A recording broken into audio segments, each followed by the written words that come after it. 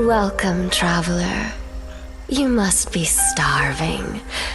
Please, come inside. I think we can satisfy your appetite. Anything you like. Intimacy. Or perhaps ecstasy. Come a little closer. I won't bite. Tell me, what do you desire?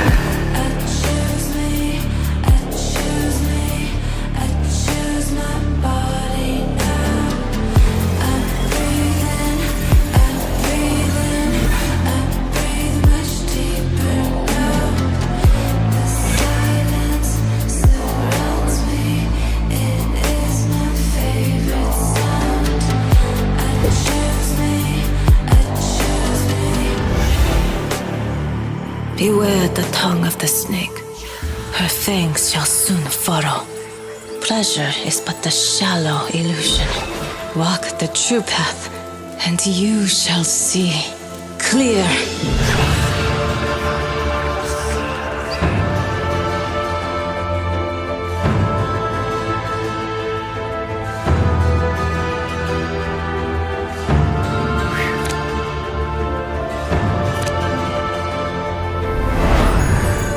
Those who seek may discover formless, perfect, the serene, unchanging, infinite,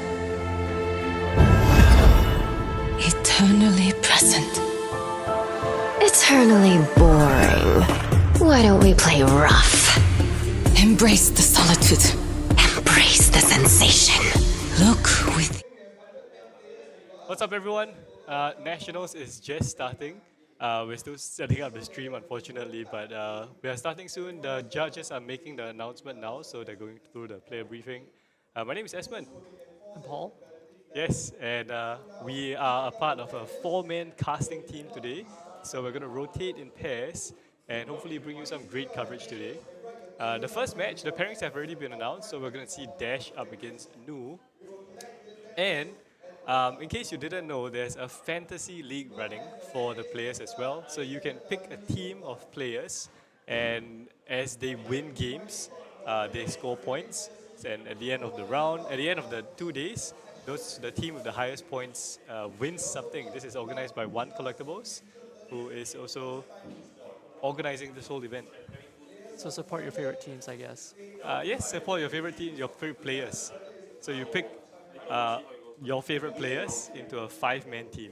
I see. Yes, yes. So You're of drafting course, players. yes, you're drafting players, and of course there are some high-value picks like Chu Heng, and we are gonna try and feature some of these players as the rounds go on. If they do well, of course, because we're gonna feature the top tables. Yeah. So right now we're still waiting on them to set up the first round, but welcome to Singapore Nationals. What are you excited for, Paul? I think just seeing interesting lines, maybe if there be some interesting tech that players might be bringing to, to the nationals based on their experience, that might be interesting to see. Anything off the beaten path, that kind of thing. All right. Okay, so we're gonna jump straight into the game right now. Players are sitting down already, so we can see what's happening. And yeah, we'll just adjust the names and the cameras once we get all the relevant data. This is round 1, so it's going to be a bit rough, so just hang with us.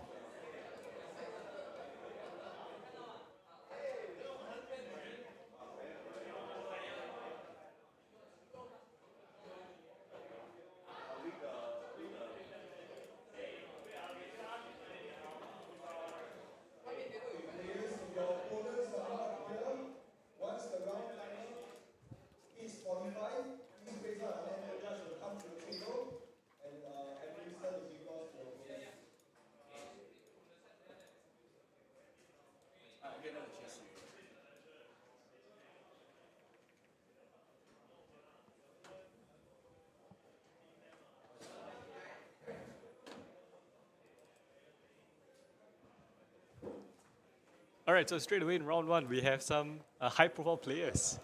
It's Brian Kong up against Kai Yang. So Brian is playing new, I'm guessing. No, Brian No, is Brian's probably on playing- Dash. Oh, Dash. Yeah. Okay. So Brian is one of Singapore's more recognized mech players, Ah, and we can see his Marvel Dash right there. yes, yes. Do let us know in the chat if there's any stream issues, audio issues, video issues. We'll try and get that ironed out as the rounds go by. So as you can see, the players are now sideboarding.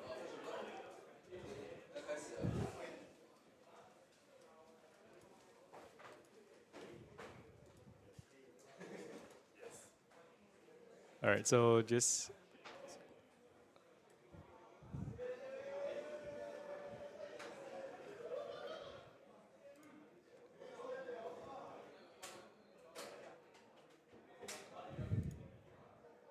Still adjusting some stuff. Please be patient.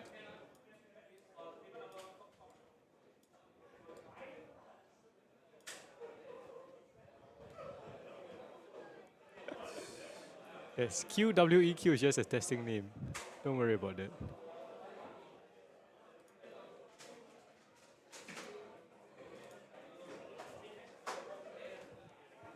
All right, we'll try and get the players in frame as well.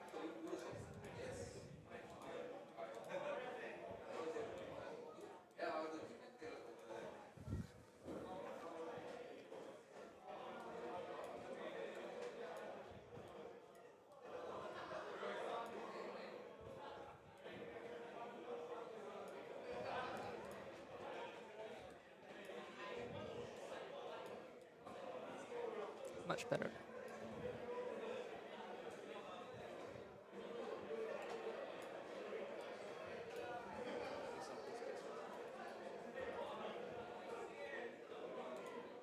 Yeah, unfortunately, Kayang's camera is a bit low. So we'll fix that in round 2, don't worry. He's still in view. It's all good. Yeah, we can see his face. Yeah. But yeah, everyone, thanks for joining us.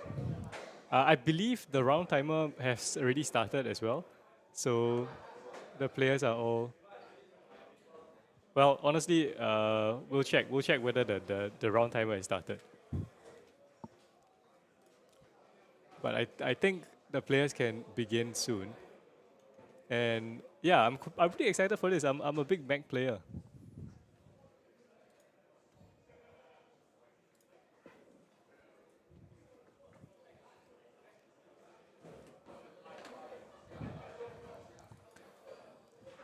And Paul, you like Dash as well? Yes, but I've been playing with the newer Dash. The newer Dash. The newer Dash. The newer Dash. So Nu, of course, has been rising in prominence in the meta over the past couple of weeks. Disruption, very disruption heavy, very Yes. pesky. Yes. But of course, Dash is still bringing out the big guns. Yeah, the big boost plays with the Teklo pounders and stuff like that, right? It's Extremely very, aggressive. Very, very aggressive, very Yeah. big hits. So I'm pretty excited to see how this goes. Nu has, I think, is here basically to prey on Zens maybe, but facing I a think Dash. anything that's particularly combo heavy is susceptible to disruption. Yes. Right. That's kind of where I feel like Nu kind of thrives.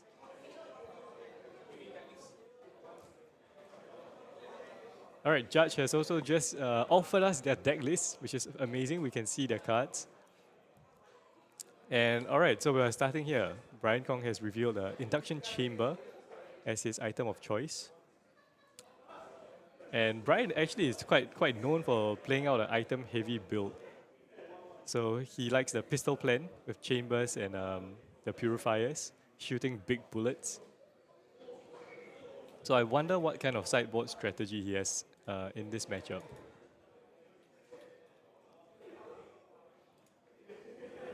All right, and Kayang with the Spider's Bite. Yeah, pretty standard rollout there for him. And Brian's going to start us off, loading up the pistol, loading up the induction chamber. Honestly, it's probably just a setup turn. This is turn 0. Turn 0 after all, yeah. Yeah.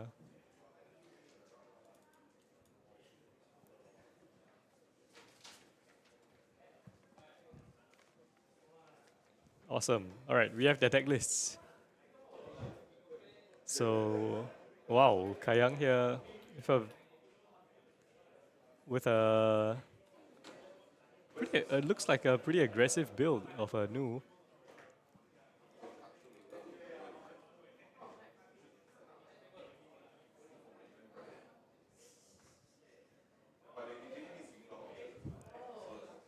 Okay, so we have a weapon attack, right, from Kayang. Yep. So Kayang is sending the Mistveil, and this is just such an annoying weapon to block. It's 1 damage, but Brian here respecting it, doesn't want to give Kayang the go again, and he's just sending the other dagger. Spider's Bite. And Brian has taken it down to 39. Ooh, and this is the prognosis. So this is what you're talking about, the disruptive piece. And he does, oh my goodness, just a nick as a reaction as well. Yes. Difficult to block with all the attack reactions and all that. Yeah, I mean this is just, well, it's just damage right now. The banishing, well, the hand disruption is not on this card, right? So just a nick, pumping it up. Brian down to 35.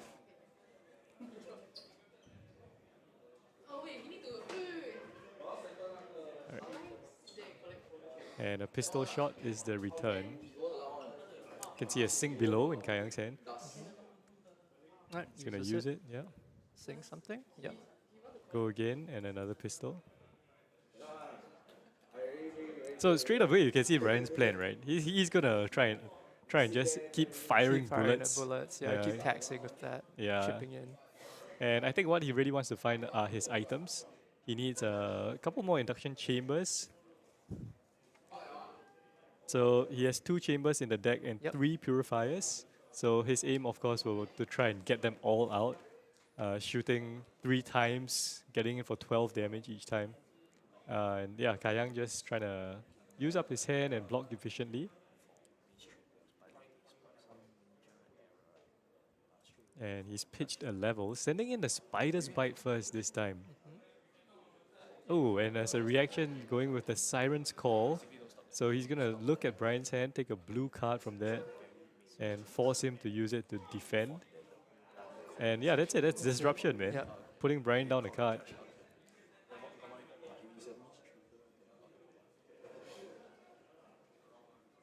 Okay. There we go. Brian searches up another item. Yeah. So this is exactly where Brian wants to be. He just wants to get his items out. Kind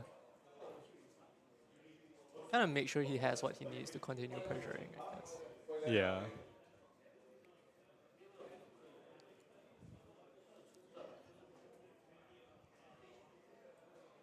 Riku, you were asking for Kayang's blue-red ratio.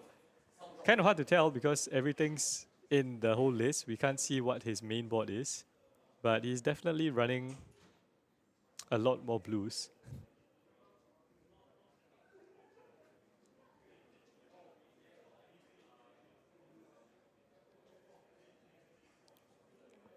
Yeah, he has 32 blues in the whole deck. So actually not that much more.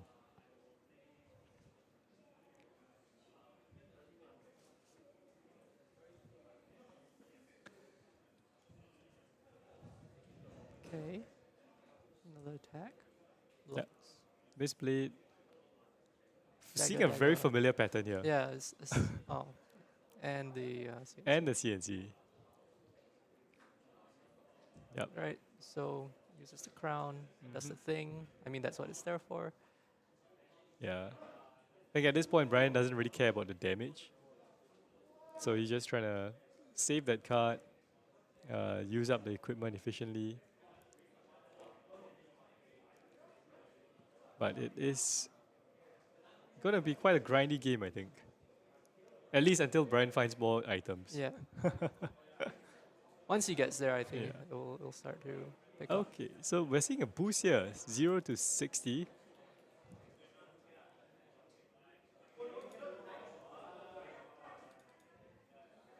And this is the first boost attack we're seeing for Brian.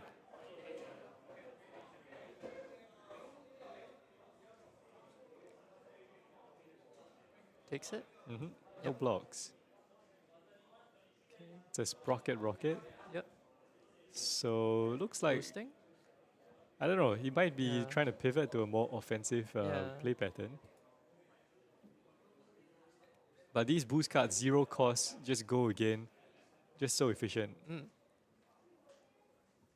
Alright. And Kayang throwing equipment? Not, Yes. Yep, throwing just the legs. Throwing shoes. Yeah. Pew pew. And a pistol shot. Okay. Blocking with a codex. Throws a codex at it. Yeah. So I think this is where, Dash likes to be like this. Dash blocks pretty well, right? All the cards block everything 3. blocks for 3. And, okay, here's another Siren's Call. So second one we're seeing, and he has to take a blue card, which is just The the throttle. throttle. And we can see a sig below. Yes. It's kind of important, right? Like, if all the attack reactions, you need a way to make sure that you can defend yourself. Yes, but that's also one reason why he doesn't want to boost so much, because he could miss. He could miss, yes. It reduces that consistency. Leave no witnesses is the follow-up. And, yep, BK has the sink below. Sinking a card, looks like it. Yep, and everything's good. Yep. Brian is down to 29 though. Loading up his pistol and purifier. Yep. Yep. So pistol shots are now +1, so it's coming for 3.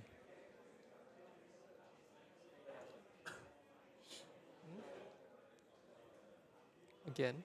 Yep, again.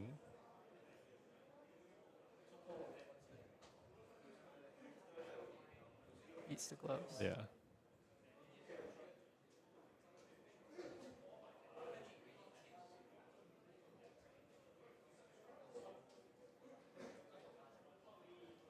Wait, did I get it wrong? It's a pistol for 2 only? I thought he put the purifier. Okay, yeah. Okay, no. He put the glove and then he put the glove back, blocking the CNC. Right. Yeah. All right, and we see an Art of Desire, followed by Sending. the first Transcend card of the day. And that is, I think it was the green that tips the scales, so And the nightmares. giving the +1, and then activating the mask. More disruption. Oof, yeah, and another Jester Nick, pumping that up to 7. Big damage and stripping the hand. Yeah, big damage. Well, Art of Desire doesn't strip the hand. I think the on hit is just banishing the top That's card. the mask, right? Oh yeah, the mask strips the the hand, mask yeah. strips the hand. Alright, so PK banishes the top 2. No blues, I think. It was a sink below and another red card. So not getting the effect of the Art of Desire. Ooh, what a follow-up though. Another Plasma Purifier. So these bullets are getting big. It's happening. Oh no.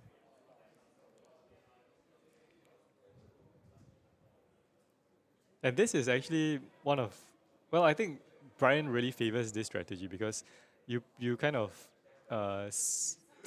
you don't deck out so easily. You don't deck out. Yeah. I think it's like a slower build up, right? And then you're able to like respond a little bit better, right? Yeah. You don't have to be all in with the aggression. Yeah, especially with Noose, they run like Sink Belows, they run Fate for Scenes. Yeah, you're just gonna run into that if you just go all Yeah, out. So so this is a nice conservative way to play and still like pressure. Exactly, and with just like 2 cards, like 2 blues, you can present a lot of damage. Yep. Okay, giving the gauntlets here. Well, everything's getting small, so okay, Yeah. transcends again. Transcends again.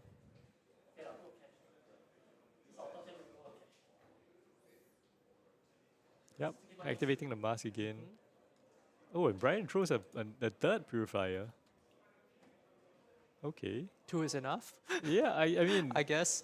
if the bullets are 4 damage each, that's a break point. Yeah. But here we see the venomous bite.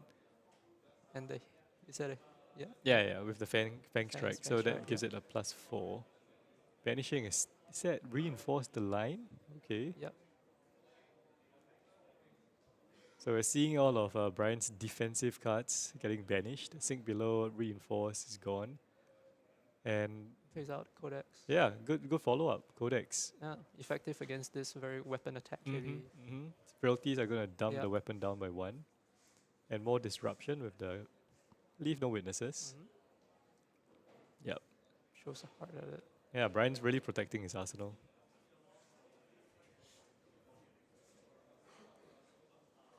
Alright. Yeah, Pitching a Teklo pitches a Pounder Teklo here Pounder. for the second. Another chamber. Yeah.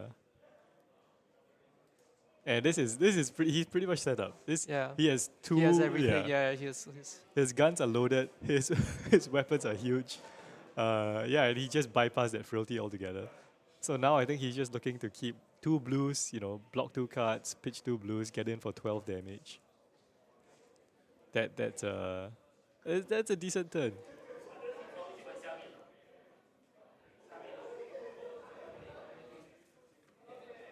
But of course, Kayang still has a huge life lead.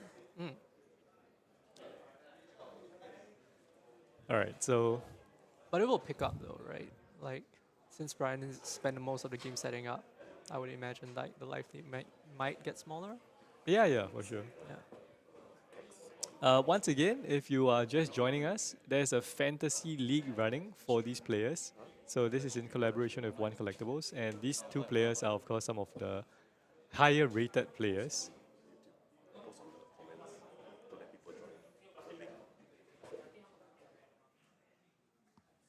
The same 2 dagger pattern that we've been seeing for most of the game.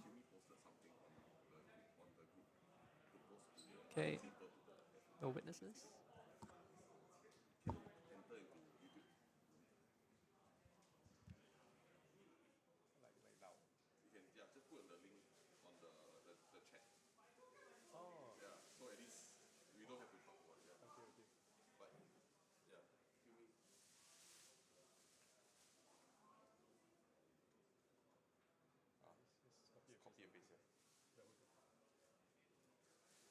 Okay, pumps it.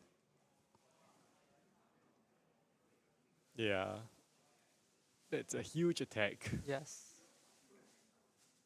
Ooh, but the snag. So Brian there with the snag just nullifying all the attack reactions.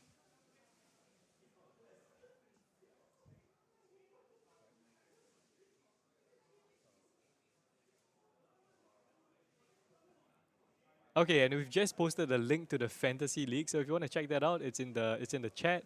You can join. It's called the fabtcg League. You can win store credit. Entry will be open for another 20 minutes or so, just before round 1 finishes. And then, after that, entries will be closed because points will start coming in. People will start getting their team news. And it's a simple game. You just click on it, you go to Google Forms, pick your team, pick your favorite players. Link doesn't work. All right, hang on. We're going to try and fix that. All right, so let's get back to the game. Bullets are flying. Bullets are flying, gloves are being thrown at it. Yeah, and Exile, banished piles are being looked at. yeah, I mean BK is just chipping away at Kayang's life total right now. Yeah. Doing what he came here to do. Half pistol will shoot. Okay, so I think the link is working right now.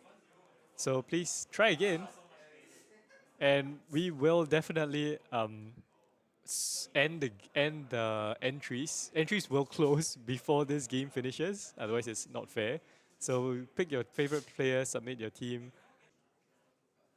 It's so annoying. Like just facing cards that look at your hand really pisses me off sometimes. Especially when they remove the cards from your hand. Looking at it is already bad enough. And then they look at it, they banish a card, and they gain a life. And they gain, oh my it's terrible. goodness. Oh, you can see the despair in Brian's face. Look at how happy Kayang is. Sadism. It's sadism, I tell you. And blocking out is so out, yeah. difficult as well. Yeah. Like you don't know what kind of reactions they have. Yeah. So I guess you just kind of see if you can play around it. If you can't, yeah. there's nothing you can do. You don't want to over respect it. Yeah. Ooh. Wrong card. Wrong card. That was free information there from Kayak, Yes. but just a Nick gonna pump the persuasive prognosis up. So it And happens. yeah, I mean, look at that, stripping out Brian's hand just down to one card.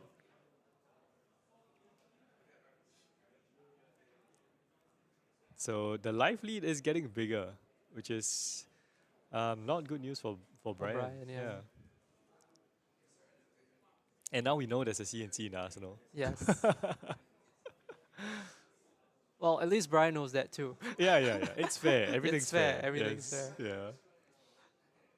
But he really has to kind of protect his life a bit. Protect his life. Yeah. I don't know. Is there some kind of explosive turn that he can get to sort of like even that life lead?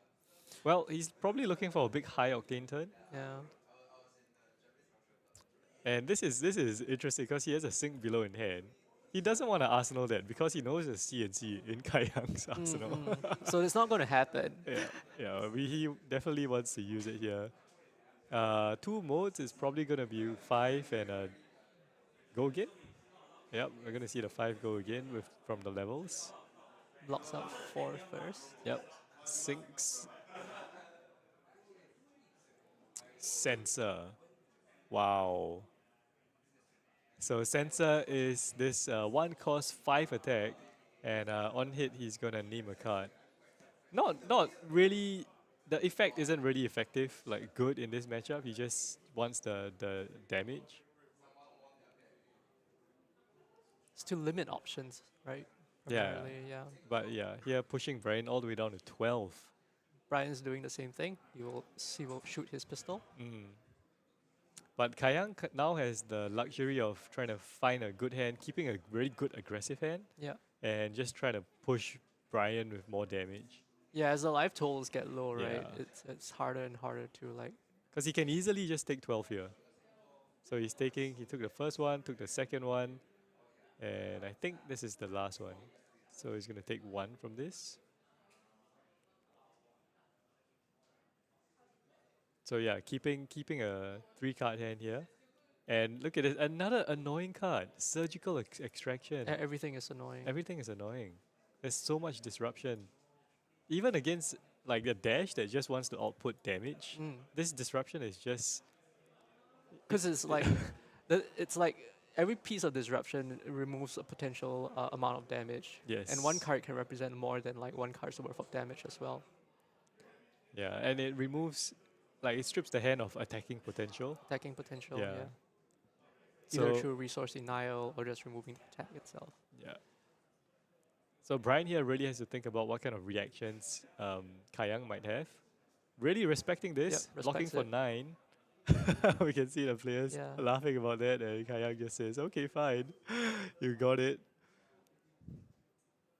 Tackle core. Right. Yeah. So he's just preserving his life total Preserving right now. life total and setting up resources that don't use his hand, question mark. Yes. Light and strike. E-strike here. We can see another one in hand. That's kind of awkward. So this, I think, is going to be just 5 go again. Just still, it's annoying, right? He's It at is, 7. yeah. Yeah. Sending in Spider's Bite. Ooh, Brian is just taking it here. Ooh. Okay, so blocking and then playing Reinforce the Line. Blocks out that CNC very nicely. And yeah, that's how you play around Spider's Bite. So, does Brian have a big turn here? He kind Yeah. of needs it. He has a lot of setup. Like if he can Yes. find his high octane, like he might be able to go to town. I don't know, with all the defensive pieces, he might have taken it out. I'm not- Maybe, yeah. Yeah, I haven't seen I a mean, single on one. principle, that you might not have the resource to really go all in on it, right? And you're not boosting a lot Yeah, as well. yeah. Like you have so many defense Defense reactions reactions, yeah. and generic cards. So he used the 2 float to load up his pistol and the chamber. I think he's just doing a bit of math right now. Taking out the purifier. So it's just a pistol for 3.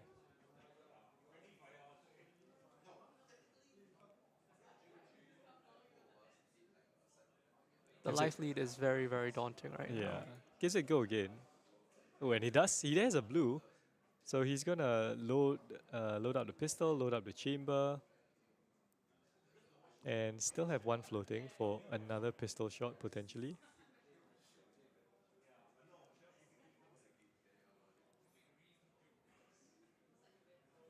Yeah. See, so Kayan can just afford. He can just He has afford so to much take life. it. Yeah. He'll just take it. Like, yeah. If he has like two reactions Yeah, and he'll yeah, just go want again, to. you He'll just know? want to push damage at this point and really Yeah. snowball. So Snowball Brian his lead. losing 2 here, Spider's Bite. Yeah, Kayang's just turbo mode, man. Look at that. Oh my goodness, the damage.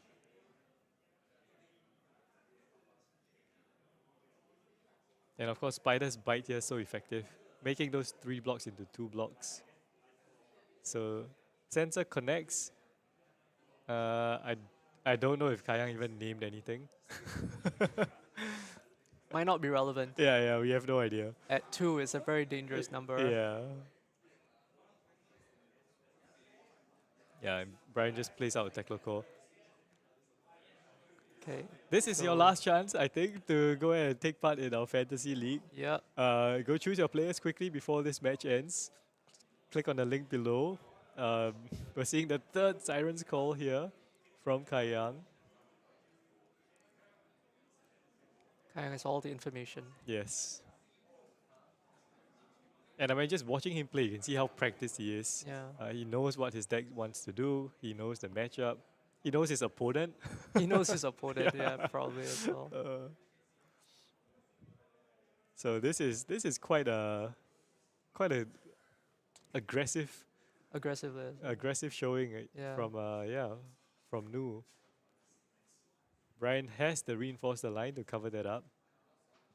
And yeah, look at that. Pitchless hand, still gonna be able to load Still up. in it. Yeah. Yeah. Tackle core. But that's the last counter? No.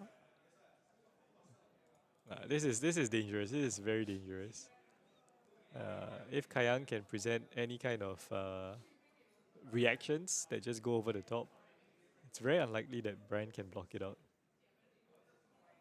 Yeah, Yeah. he gives up. He's just gonna, Yeah. yeah. That's it. So game 1. Yeah, that's game 1.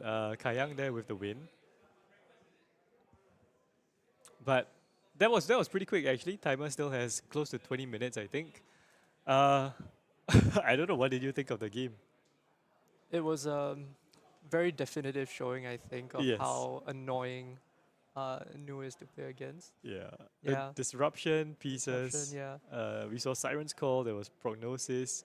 CNC, Leave No Witnesses. Everything, right? The arsenal at hand, like Yeah. everything is just going away. Brian's interesting as well, like the way, you was mentioning his very item heavy build with all the setup. Like even with a very limited amount of resources available to him, he was still able to continue pressuring, although not enough, I think, Yeah. to really push through. I mean, we saw that his build was very defensive focused as well, Yes, with all the D-reacts and reinforce the line. But he managed to set up the items very quickly, did, which he was quite did. impressive. Yeah, he did. Yeah. So it felt very kind of like mid-rangey sort of play, right? It's like, okay, I'm going to try to accrue more, right? I'm trying to block it out, right? One Yeah. for one, card for card. And then I use my pistol just like keep pew pew. Yeah. And I think what I noticed was that Kayang played it very safe as well in the beginning, just protecting his life total, making sure he had a life lead. So when he needed it, he could use could that take life it, yeah. buffer, Yeah. to kind of push damage. Because he really wants hands that have reactions, good reactions. Like he got off just a nick twice. Yeah. He attacked, I think he had a chain of like 4 attacks a few times. I think because a lot of the attacks want to hit need to hit as well, Yeah. right? Yeah, they're like on hits. So On you hits, need you need to have like that critical amount of like attack reactions to really push the damage through sometimes. So I guess you can see the background. Some players are done as well. But round 2 will start in probably about 15-20 minutes. Once again, go check out the links to take part in the fabtcg league. Choose your favorite players, get points as they win games, and win store credit from One Collectibles. Big shout out to them for organizing this whole event. There's actually another event happening just beside us, which is a sports collectible trading card kind of event. Ah. Yeah. If you're in the area, if you're in Singapore, just you can come down, check it out. It's going to be happening over the weekend. But for now, we have a couple of videos. So we're going to play that as we wait for round 2, and we'll be back soon. See y'all. See ya.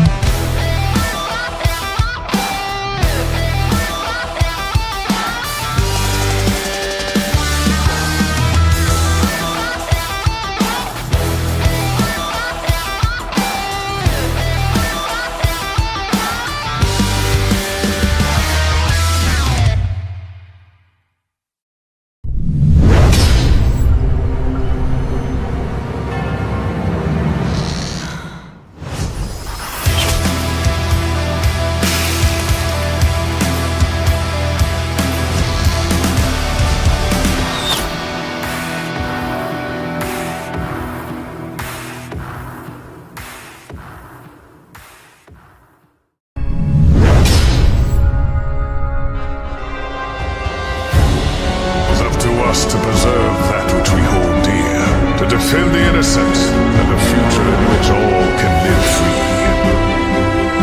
Bravery is born of the light.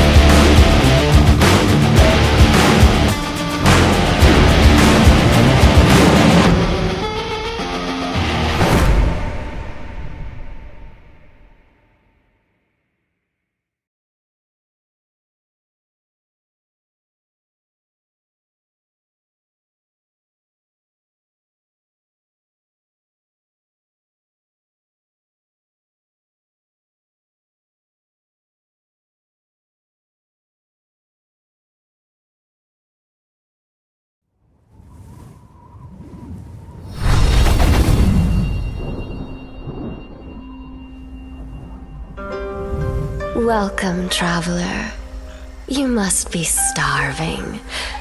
Please, come inside. I think we can satisfy your appetite. Anything you like. Intimacy. Or perhaps ecstasy. Come a little closer. I won't bite.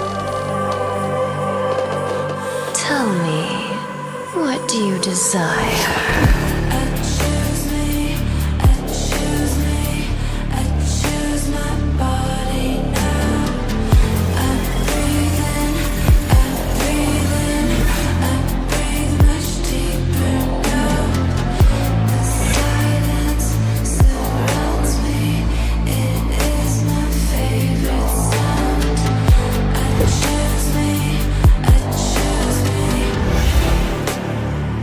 Beware the tongue of the snake.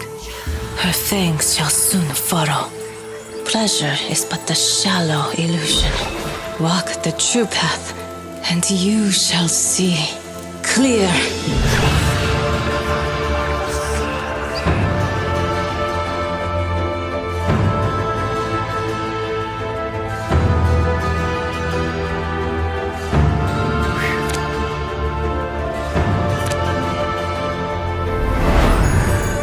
Those who seek may discover formless, perfect, the serene, unchanging infinite, eternally present. Eternally boring. Why don't we play rough? Embrace the solitude. Embrace the sensation. Look within. Look at me! Just a breath. Just a taste. Enough! A tiger does not fall prey to the snake. The tiger walks its own path.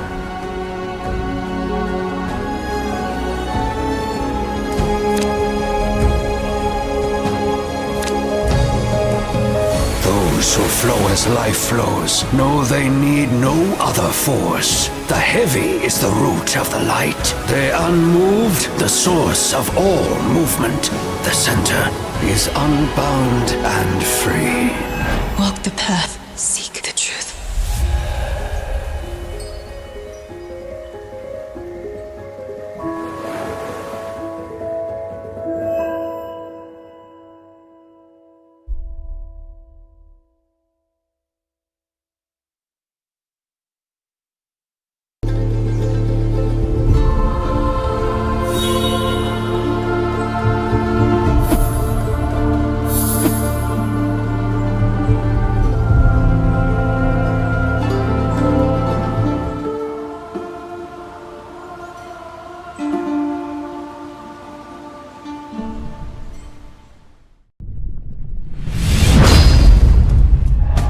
And it's gonna get the fist bump. The Phoenix rises. What an incredible display by. Listen to this room right now. This room is erupting. It's celebrating our flesh and blood world champion.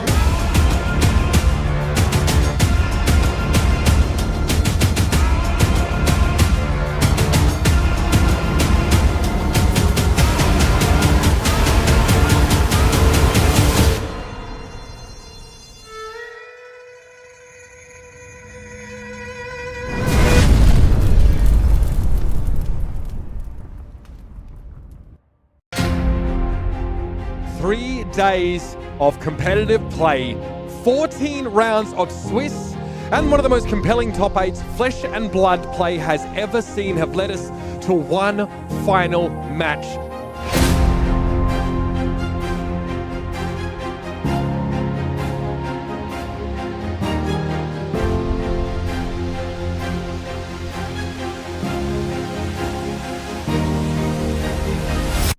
There's a spilled blood in Maximilian Klein's hand. Are you kidding me?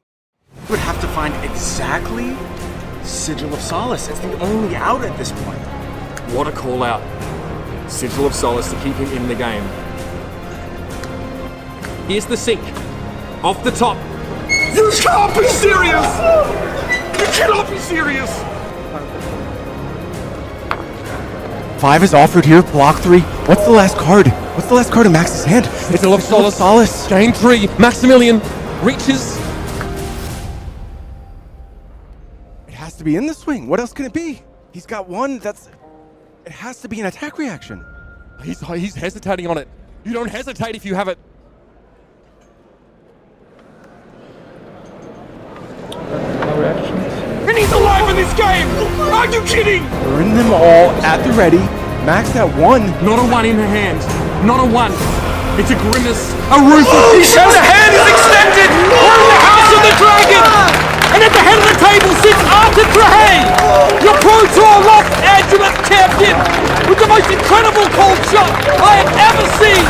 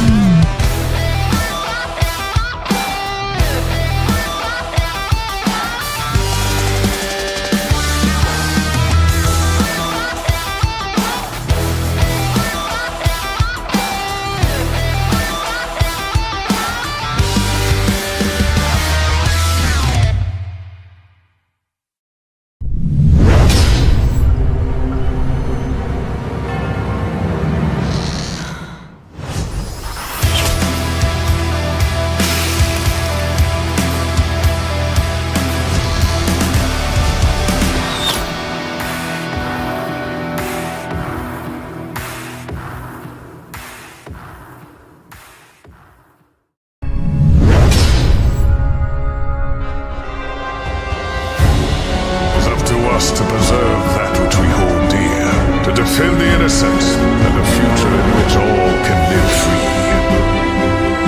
Bravery is born of the light.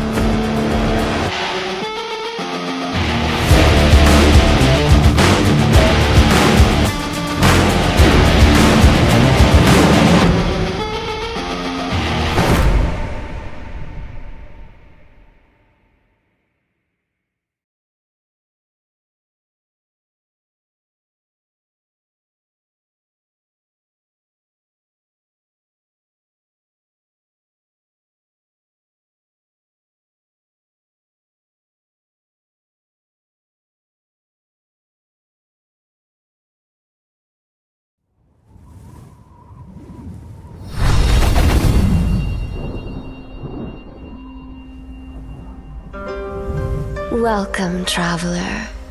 You must be starving. Please, come inside. I think we can satisfy your appetite. Anything you like. Intimacy. Or perhaps ecstasy. Come a little closer. I won't bite. Tell me, what do you desire?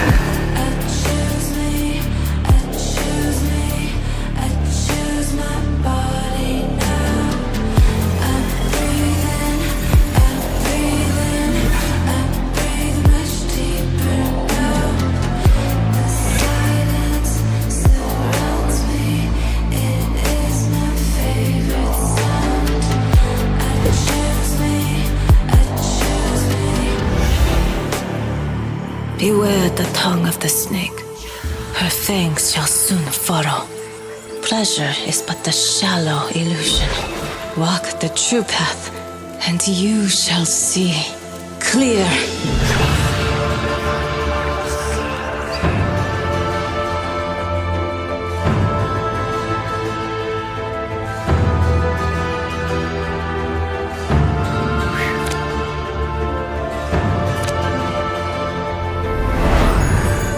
Those who seek may discover formless, perfect, the serene, unchanging infinite.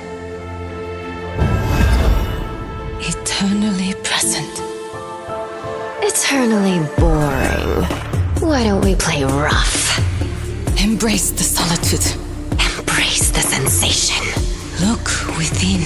Look at me! Just a breath. Just a taste. Enough! A tiger does not fall prey to the snake. The tiger walks its own path.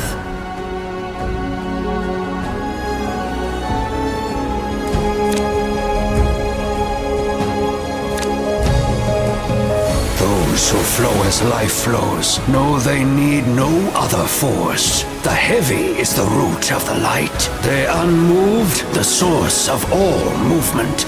The center is unbound and free. Walk the path, seek the truth.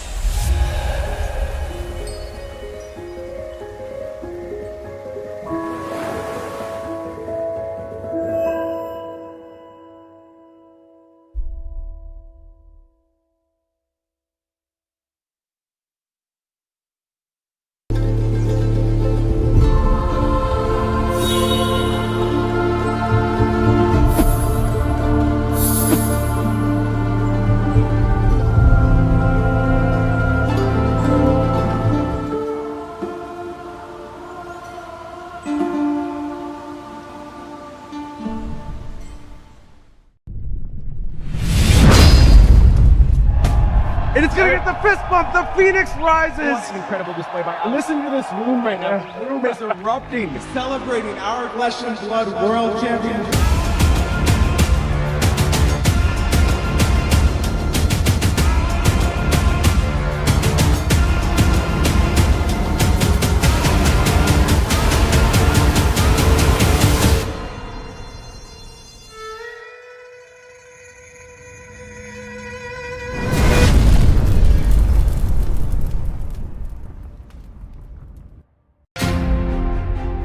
3 days of competitive play, 14 rounds of Swiss, and one of the most compelling top 8 flesh and blood play has ever seen have led us to one final match.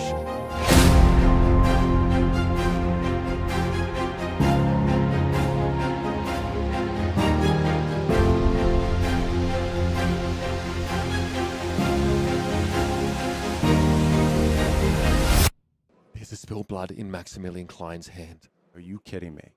We would have to find exactly Sigil of Solace. It's the only out at this point.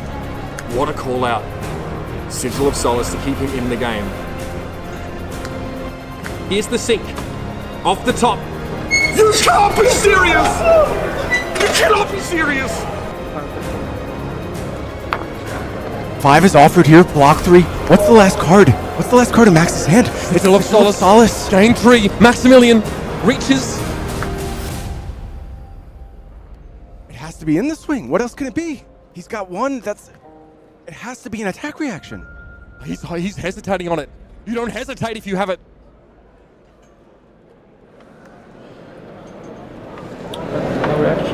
And he's alive in this game! Are you kidding? Burn them all at the ready. Max at 1. Not a 1 in her hand. Not a 1. It's a grimace, a ruthless. The hand is extended! We're in the house of the dragon! And at the head of the table sits Arthur Trahey, your Pro Tour Lost Angeles champion, with the most incredible cold shot I have ever seen!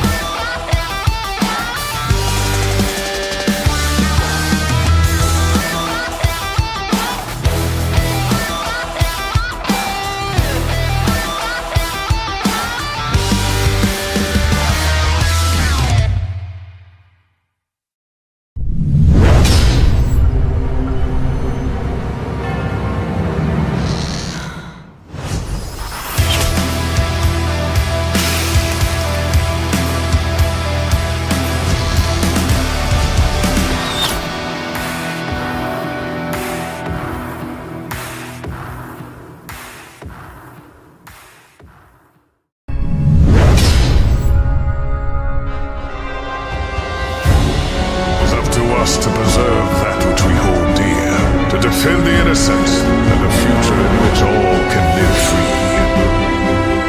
Bravery is born of the light.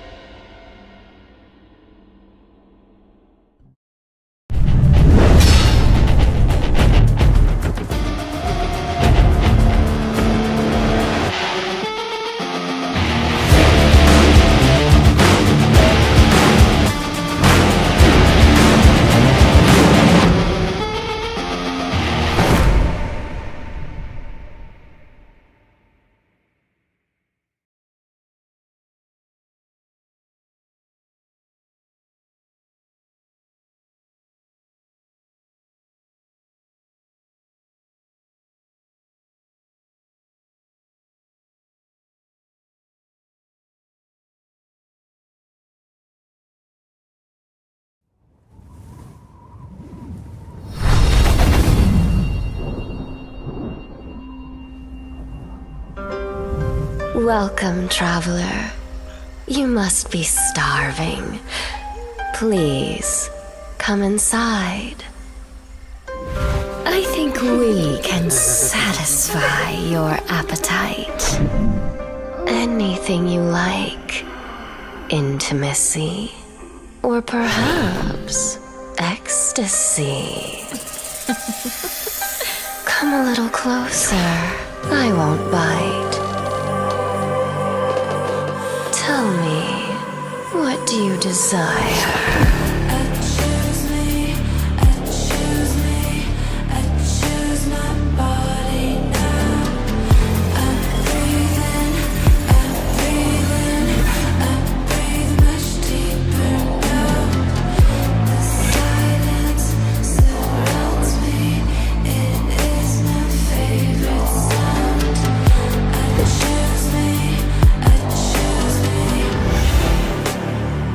Beware the tongue of the snake.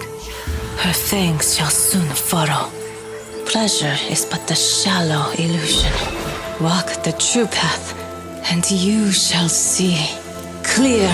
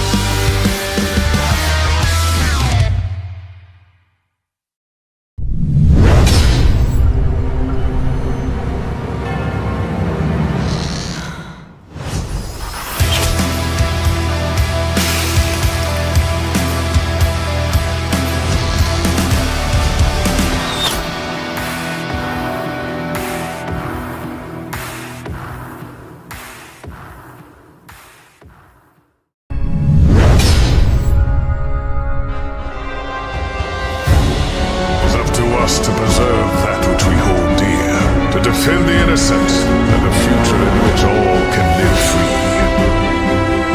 Bravery is born of the light.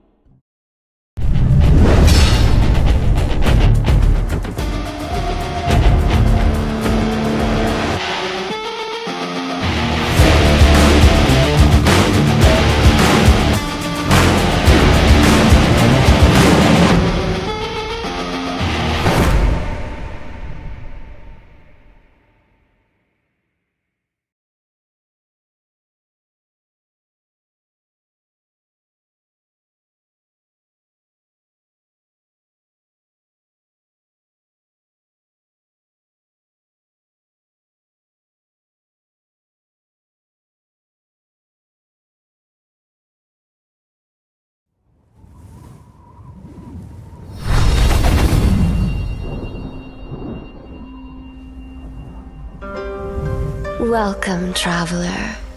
You must be starving. Please, come inside. I think we can satisfy your appetite. Anything you like. Intimacy. Or perhaps ecstasy. Come a little closer. I won't bite. Tell me, what do you desire?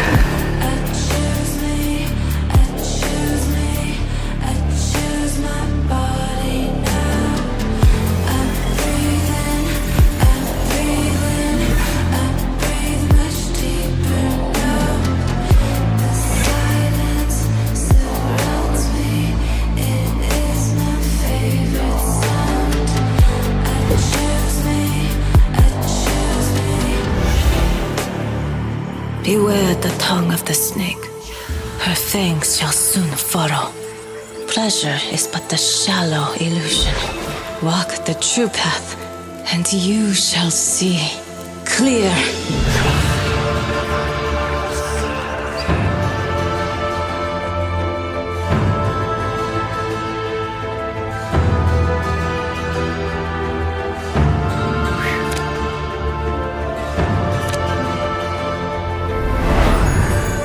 Those who seek may discover formless, perfect, the serene, unchanging infinite. Eternally present. Eternally boring. Why don't we play rough? Embrace the solitude. Embrace the sensation. Look within. Look at me! Just a breath. Just a taste. Enough! A tiger does not fall prey to the snake. The tiger walks its own path.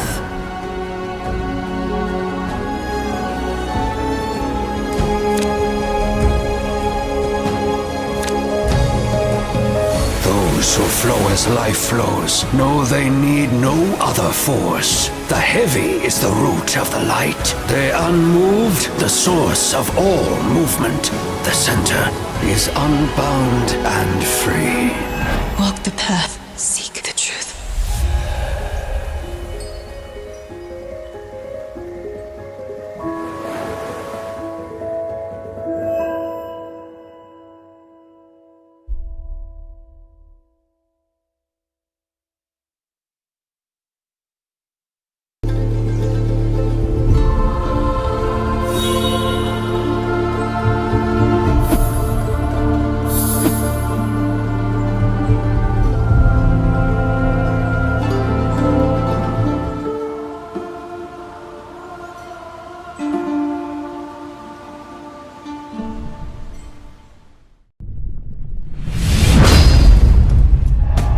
And it's gonna get the fist bump. The Phoenix rises. What an incredible display by. Listen to this room right now. This room is erupt. Hello, welcome back. Okay, we are getting ready for round 2. So I'm Release and this is Mervin, and we are casting for round 2. So let's go to the meta breakdown and then Yeah. Hold on.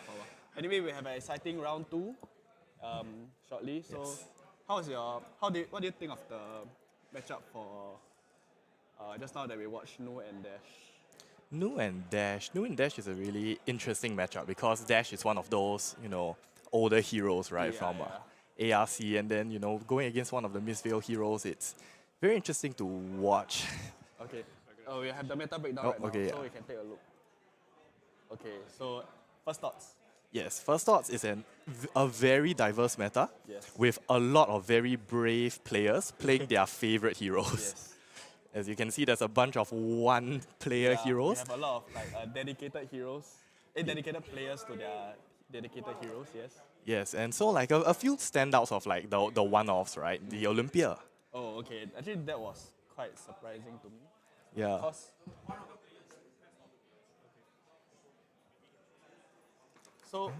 Olympia is quite interesting pick because we haven't really seen much of them during other countries' nationals. Yeah. And Olympia just got a new card. What was it? Visit the it's the Golden Anvil one. Yeah. No, the Forge. Oh yeah. Yeah, the one where you can re-equip. Yeah. So if Olympia makes it to the top tables, we'll definitely try and we'll try take a look at what Olympia can do. Yeah. And there's also Rhina. Yeah. We don't know who the Rhina player is, although we do have our suspicions. Yeah. A lot of people have been saying that if you want to play Brute, you just want to play KO instead. Yeah, but I think the reason why Rhina is sort of better is because he's more consistent when it comes to blocking. Because you don't really run things. I mean, you do run things like popping, but you run things like you don't really run bare fangs that rather than KO does. Yeah. Yeah, and I think Rhina was quite prominent in the past meta, specifically because of his blocking abilities and his greater control, right? Rather than just trying to high roll with KO. Yeah, and because of heavy hitters, it really gave him a bigger edge up, and he has a lot of more things up in his kit lah. Yeah. And there's also Katsu. Okay, we were having this discussion, right? Yeah. The same discussion of Rhina and KO, right? If you want to play Ninja, just play Zen. Yeah, but which we have a lot of. Yeah. I mean, I don't think that's a surprise to anyone. It's very interesting because Katsu's main line is the Bonds line, which Zen has already adopted. So it's really interesting to see what Katsu brings to the table today. I think Katsu can. Okay, this is from my own personal experience, but I think Katsu is more obligated to play the momentum. I'm sorry, not momentum, the links. And Dishonor is actually very relevant in this meta. Yeah, that's true. Yeah, I mean, there are some people who do run shifting wins on Zen just to have that Dishonor tag, right? But I think Katsu will do more consistently simply because there's the threat of breaking skills as well. Zen doesn't really play. That's true, yeah. So that's quite exciting to see as well. And the next notable thing on this meta breakdown is actually the lack of Enigma on this list. I think we talked about this before. Enigma, being one of the Mistveil heroes, is one of the least represented. Yeah. Right? 15 Zen, 8 Nu, and only 5 Enigma. So what do you think caused this? I think, personally, it's because maybe there are not enough reps. And in Singapore, I think a lot of people really want to play the heroes that they are committed to. Yep. And admittedly, during the first week of nationals, it was one of the most represented winners for week 1, Enigma. Yeah. So I believe it's more like a personal preference kind of thing. Yeah. Okay. Then the other shocking thing is 9 Kanos. Yeah, 9 Kanos. Kano is really coming out in force. Kano has its time in the sun and then it goes away and it comes back out. Yeah, so it's always the age-old question, right? Am I really scared of Kano? Does Gem really pair me into Kano? Yeah.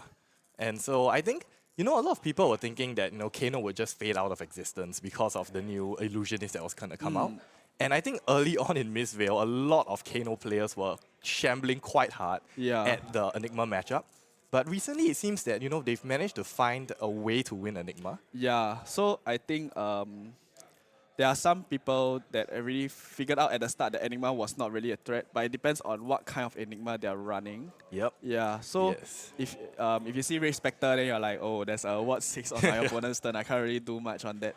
So it's really like, I think you also have to be patient on it. Yeah, they'll mostly run Waning Moon on Enigma because it's usually like play one. And okay, we have our first match up. Oh, Second. oh, sorry, second match match. up. Yep. Yep. Okay. We have a Victor and a Zen, so this will be quite interesting. Yep, Zen, as we just talked about, one of the most represented heroes in not only our nationals, but every national across the world. So we're going to see him go up against Victor. Victor, yeah, I think just going back quickly to the meta breakdown, there was a lot of Victor in Singapore. Oh, yes. I think a lot more than other countries, or I think it really depends on the country. Yeah, we have a lot of like Guardian Guardian stands, I would say, because some of them like sort of pivoted from Bravo. I think Mako is one of them. Yeah. Yes. So I think Victor is really more like on the consistency side, as well as being able to win clashes against a match against like Zen is not really a problem. Yeah, Victor's able to win clashes into most of the decks here in today's meta game. Yeah. You know, except for like maybe the brutes, but even the brutes have kind of fallen out of the meta since heavy hitters. Correct. Other high attack heroes, maybe just maybe just the mirror. Yeah, because the I mirror. understand that even if you are playing KO, you don't really run Clash of Agility and Might anyway. Oh, I mean, yeah. As in, because as you a can't- brute lah, yeah. Yeah, you can't reliably win those clashes. Correct. But you know, those cards will definitely be extremely relevant in this matchup. Zen does not have many high attack cards. It is a combo deck, but it does depend on the Zen player, like what deck they are playing right now. So what do you think of?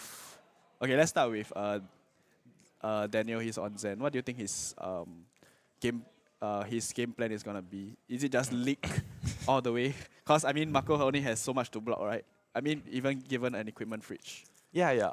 So Zen has two decks that's currently floating around, right? Okay. It's the Crouching Tigers and the Bonds line. Yeah. The not really budget Katsu, but actually better Katsu. Yes. Better Katsu and Crouching Tigers. I think the Tiger build does allow for a lot of leaking of damage through the one attack Tigers. Yeah, definitely. So like, if we see Art of War, then there is one problem. Yeah, then you know that chain is gonna go far. Yeah. And yeah, notably in Singapore, Ivan was the one during the Battle Hardened that made the famous how many chain link was it? I don't know how many chain links was that, but that was definitely over 50 damage. Yeah, it was quite crazy, and I think that really made the rounds on. But one thing that really spiked for him is Orion. Because Orion, giving him like drawing 3 and just letting him build his hand off Zen's hero ability as well, take out a combo. Yeah. But I believe it's not. There's a lot of things going on in his head. We can tell during the match. Yeah, and I'm sure we'll see the same on Daniel and Marco here. Yeah. We don't know if he's gonna be running the Orion, the Orihon. I think I personally could call it Orion, so I'm not sure about how others call it. But I think definitely they will at least play one. I mean, it's legendary anyway, but they'll definitely play it. Yep.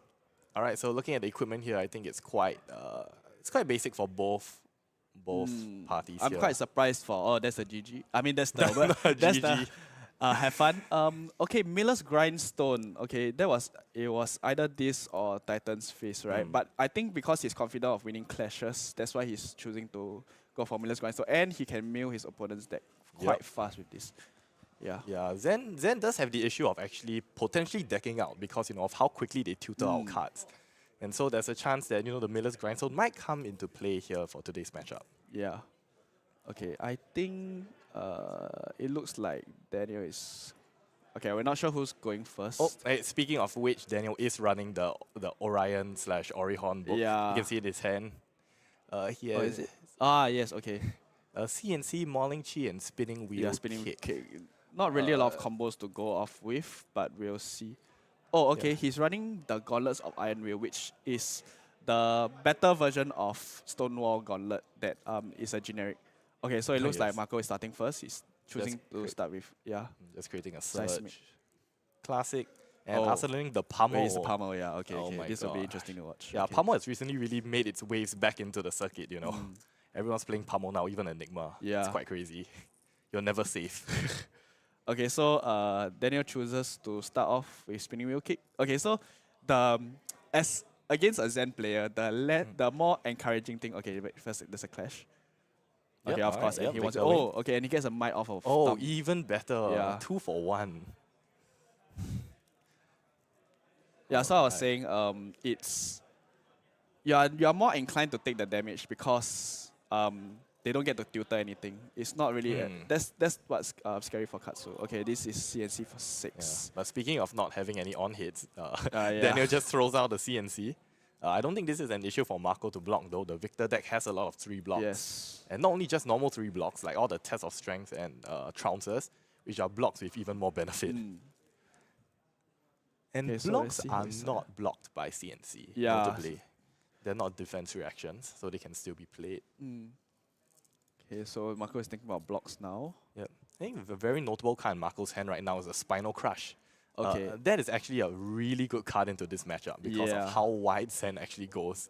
But he really has to stack his hand if he really wants to let that come into play and do something about the Pummel as well. So it's whether he wants to save the Pummel in his arsenal. Yeah, Spinal Crush costs 5, right? I So believe so, yeah. he So he can't still have to play. give 2 cards. Yeah. So I Even think with that seismic. that's what he's thinking about now. I mean, he does already have a goal. Oh, okay. looks So he's like giving the crown. he's giving the crown and the shield as well. The balance, not the crown. Okay. All right, so Okay. 6. That's a But- really yeah, fast use of equipment here. Yeah, because I think Marco just wants to, cause he doesn't know when Daniel will pop off. Yeah. Yeah, so this is a safer way to use his equipment, I believe. Yep. Because the moment he uses Orion or out of war, he can just crash it in straight away. Yeah. Yes. But I think notably in the early game, right, that's really where you can try and take control over the Zen matchup. Okay, that's where we see it. Yeah. You know, you Okay. want to do this before Zen transcends Correct. and starts fetching any card he wants from his deck. Oh, okay. Oh my the famous 2 gosh. float. That was actually a very commendable block. Yeah. Yeah, he committed those armors early for the pummel. Yeah. And the might is pushing it to 10. Yep.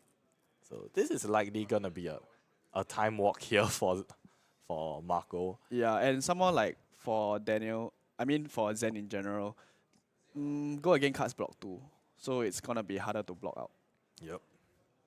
Do you think there's any world where Marco does not pummel here? Giving up his whole hand, I guess. But it's unlikely the case. But Daniel still has to think about that imminent threat.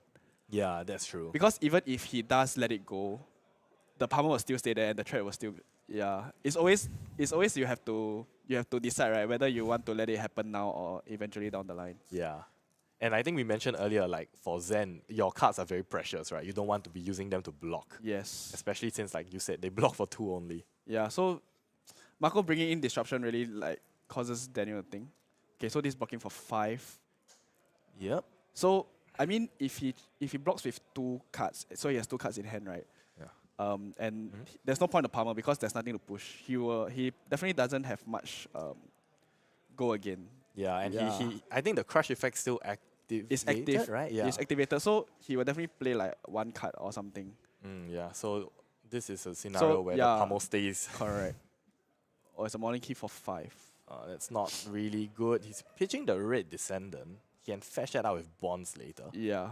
Oh yes, and speaking of talking about what Zen deck Daniel was playing, it's quite clear now he's playing the Zen bonds line. Yeah. So that another thing for this deck is that it's either you choose to block or you choose to play because you have to fill up your graveyard in order for bonds to be online. Yep. Yeah. And it looks like spinning wheel kick is a great. fetchable card. Yeah, it's great. It's just an extender. All right, here we go. Here's the Trounce, the Okay. big one of the Victor deck. So the second one, it's another. Oh, So right now he can decide to cash in his goal or his Aurum Aegis. Yep, I think he will. Go. It's just too Let's much go. value. Okay. Yep, you got it. So he gets goal, might, vigor, draw a card. Oh, that's crazy. Yep. Trounce is giving Trounce is amazing. It's a 3 block that draws you a card, so that's 3 value, and then a might and a vigor is 2 more value. Yeah. So it's a 1 card 8. Yeah, okay, if you think about The it, one yes. card It's a eight. 1 card 8, yeah. Yeah, so it's one of those cards where if it works, it really works. Yes. But in key moments, it will fail you. Like you will reveal another trounce of the trounce. Oh, are you speaking that from personal experience? Literally just now. Oh yeah. Yeah. Okay, so he's clean blocking this. I think he just wants to cycle his hand from here. Yeah, it looks like he's over blocking it actually. Yeah. Yeah, I mean the issue with Victor is that if you're not running a lot of go against, it can be difficult to extend your hand and Oh, fully and we use see four why cards. actually. He has one more sink below in his hand. Yeah. Was that? Did he draw that off the sink? Or Actually, I'm not too sure about that. He has a row. Yeah. Oh, okay. Okay, so he will have to pitch the rouse anyway. Oh, he's catching the goal. So let's see what he gets.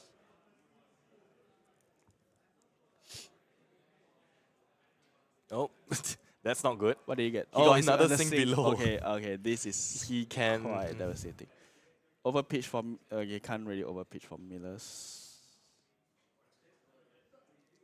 Oh, and the Arsenal is actually quite stuck. Oh, it's a pummel. Yeah, it's a pummel. Yeah. I mean, he could just Millers. Well, what's the attack action? Is debilitate? Yeah, it's for 4.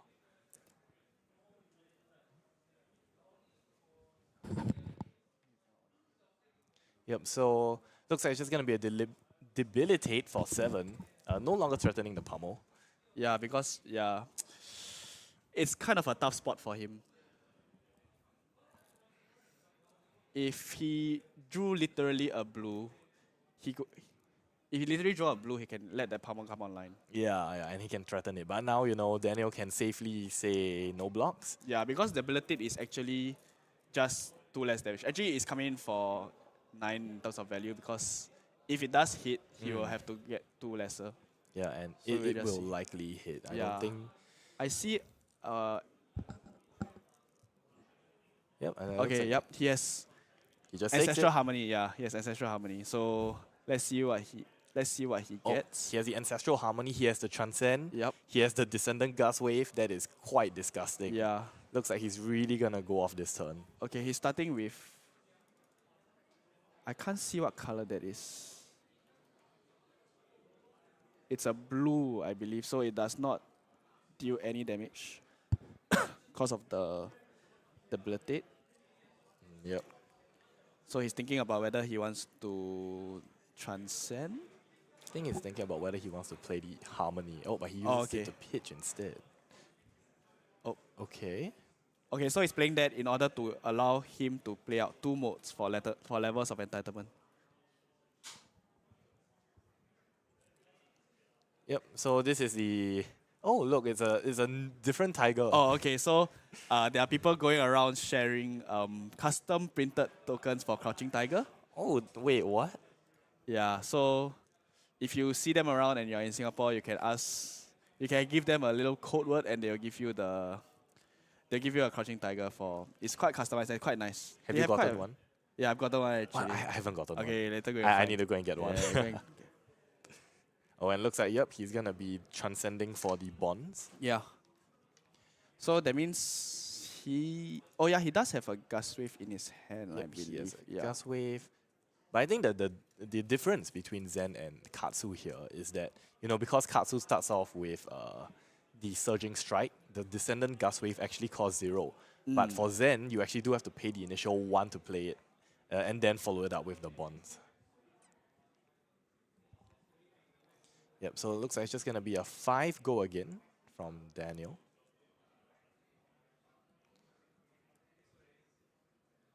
Yep, and just both players, they're shuffling their decks because of the tutor. I think this is one of the strongest tutors that has ever been printed in the game, actually. Yeah, because it's essentially if you have a chi, you get to tutor any combo that you want. Yeah, and more importantly, it's on the hero. Correct. So you don't have to draw like a Knock the Death Whistle or like a Spark of Genius, right? Yeah. You just have it every time you draw a Transcend card. Yeah, because at least for Katsu sort of has to force you to think and block, right? So that's a bit. Oh, we see another Trounce. Okay, we'll let Trounce resolve first. Okay.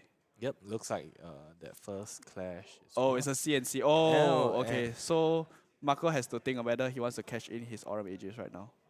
Yeah, Marco's not getting really lucky with these clashes. Yep, he's cashing in his Aurum Aegis. So he's bottoming it and... Oh, he even got better. Golden Sun. Okay. So that's actually 2 gold. Yep, looks like he just got a refund Yeah, for he the got a gold. refund for his gold, yeah. Yep, so he's gonna create the gold and then he's gonna add the Golden Sun to his hand. Yes. And it's actually really significant because he still has that pummel in arsenal. Yeah, and it will be in his hand. Yeah, so Golden Sun costs 4, I believe. So having 2 blues effectively threatens pummel for it. yep. Yeah. But even if he doesn't get to keep the cards, right, because Trounce creates a vigor as well, all you need is really 2 cards to play Golden Sun. Yes.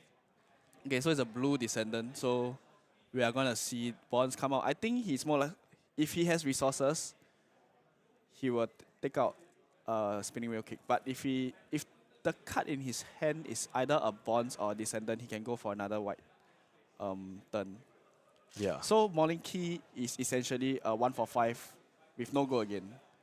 It's a chain ender. Yeah, it's a chain ender. But at least for spinning wheel kick, they can still go again. So that's why it's a 1 for 4. Yeah. That's true. So it's 2. Oh, he's giving civic steps because he's gonna let him fly again. Okay, so we are looking at bonds. Yep, and so he has quite a few options to pick here. Oh, Oh, goes okay, for so the he's- Mauling Chi. I think he's choosing to end his turn here. Yep. Oh, looks like there's Okay, a- it looks like the head judge is reviewing. Yeah, so I think we see the chat, and I think some of the chats is saying that Marco accidentally bottomed one of the... Trounces, the Trounce first card. trounce, yeah. Yeah, I think... So it looks like that was the case, I think. But we're not really sure. We just see what the judges have to say. Yeah. I do recall he did crack a goal. Yeah, he did crack a goal. So he cracked the goal to bottom the to trounce. bottom the trounce, yeah. So did he draw the 3rd card? Yeah, Right. I'm not too sure on that. Okay, looks like they resolved it. Because Oh, we yeah. some face. Okay, we're just continuing here. Okay, so Bonds is tutoring for a Mauling Key. So I'm quite curious as to what is that one card in his hand. Oh, and he has a Crouching Tiger. So I think Mauling Key will come in for 1 more if it hits. Yep, Mauling Key Yeah. is active, and he still has 2 float to swing his weapon, play the Crouching Tiger, and then play Mauling Key. Yeah. So maybe the face down card is something he will arsenal, then he will... Oh, wait, but he still needs 1 resource of Mauling Key. Mauling Key costs 1. Oh, yes, you're Yeah. right, you're right. Okay, so we'll see. Marco still has... Oh, yep. 3 Okay, cards. so... Kakara for 2. Yeah, it looks like he's just going to be pitching that last card for the Mauling Key. And... oh, yeah, okay. Oh, Marco still has... Yep, still has a full grip because of Trounce. Yeah. So it's quite interesting for him to run Gauntlet because right now we are just waiting for... There's so many scenarios where Gauntlet will be relevant, right? We have Ancestral Harmony and we have Out of War. Yeah, So it's definitely like a good choice into this matchup. But so far we don't really get to see it because Daniel really didn't draw any Out of Wars. Yeah, and his Ancestral didn't really... It didn't really come on a good enough turn, I would say. Yeah, I think the rest of his hand was better. Yeah. And I think that's the benefit of Ancestral Harmony, right? Because it's a blue. It's a blue 3 block. Yeah, it can block, it can pitch, and it can start the Transcends. You can play it as a pseudo Art of War. But there's always the chance that you don't flip over a combo card you from will, Access. yeah. Yeah. Oh, and the great thing about it being a blue is you can transcend on top of it. Yep. That's the amazing That's part, very yeah. relevant for Zen specifically. Even Katsu was playing this card. Yeah. And now Zen can use it even better.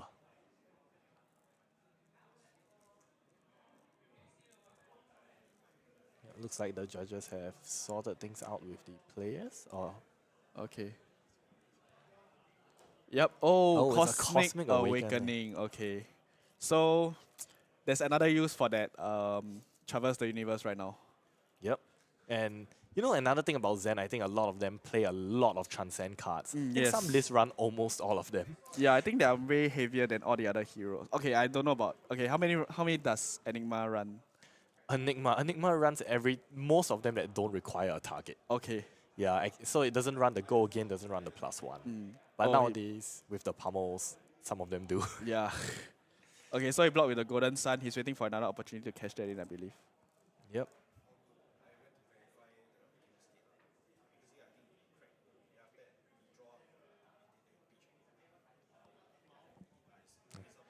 And then it looks like he's gonna cycle back over to Marco's turn, getting all of those tokens up. He has one Vigor. I think he's gonna. Yep, Seismic. Oh, wait, he has another Golden Sun. Oh, okay. Crush the Weak. Okay, this is the one where you can't play cards below. I mean, Oh, actually, I with a cost, right? have not seen the card for very long. Yeah. So, Crush the Weak is a OG WTR Guardian card, which I don't remember much of them running here. Oh Yeah. yeah, you can't play with 3. Oh, this is Yep, yep. very relevant. Yes, this is the one where they can't Yes. play. 3 or less base. This is extremely relevant. Yeah. Yep, that's almost that's everything in Zen stack. Yeah, pretty much. Except the Cosmic Awakening. Yeah. So this is gonna be at 8. Do we know what's in Marco's hand? I don't recall. I think it's a Golden Sun. That means he still threatens the pummel. Yeah, he still threatens my power. Yeah, and I think this is actually Victor's. There are lists where they run the Tunic. I'm not sure if Marco runs in his sideboard, but the Tunic does allow for the pitch a blue, then pitch 2 blues, and they can threaten the pummel. Yeah. Or like the CNC pummel, But I think cause having the equipment fridge is much more important for him. That's why. Yep. And it looks like Daniel has a lot of. Oh, sorry, Crush the Weak came in from Crucible of War. Thanks for pointing it out. Let's move it. Okay, so Daniel is thinking really hard about block. So this is the same situation, right? You block too much, I can pummel you. You block too little, then I won't send a pummel anyway. Yep. Yeah. And Daniel has a pretty good hand, right? He has the natural line. He has to chase the tail. But does he have? He has a Transcend card, I believe. I think it's Stir the Pot. Ah, okay. Yeah. So it depends, right? Whether he's choosing to block here. Oh, so blocking with these 2 reds must not feel good, right? yeah, but again, having 2 cards, Daniel's ceiling isn't that high, and maybe Marco's just gonna let it go. Yep. No need to pummel now. Yeah, you can always save it. I feel like Marco's gonna likely just pummel when Daniel says no blocks. Yeah, so he's in a very comfortable position, and you're right. Letting him take that 4 damage with a discard card, that's 7 value. Yeah. On a Zen. Yeah, and for Zen, notably, it's a disruption, Yes, right? definitely. Because Zen wants to keep large hands to really go off. And so it's Victor, a for 2. actually one of the better heroes into Zen this meta. Oh, another Spinal Crush. Oh, looks like Okay. Marco's drawing really good cards into Zen. He's eating good. Yep, and there's that 2 float. Still Even there. though 2 float, there is 1 card in hand. Well, that's even crazier. And if I recall, that the card in hand is a pummel. Yeah. So he can pummel, and then next turn still have the pummel. I mean, it has been sitting in the arsenal for like turn 1. I think Daniel very likely knows what it is. Yeah, but Yeah. he doesn't know that Marco drew another pummel. Alright, so this is a really difficult game for Daniel. this is right? very difficult for Daniel. Yeah, and you got to respect the players. I think there's a lot of people saying right now in the community that Zen is quite a brain dead deck, right? Yeah, but That actually just hit. it's not. It's way more than that, especially when you're against something so disruptive. Yeah, into Yeah. Victor, it really is an uphill battle for Zen. And it's really how you sequence the cards, what cards you're blocking with, what you're putting in the graveyard. Are you Yes. prioritizing the Transcend for Traverse? There are a lot of decision points for Zen, and I think Daniel is trying really his best to Yeah. navigate this difficult matchup. And sending Crush the Weak was really like a refreshing take. Yeah. Yeah, I gotta get use of some of those Crucible cards. I think it was relevant when Phi was still running around. Yeah. We have 2 today, so we'll see how far they'll go. Who is really indeed the best ninja around. Yep. The 2 Phi is greater representation than Katsu. That's quite crazy. All right, so. Okay, so Daniel is thinking, right, if his hand really cannot go that wide, he will just might as well give out his hand and block out and wait. Because Spider Crush is really not something that you want to play around. Because I mean, it really depends on what is his plan following the turn, because he still needs to be able to generate Crouching Tiger in order for Chase the Tail to go online. Yep. So if he has no other source of creating one, he probably has to block with his Striders, or he has to Transcend. His Japanese Striders. Yes. Alright, so it looks like it's just going to be trying to block the Crush effect. But Okay, he's blocking it cleanly for 6. So it's not online yet. no. He will show the one in the arsenal first. Yep, Definitely. Okay. It's going to be So it's gonna take 7. That's devastating. Yeah. And Daniels is constantly blocking with these red cards, these really good red cards. Yeah. Right?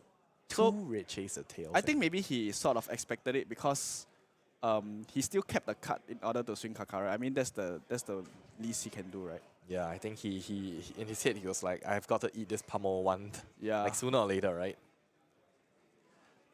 Marco still has the 2 gold, so Yeah. he So we'll can see. filter his hand. We see 2 trounces so far. Oh, is there a test of strength? I see. Yep, it's a test of Yep, strength. and Visit the and government estate. two visits, I think. Oh Yeah, yes. 2 Okay. visits. So visit is amazing because he has 2 gold, which is perfect to create that 3 might. Yep. One cut, 1 gold and 3 might. That's Yes. amazing. Oh. More Okay. gold. Okay. Yep. 1 gold.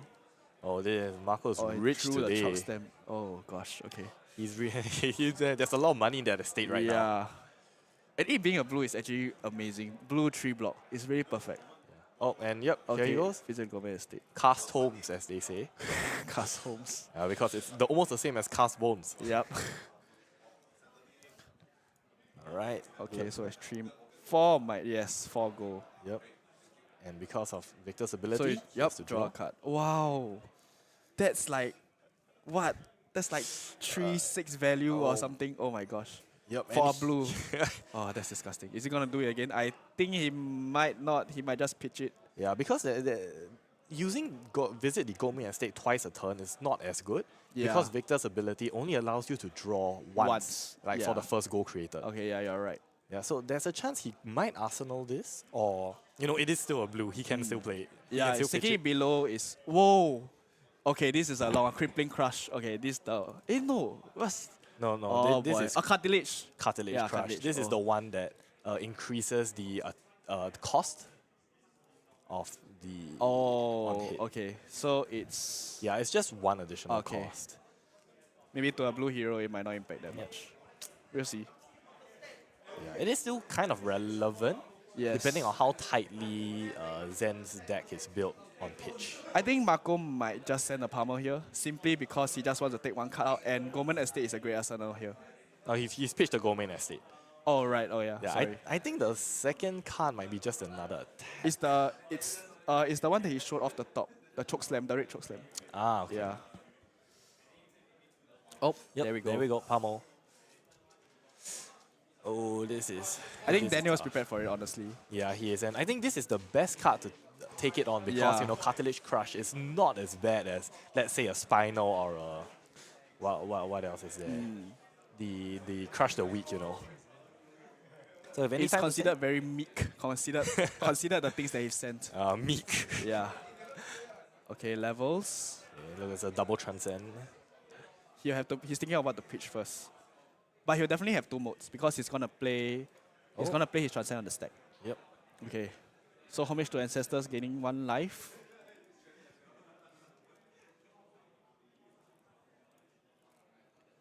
And then he has to pitch for Zen now in order to activate. Okay.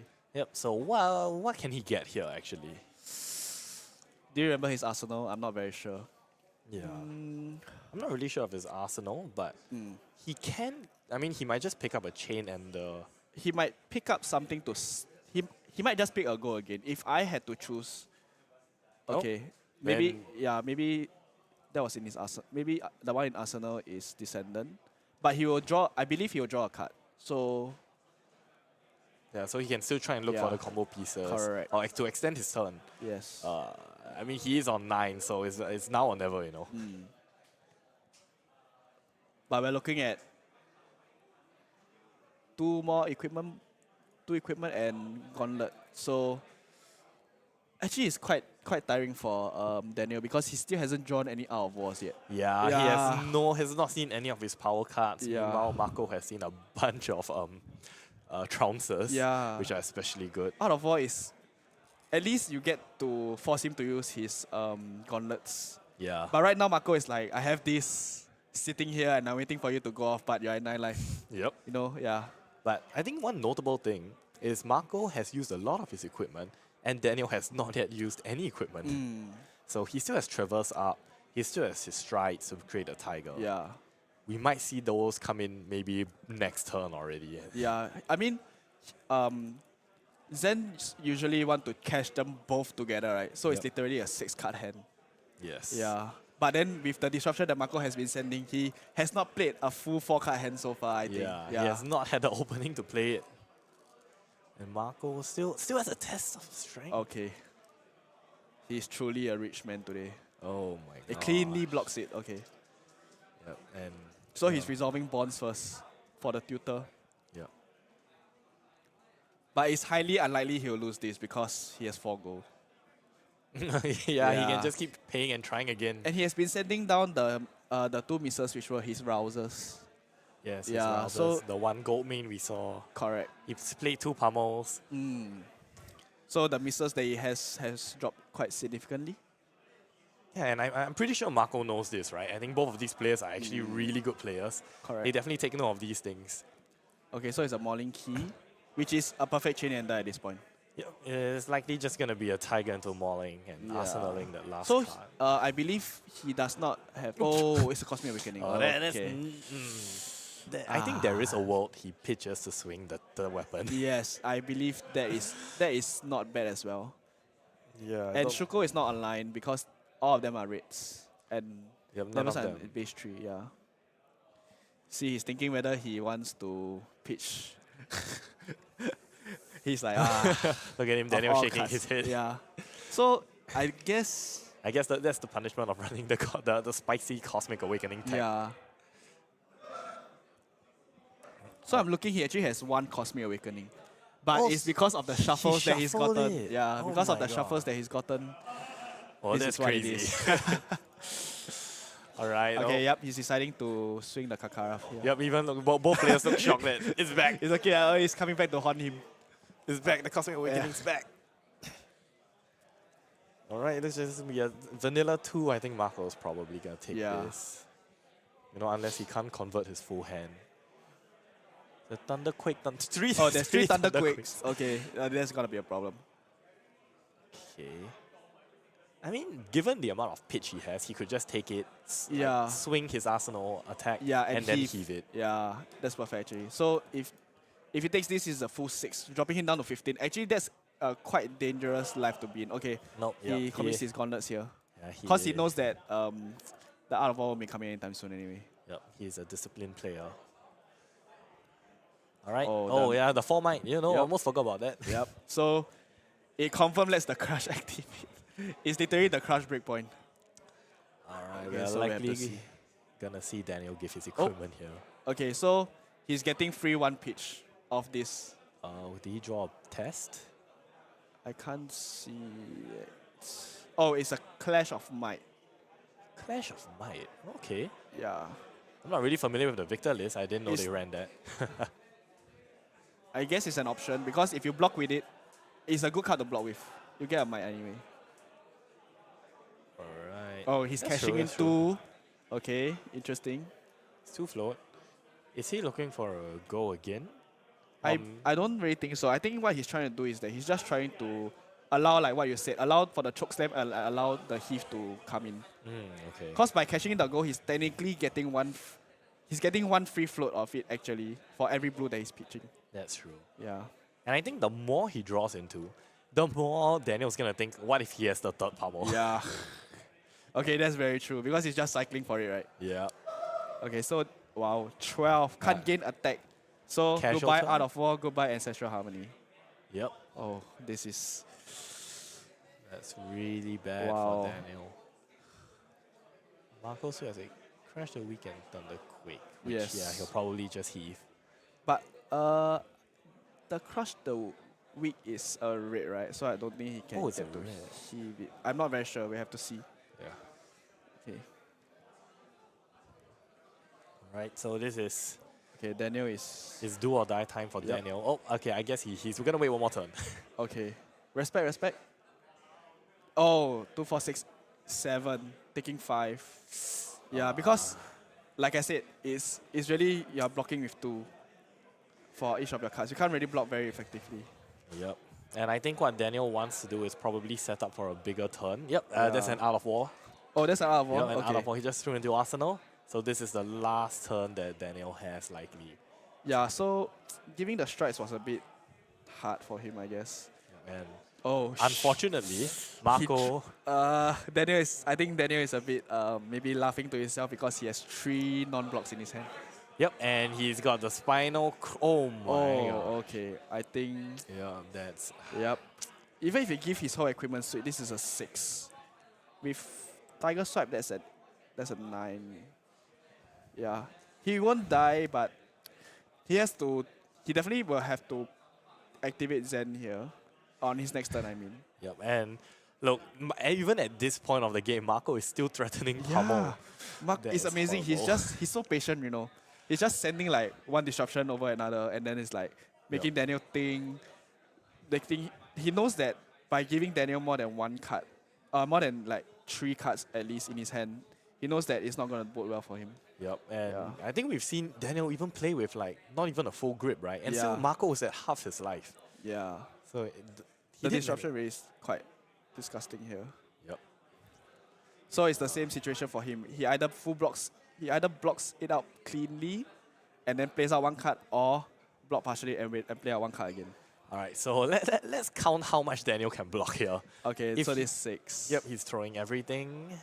Wow, this is where the time the Cosmic Awakening actually can shine, right? Oh, yes, Ironically, if he had the Cosmic Awakening. ironically, that he has the Cosmic Awakening. This is the time for it. Yep. So Kasaya blocks for 1 or 2? It blocks for 2, I believe. All right. So that's going to be 6. That prevents the crush. But Puts Zen to 1. I think he might want to activate. I don't think he can destroy Zen's state. Okay, someone has to clarify here whether he can activate the Zen state while it's blocking. Oh, but I don't think he can because he has too many pictures in his hand anyway. And I don't... Yeah. He can't even fully utilize all of the transcends because Zen's ability is once per turn. Yes. If he has Rising Sun, Setting Moon, he can at least fix his hand for a bit. Yep. Yeah. But that's not the transcend cards he has. Yeah. He has the shuffle and the... what's Add the- a Preserve Tradition. A Oh, Preserve Preserve Tradition, Tradition, sorry. alright. Yeah.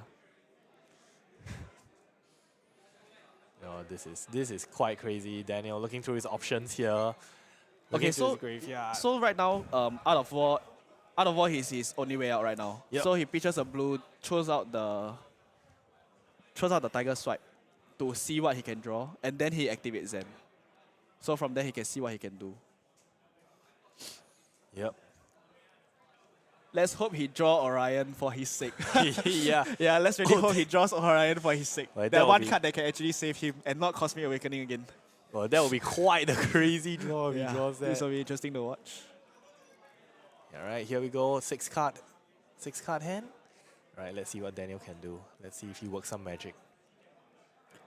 Okay, so I think he just wants to put a key card. He's thinking whether he wants to put a key card back in his deck before he draws it. Oh, Okay, so he's stacking Preserve Tradition first. putting back the card that he's gonna tutor. Then he's going to shuffle. So he's hoping to draw that back during his Out of War. Oh, that's true. Yeah. Yeah.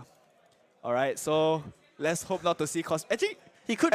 see Cosmic Awakening, right? If he He see Cosmic could see Awakening, it's actually quite Cosmic sick. Awakening. Yeah, so he has Cosmic Awakening out and he has Orion. So it's 2 cards that he really can bang on right now. Yeah. Oh my gosh. Oh, and the amazing thing is, right now if he chooses to Zen, he can actually throw out Crouching. He can actually banish Crouching Tiger in his hand instead of the Tiger Swipe. Yes, he doesn't have to Yeah. throw away the Tiger Swipe. Yeah. Right, he's thinning his deck. Oh, he's just gonna get that first. Yeah, okay. Let's thin it. Alright, Cosmic Awakening, Orihon of Mystic Tenets. Yes. That's truly the Mistveil game that we've hoping. Okay, it looks kind of possible. Drawing 2 cards. Oh, okay. Alright, He has one okay. Crouching Tiger and a 4-card hand, which mostly are pitches and one Tiger Swipe that we know of. Yep. Okay, here we go. Out of war. Right, first one this game. Okay, yeah, first one this game. Yep, he's throwing out the Crouching Tiger. So let's see what he draws. Let's go.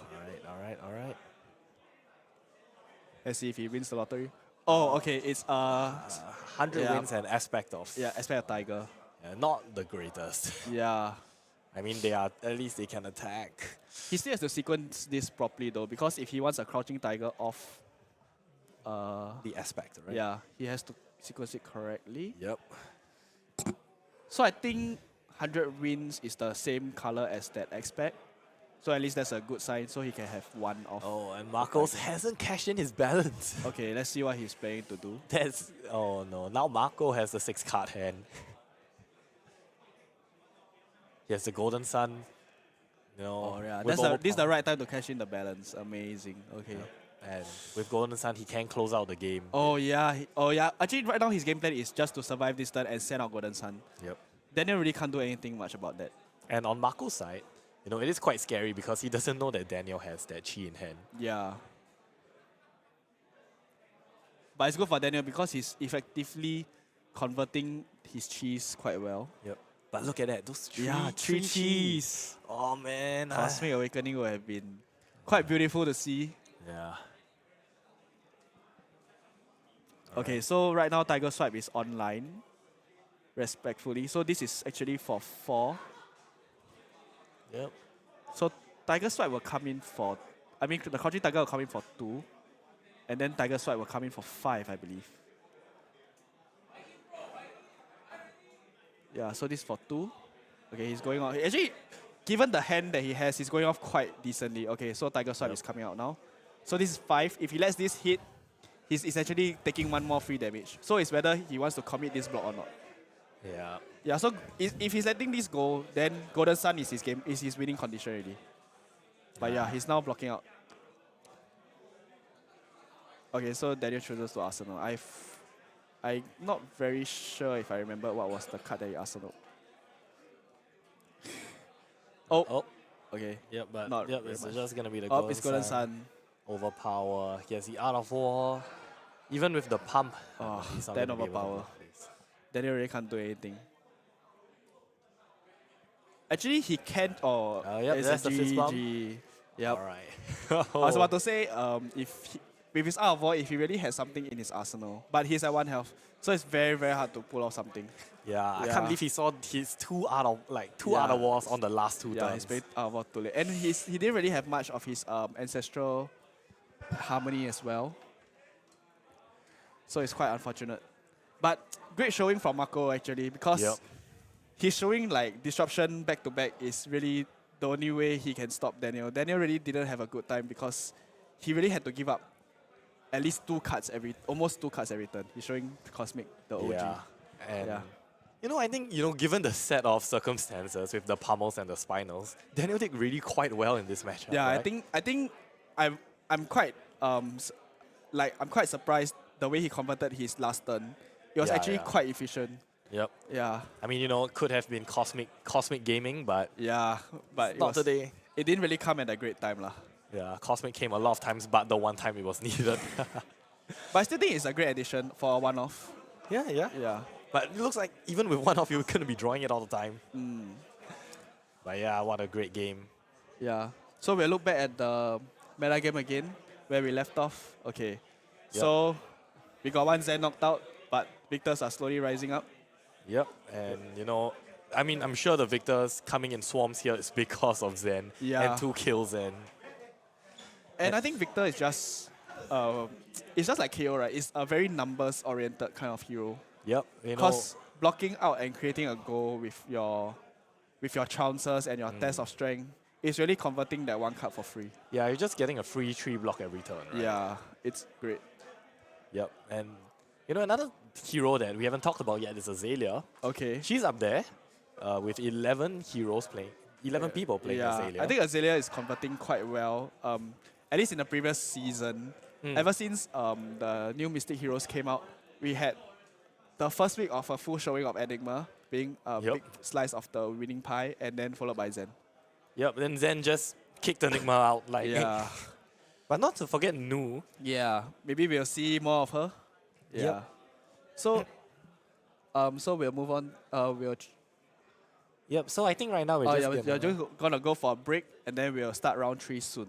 Yep. Yep. All right. Okay. See y'all. Thank you guys. Stay tuned.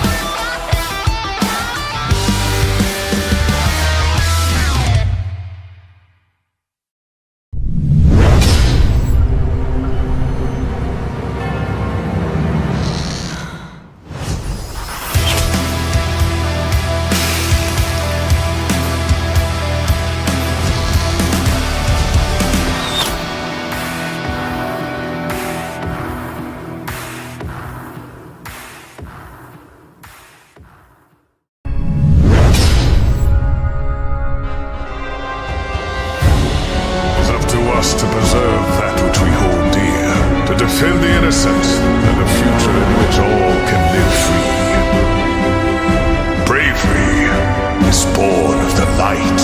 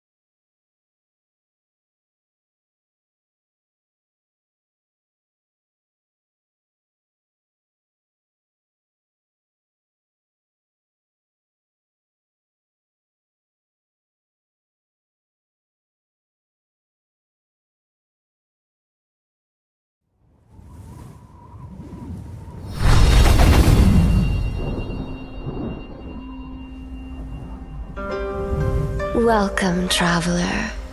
You must be starving. Please, come inside. I think we can satisfy your appetite. Anything you like. Intimacy. Or perhaps ecstasy. Come a little closer. I won't bite. Tell me, what do you desire?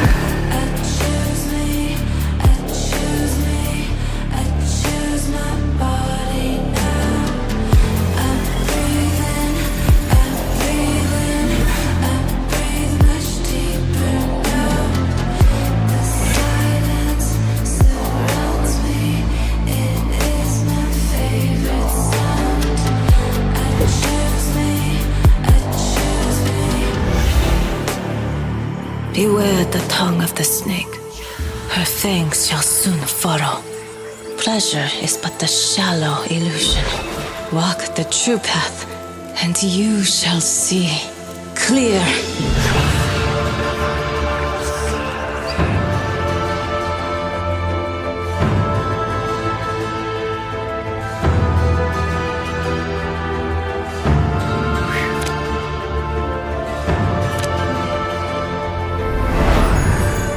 Those who seek may discover formless, perfect, the serene, unchanging infinite. Eternally present. Eternally boring. Why don't we play rough? Embrace the solitude. Embrace the sensation. Look within. Look at me! Just a breath. Just a taste. Enough! A tiger does not fall prey to the snake. The tiger walks its own path.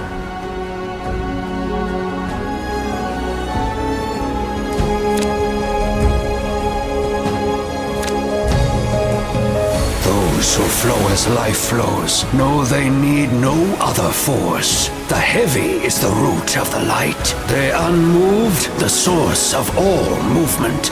The center is unbound and free. Walk the path, seek the truth.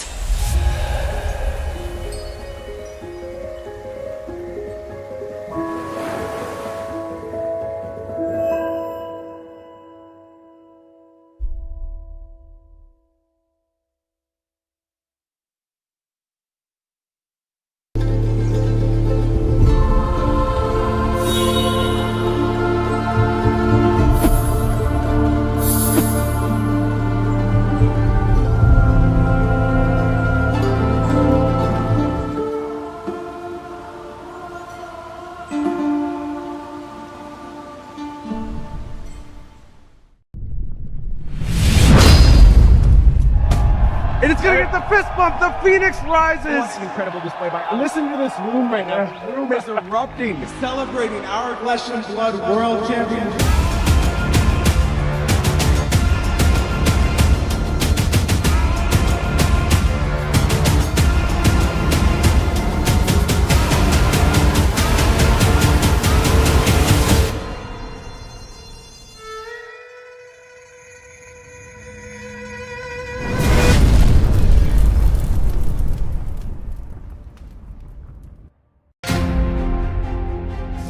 Days of competitive play, 14 rounds of Swiss, and one of the most compelling top 8s Flesh and Blood play has ever seen have led us to one final match.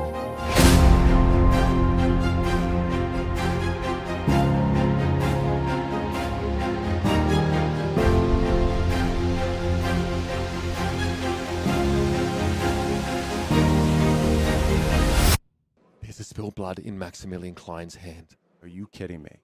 You would have to find exactly Sigil of Solace. It's the only out at this point. What a call out. Sigil of Solace to keep him in the game. Here's the sink. Off the top. You can't be serious! You cannot be serious! 5 is offered here, block 3. What's the last card? What's the last card in Max's hand? It's a Love Solace. Game 3. Maximilian reaches. It has to be in the swing. What else can it be? He's got one. It has to be an attack reaction. He's hesitating on it. You don't hesitate if you have it.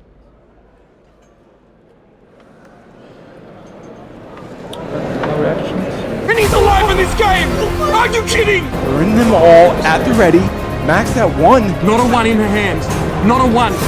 It's a grimace. A ruthless. The hand is extended! We're in the House of the Dragon! And at the head of the table sits Arthur Trahey! Your Pro Tour Los Angeles champion! With the most incredible cold shot I have ever seen!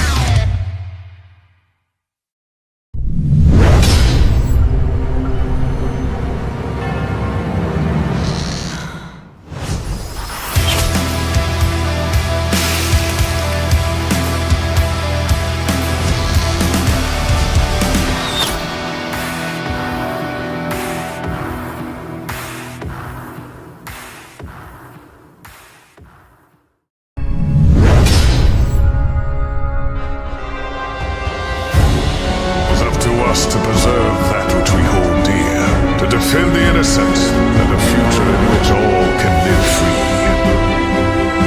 Bravery is born of the light.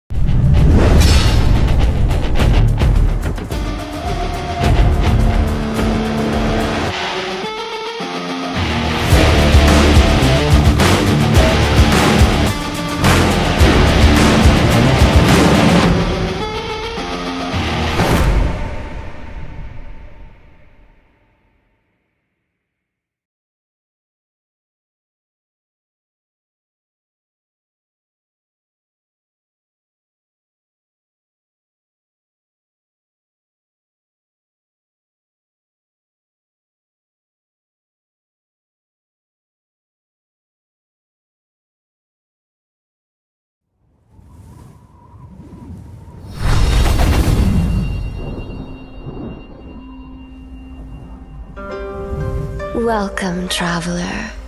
You must be starving. Please, come inside.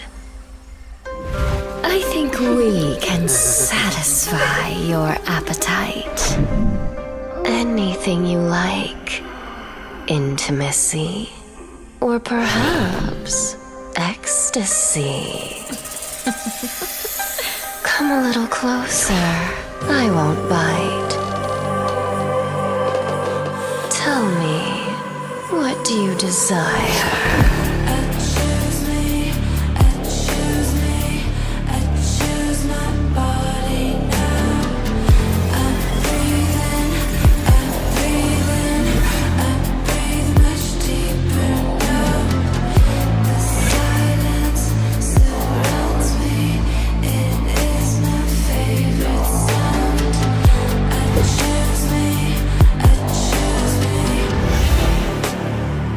Beware the tongue of the snake.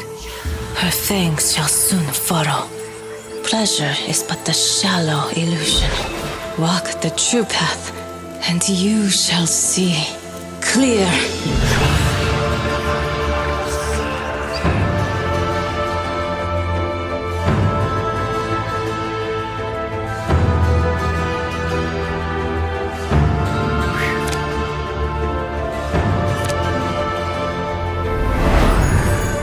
Those who seek may discover formless, perfect, the serene, unchanging infinite. Eternally present. Eternally boring. Why don't we play rough? Embrace the solitude. Embrace the sensation. Look within. Look at me! Just a breath. Just a taste. Enough! A tiger does not fall prey to the snake. The tiger walks its own path.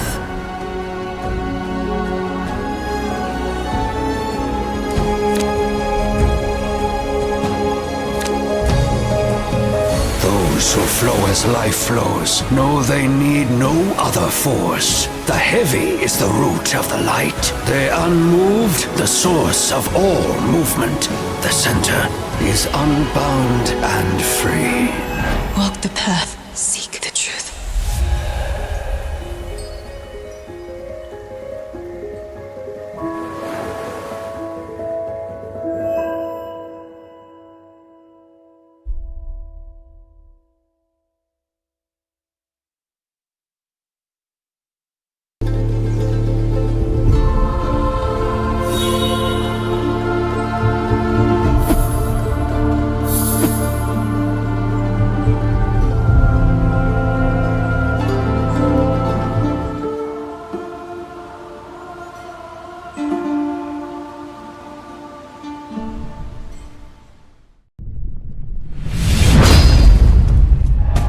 And it's gonna get the fist bump. The Phoenix rises. What an incredible display by. Listen.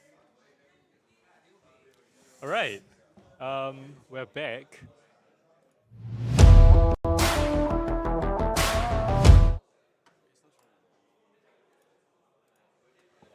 All right, We're back. And we have a fun one. It's Levia Yes. up against Azalea. Yes. So these players, Sam and Isaac, they're both at 2-0. And yeah, Levia is an interesting one. Blood debt. Yes, blood debt, big damage, efficient damage. Efficient damage at a cost, but you can probably manage and mitigate that if you have the skill for it, right? Yeah. So managing blood debt, of course, is huge. And once they go off, they usually don't want to block because they have to turn off blood debt every turn. And Azalea, however, presents a lot of disruption, and they don't want to block as well.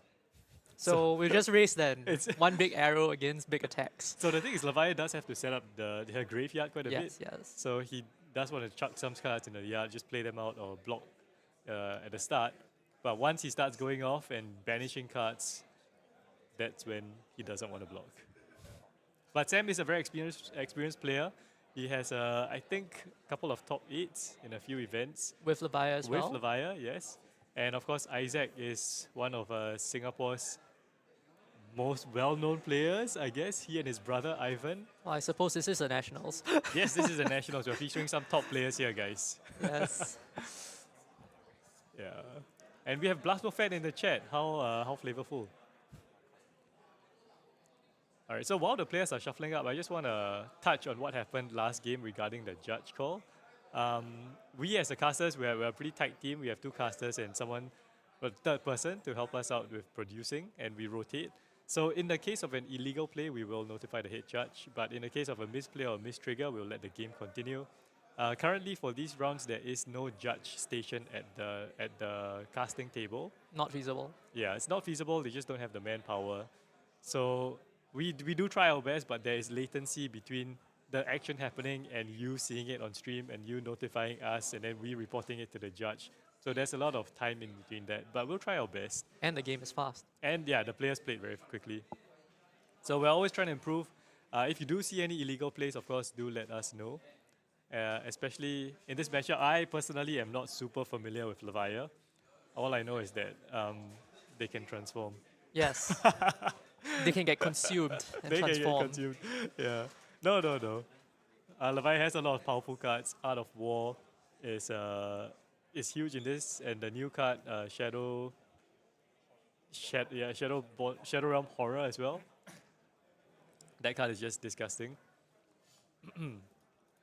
I am quite interested to see what kind of equipment rollout Azalea is on. So I believe Isaac is playing Skullbone Cross Reps. Okay, maybe not. Could be New Horizons. The last time I played against him, it was Skullbone Cross Rep. That was the preparatory phase. You don't know what decisions he's come up with since then. It's the psyops. Yeah. Yeah. But yeah, both players doing well so far, and it looks like the game is gonna begin. Yep, those equipment are not cloaked. We will see. Yeah, okay, so both have braces as well. Not running the new long draw half glove thing. And we see on the Levia side, very classic flashback with the Karen Husk. And starting off very strong, making the agility. That's some good setup there. Yep, smashback Ailhorn. And rolling scams immediately. Let's go. Oh, hitting the 6, getting 3 action points. Probably doesn't need it, to be honest, but he does want to just get stuff in the graveyard. All the way. Yeah. Starting off with the claw. Okay, so clean block with an arrow from Isaac. So Ailhorn actually is maybe not the best thing to get in the yard so early. He does want to fill it up with 6 powered cards. Okay, we're seeing the Slitherpede. Isaac just throwing his whole hand here.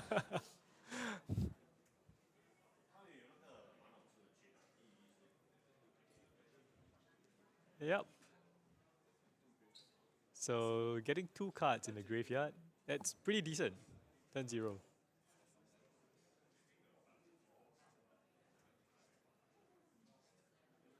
So from my experience, Azalea with New Horizons, they also need probably like 1 turn just to set up. If they want to build for a future turn, trying to maximize the New Horizons value. Okay. Yep, Puts an arrow in there. Yep, loads it up with Death Dealer.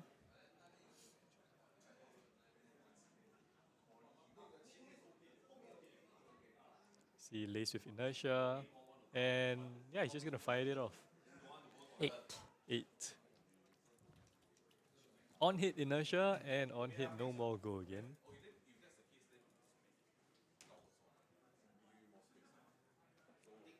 So Sam said I see a barraging beatdown. It's gonna block here. There's a Dread Screamer. I think that's a swing big as well, blocking with that. So that should be clean. Yeah, throwing 1 equipment piece as well.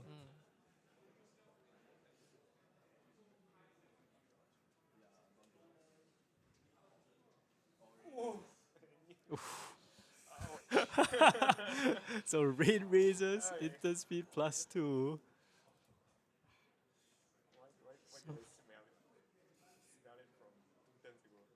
So that's going to connect. Very quick. Inertia is going to get there. Red in the ledger will be active as well. No more go again. No more go again. So Agility much token. so much for the agility token. Yep. Sad agility token. Yeah, so the downside of this is, of course, Isaac has no arsenal.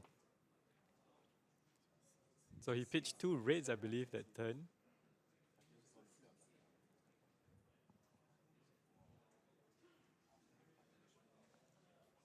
So that's a Boneyard Marauder.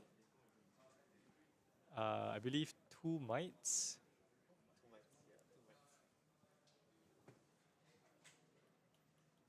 And we're going to start the banishing.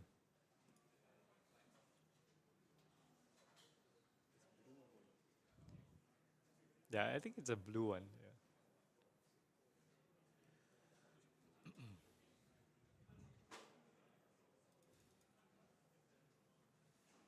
Oh, my bad. No, looks like it's a red one. It's a red one. It's the red one. It's a very thin sliver. It's not easy to see.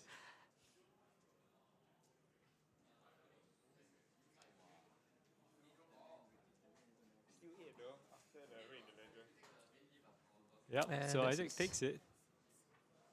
And Just goes for. wait. Can someone check? So I'm pretty sure red in the ledger hit. Unless we missed something. Yeah. No, because he pumped it, right? So that shouldn't work out.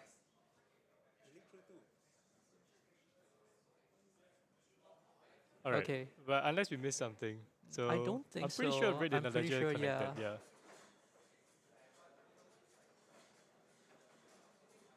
Okay.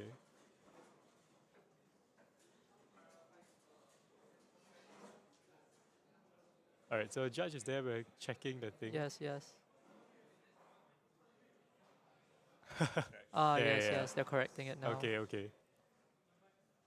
So they're gonna reverse the support state, I guess. Oh my god, how can they forget red in the ledger? Yeah. I think it was the whole reason that he played that, right? Exactly. That's That's the whole reason why Isaac played that. Yeah, why you he play did that. raid razors, right? To get the on hit. Yeah. The pressure getting to them. Yeah. The pressure getting to them. All right, don't worry. Okay, this time we got there quick enough. Woo! So we're improving. We're improving on catching these illegal plays. Yep. Head judge is at the table. We'll see how they want to resolve this. So it looks like it just triggered the inertia. He put it at the bottom of his deck.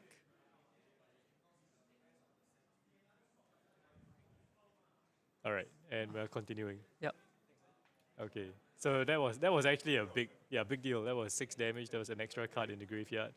But this is a big arrow. Yes. Blood Rot Inertia with the fatigue shot. That's 11 damage.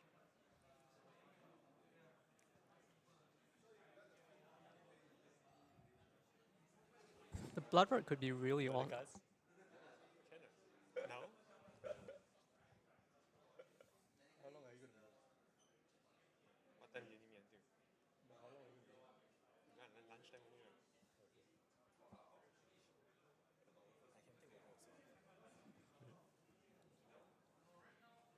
Oh, this is a hand. Blood Rush Bellow, Art of War. It's this is an interesting block. He's considering Yeah. what is worth taking. Rush. Yes, double Blood Rush and an Art of War. Is that a blue? Can he pitch a blue?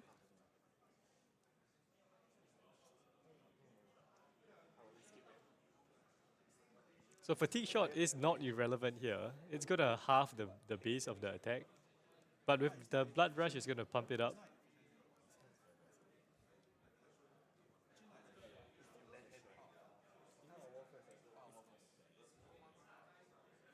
Yeah, Sam is in a pickle right now. Yeah, he's really thinking about it. Yeah, you usually don't want to draw all your power cards together. And with the inertia, it means that he can't save it as well. So he either has to find a way to just, I don't risk it, just play risk play it them or play, all. or just or try to get it again and set Yeah, up. because he really doesn't want to throw these away to block either.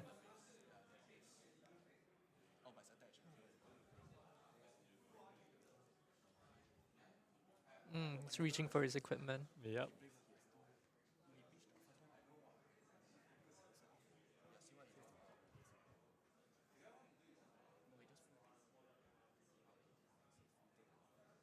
Yeah, so it looks like he's considering just preserving some life here, and then maybe going off with a Yeah, with a go for it. risky like, turn, I would risky say. turn. Yeah, Risk management, a very big part of card games. yeah.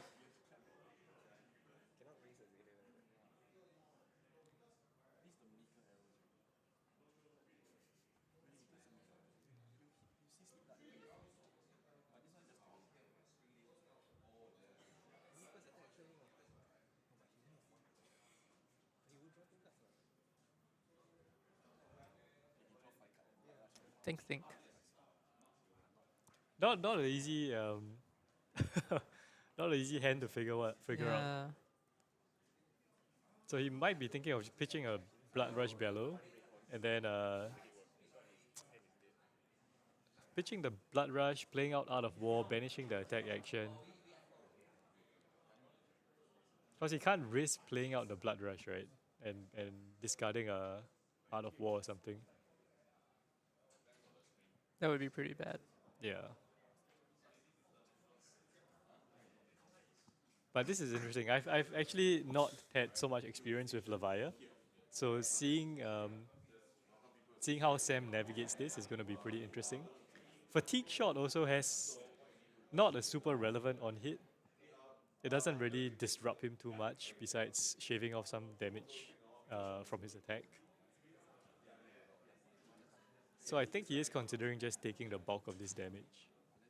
Well, he's still healthy. Yeah. Although that can obviously change very quickly. Yeah. I mean, against Azalea, they push out so much damage Exactly, yeah. Difficult to defend against as well. But I'd say, I don't know, Isaac hasn't really tried to set up a very big turn. We haven't seen New Horizons. He's been playing, relevant he's been playing like what he has. Yeah. Like, just, oh, okay, I can push this much right now, I'm just going to do it. Wow. Decides to just throw everything. Yeah. So he's definitely taking the safe play here, full blocking and trying to preserve a card in Arsenal. And it does make sense. I mean, going for the risky play and then taking, 9 damage just to hope for something better. Yeah, might like not a be lot worth of, if it goes wrong, you just feel Yeah. really bummed out that you've Yeah. sacrificed so much. And he does kind of want to put cards in the graveyard as well, even if it's not the best cards. But yeah, so he's going to pitch the Art of War here, send the Claw, and save the Blood Rush.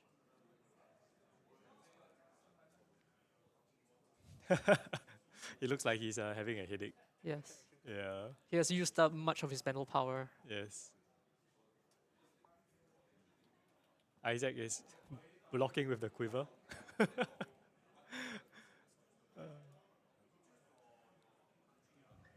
No, I don't think he's activating it. Is he? He might be. Ooh, He is okay, going so for it it, looks like yeah. he's starved of arrows.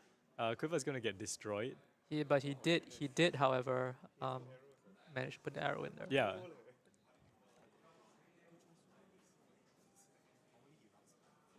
All right, so he finds an arrow off the top, and I think that kind of saves his turn a bit. Because maybe if he didn't find an arrow, he would have just blocked or something. And we're on turn 3 now, Tunic on 3, and we see his hand just full of pumps. Big pumps. So double frailty here. Look at that, 0 for 9. Very strong. Go again.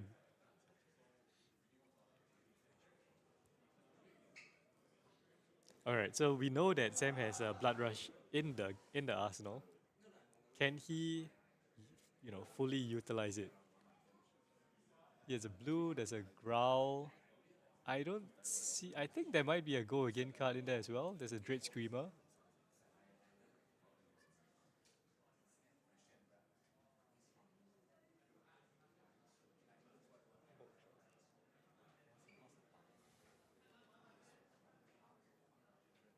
It's a lot of damage that Isaac can put out if it hits, and he puts something in, and goes again, right?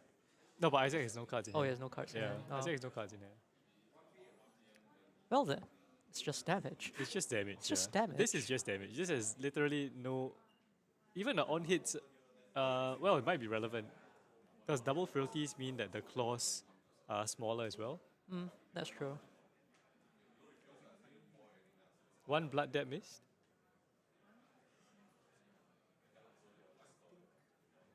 That would be a mistrigger though. Yeah, it looks like there is one blood debt. Yeah, he didn't banish a card. Yeah, so he actually didn't switch off blood debt. That's a mistrigger. That's up to the players to keep, track. Yeah, to track the board state.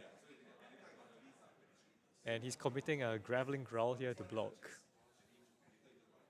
So we are probably going to see a Blood Rush turn. But double frailty might help to mitigate some of the claw damage. Yeah, really adds up. Yeah. I mean, 2 claws, that's 4 damage prevented, pretty much. Sam just waiting for Isaac to draw up here.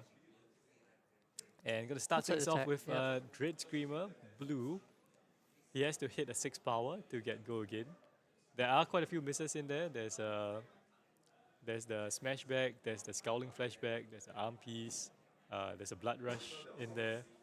So it's pretty possible that he could miss. It's still weighted advantage though, so you know.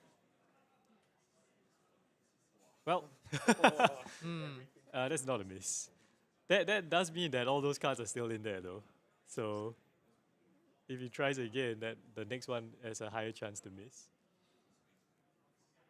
But it looks like Sam is actually keeping the Blood Rush Bellow, not playing it out this turn. So this is just 4, go again.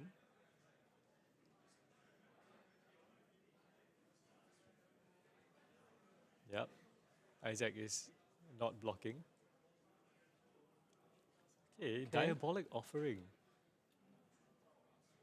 So it seems like his hand was a lot of blues, 3 blues. Yeah.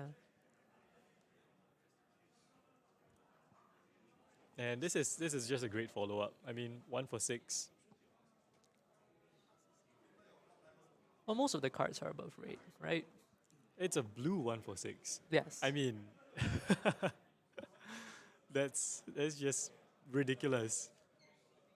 That's just 12 damage. Pitching a blue to get 12 damage from that. And, of course, putting 2 more irrelevant cards in the graveyard.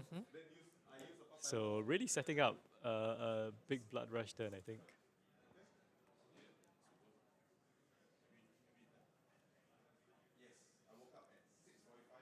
Yeah, but we can see here, like, Azalea really doesn't want to block. And I think Isaac is getting a bit punished for not trying to set up his arsenal a bit. The life lead is... Yeah, he's just, not... Yeah, he's stretching quite a lot. Okay, puts his arrow in there. I mean, Tunic Death Dealer is just classic. You just get a free card from that. Bolt and Shot is a great one to put in as well. Just 1 pump spell, give it go again.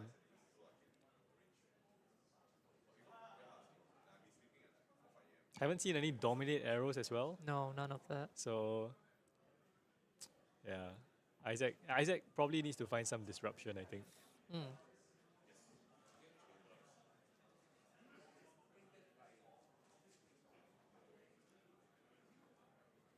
Well, looking back at that hand that Sam drew with the double blood rush, I'd say probably a good decision. Yeah. Yeah. Pitching away Art of War, saving a blood rush for a better turn, a more sure fire turn, I would say. Surefire. Rather Yep. than risking it and going down the life total. Especially in a high stakes game, you know. Like, Yeah. you have to have confidence in what your deck can do and how it will play out. And especially if, you know, like you said, if Sam has played Levia for a very long time, right? He knows, you know, what the likelihood of the potential draws and potential hands are based on that. Like, it was a really bad hand to draw. But using it to preserve your life, I mean, that's It's still the best. value, Yeah, right? that's It's still value. It's still value. Okay, so premeditate into bolt and shot. 7. Casual 7 go again. On hit, Reload. ponder. Yeah? Yes, on hit, ponder, Ponder, reload. reload. Yes.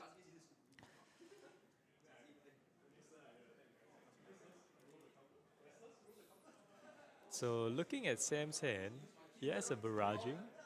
I think he has 3 attack actions as well. So I think this might be the turn we see a blood rush. I think we're gonna see a blood rush. Yeah, if he soon. takes it. Yeah, he's just taking If it. he takes it, it means, like, yeah, okay. Yeah, now he's leveraging the life total. He still has Carrion Husk, just, you know, throwing a casual 6 block there. Is Isaac able to pull out any more disruption, Yeah. though? Isaac has the reload here. He's gonna lace with inertia. Oh, that is disruption. Yeah, there we go. Yep. So that's a red in the ledger with inertia attached to it. And Sam here gonna throw the Carrion Husk. And probably just 1 card. Certainly seems like he's thinking about the blood rush turn. But just like that, you know, life lead is narrowing.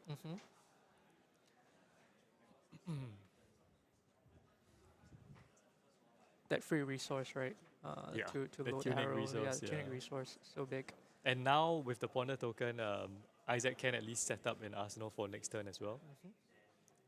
So the great thing about New Horizon is that if Azalea is forced to block, as long as he has an arsenal, he can, you know, just like activate Azalea, flip it up, and then with that face-up card, he can just arsenal another card and just pass the turn and continue blocking with 2, 3 Yeah. cards and just keep rolling the Yeah, arsenal. because it's additional cards available. Yeah.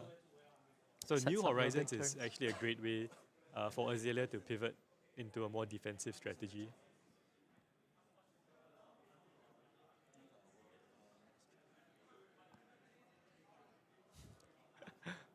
Sam counting the cards in his graveyard, which is very relevant. I think there are at least 3 cards there that will be misses if he needs to banish a 6 powered attack. And Karen Haas is going to contribute to that as well.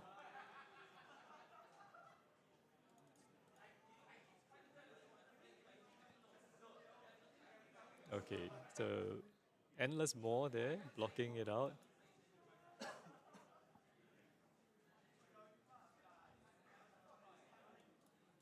Okay, yep. So blocks with the husk, it gets banished immediately when the chain closes. And now, finally, we're Yes. seeing a Blood Rush Bellow. He's going for it. he is going for it. Yeah. Okay, so Was never gonna make- miss. Yeah, he's definitely gonna hit that one. Yep. Discards the Clash, which is probably the one that he wants to discard anyway. And I think that's an Endless Maw.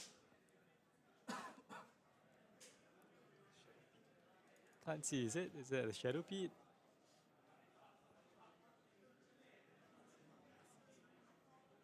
Does he have enough pitch? So he has 2 float. Sending the claw would be 5 go again. That's a fair bit. Yeah, I mean, with Isaac at 18, Yeah. that's Very significant amount. Almost a third of his life. Yeah. But Azalea don't block.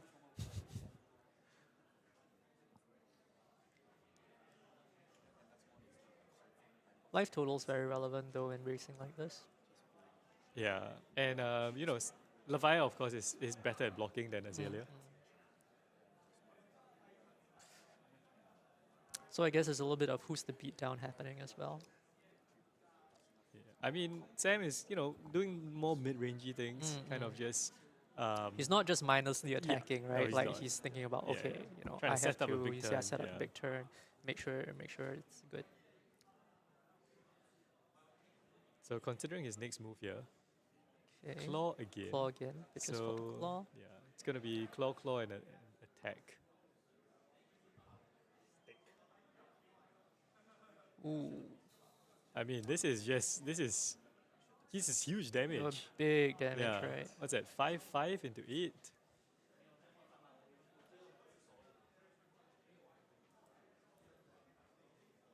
So he must have done the math here. I think he was aiming for lethal. This is lethal. It is exact. It is exactly lethal. Of course, Isaac will definitely be able to block, Yeah. but how good his next turn will be, right? Yeah. Will probably suffer. Drill shot will block. At this point, don't you just throw tunic? Just get the 1 point. Yeah, I mean it's not gonna get another turn most likely, right? Like, I mean, Sam even has an arsenal to. set Yeah, up I for think next you're turn. probably thinking about if the extra life is going to buy you the additional turn now or later. Yeah. Maybe that's more the consideration. Yeah.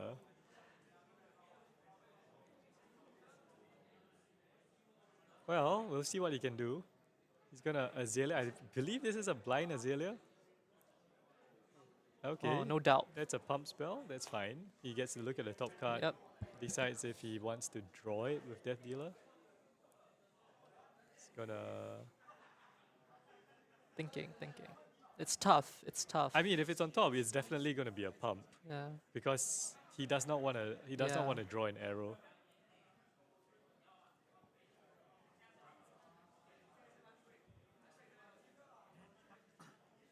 So ideally here, he has what, 2 pumps and an arrow, draws into a third pump. He's gonna bottom that though. Doesn't want it. Yeah, he doesn't want it. Pump. Oh, okay. So Pump. we're seeing. Oh, okay. Okay, So Frailty. triple pump into Codex. I mean, probably the best pitchless hand. That's why he just wanted to block with that And, arrow. endless arrows. Finds an endless here. Not 13. too relevant in terms of on hits. I think that Seek and Destroy. That's the only on hit. But 13 damage comes with Frailty, gets a Ponder as well. And of course, on hits, the arrow bounces back to his hand. Frailty good, but I don't know. 3 is very low. 3 is very low. 3 is very low. yes. Alright, so Sam just reading what Seek and Destroy does. It destroys your hand and your arsenal at the end of turn. So he has to try and use up everything that he has. Yeah. I mean, it hits, it disrupts. It could be. It's actually potentially very close. And at this point, Sam's blood depth has built up quite a bit, so he Yes. does not want to block. He has to try and turn off blood depth every turn. And yeah. Well, I mean, when your attacks are that efficient. Yeah, and of course, we don't know what's in his Yeah. arsenal as well. So if he just has one attack, to turn off blood depth, that might be good enough. Because anything he does here is lethal for Isaac. Yes. Except the claw, because of the frailty. Relevant. Yes, the frailty is relevant.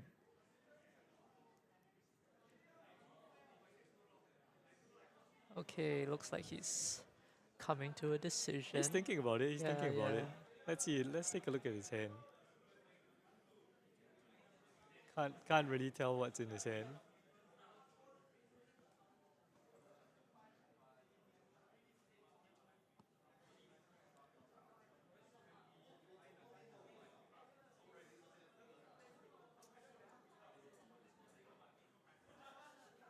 He's counting out.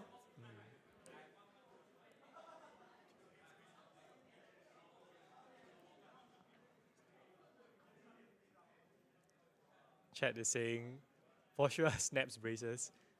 Yeah. So on hit, endless arrow bounces back. He can snaps, put it in with the braces, go for another 5. Ideally, you want to do it with like a Rain Razor's turn, I guess, but Take what you get. that would be, still a decent chunk of damage.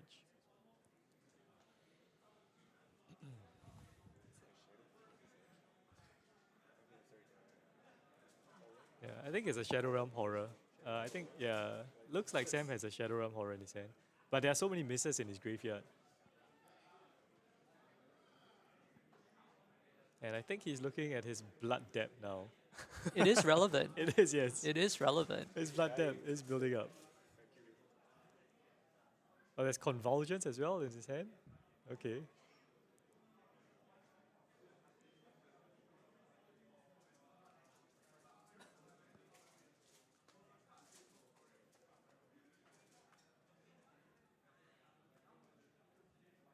Well, this is a crucial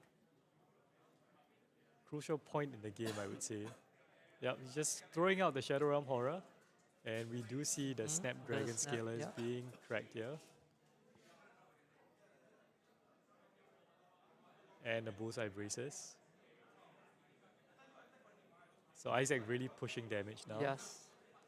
Pushes with the arrows again. I mean, yeah, Sam's just going to take 5. Still has a 3-card hand and an arsenal.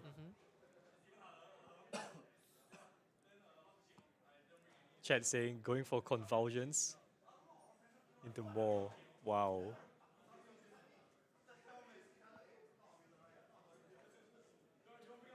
Trying for 9 so dominate. Sam really can't afford to miss. Yeah. I think there are at least 3 cards. Two equipments. 3 cards that will miss. Don't miss. Yeah. That's simple. Just don't miss.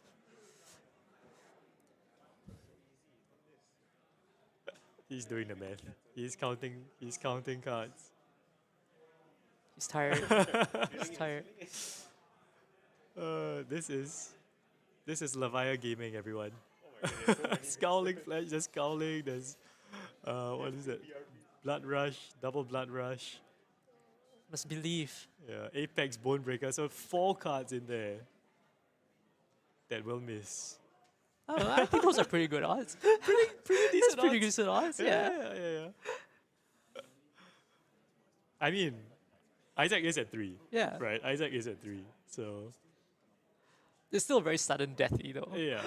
It's like if he misses, that's probably it as well. Yeah. I mean, if he misses, Blood Depth just kills him. Yeah. Yeah. So we see the Convulsions in front. Is there anything he can? Is there anything he can? He keeps do? pointing at his graveyard and like, oh my gosh, if I miss. Yeah. But is it something he can play around? Not really, right? Well, we're seeing it, guys. He's shuffling his graveyard. It's Convulsions.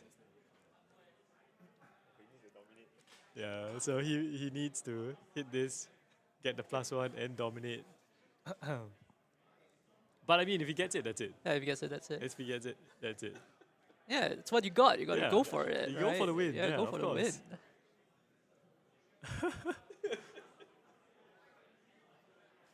I think he's just explaining like, Okay, this is what you need to do. yeah. If I miss, that's it.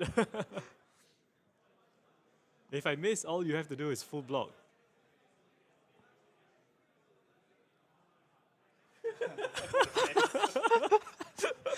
Very cute.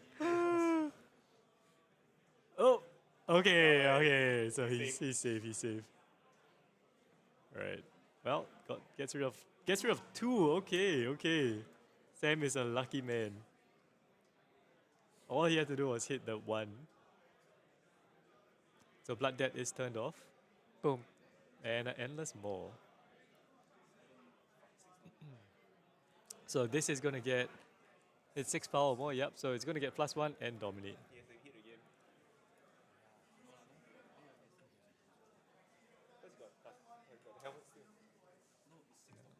So he doesn't really need to hit here, but he does anyway. So he's going to get +3.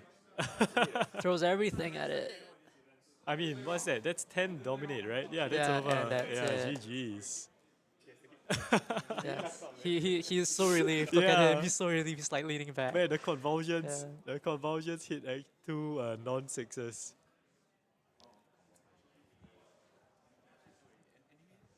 Oh, it did? Alright, Chad. Well, okay.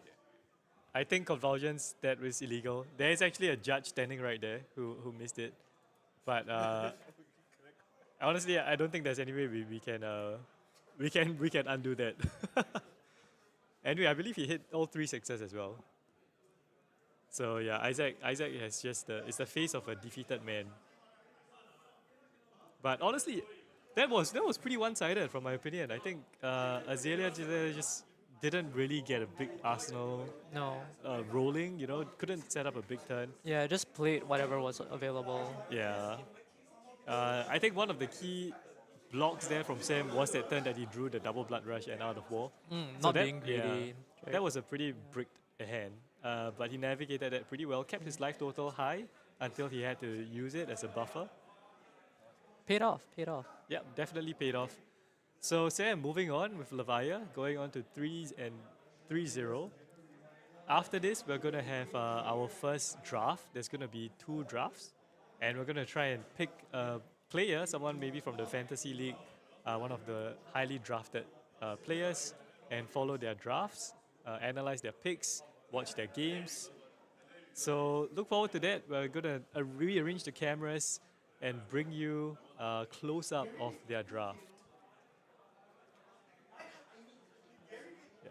All right, so we'll see you soon. Ciao.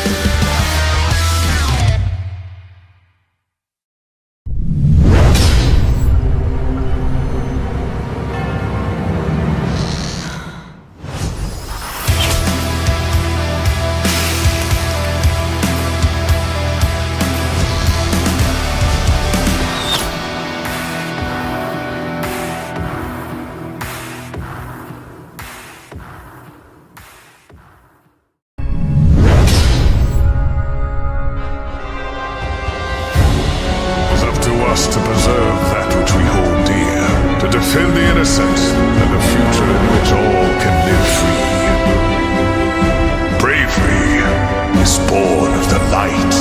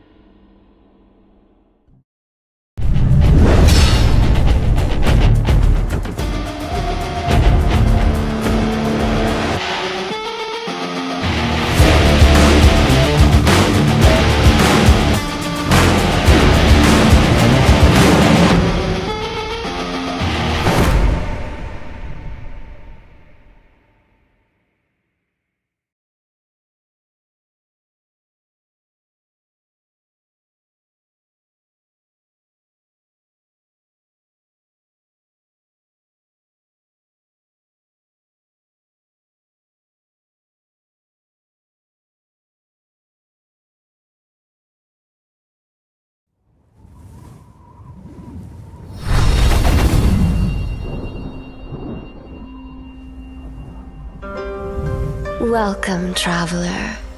You must be starving. Please, come inside. I think we can satisfy your appetite. Anything you like. Intimacy. Or perhaps ecstasy. Come a little closer. I won't bite. Tell me, what do you desire?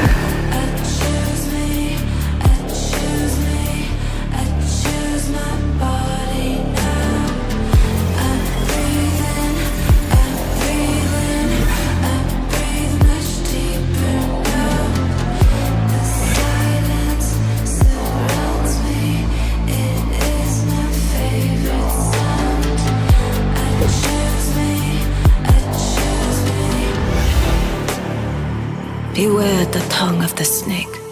Her fangs shall soon furrow. Pleasure is but the shallow illusion.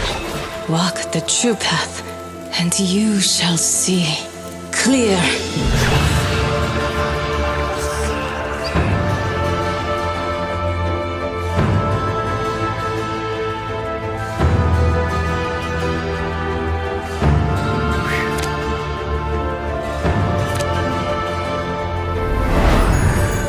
Those who seek may discover formless, perfect, the serene, unchanging infinite.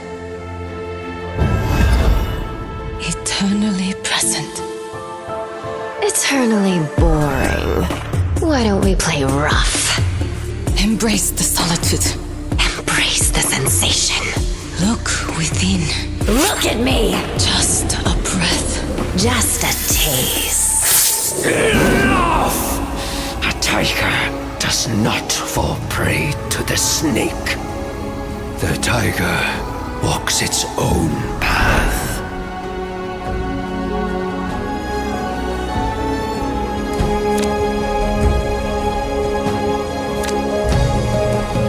Those who flow as life flows know they need no other force. The heavy is the root of the light. The unmoved, the source of all movement. The center is unbound and free. Walk the path, seek the truth.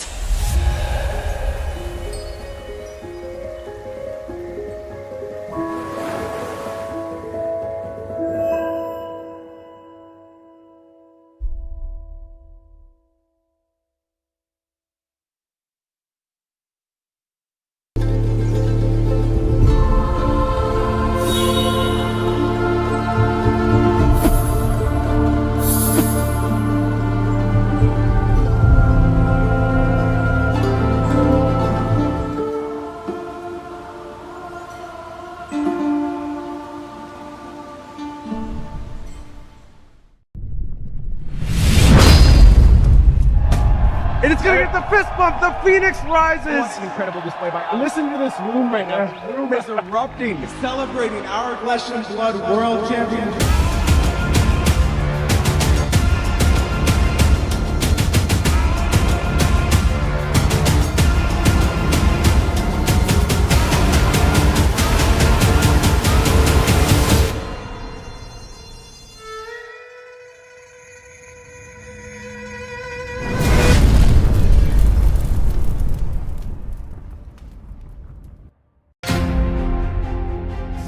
Days of competitive play, 14 rounds of Swiss, and one of the most compelling top 8s Flesh and Blood play has ever seen have led us to one final match.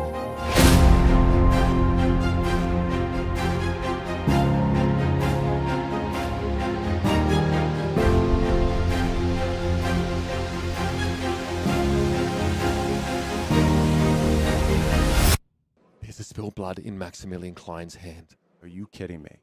You would have to find exactly Sigil of Solace. It's the only out at this point. What a call out. Sigil of Solace to keep him in the game. Here's the sink. Off the top. You can't be serious! You cannot be serious! 5 is offered here, block 3. What's the last card? What's the last card in Max's hand? It's a Sigil of Solace. Game 3. Maximilian reaches. It has to be in the swing. What else can it be? He's got one. It has to be an attack reaction. He's hesitating on it. You don't hesitate if you have it. No reactions. And he's alive in this game! Are you kidding? Burn them all at the ready. Max at 1. Not a 1 in her hand. Not a 1. It's a grimace. A ruthless. The hand is extended! We're in the House of the Dragon! And at the head of the table sits Arthur Trahey! Your Pro Tour Lost Angeles champion! With the most incredible cold shot I have ever seen!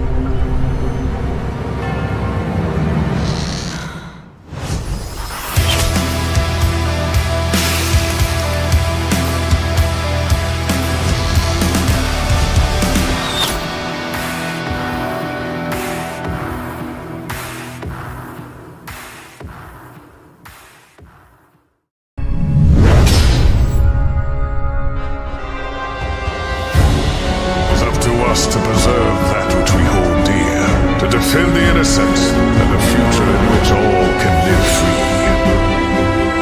Bravery is born of the light.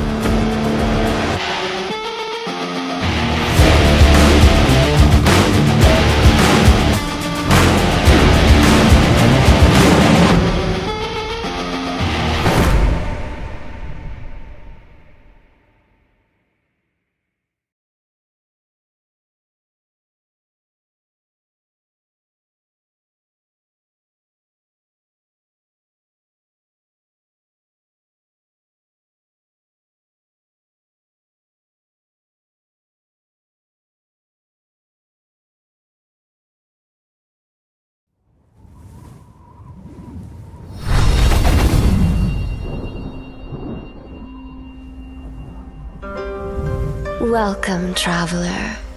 You must be starving. Please, come inside. I think we can satisfy your appetite. Anything you like. Intimacy. Or perhaps ecstasy. Come a little closer. I won't bite. Tell me, what do you desire?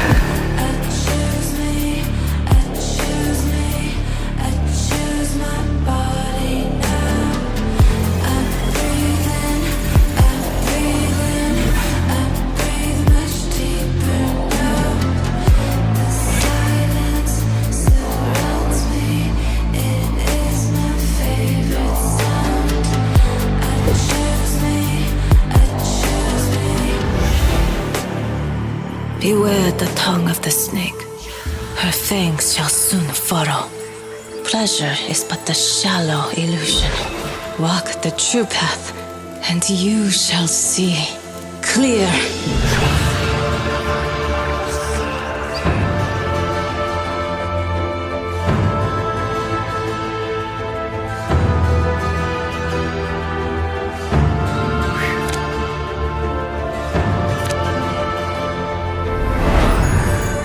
Those who seek may discover formless, perfect, the serene, unchanging infinite. Eternally present. Eternally boring.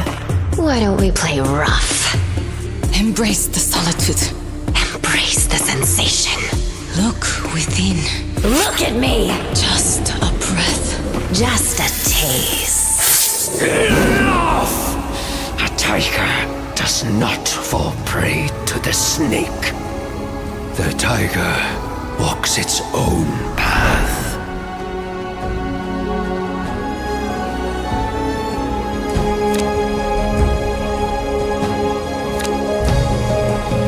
Those who flow as life flows know they need no other force. The heavy is the root of the light. The unmoved, the source of all movement. The center is unbound and free. Walk the path, seek the truth.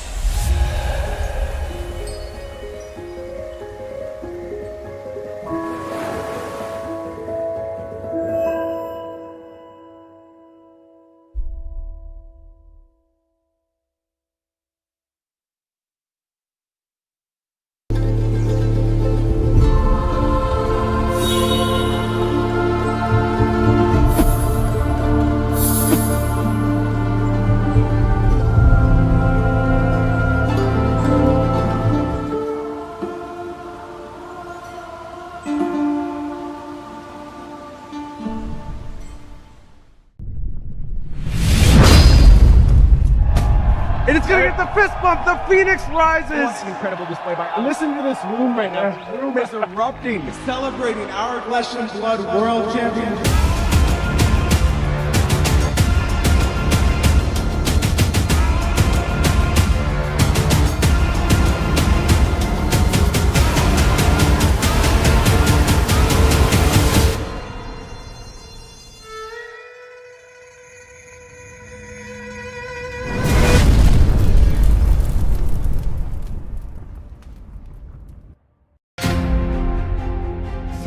days of competitive play, 14 rounds of Swiss, and one of the most compelling top 8s flesh and blood play has ever seen have led us to one final match.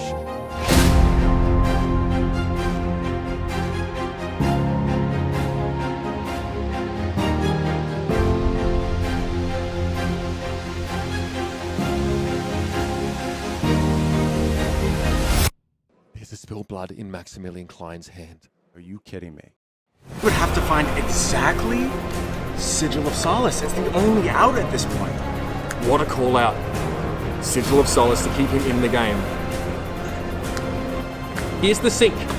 Off the top. You can't be serious! You cannot be serious! 5 is offered here, block 3. What's the last card? What's the last card in Max's hand? It's Sigil of Solace. Game 3. Maximilian reaches. It has to be in the swing. What else can it be? He's got one that's... It has to be an attack reaction. He's hesitating on it. You don't hesitate if you have it.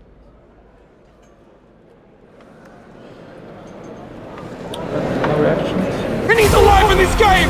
Are you kidding? Burn them all at the ready. Max at 1. Not a 1 in her hand. Not a 1. It's a grimace. A roof of... And the hand is extended! We're in the House of the Dragon! And at the head of the table sits Arthur Trahey! Your Pro Tour Lost Angeles champion! With the most incredible cold shot I have ever seen!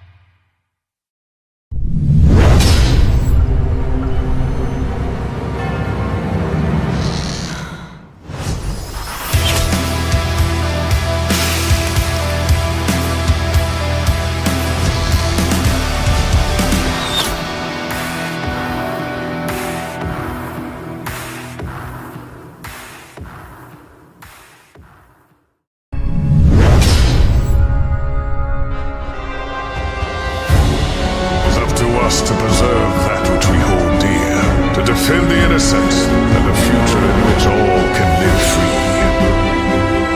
Bravery is born of the light.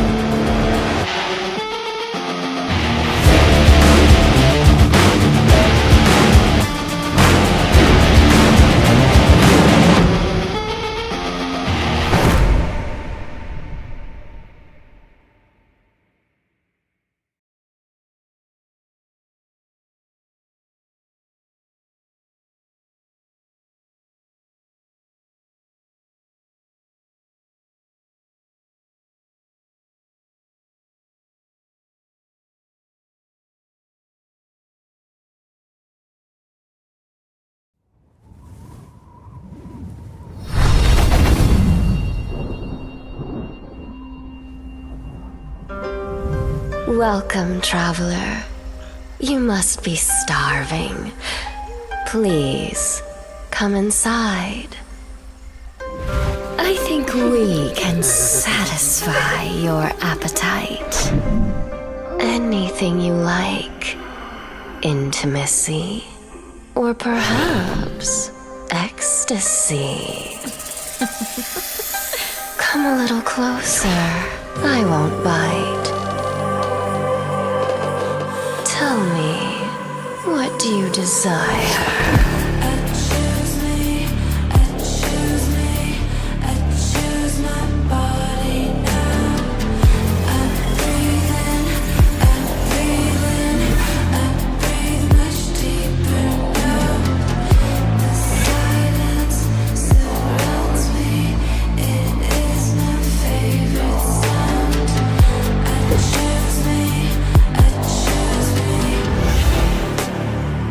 Beware the tongue of the snake.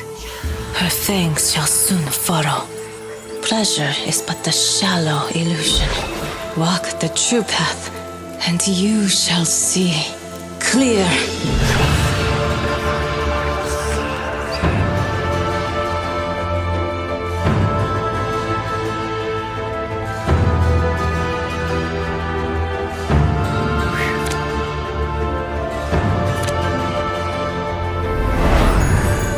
Those who seek may discover formless, perfect, the serene, unchanging infinite.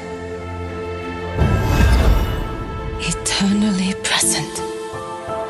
Eternally boring. Why don't we play rough? Embrace the solitude. Embrace the sensation. Look within. Look at me! Just a breath. Just a taste. Enough! A tiger does not fall prey to the snake. The tiger walks its own path.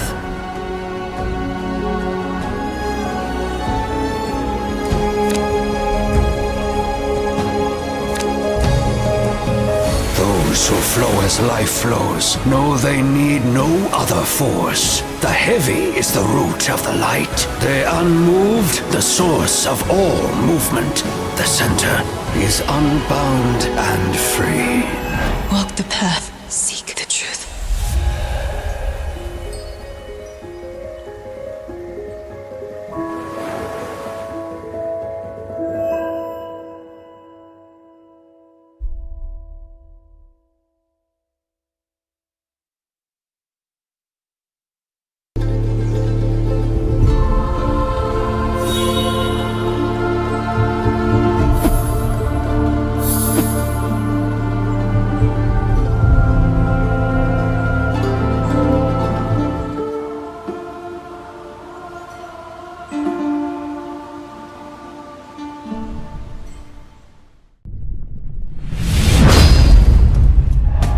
And it's gonna get the fist bump. The Phoenix rises. What an incredible display by. Listen to this room right now. This room is erupting, celebrating our Flesh and Blood World Championship.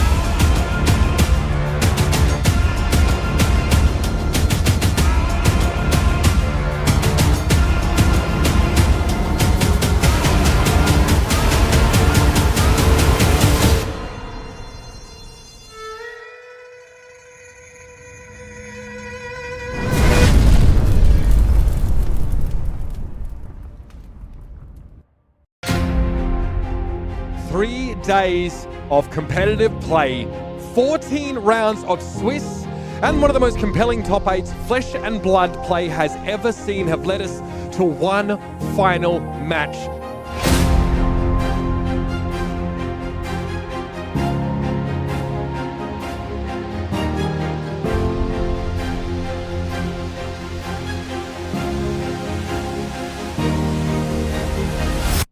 There's a spilled blood in Maximilian Klein's hand. Are you kidding me? We would have to find exactly Sigil of Solace. It's the only out at this point. What a call out. Sigil of Solace to keep him in the game. Here's the sink. Off the top. You can't be serious! You cannot be serious! 5 is offered here, block 3. What's the last card? What's the last card in Max's hand? It's a Solace. Game 3. Maximilian reaches. be in the swing. What else can it be? He's got one that's... It has to be an attack reaction. He's hesitating on it. You don't hesitate if you have it. No reactions. And he's alive in this game! Are you kidding? Burn them all at the ready. Max at one. Not a one in her hand. Not a one.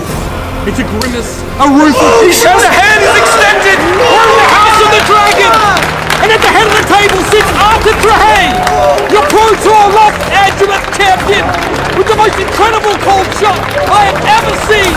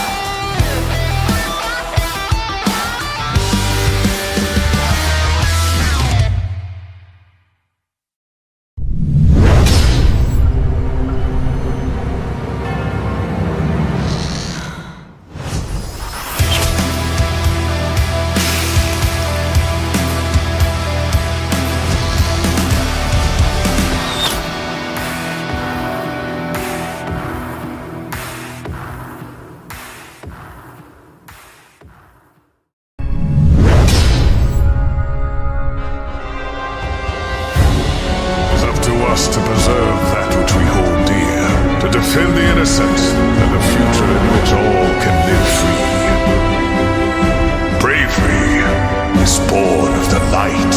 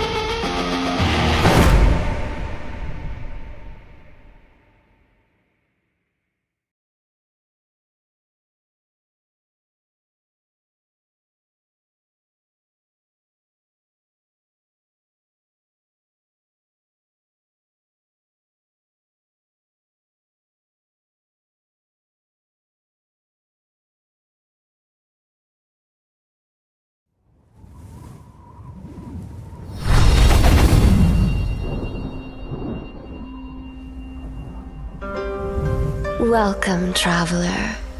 You must be starving. Please, come inside. I think we can satisfy your appetite. Anything you like. Intimacy. Or perhaps ecstasy. Come a little closer. I won't bite. Tell me, what do you desire?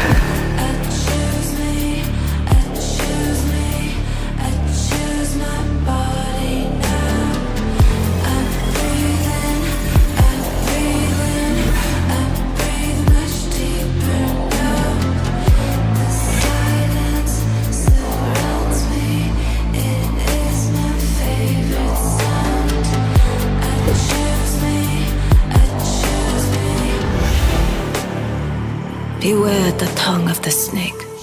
Her fangs shall soon furrow. Pleasure is but the shallow illusion. Walk the true path, and you shall see clear.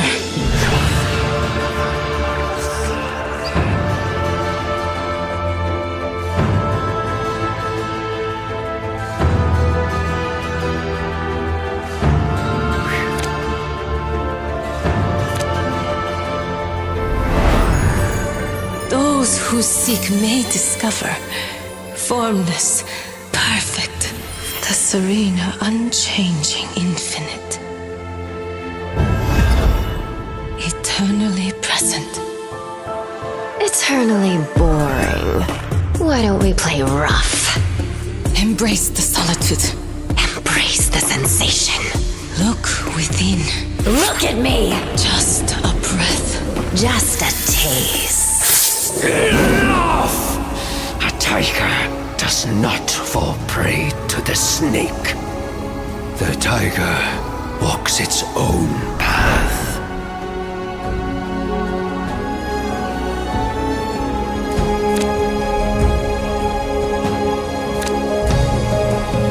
Those who flow as life flows know they need no other force. The heavy is the root of the light. The unmoved, the source of all movement. The center is unbound and free. Walk the path, seek the truth.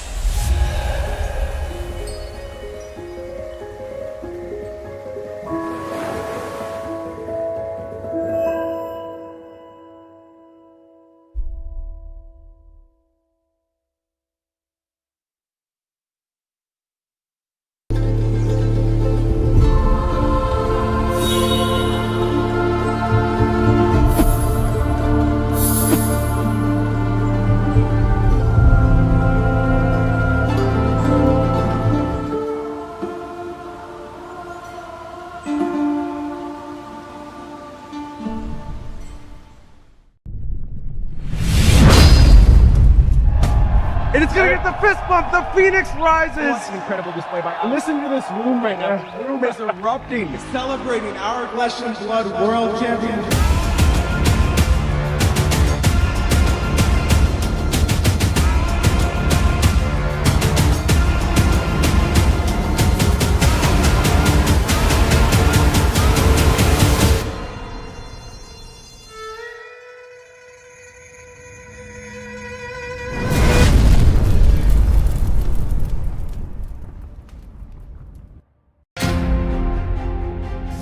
Days of competitive play, 14 rounds of Swiss, and one of the most compelling top 8s Flesh and Blood play has ever seen have led us to one final match.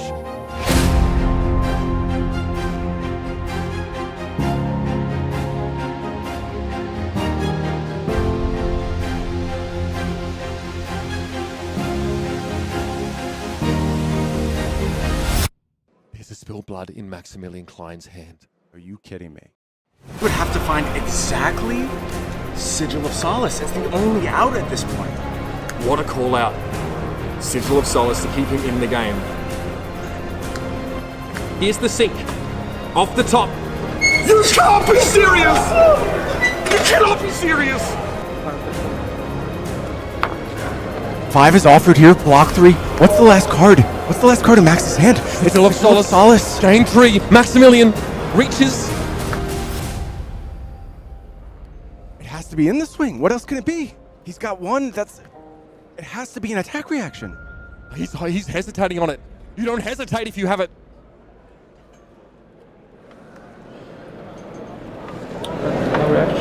And he's alive in this game! Are you kidding? Burn them all at the ready. Max at 1. Not a 1 in her hand. Not a 1. It's a grimace. A roof of vision. The hand is extended! We're in the House of the Dragon! And at the head of the table sits Chu Heng, your Pro Tour Los Angeles champion, with the most incredible cold shot I have ever seen!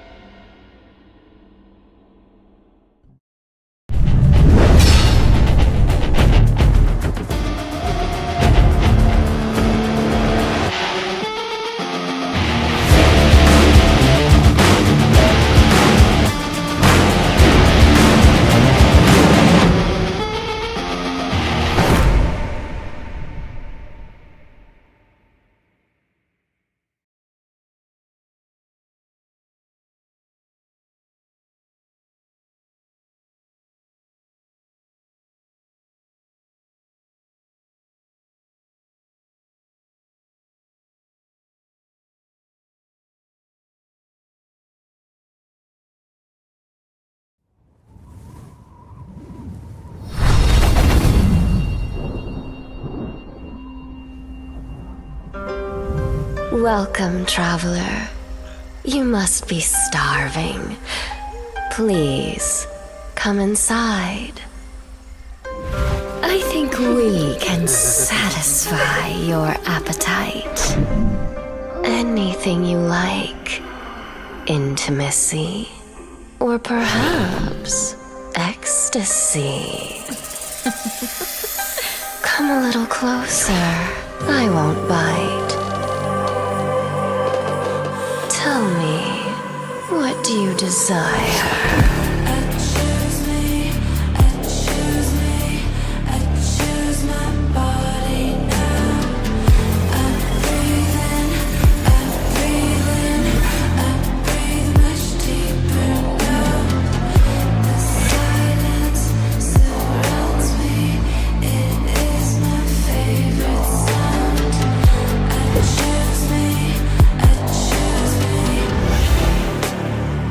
Beware the tongue of the snake. Her fangs shall soon furrow. Pleasure is but the shallow illusion. Walk the true path, and you shall see clear.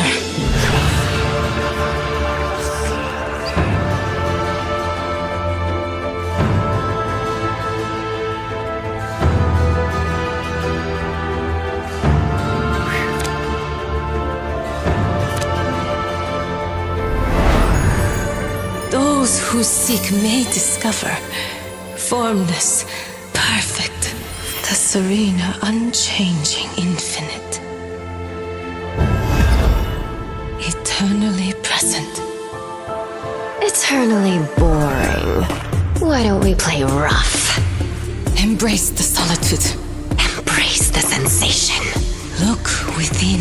Look at me! Just a breath. Just a taste. Enough! A tiger does not fall prey to the snake. The tiger walks its own path.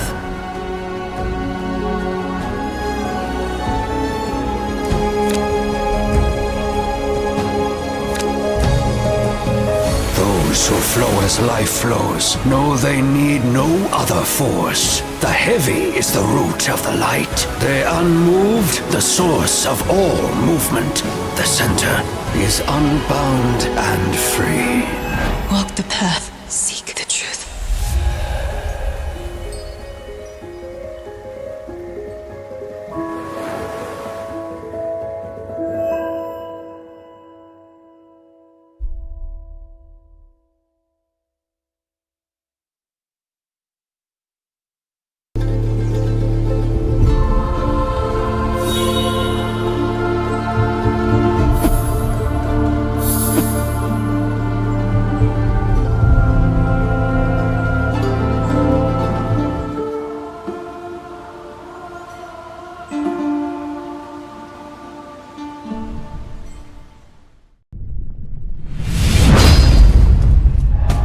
And it's gonna get the fist bump. The Phoenix rises. What an incredible display by. Listen to this room right now. This room is erupting, celebrating our Flesh and Blood World Championship.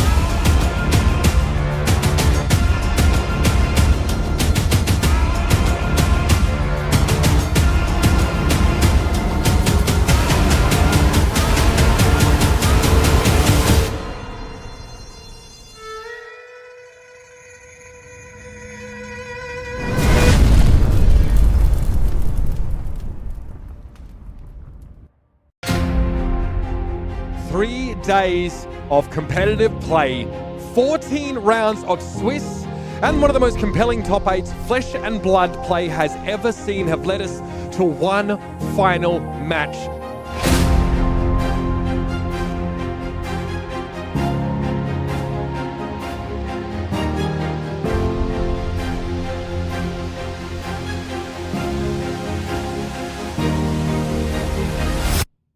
Spilled blood in Maximilian Klein's hand. Are you kidding me?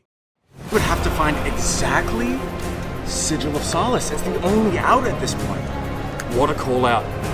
Sigil of Solace to keep him in the game. Here's the sink. Off the top. You can't be serious! You cannot be serious! 5 is offered here, block 3. What's the last card? What's the last card in Max's hand? Sigil of Solace. Game 3. Maximilian reaches. It has to be in the swing. What else can it be? He's got one. It has to be an attack reaction. He's hesitating on it. You don't hesitate if you have it.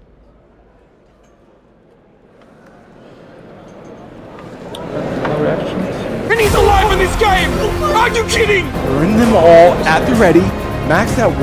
Not a 1 in her hand. Not a 1. It's a grimace. A roof of vision. The hand is extended! We're in the House of the Dragon! And at the head of the table sits Arthur Trahey, your Pro Tour Los Angeles champion, with the most incredible cold shot I have ever seen!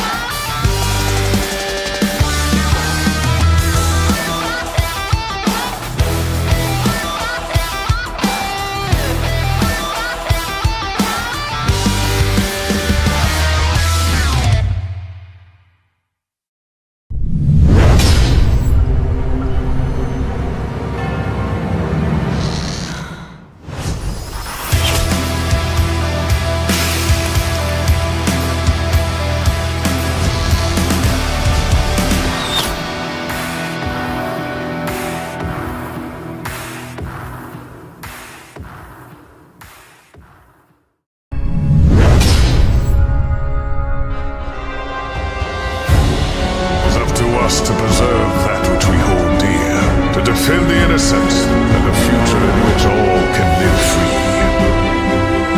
Bravery is born of the light.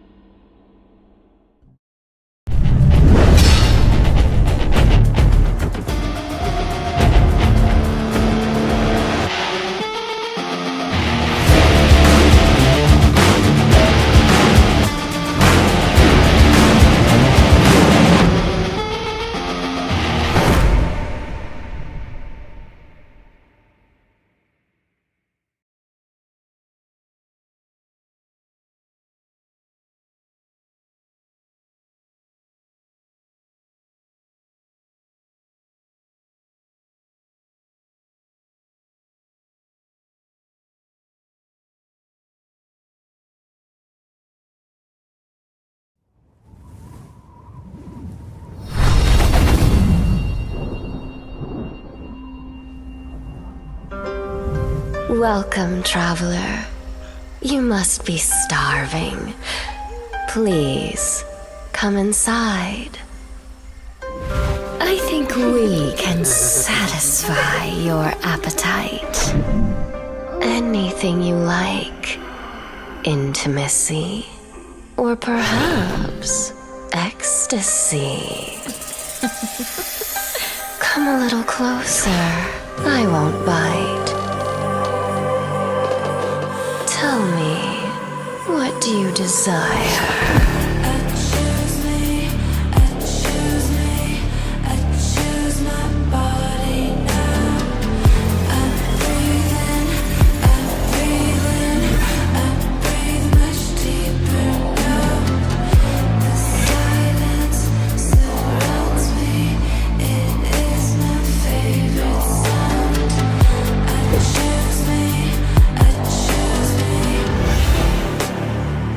Beware the tongue of the snake. Her fangs shall soon furrow. Pleasure is but the shallow illusion. Walk the true path, and you shall see clear.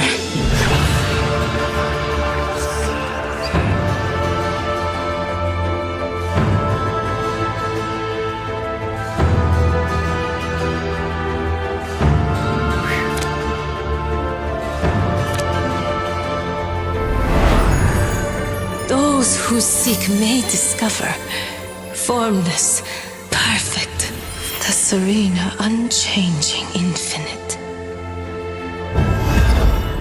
Eternally present. Eternally boring. Why don't we play rough? Embrace the solitude. Embrace the sensation. Look within.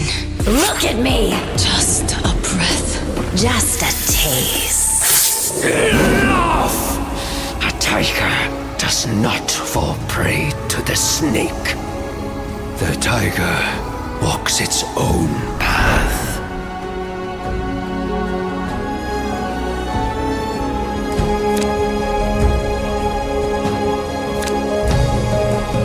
Those who flow as life flows know they need no other force. The heavy is the root of the light. The unmoved, the source of all movement. The center is unbound and free. Walk the path, seek the truth.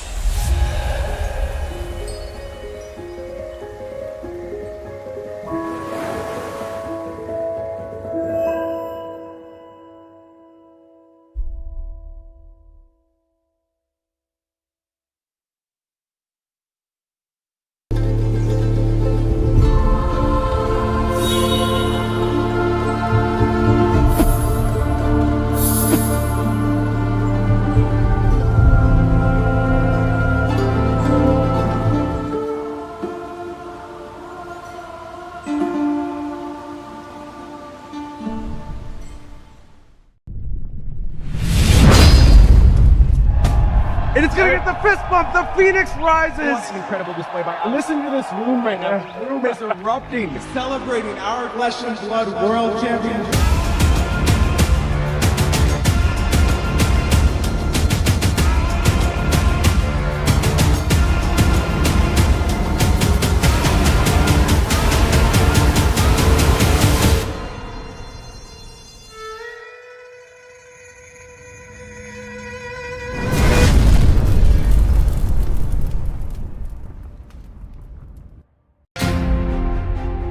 Three days of competitive play, 14 rounds of Swiss, and one of the most compelling top 8s Flesh and Blood play has ever seen have led us to one final match.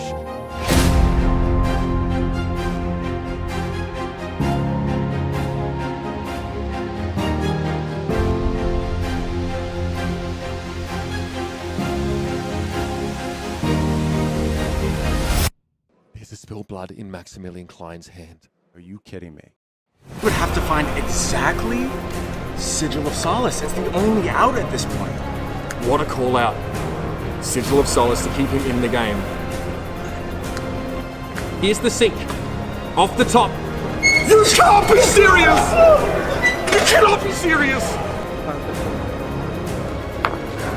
5 is offered here, block 3. What's the last card? What's the last card in Max's hand? It's Sigil of Solace. Game 3. Maximilian reaches. It has to be in the swing. What else can it be? He's got one that's... It has to be an attack reaction. He's hesitating on it. You don't hesitate if you have it.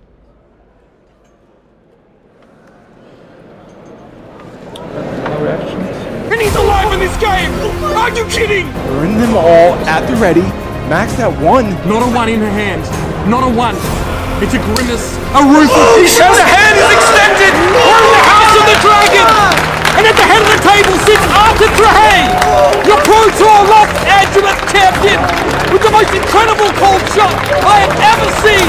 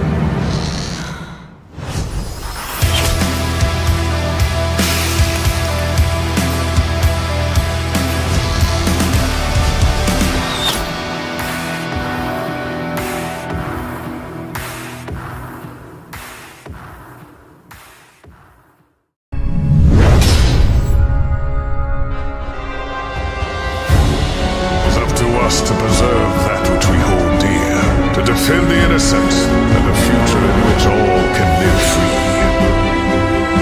Bravery is born of the light.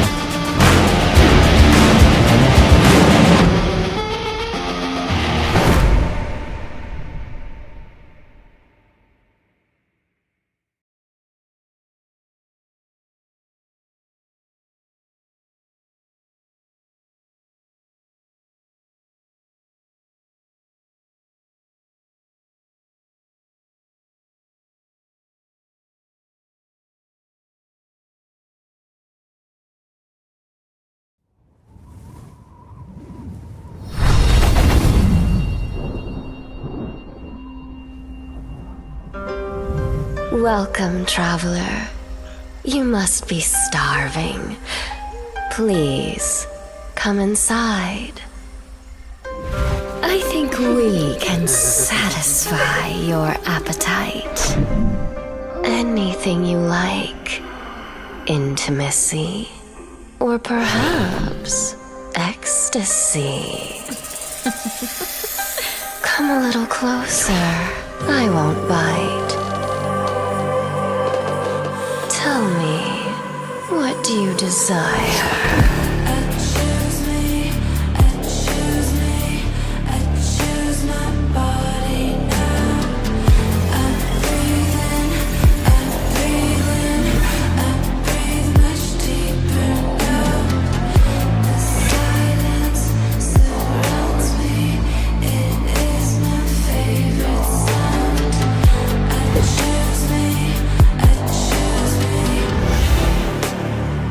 Beware the tongue of the snake.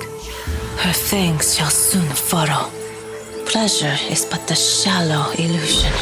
Walk the true path, and you shall see clear.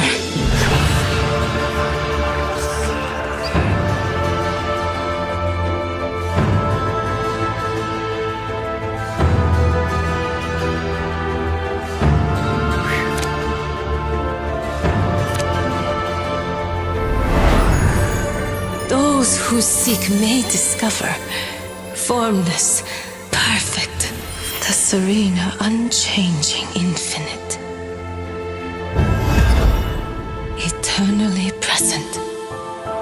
Eternally boring. Why don't we play rough? Embrace the solitude. Embrace the sensation. Look within. Look at me! Just a breath. Just a taste. Enough! A tiger does not fall prey to the snake. The tiger walks its own path.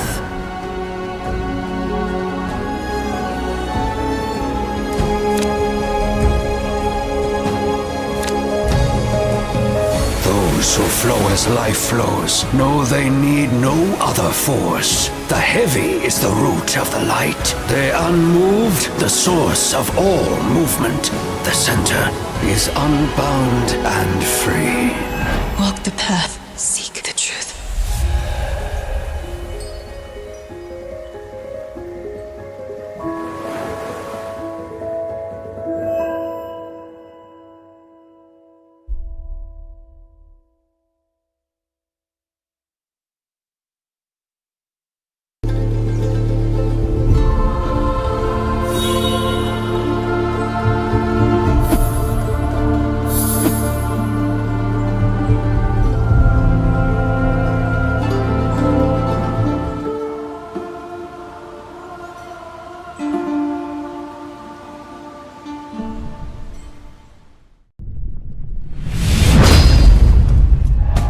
And it's gonna get the fist bump. The Phoenix rises. What an incredible display by. Listen to this room right now. The room is erupting, celebrating our flesh and blood world championship.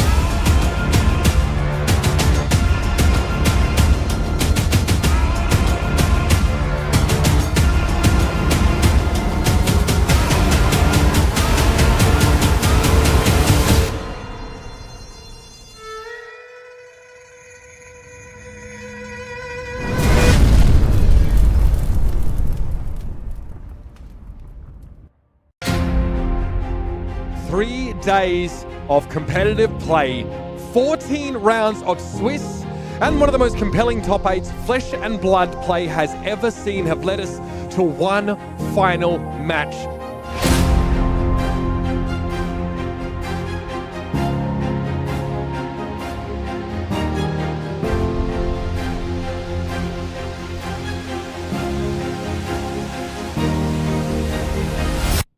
There's a spilled blood in Maximilian Klein's hand. Are you kidding me? You would have to find exactly Sigil of Solace. It's the only out at this point. What a call out. Sigil of Solace to keep him in the game. Here's the sink. Off the top. You can't be serious! You cannot be serious! 5 is offered here, block 3. What's the last card? What's the last card in Max's hand? It's Sigil of Solace. Game 3. Maximilian reaches. It has to be in the swing. What else can it be? He's got one that's... It has to be an attack reaction. He's hesitating on it. You don't hesitate if you have it.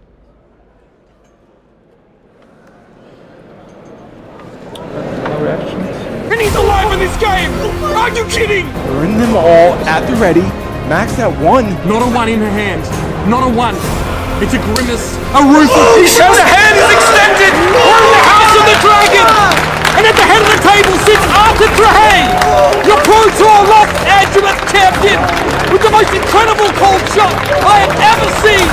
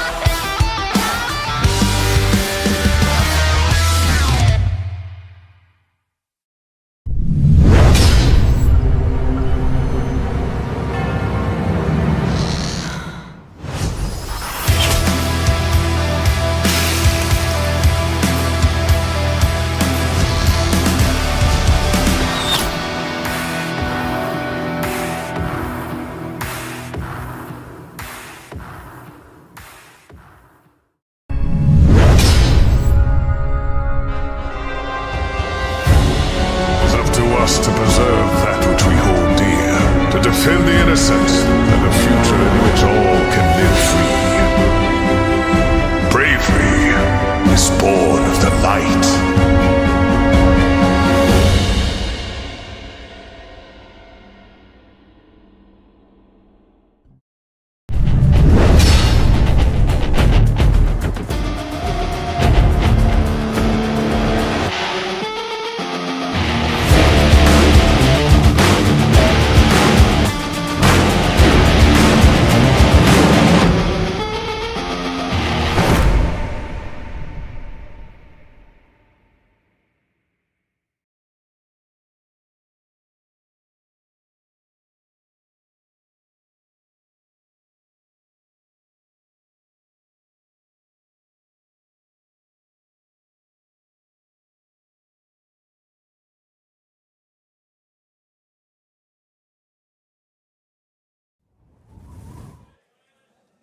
Okay, we are back. Yes. We have a good treat because right now we are having our draft. I think it'll be very interesting because people who are going for Pro Tour Esther then definitely want to watch this. Yes. We are currently reviewing Chu Heng's hand, so we'll see how he gets to pick. I think this is very exciting. Yeah, I think he's one of the best players in Singapore actually. So we get to see his thought processes. What his pack one pick ones are. Because in this MST draft, there's a lot of things that actually have to go into picking this. It's not a draft set which you can clearly force one class from the beginning.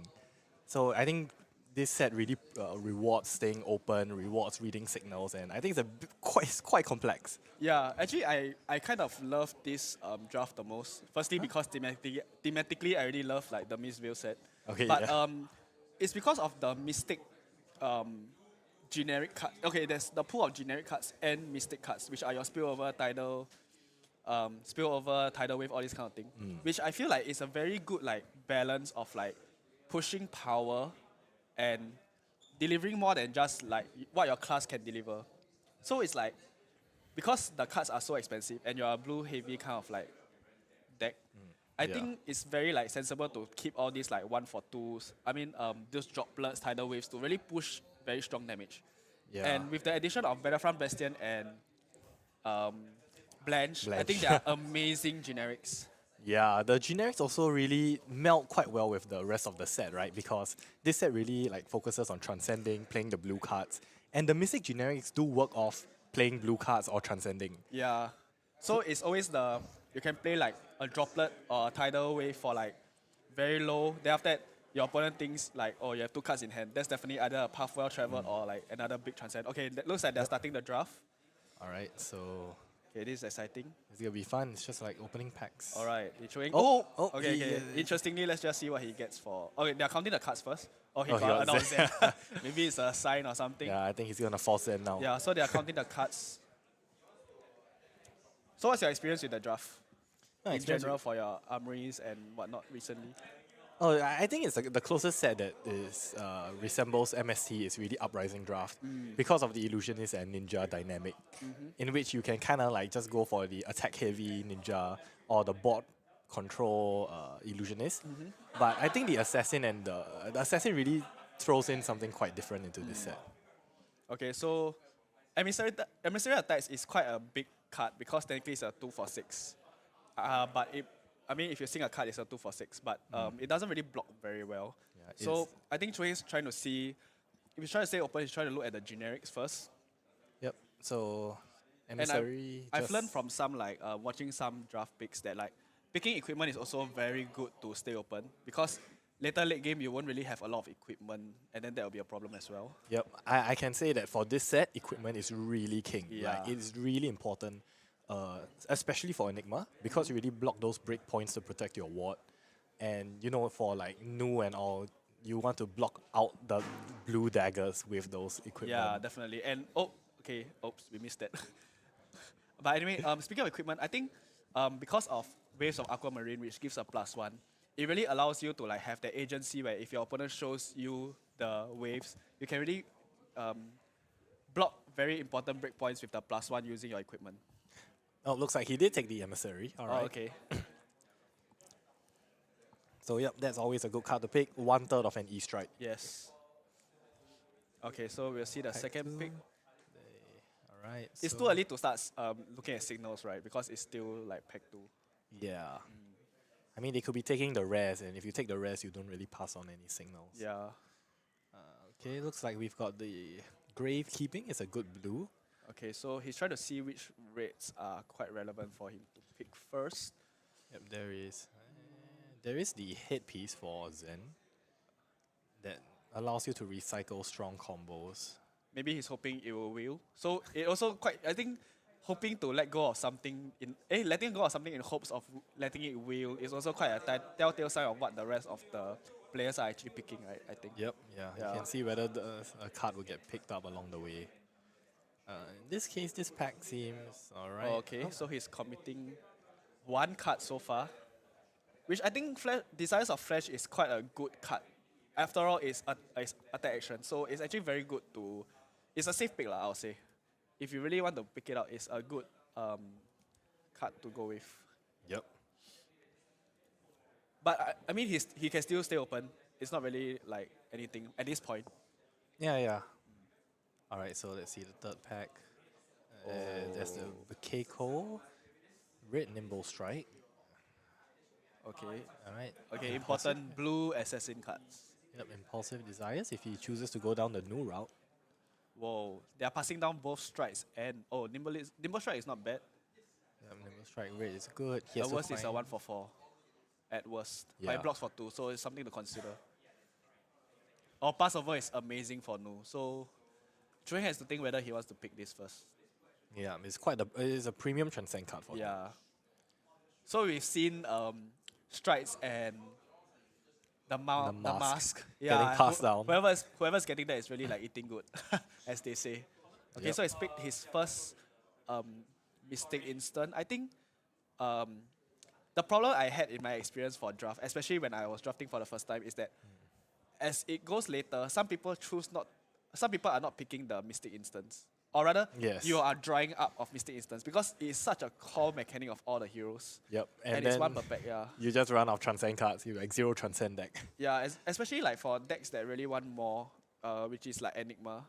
If your opponent has a lot of Enigma, they'll probably take a lot. Oh, a blue Battlefront. Okay, this is interesting. So far he has committed one assassin. So he's technically still quite open. Our hardworking cameraman is adjusting the camera. Thank you, Espen. Okay, blue Venomous Bite is pretty decent because it's still a blue that you have to consider. Yep, and it does push the breakpoint and the on hits of Nu. And it does trigger like effects such as, persuasive prognosis, Yeah, double trouble. Alright.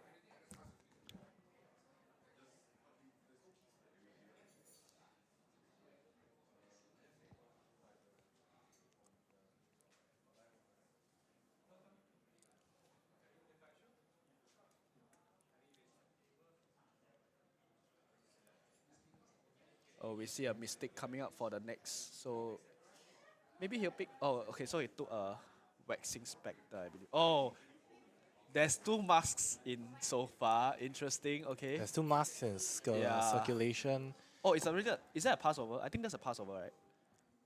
Yes, it is a Passover. Great. It's amazing. It's a Passover. He can take another one. So I think if he does want to play Nu, he should take more blue cards because transcending is still part of the core mechanic, and you don't want to like fill your entire deck with reds. Yep. Yeah. I think another notable card here is actually a yellow Spectral Manifestations. Oh, okay. Has not been taken yet. That is a very strong card for Enigma. Okay. So it gives +2 on your. If you have no aura, you get +2. You get 2 +1 counters. Yeah. It's a very good card to start on an empty state, right? Actually, sometimes you just want to take this much and then send out something like this in your empty state. Yeah. Is that how you really want to use this card? I mean, yes, you definitely need an empty board to fully utilize it. And the benefit of the Spectral Manifestations is that the shield can swing for free. Yes. So you can block 4 cards and then swing the shield, which is it's an advantage it has over Waxing Spectre, despite not being able to ward as much. Yeah, and it doesn't require like a blue, which is that a bit more flexibility lah, I guess. Yeah. Oh, there's a blue Moon Chakra. Is this something that illusionists want to think about? I wouldn't think Moon Chakra is a priority. It is a playable card, but not really. Alright, Chu Heng seems to be firmly into Nu and Enigma. Yeah. So I think maybe the person sitting beside him is just eating good on the Zen. Yep. I think he's sending quite clear signals that he's not a Zen. Yeah. Oh yeah, okay, that's important. We're starting to see signals already. Yep. Oh, the illusionist power is drying up. Yeah, Illusionist in this draft is a bit harder to draft. So like a pod with 3 Illusionists usually is substantially worse than a pod with 2 Illusionists. Okay.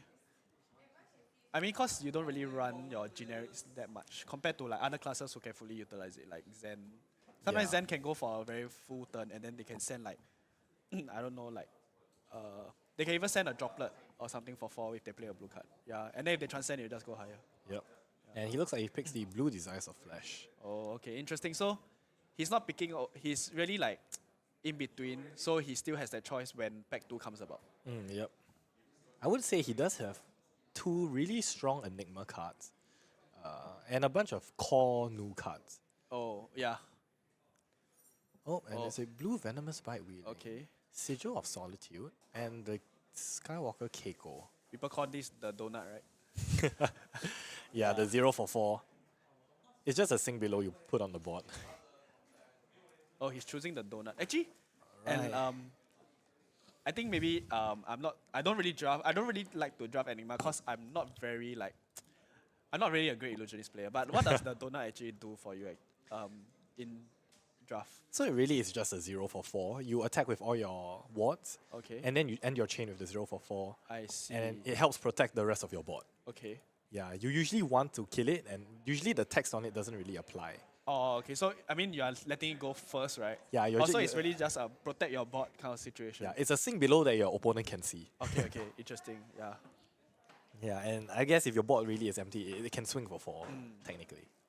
Okay, we're down to the last 5 to 6 picks, I believe.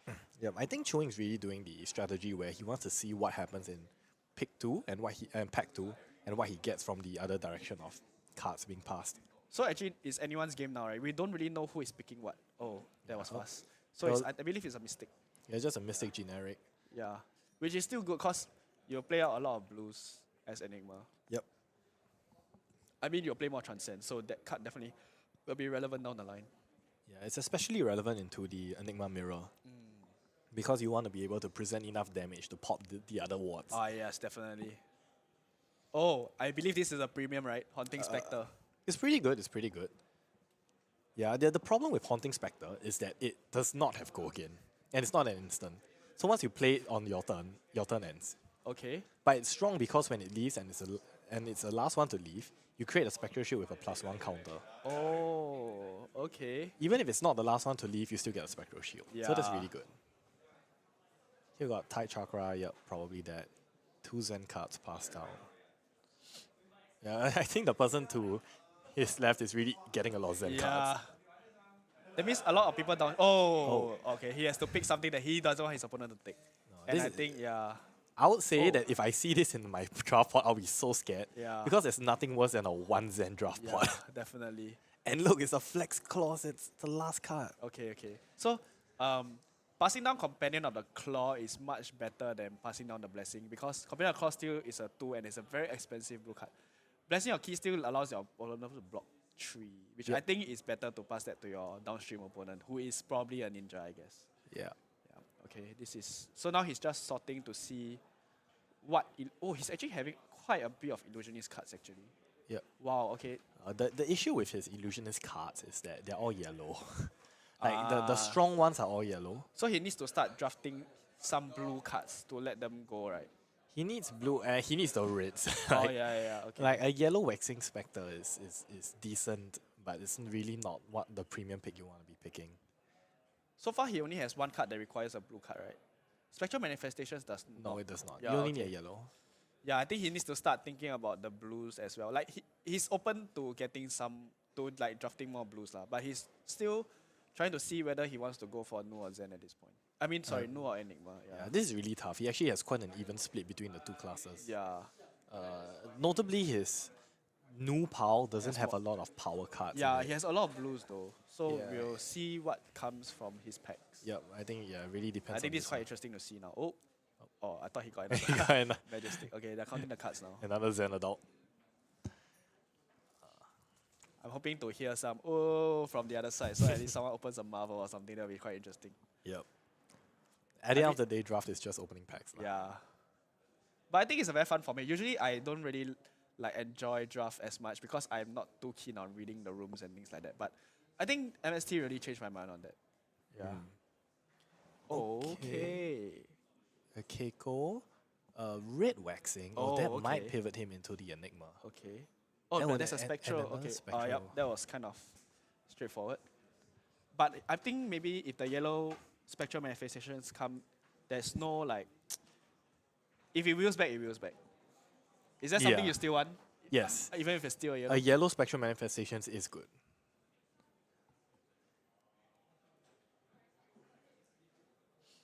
Oh, that's very interesting. So looks like we might be seeing him go straight into the illusionist now. Okay, this is a problem, right? Because you actually show your opponent how many mystics you have. Hey, wait, no, this is the pack that came in. Okay, okay. But it's quite, you can actually tell from the table who has been picking the mystics. Yeah, yeah. Yeah, that's the thing about this The format. double-sided cards. Yeah.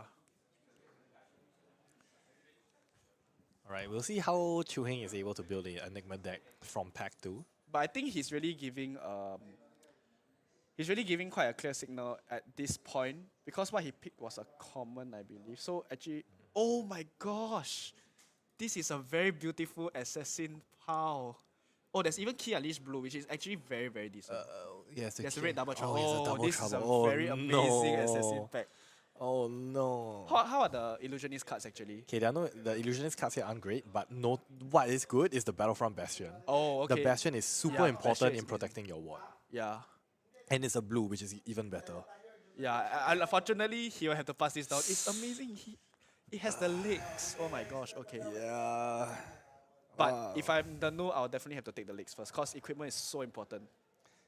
But this really is the trouble of like draft, right? Because you don't know when to commit, you see a good card, and then the next thing you know, the next pack, it always seems like there's a better card. Yeah, and unfortunately, the gift is, he will definitely, if he wants to, there's no point denying your opponent now because the pack is really too good already. There's really nothing to deny because you don't want to put yourself in a position where you pick cards just to spite your downstream, but you're not picking something that you actually use. Yeah, I think that's very important for draft. Yeah, but it looks like he picked the, I'm not sure the name, but it's the red. Solitary Companion?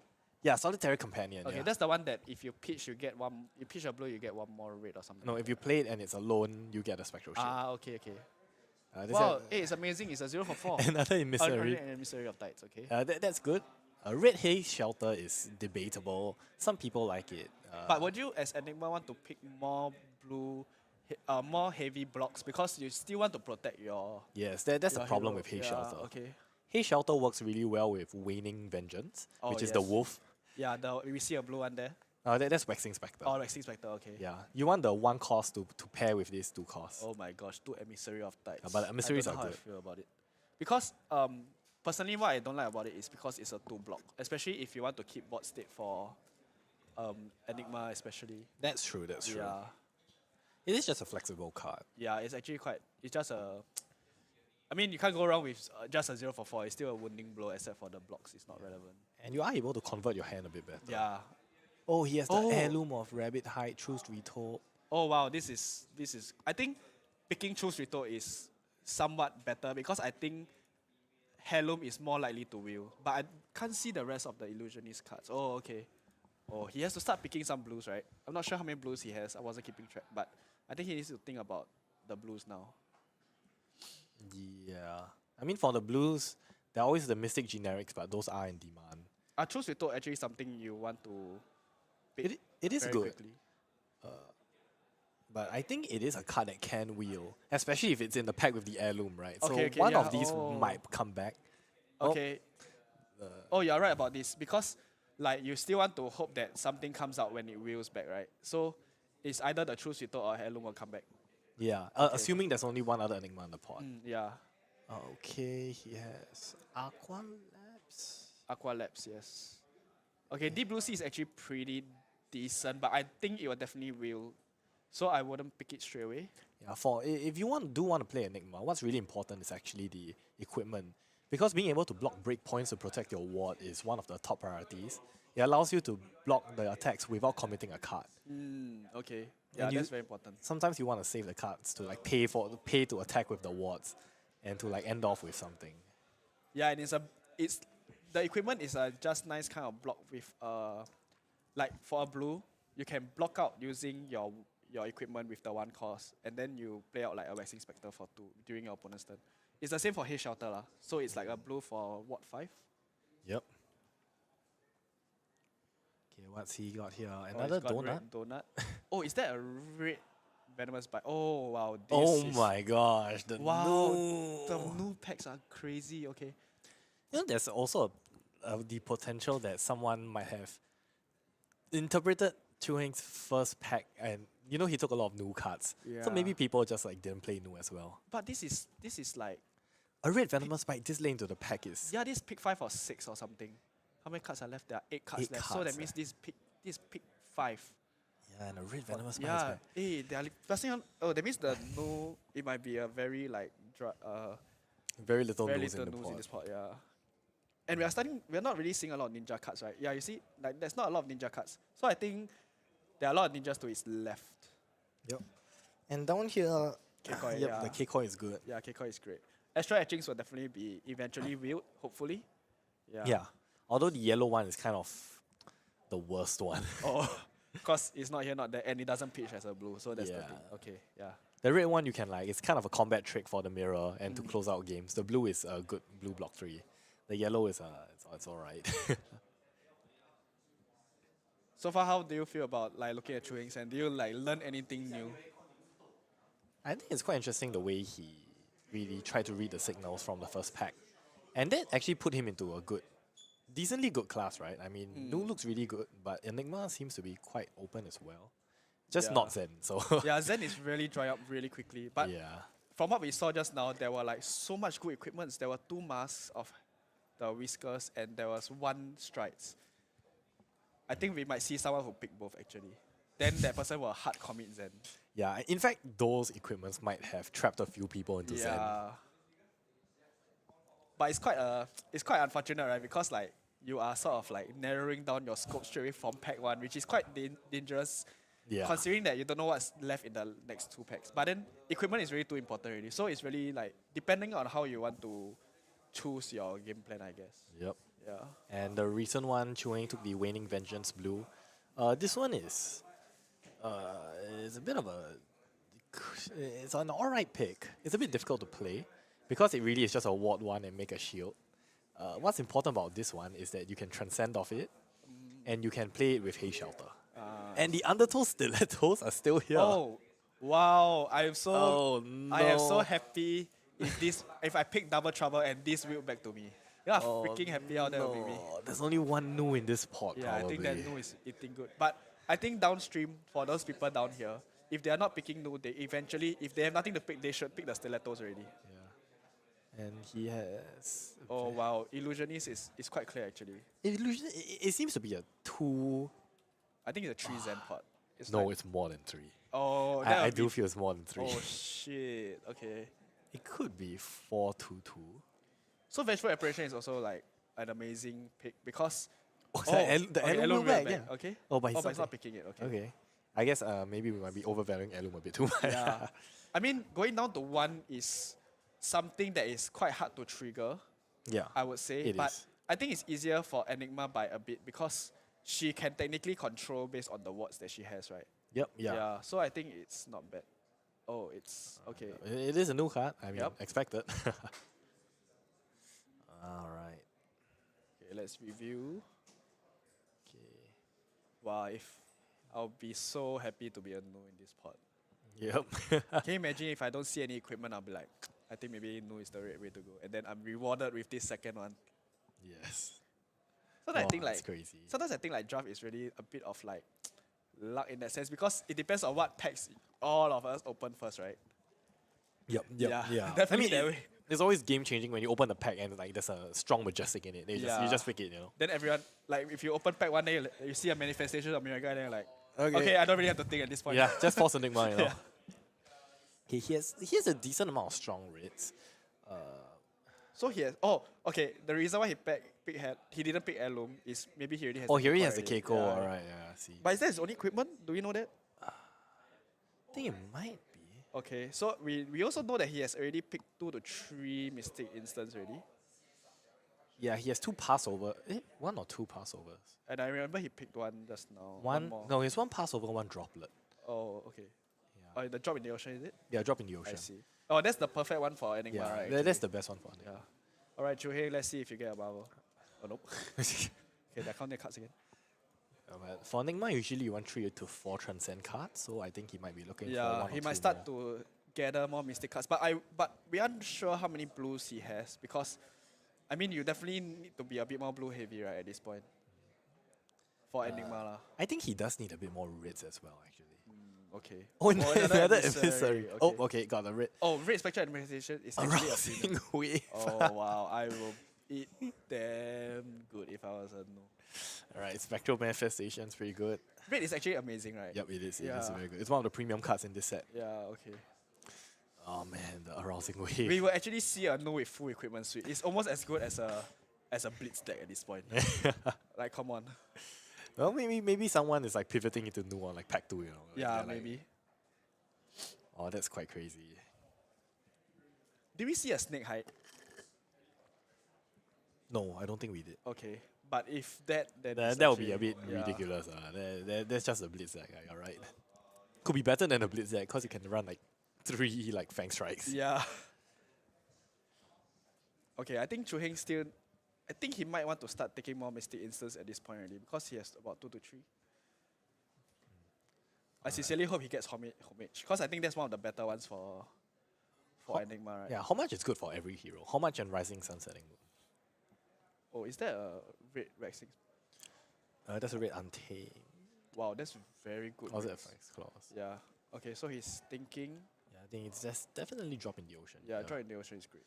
Unfortunately, the equipment is a chest again. Yeah. So drop in the ocean, I presume that if you play maybe another blue on top of it, bringing the attack down to 1 less, and then bringing a Spectral Shield to block it using your hero power is technically warding off 2 of a blue lah. Because of the Spectral Shield. Okay, so you're basically preventing 2 lah. Yeah, okay. Yep. Which is very important for breakpoints as Enigma. Yes. Yeah.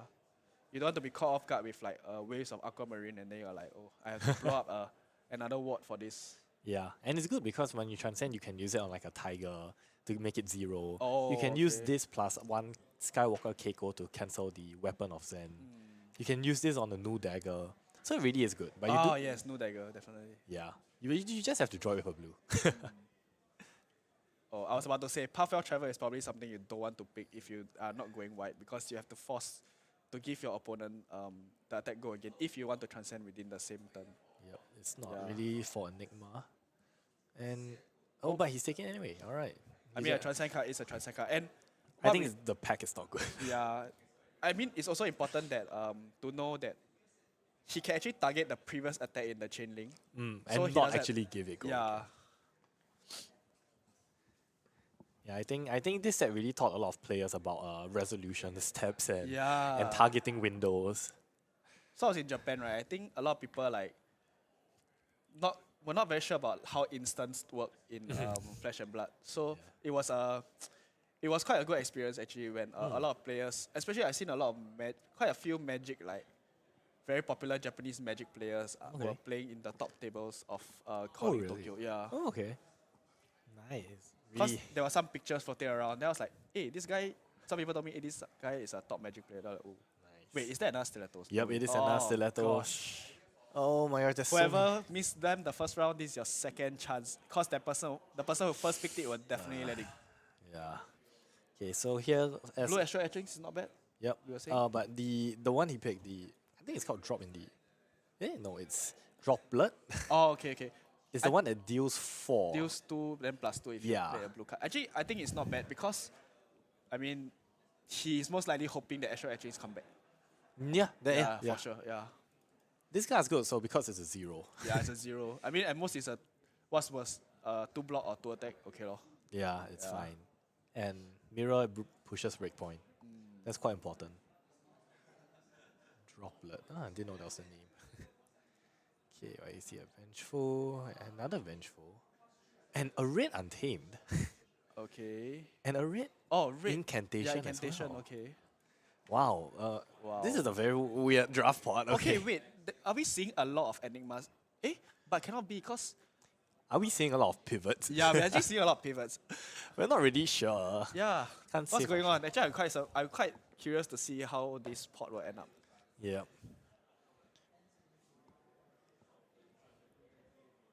Oh, as I was saying, like I love the new like thematic of the Mystic cards because it's like Droplet, Tidal Wave, and then Rising Surge and all this kind of thing. It's like, and Waterfall is like the power gets stronger and stronger. At the end. Yeah. I really love. Oh, I didn't even notice that. Yeah, it's like Droplet. Then after that, there's like Tidal Wave, the Waterfall, and Tidal Surge. Oh, amazing! I love it. Wow, Battlefront Bastion. Oh, okay. Okay, a lot of cards here. Yeah, Homage and Unravel is great. Homage, Unravel, Bastion. Yeah, definitely one of them. These are all really good cards. A red Breed Anchor is here as well. Yeah, but I think Chu Heng is thinking right now that he might have enough Mystic Instants. Unravel is great, yeah. I think he'll pick Unravel as well.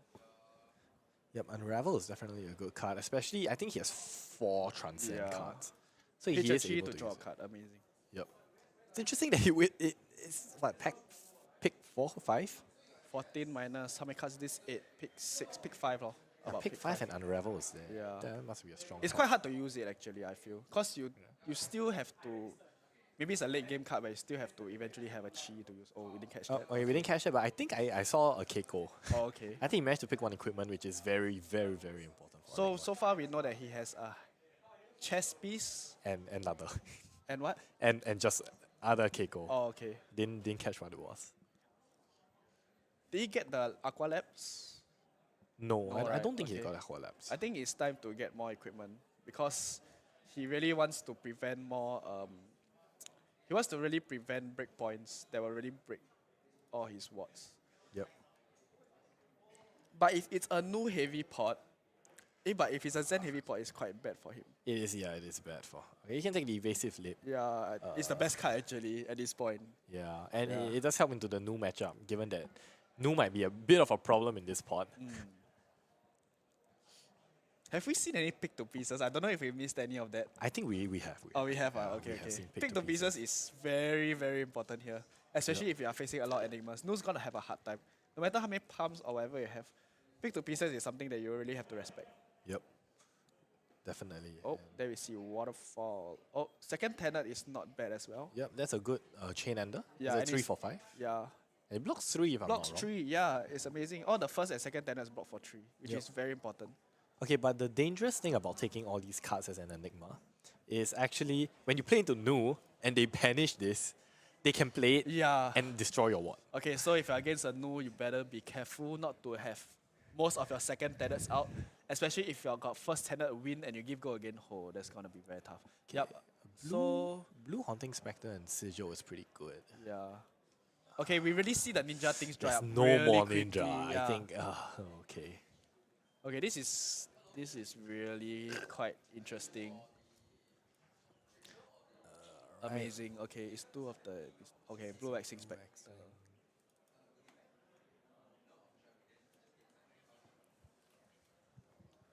Alright, we're down to our last few picks.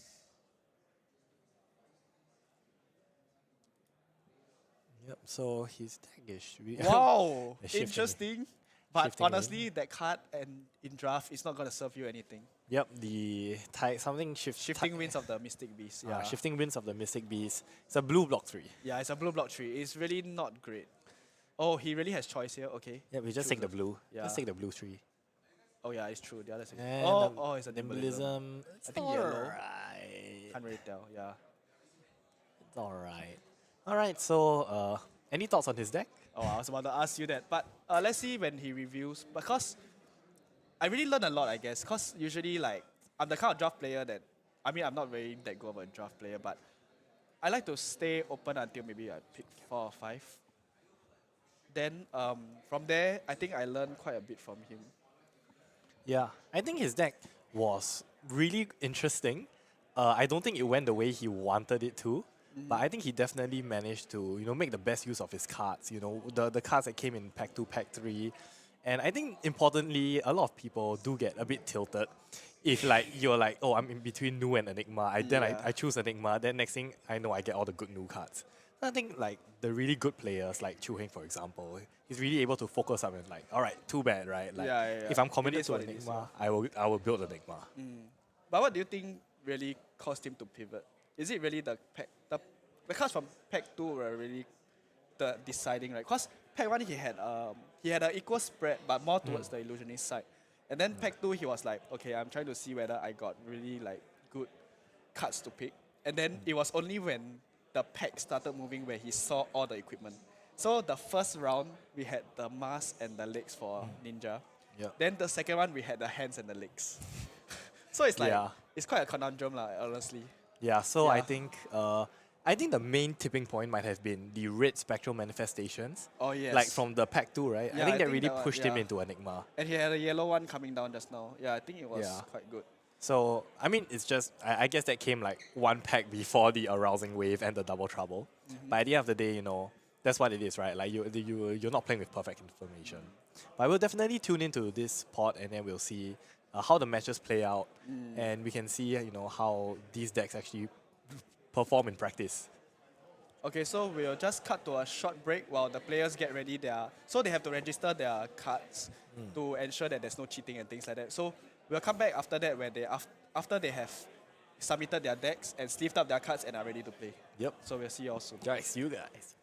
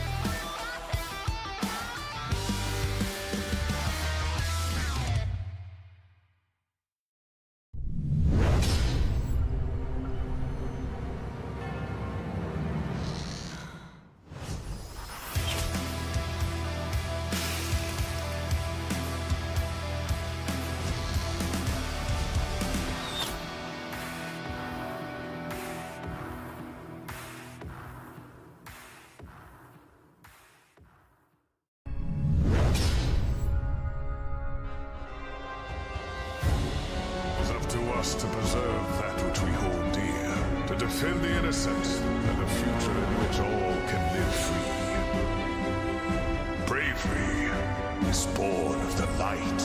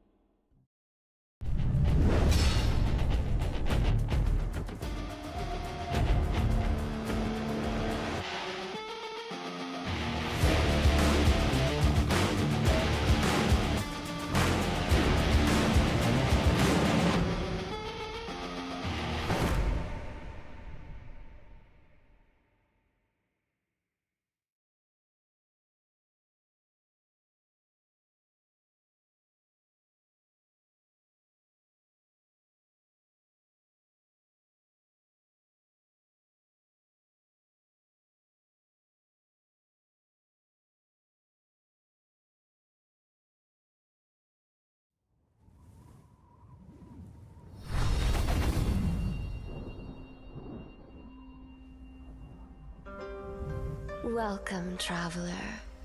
You must be starving. Please, come inside.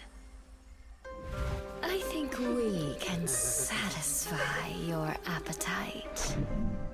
Anything you like. Intimacy. Or perhaps ecstasy. Come a little closer. I won't bite. Tell me, what do you desire?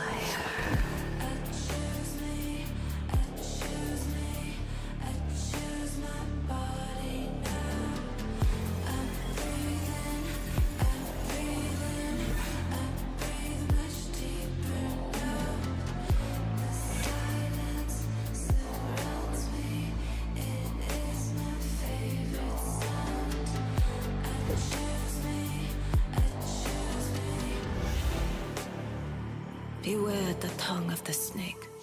Her fangs shall soon furrow. Pleasure is but the shallow illusion.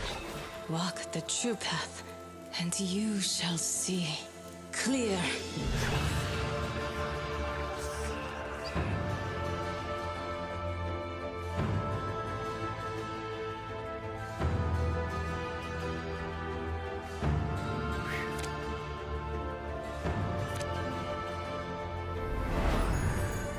Those who seek may discover formless, perfect, the serene, unchanging infinite.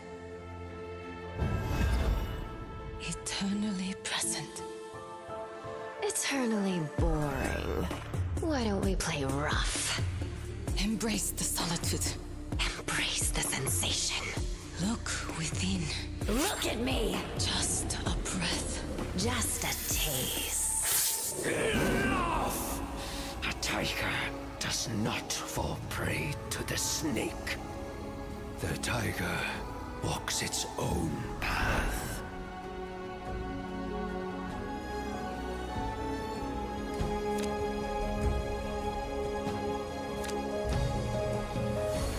Those who flow as life flows know they need no other force. The heavy is the root of the light. The unmoved, the source of all movement. The center is unbound and free. Walk the path, seek the truth.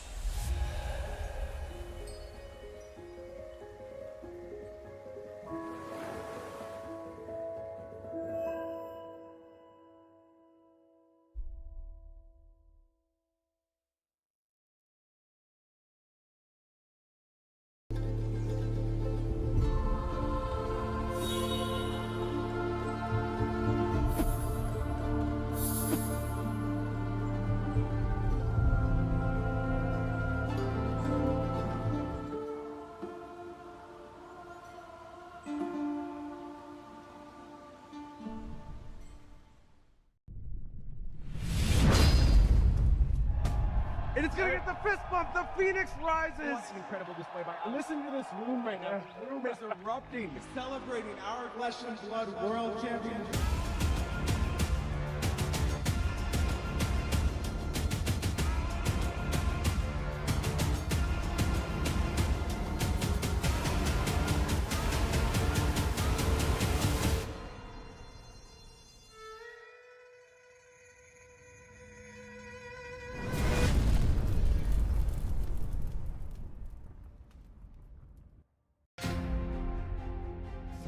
Days of competitive play, 14 rounds of Swiss, and one of the most compelling top 8s Flesh and Blood play has ever seen have led us to one final match.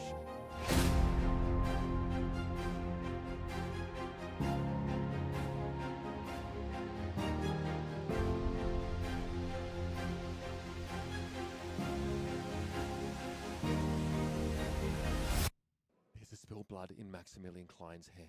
Are you kidding me? We would have to find exactly Sigil of Solace. It's the only out at this point. What a call out. Sigil of Solace to keep him in the game. Here's the sink. Off the top. You can't be serious! You cannot be serious! 5 is offered here, block 3. What's the last card? What's the last card in Max's hand? It's Sigil of Solace. Game 3. Maximilian reaches. It has to be in the swing. What else can it be? He's got one that's... It has to be an attack reaction. He's hesitating on it. You don't hesitate if you have it.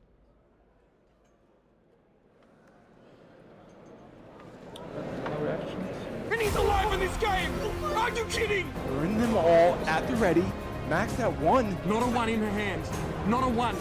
It's a grimace. A roof of... And the hand is extended! We're in the House of the Dragon! And at the head of the table sits Arthur Trahey!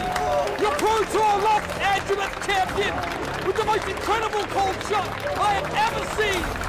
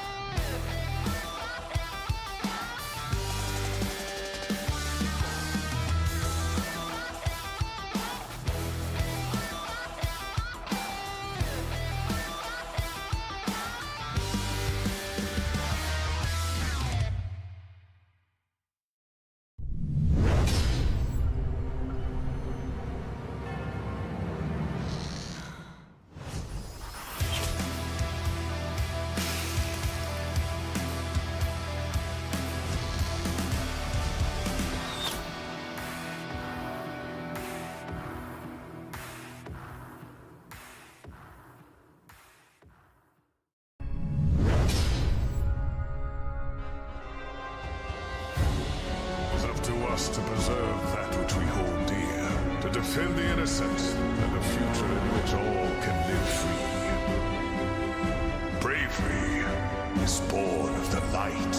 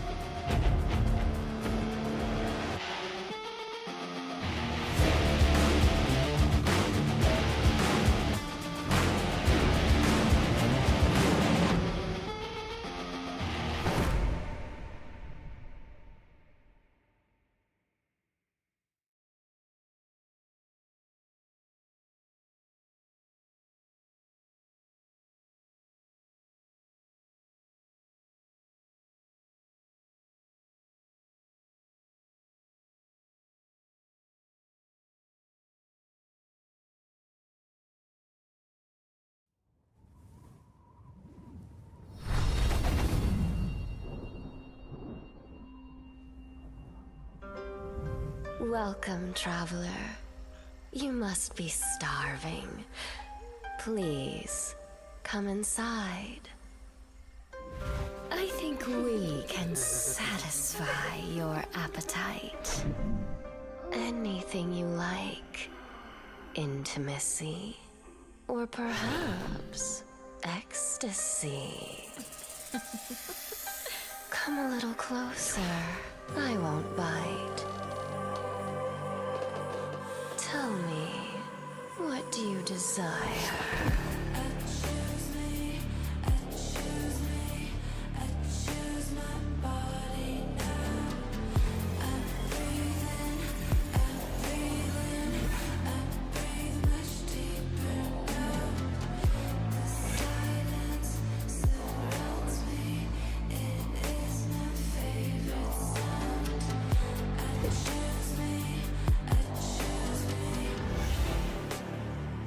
Beware the tongue of the snake. Her fangs shall soon furrow. Pleasure is but the shallow illusion. Walk the true path, and you shall see clear.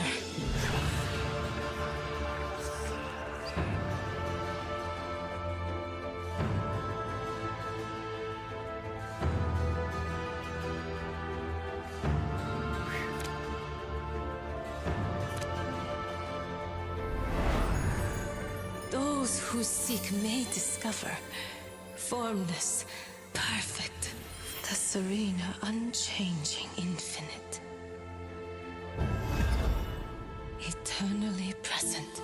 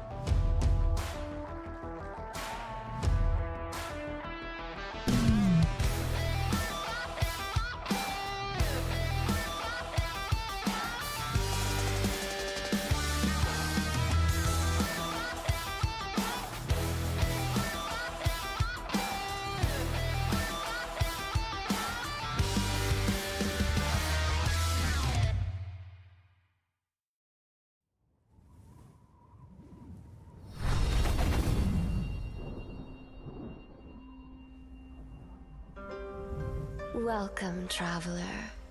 You must be starving. Please, come inside.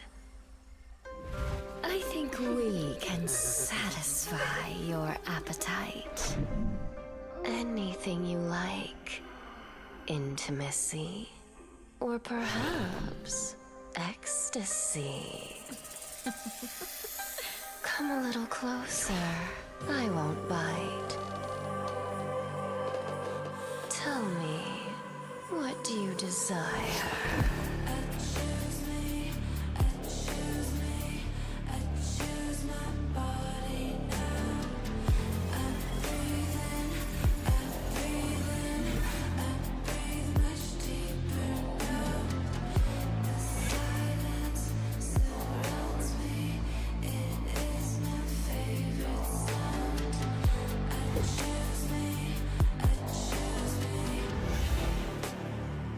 Beware the tongue of the snake.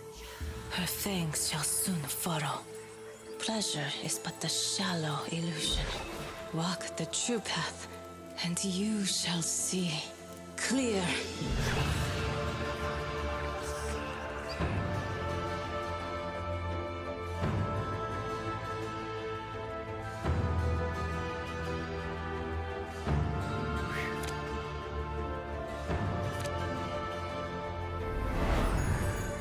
Those who seek may discover formless, perfect, the serene, unchanging infinite. Eternally present. Eternally boring. Why don't we play rough? Embrace the solitude. Embrace the sensation. Look within. Look at me! Just a breath. Just a taste. Enough! A tiger does not fall prey to the snake. The tiger walks its own path.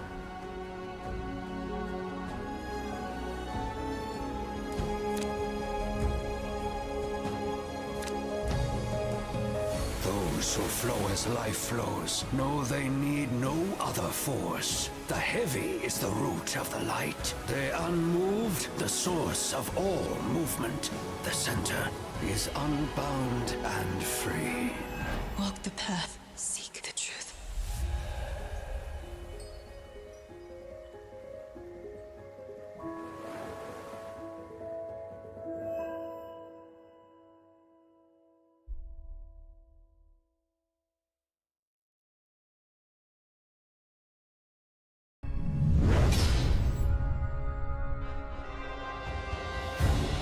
It's up to us to preserve that which we hold dear, to defend the innocent, and a future in which all can live free. Bravery is born of the light.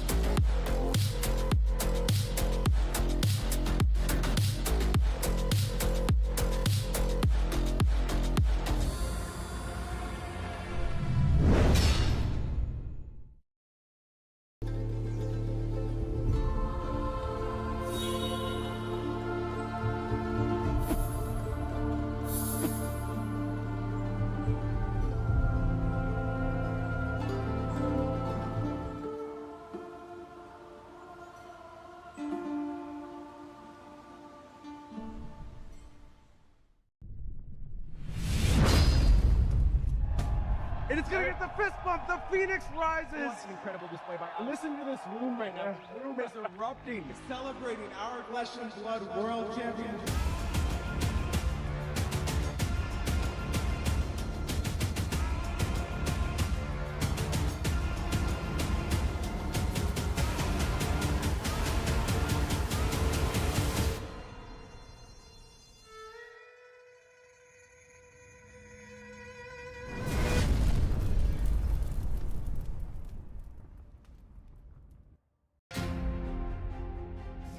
days of competitive play, 14 rounds of Swiss, and one of the most compelling top 8s flesh and blood play has ever seen have led us to one final match.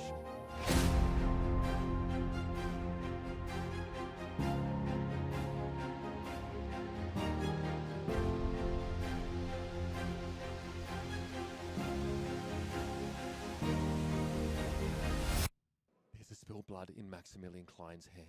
Are you kidding me? You would have to find exactly Sigil of Solace. It's the only out at this point. What a call out. Sigil of Solace to keep him in the game. Here's the sink. Off the top. You can't be serious! You cannot be serious! 5 is offered here, block 3. What's the last card? What's the last card in Max's hand? It's Sigil of Solace. Game 3. Maximilian reaches. It has to be in the swing. What else can it be? He's got one that's... It has to be an attack reaction. He's hesitating on it. You don't hesitate if you have it.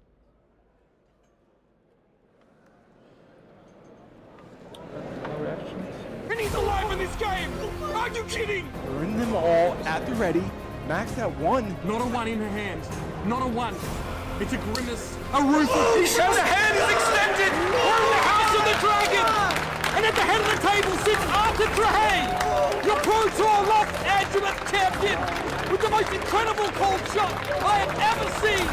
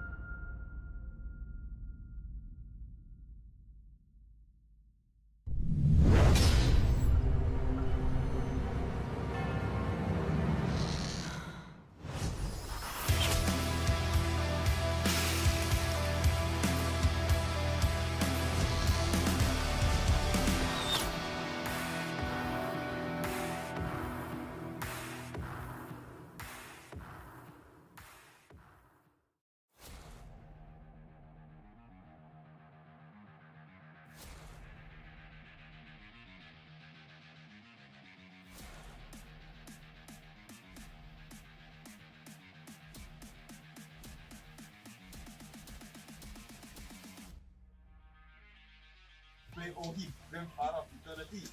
Victor, because you can visit, go win and escape. I think Levia is pretty fun right now. Freeze hand because you can do 50 damage turns. KO because you can do 200 damage on your opponent's turn.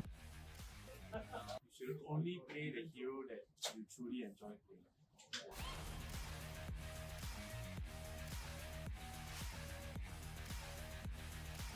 Which is of course reason. Don't play anything else.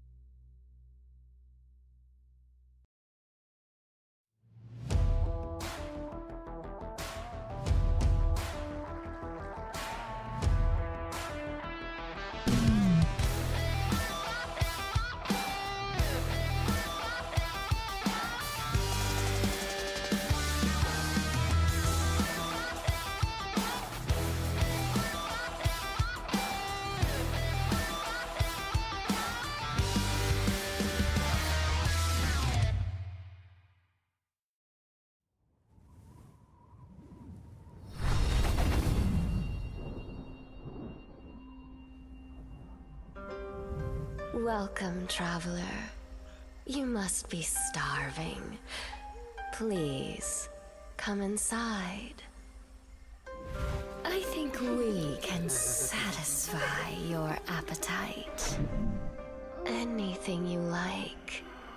Intimacy. Or perhaps ecstasy.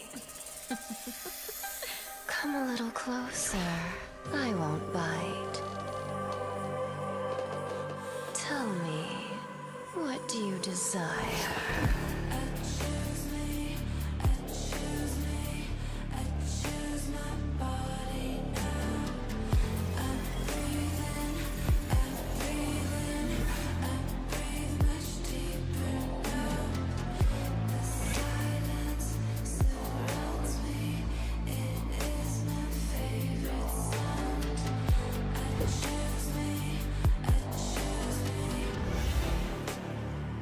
Beware the tongue of the snake.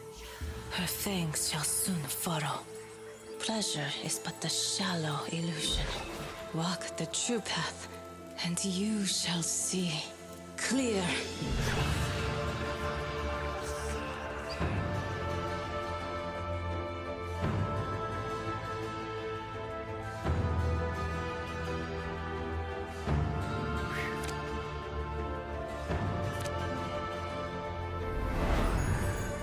Those who seek may discover formless, perfect, the serene, unchanging infinite.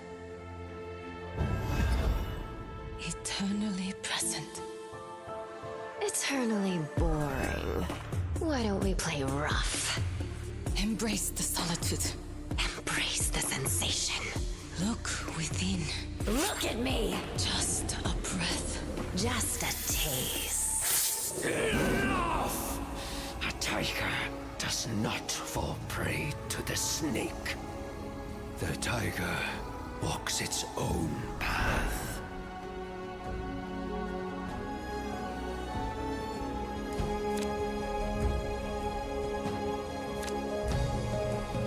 Those who flow as life flows know they need no other force. The heavy is the root of the light. The unmoved, the source of all movement. The center is unbound and free. Walk the path, seek the truth.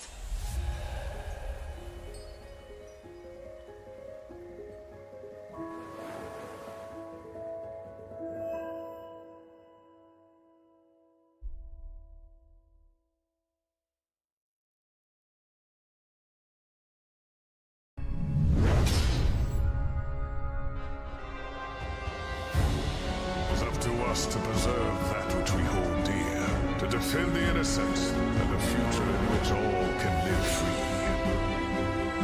Bravery is born of the light.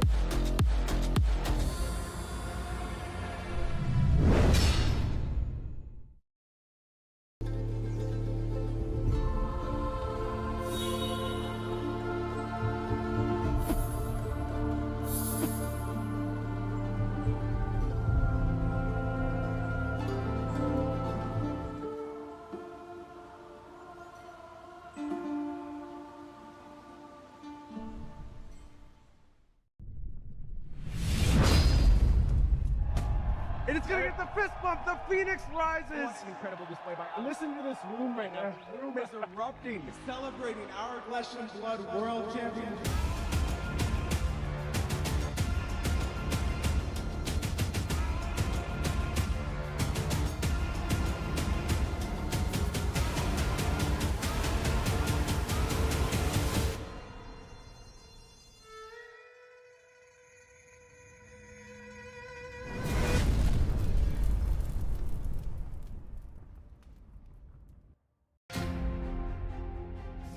days of competitive play, 14 rounds of Swiss, and one of the most compelling top 8 flesh and blood play has ever seen have led us to one final match.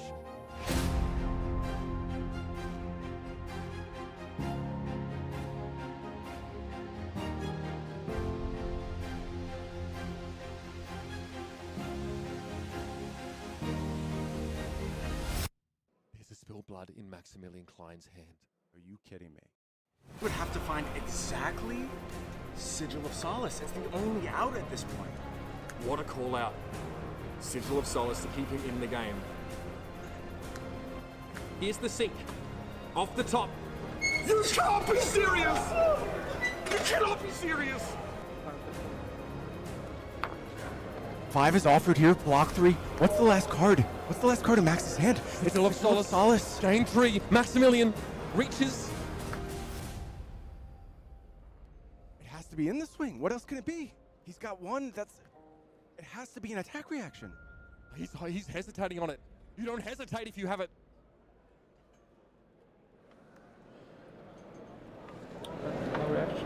And he's alive in this game! Are you kidding? Burn them all at the ready. Max at 1. Not a 1 in her hand. Not a 1. It's a grimace, a ruthless. The hand is extended! We're in the House of the Dragon! And at the head of the table sits Arthur Trahey, your Pro Tour Los Angeles champion, with the most incredible cold shot I have ever seen!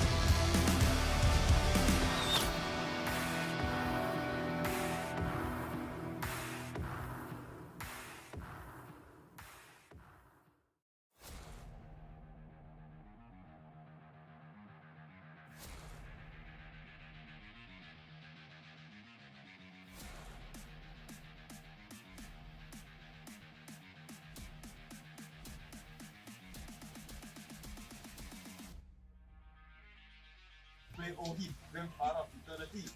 Victor, because you can visit, go win and stick. I think Levia is pretty fun right now. Freeze hand because you can do 50 damage turns. KO because you can do 200 damage on your opponent's turn.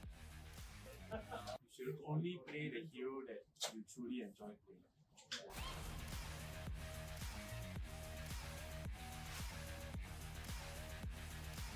Which is of course reason.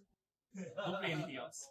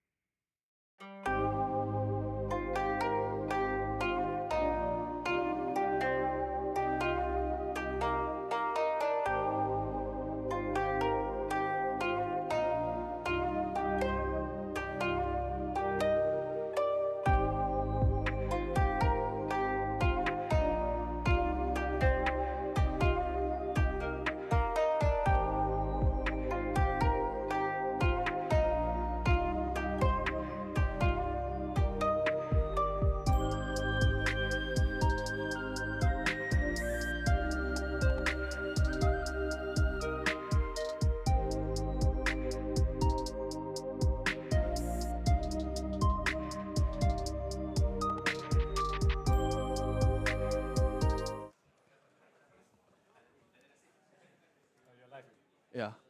Okay, welcome back everyone. So we have an interesting game. So we have Shui on Enigma and Yachong on Zen. So, Yachong only has legs. Okay. Yeah. So they are from the same pot as Chu Heng. So we'll see how this goes. From our understanding, it's a 3-3-2 pot. So the 2 is Nu. Yep. 2 Nu, 3 Zen, 3 Enigma. Yep. So, Yachong is our local games haven merchant. So, quite interesting to see her here. Yep. And Shure is our local young man. Yeah, he's serving our nation. Thank you for your service. Yep.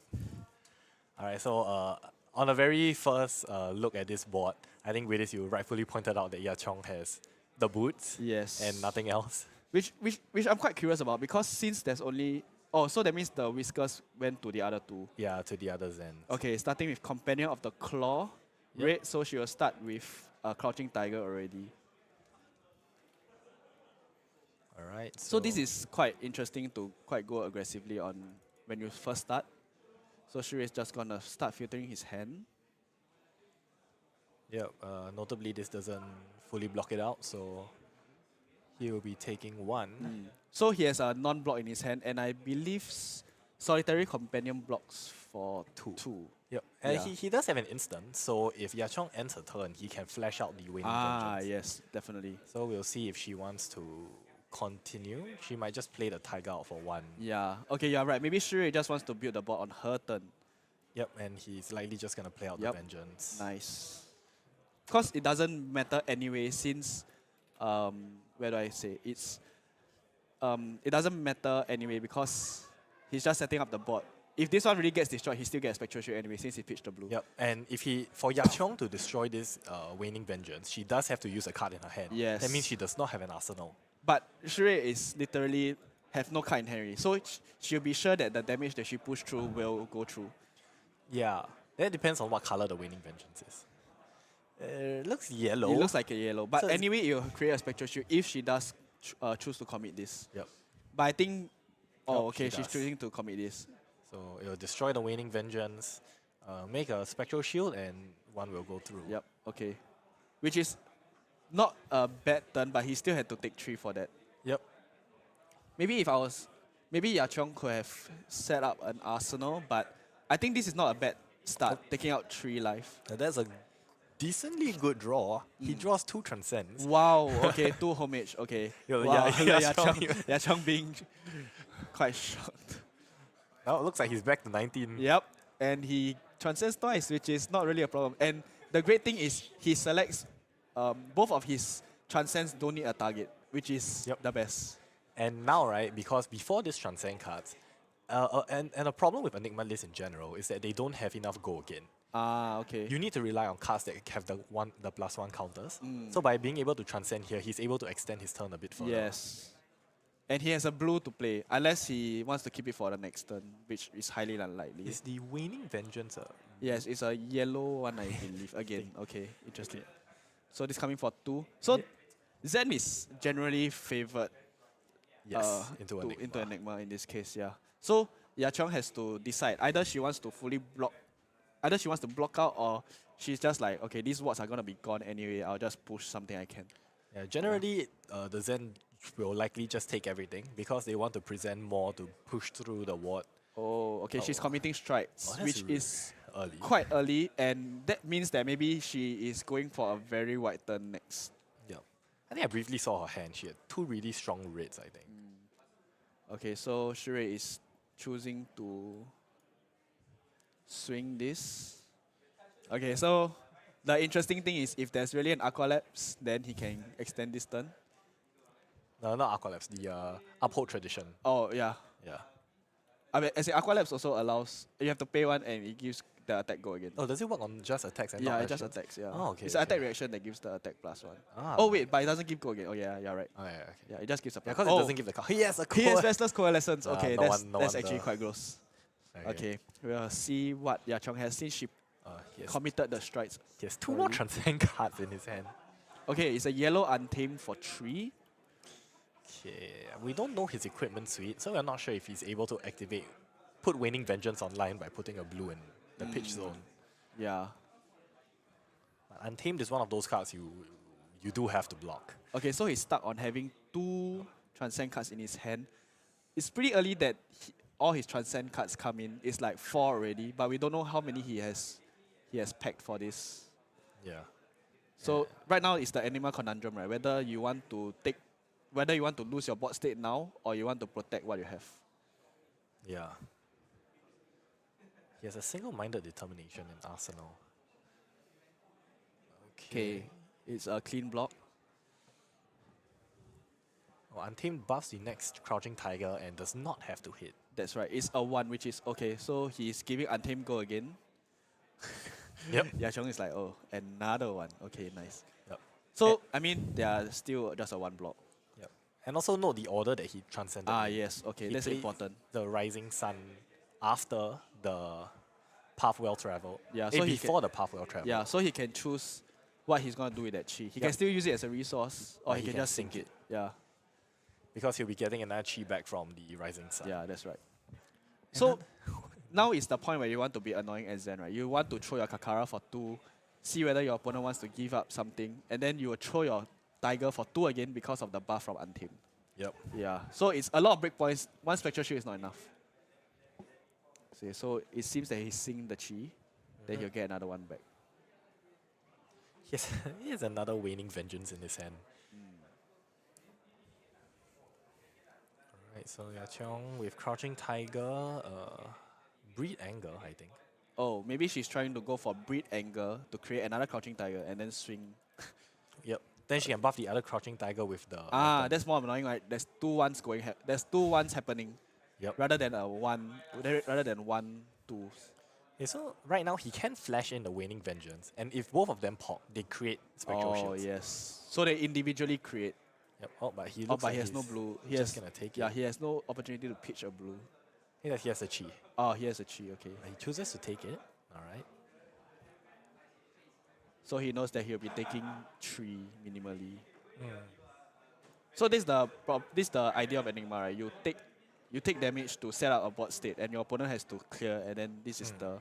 I think Yachong did a very good line here, which is to poke and clear out as many wards as she can by providing very small chip damage rather than one big one. Yeah. Which is very important. Yeah, she saw the line with the ways to create the 2 Crouching Tigers. Okay, so it's gonna start with Enigma first. Oh no, he's gonna start. Single-minded determination. Yep, so this card, when it comes into the field and it doesn't, and there are no other auras on the field, he comes in with counters. Oh, and it has go. It does not have go again. I see. Oh, so he's playing. He's just setting up his board. I see. He's playing Waning Vengeance on as an instant. Yeah. But what's good about this, and I think it's also why he decided to play it like this, because the Restless Coalescence can take advantage of the counters on the single-minded determination. It's 3 single. Okay, so the +3, yeah, it's 3 +1 counters, not +3. Yeah, no, yeah. Is it +3 or plus? No, it's 3 +1 counters. Wow. Okay. Then that's actually very important. Yep. So we'll see if. Oh it's my a gosh, red a Untamed. red Untamed. So good card. Shui has to think about how to. Is there levels of enlightenment? I can't believe it. Is it really? I cannot really see. Yeah, oh it's my a- gosh, it's a it's a levels. It's a levels and a Shui. blue No one- waxing. Wow. Okay. Some people say he's quite lucky, but really this is Some people say he's quite lucky. Yeah, some people do say he's quite lucky, but this is pigment. Yeah. Well, we'll hope that it translates into the game, because then it's still an uphill battle for him. Okay, so he's deciding to give up one of his equipment. Yep. So that's going to be blocking the 1 breakpoint going above the Waning Vengeance. I see, okay. So he still wants to ultimately protect his single-minded determination. Yep. Another thing he could do is that he could play out the Restless Coalescence, and then when the determination is being destroyed, to save the counters. Yes. But maybe he just wants. Maybe he's waiting to see the rest of Yachong's turn to do this. Yep. Definitely. Okay, this is going to be a Whoa. Flex Claws. Flex Claws for 3. Okay, that's good. That's a clean block with Wounding blow. Amazing. Right, and she has 1 more card. I think Shirei is feeling quite good about this. Yeah. Because 1 float and 1 card in hand. Yeah, she could swing the Kakara. Is it Kakara? Yeah, Kakara, yeah. Kakara. The worst case could be, chase the tail or something like that. But she has no Tiger Generator, so she really can't do anything. Yeah, that's true. Yeah. Right. I mean, the worst one for 5 is probably a Red Gravekeeping. That will really make sure you think about how to block this. This is a strong hand if he's able to keep it. But I think Yachong knows that as well, so she's probably going to try and push. Yep. Okay. Because yeah, and he's ready. He can block for 2, which is quite perfect. Yeah, leaving the single-minded determination up is really dangerous. Okay, so we'll see him. And then you'll see Yachong's reaction. Yeah. Yachong's like, oh my gosh, are you serious right now? Wait, he's gonna do the CC play, you know, which is he's gonna swing single-minded. Then he's gonna play wrestlers to transfer all the counters, and then swing with wrestlers. My And then gosh. swing with the shield. Oh my gosh, you're right. Oh, okay, this is pretty good. I almost feel bad for Yachong, but okay. Let's see what Yachong has. She has an evasive lead, She one of has the second tenor, and I think there's a blue flex clause and blue incantation, I think. I can't tell the colors. A red flex claw. But Yachong has drafted quite a good Zen deck as well, you know. Yeah. She has a lot of flex claws. She played 2 Untamed. Untamed is essentially as a red a 1 for 5. Yeah, which is it very is. strong. I think also having Biting Breeze and Flex Claws really forces your opponent to think harder on how they want to block, right? Yeah. Do I really want to give you that Crouching Tiger and give you a +1, or do I just take it? Yeah. It creates the on hits during for Zen, right? So it's not only Nu that has on hits. Shuri looks very confident that the moment he shows his Restless Coalescence, Yeah. Yachong's going to be like, Oh yeah, and it's always good to see Zen block. Like once Zen is blocking, right, you know it's good. yeah, look. He's showing. Yachong's like, oh. Okay. Look at Shurei's not smile. not much I can do. Look at him Ah, okay. You're right. So, okay, so I just got what you said. So, he's keeping the counters to stay alive, and then he's just going to create a Spectral Shield to end. Yep. I see, okay. And I'm swapping to 2, and then he's going to make 1 and Oh swing the my 1. gosh. This is actually... Hello, I thought Enigma was not supposed to be a aggro deck, but maybe I was wrong. I mean, this one he only could pull this off because he played the last turn without doing anything. Yes, okay, so he set up the board for himself, which is... Yeah. But Yachong didn't really have a good way to clear. aggro, yeah.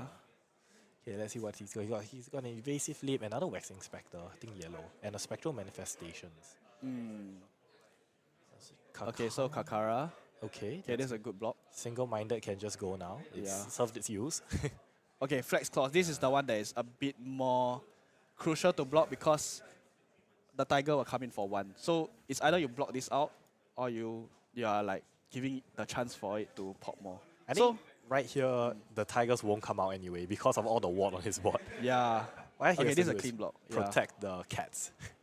Okay, so she's going to save one for Arsenal. Oh, and she did not manage to clear the Coalescence. Yes. Oh, this is really good for Shurei because Yeah. he can play the Waxing Spectre. So you can just keep doing what you said, right? Which is just swing a larger one. Oh, he's got starting the with levels. Actually, yeah. Okay, look at Yachong. Yachong's like, are you serious right now? Actually, yeah. Actually, I kind of glad like we have them on stream because like I love it when like everyone's just having fun, you know. Even though Yachong is like getting bashed, but I think that it's just having a great game overall, which is amazing. Yeah. Shurei is really laughing at his deck full of like Majestics. Yeah.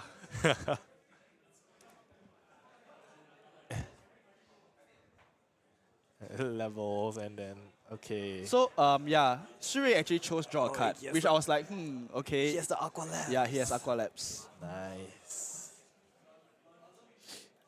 Okay, so he has one more free block for the next turn, which is crucial in blocking breakpoints for him. Yeah. Checking his He's cloaked checking his equipment. If that is an uphold tradition, right? I think Oh. that would be a really sick Enigma deck.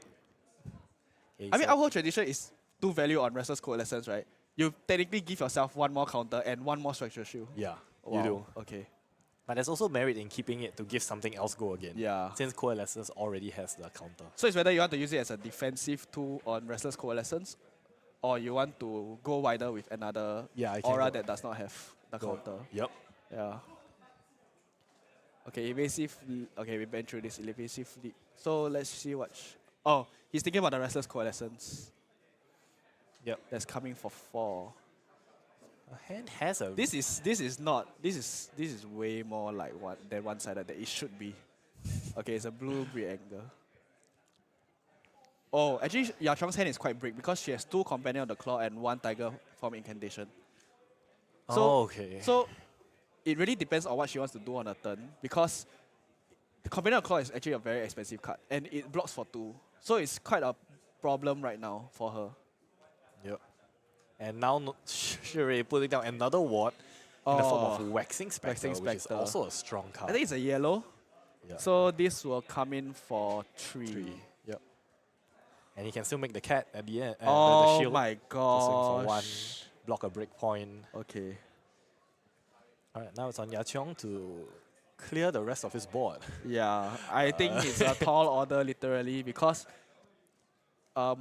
Restless Coalescence is Ward 2. He can create another Spectral Shield on instant. There will be 2 more Spectral Shields. And Waxing Spectre is Ward 2. Yeah. Yep. But her hand is really very really not optimal for her. What Shui wants to do is keep the +1 Yeah. wards alive. Restless Coalescence really served its full purpose already. Oh my The single-minded gosh. determination really helped him set up the board. very Yeah, well. that was quite a forward-looking play by Shui. Like, She was like, I don't really have a choice right now. yeah, and that's really the decision-making of someone that's 3-0, right? Like, to be able to say, I'm going to take an off turn against a Zen to set up because I know that I can combo off with the Coalescence is something like, takes a lot of discipline to do. I think Yachong right now, what she wants to do is, she wants to extend as much breakpoints as possible. So by not playing, okay, he's blocking 2, right? So by not playing the Tiger Form Incantation, it's because Tiger Form only gives the next Tiger 1. She wants like more breakpoints to destroy more Spectral Shields and force him to give up Vexing Spectre and Restless rather than just the Spectral Shield. Yeah, and so now she's presenting 2 followed by a 1. Yeah, so it's really getting straight to things. Okay, so Shrey is creating this and then just probably letting the Restless go, yeah. Yep, and then 1 Spectral Shield. so let's see what Is that Blanche? Yep, he has a Blanche. Oh my gosh. This man, did he actually bring a Blitz deck? okay, this is just a joke, but yeah. It's so good. His hand is so good. Okay. You're going to get a judge call, Shui. Yeah. Okay, this is quite gross because he's swinging for 3 now. And then sending a blue off a Blanche is a 7. And you know what? Oh, yeah. Oh, and it grazed. Oh my god, he he has can pump the grains. Blanche. Oh, he has grains. Okay. Actually, grains is a great arsenal card. It is. So he can safely like swing Blanche and pitch the blue. Yeah. But Wash Away is a defense reaction, which I feel that maybe he doesn't really need it at this point. Yeah, it's a blue Blanche. It's still not that bad. It's a 5. Yep. Yeah. But that is... Oh, he can play Grace as Spectral Shield and create a Spectral Shield off of it. Yeah, but he doesn't have go again after Yeah. this. If that was a path well traveled, right, then that would be something different. No, but Yachong has to think about the blocks, right? If she lets herself go to 1, Shrey has this already. Yeah, so must really see whether Yachong really thinks whether Shrey has the 1 to tip. Literally tip her over. Oh yeah, he actually does win if she only blocks with 1 card. Yeah. So if that's she underblocks and survives to 1, she actually doesn't really survive. She really doesn't actually survive. Oh yes. Oh, Because that's you see, actually crazy. okay. Oh, this is the problem now. She has preserved tradition in her hand, so it doesn't block. Yeah. And all her cards are 2 blocks. Oh yeah, you see? Oh, there we go. my gosh. So Yachong is stunned there. She's like, okay, yep. I think that's game ready for her. Yep, GG. All right. Oh my gosh, really What underblocked a it. Wow, what a crazy crazy game. game. This, wow. Damn, Oh my god, we called it. Oh, Wow, this really is... great showing from Shrey. Yep. Yeah. And Yachong too for being able to play against such a deck with a lot of good cards. I think really she did what her game plan was, which was to really just present very small attacks to clear out the board. Yeah. She actually organized her hand to actually try and clear the wards rather than deal damage. Follow Shurai's journey. Yep, Okay. and I think we are gonna be following Shurai through his Draft pot for this.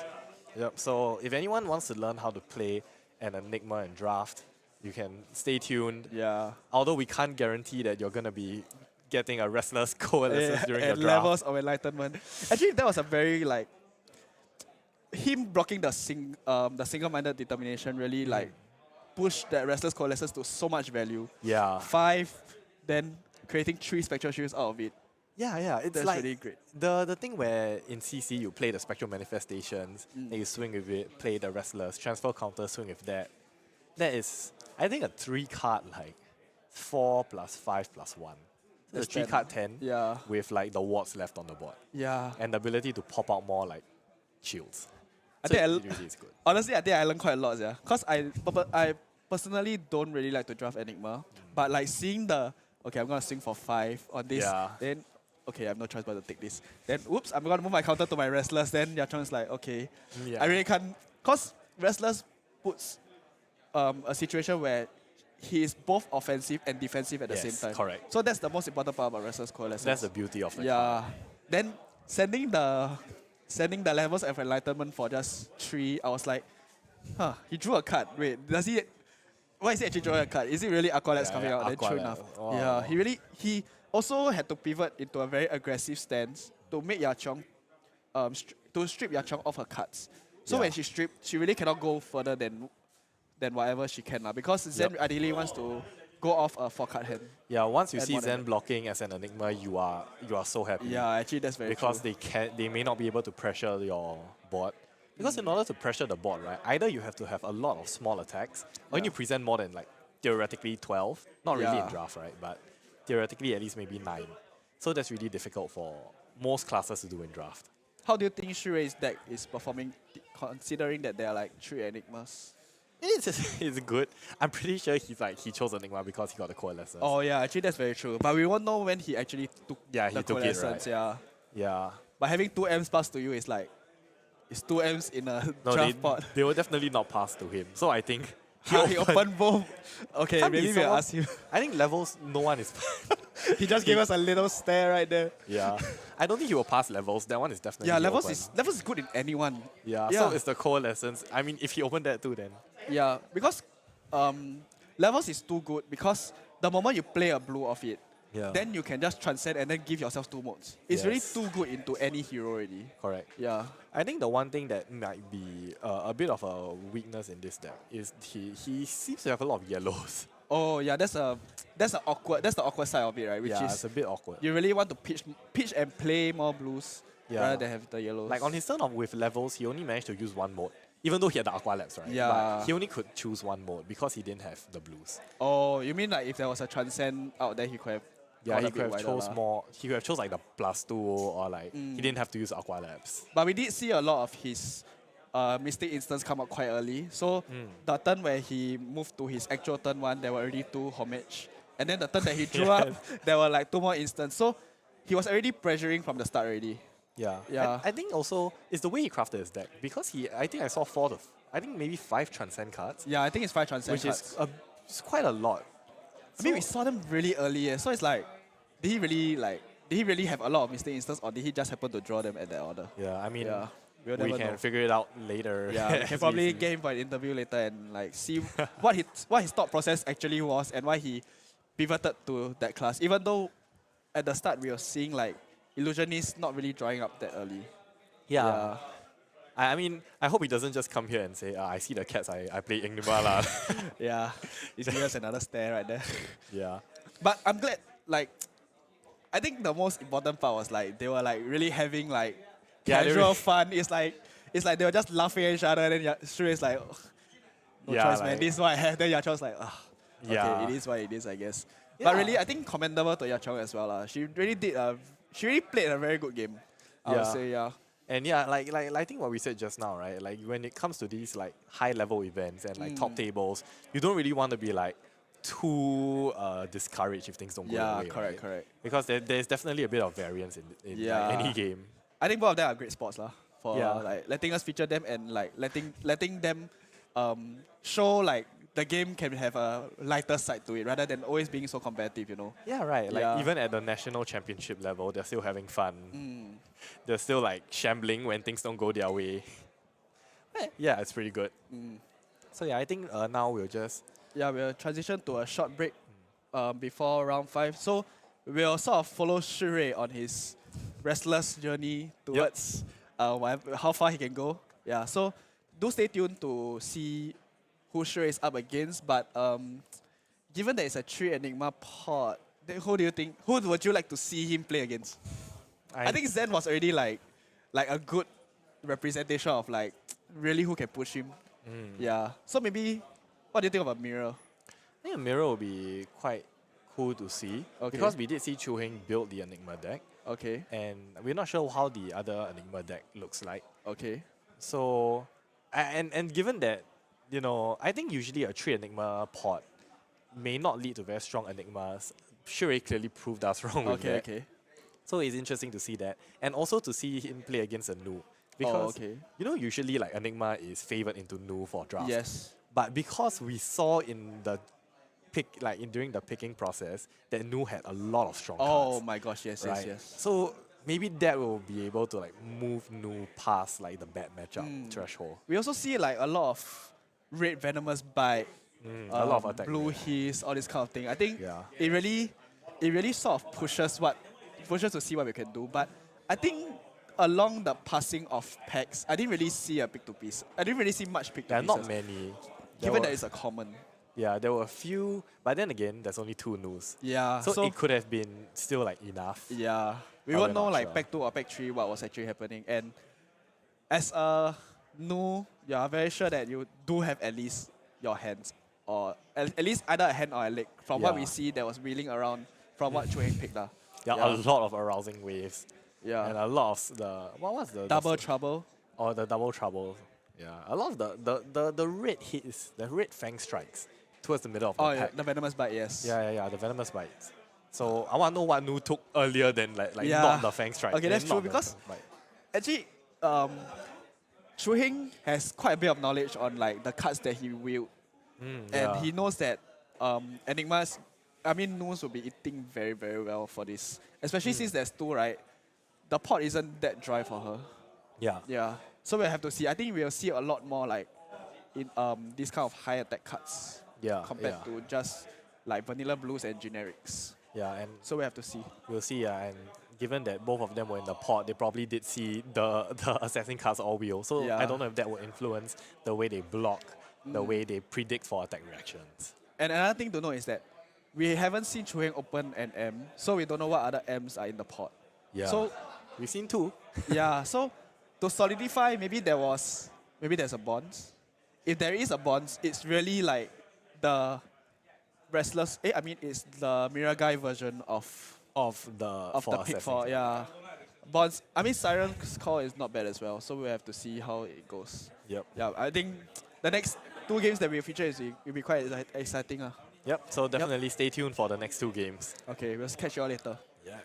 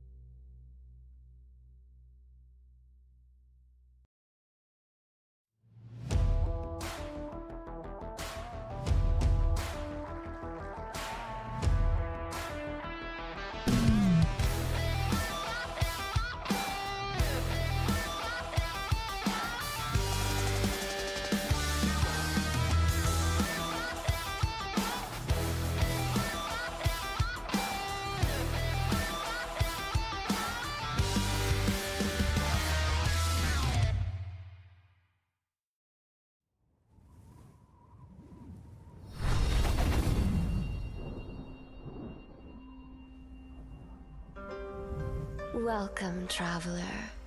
You must be starving. Please, come inside. I think we can satisfy your appetite. Anything you like. Intimacy. Or perhaps ecstasy. Come a little closer. I won't bite. Tell me, what do you desire?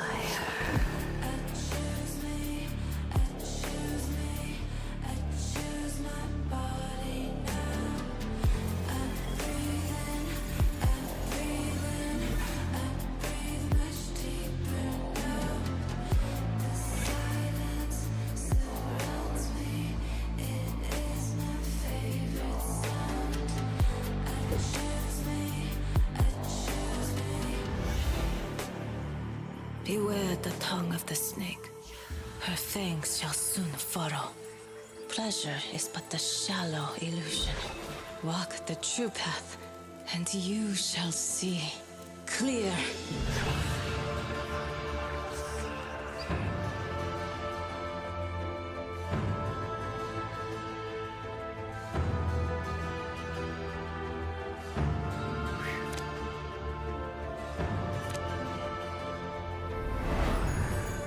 Those who seek may discover formless, perfect, the serene, unchanging infinite. Eternally present. Eternally boring. Why don't we play rough? Embrace the solitude. Embrace the sensation. Look within. Look at me! Just a breath. Just a taste. Enough! A tiger does not fall prey to the snake. The tiger walks its own path.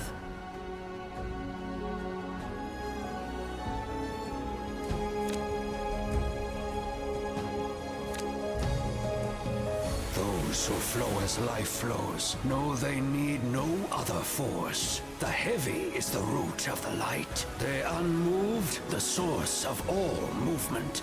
The center is unbound and free. Walk the path, seek the truth.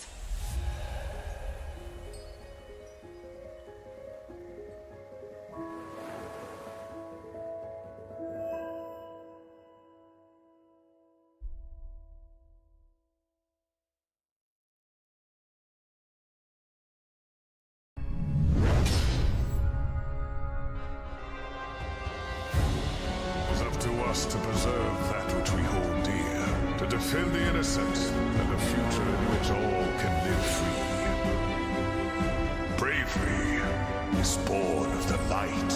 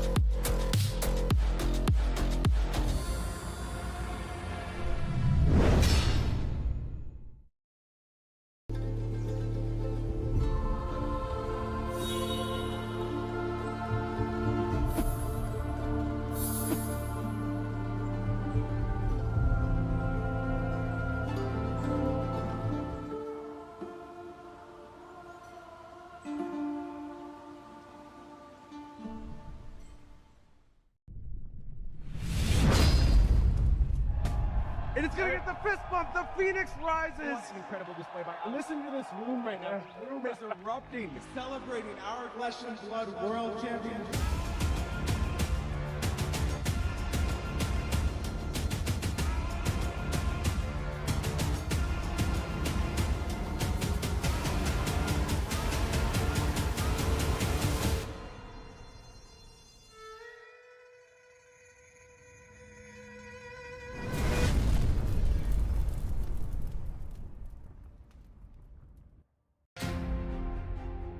3 days of competitive play, 14 rounds of Swiss, and one of the most compelling top 8s flesh and blood play has ever seen have led us to one final match.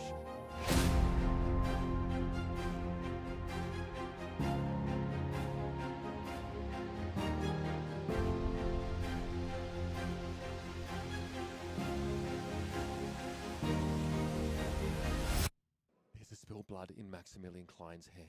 Are you kidding me? You would have to find exactly Sigil of Solace. It's the only out at this point. What a call out. Sigil of Solace to keep him in the game. All right, we're back. Is chat still active? Chat's been very quiet. Well, it's draft. Since the draft. But those of you who are here, please, thank you for being here. Please say something in the chat. We are moving on to round 5. We're going to follow the journey of Shure. Sure, yeah. Since you're really emotionally invested in his performance. We want to see how many Majestics he can play this time. Playing how many legendary cards he can play. Yes. How many legendary transcends of the same name he has in his deck. But yeah, that was a pretty crazy first draft game. Unfortunately, of course, we followed Chu Heng's draft, but he declined to be on the stream. So afraid of the stream curse, I think, is what's happened. Tabiki, do we have a seating breakdown? We don't know exactly the seating positions, but from what I scouted out earlier, there are 3 Zens, 3 Enigmas, and 2 Nus in the pot. So it's a 3-3-2 breakdown. That's ideal, I guess. It's kind of as evenly split as you can make it, right? Yes. Like, it doesn't get more evenly split than that. Although, when we were watching the draft, I did feel that the pool for Zen dried up much quicker. Yeah. So it felt as if there were like 4 Zens at one point. But yeah, 3-3-2. So Shure is in pot 1. And his next opponent will also be 4-0. Looks like the pairings are out already. And it's going to be Benjamin. Yep, also on 4-0. But yeah, hope you guys are all enjoying it so far. I know draft is maybe a bit less exciting, personally. Depends on who you are. All right, so some people might like it. Yeah. But yeah, less popular maybe. Less Well, popular to watch. you're basically playing with less powerful cards. Yeah. Right. Yeah. But the format itself has a whole meta game. Yes, because of the smaller overall card pool you're playing within the set, etc. Yep. So I think the players are ready. We can probably jump into the game cam. And yeah, Benjamin, 4-0 on new. So one of the 2 Nus in the pot. I think the timer is going to be set for 35 minutes, but hasn't started yet. So let's see how Enigma fares here. I did see a lot of pick to pieces being passed around, which is a key card in this matchup. So pick to pieces preventing the prevention of damage, basically, meaning that nullifies the ward. Popping right? all the wards, yeah.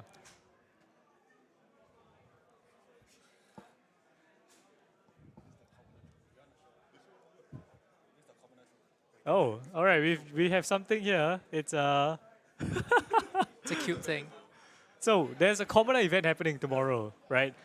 This is the trophy for the commoner event. It's a copper. Is it cold foil? It's a cold foil copper, altered and signed by Charmoron. No, it's Champion. In keeping with the theme for commoner events, right? I'm sorry, it's champion. So if you want to take part in commoner, come down tomorrow. There's a backside. It has more character because there's of a the sticker. misspelling. Yeah, it says commoner. Oh, there are more words on it. Some reliant. And a drawing. It's cute. It's cute. It has a lot of like character. SG commoner champion. Okay, I'm gonna try and win this tomorrow. That's pretty funny. But new into Enigma. So we're still waiting for Benjamin, I think.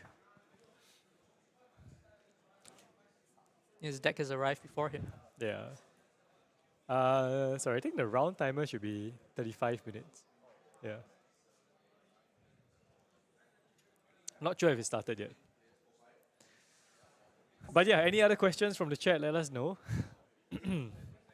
After this draft, there will be another draft, and we'll once again be featuring someone from the top table, which at that point should be 6-0. So that's going to be quite exciting. And of course, tomorrow we have day 2, so more Day CC 2. To finish off this event.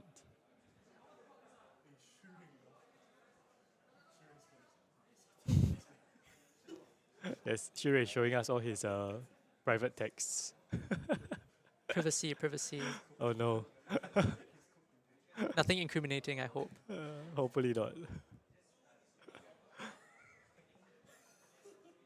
MST draft is more fun than heavy draft.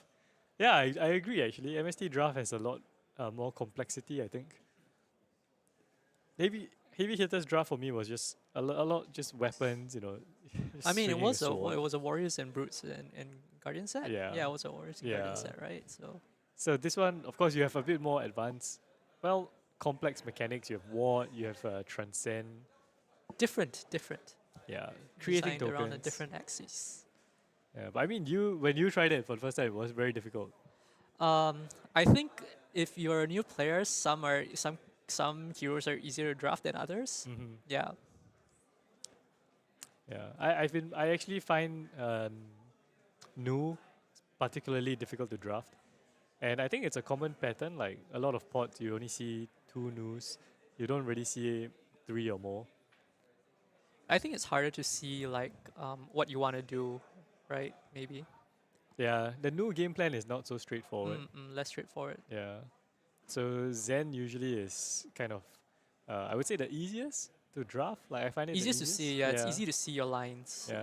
as you're drafting. And you like most of the time you're not really trying to transcend in Zen as well. You don't have to. Whereas for Nu and Enigma, they tend to transcend a bit more and use that as an actual win con or way to get value. Yeah. All right, and looks like we're gonna begin. So Benjamin at least has more equipment than Yachong. Yachong only had shoes. Yeah. Only shoes. Sure is still in the lead for that though. Yeah, with a full suite. Yeah, Sure has the full suite.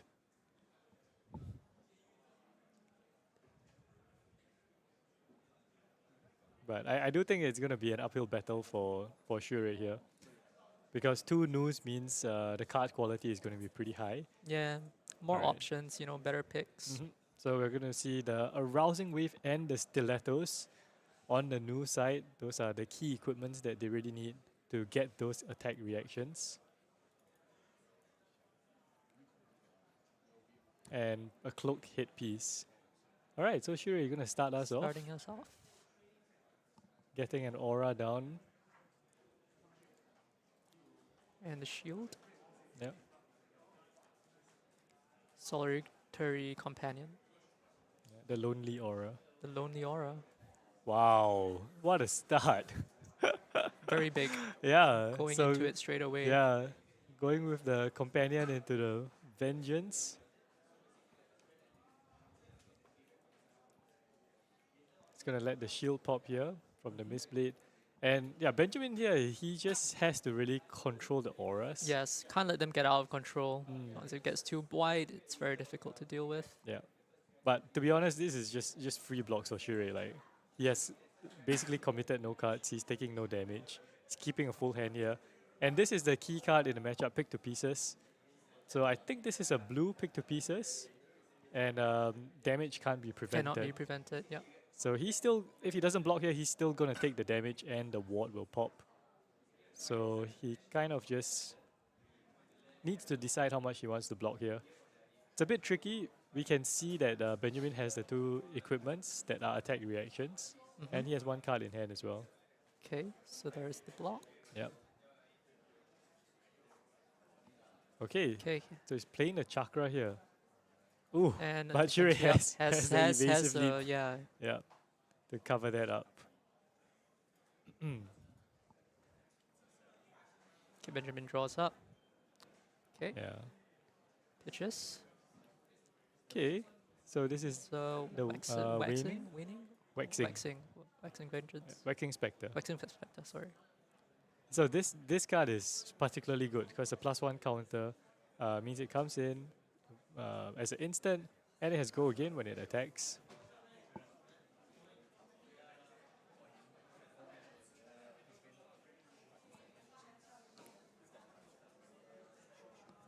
Yeah, but to be honest, this matchup overall is just kind of grindy. Mm. Like, besides this, I think only the Enigma mirror is It's also very is going to be grindy. more grindy. Yeah, also very Yeah. grindy. Okay, transcend. Okay, we're seeing the double transcend Double here. transcend here.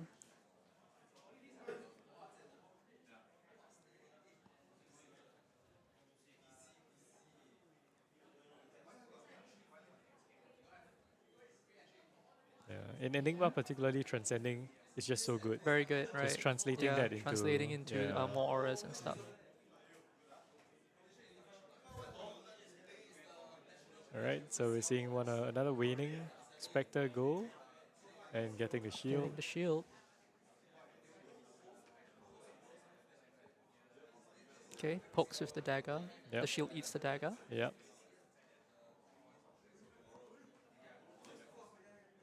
It's what? Arousing desire, I think?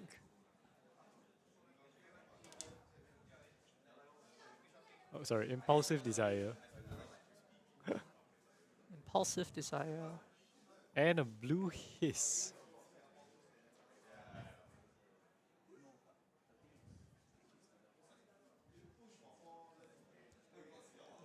So I think Benjamin here is trying to push the damage a bit. Yeah, I mean has to keep pushing.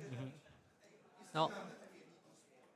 Yep, Shuri has It has another instant, waning, yeah. another waning vengeance. So a lot of ward.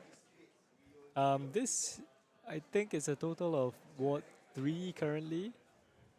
So it's enough to cover up the base, but the hiss will add one more. Yep, the hiss adds one more. Okay, so flipping over the Keikoi. Just to cover that up. And he's still has- getting 2 shields out of that. Yep. Doing a good job of maintaining his board. Yeah.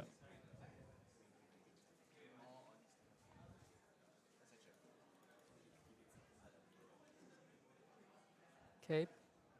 Pitches Yeah. to pay for the attack.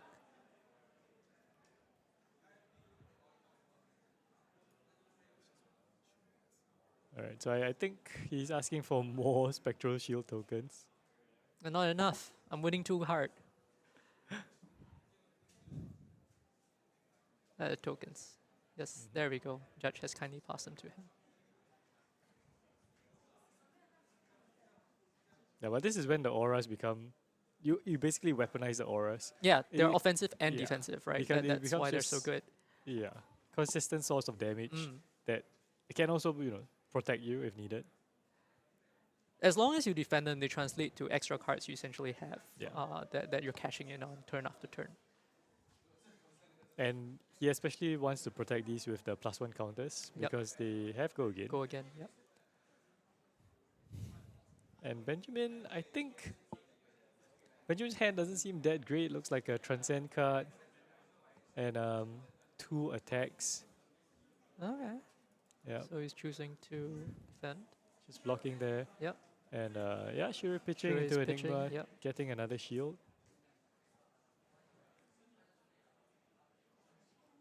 Goes in with it. So yeah, I mean, at this point, his board state is already getting It's a very bit out of insane, control. yeah. Yeah. All right, so Benjamin.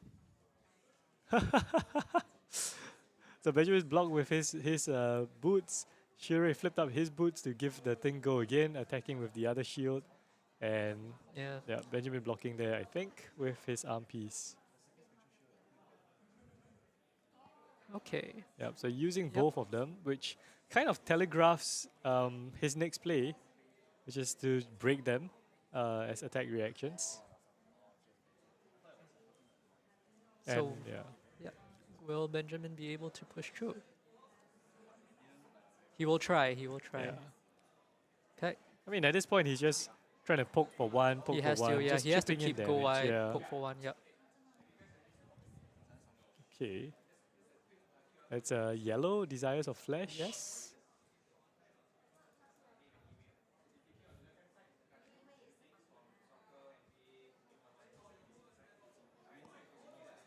And I think I see a power card in I think that's Restless Coalescence in Shurei's hand.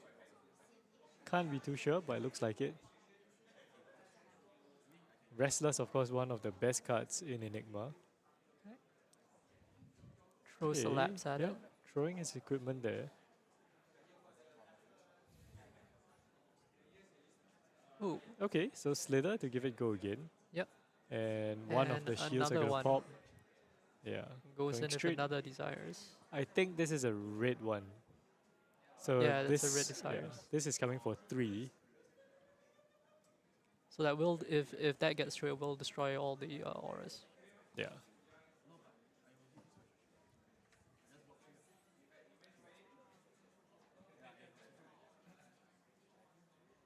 So unless he doesn't have a block 3 here, then it's going to be a bit awkward. Not likely, right? Well, a lot of these auras don't even block. And They there's kind of use there's ward just- to yeah, do there's that. just a lot of just 2 blocks instant as well. speed ward. So single-minded determination, I think is a 3 block. Yeah. Success. So it is a 3 block, covers that fully. Success. Okay, the free attack. Yep.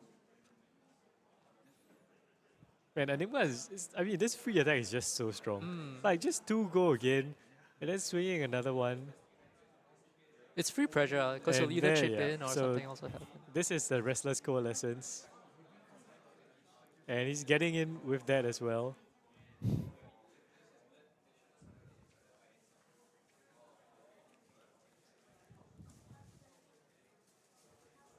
So activating it, getting And another getting another shield. one.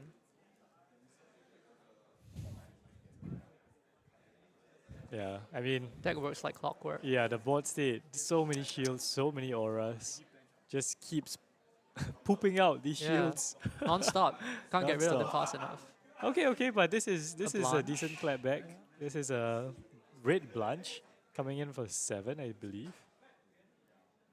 So 6, 7. Wow. Okay. He has all the 3 blocks. Yes, all the 2, 3 blocks, and yeah. one shield's going to cover that up.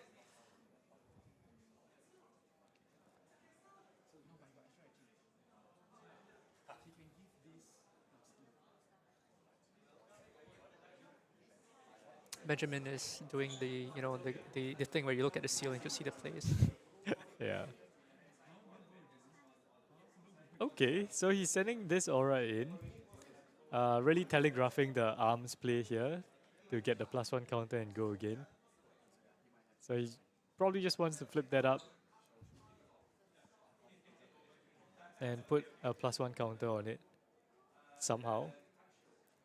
Or is it Astral Etchings in hand?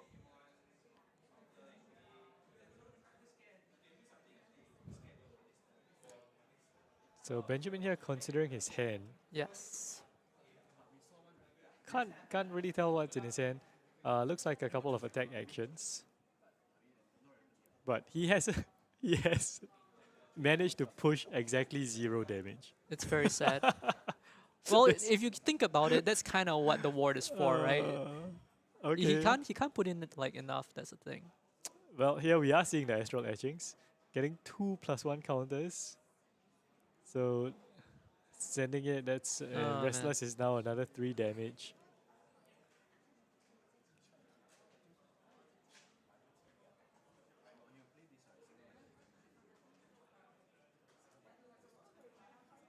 I mean, the way Shurei has just been playing the right auras, protecting his life total. Yes. Swinging back, just chipping, like 2 damage, 1 damage. Yeah, it adds up. It really does just, add up. Yeah, going right? See, wide. it's like, yeah. So he's really done a good job of maintaining his board state while applying pressure. And all Benjamin has been doing is swinging daggers. Yeah, just sending the daggers, clearing the auras one by one. He needs to find more of these pick to pieces. Yeah. He needs to use them to push the larger amounts of damage through as well. Yeah. But at this point, like Shirei can literally just declare no blocks. He can just take everything. Like, it doesn't really matter. He has, 2 Transcend cards in hand? He's very comfortable. So he's just gonna let all of this go. He doesn't need them anymore. Yep.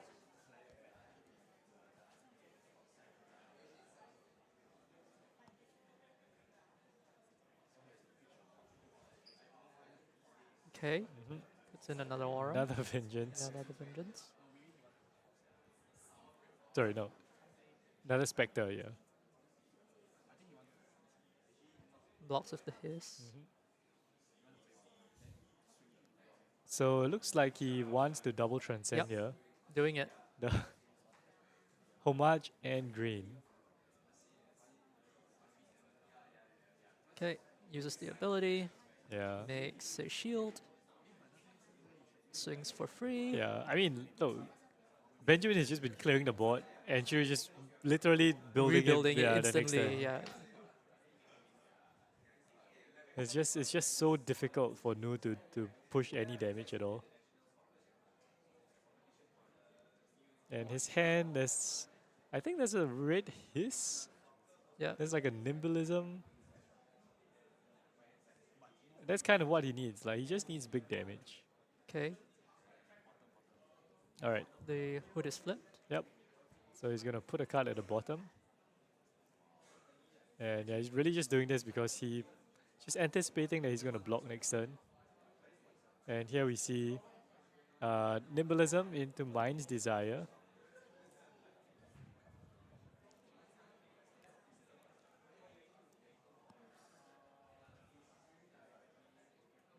So for the first time, we're seeing like a front pump this time.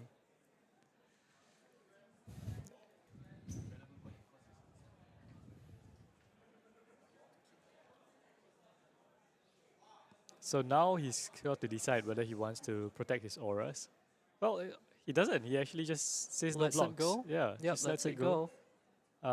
Benjamin giving it a go again. This is going to banish the top card, and I think that's a non-attack action.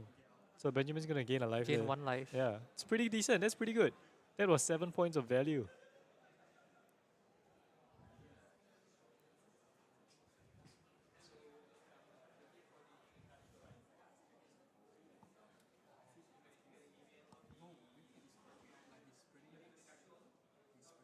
Okay, so that's Spectral Manifestations. Getting the two. Yeah, two making counters, making a Spectral Shield. Spectral Shield with go again. Yep. Okay, so it's not a red, it's a yellow. And following And up with a vengeance. Yep, another vengeance. Yeah. So almost the same thing. He's just It's building the up game the board plan. again. Yeah, it's just the game plan, Yeah. right? Just build up the board, keep going, keep pressuring.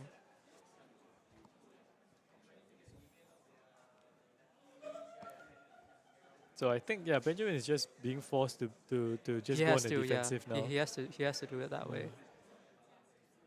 Like he still has to try and clear the board, but I don't see how he can push Not any with damage. these limited hands. Yeah. Attack and defense on the same card.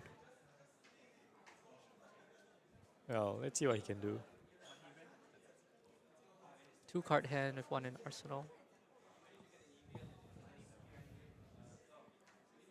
I mean, Chu just looks so comfortable. He is very He's like- comfortable. His game plan is everything is proceeding as he wants. Yeah. Right? He's like, all right, Yeah, poke swing for a 1, dagger, yeah, sure. Sure, You know. I can attack still. I can block. Yeah. He's just happily transcending whatever he wants to, playing Making more auras, yeah, shields. making shields. Kind of considering this 1 damage.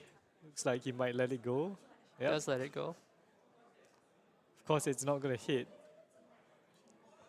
But this is another pick to pieces. So this one has to be blocked, I'm guessing. Well, he looks like he does want to protect that Yeah, shield. he does want to protect it. Oh. So that's a defense reaction, I think. Yeah, it's a D react, so he has to pay for that. But he's just gonna block 3 here with a first tenant. Oh, there's the hiss. There's the hiss. But he has a reaction. Yeah. Yep. Base Oh my reaction, goodness. transcends. No end to it.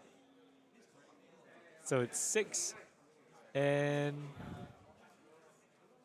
has he played another blue card this turn? Oh no, he's just blocking 6. Okay. Okay, it gets in for free. Free So one thing is that Benjamin hasn't used his equipment yet, No, he has not. which is, I don't know. Is he waiting for for a better hand or a better time? I'm not sure. What would he be waiting for? I honestly don't know.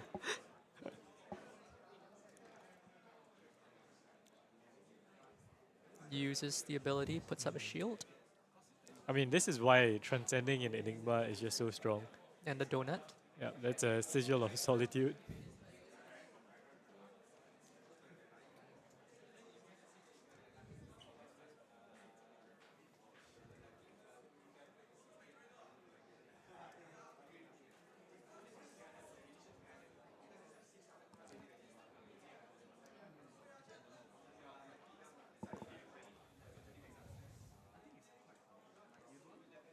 So I think it's safe to say we'll probably see Shure again. Yeah, it looks like he's putting up a very dominant showing. Deck is well built. And for those of you who missed it, this pod was actually pod 1. And in total, there were 3 Enigmas. We actually saw Chu Heng was one of those. But here looks like a Bonds of Attraction. Benjamin still trying his best to do something impactful. I think it's not going to connect. It's difficult. I mean, Yeah. there's a sigil over there. There's Yeah. ward 3. There's a shield. It's Yeah. ward 1. Pretty safe. Yeah. I mean, he is going to cash in the sigil. No, he's gonna block 3 here. So it's up to Benjamin if he wants to react to this. Okay. Uses it, yeah. Goes for it. So Puts up finally the using the thanks. arm piece Yeah. to get a +1 for that. And he has the slither for go again. His Wait. trans- Hang on, he has 2 Restless Coalescence. Oh, okay, sorry. He put it back, right. He put it back with his headpiece. So Yep, so the... Yeah, my so they'll beat it. goodness. No end to it. There are still auras. Well, it's ending soon. Yeah. It's ending soon. Gets in. Yeah, coming in for 3. Block. Have to block. Oh, okay. Bastion, yeah, very good. Very good at this block. Covering that. Blocks alone. Makes another shield. So it goes, swings. Has go again, right? It is lethal.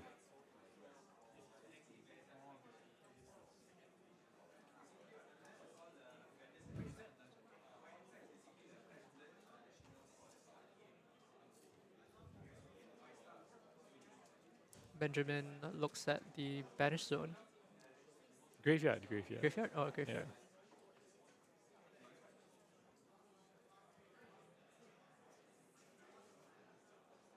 I mean, I don't see any way back. Like, this game was just... Was it? Very... I don't know. Sure, he's just doing his thing, Yeah, right? He's just doing his thing. yeah. He's happy, he's confident.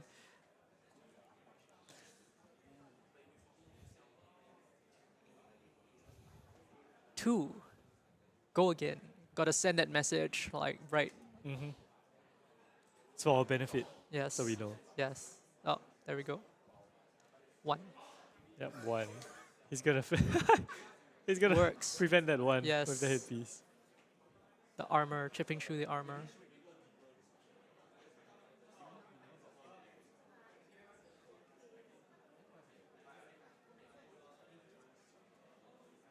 Okay. Benjamin's still trying with a transcend. Is he? What's that? Yep, so he's double transcending. Yeah, double transcending.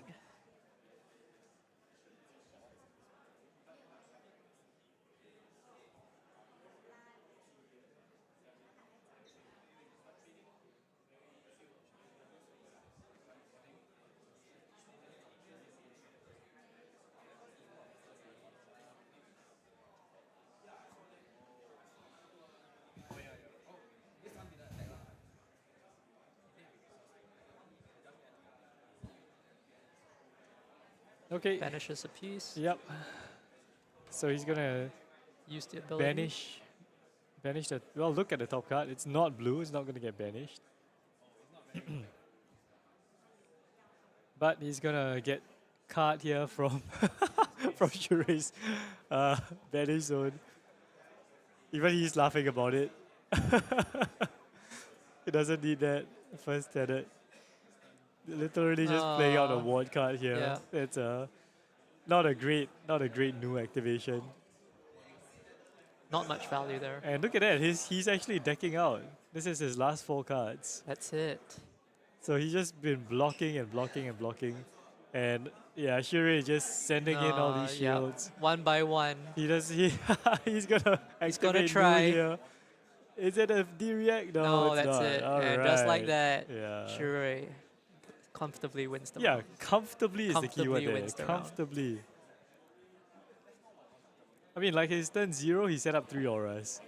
And it just snowballed from there pretty much. Benjamin did Not his able, best. tried his best to clear, but eventually all the auras just overwhelmed him. He did clear a lot of He auras. cleared a lot, He cleared a lot of auras, but he couldn't push Couldn't through keep enough. up. Couldn't keep up. And I think, the key card being picked to pieces, you really want to get that pumped up as big as possible. Yes. But the turn that you're using it right, you have to really make it count. Yeah, you have to really make it count.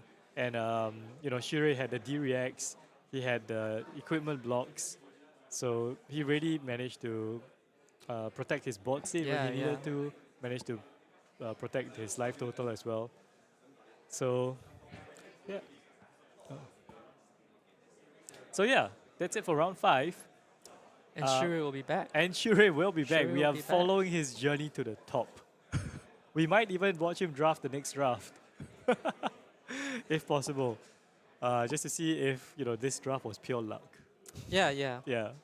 Maybe he just got lucky. Yeah, I mean, who can draft so many Majestics, right? You have to open them. Skill. It's skill. Drafting Majestics is a skill.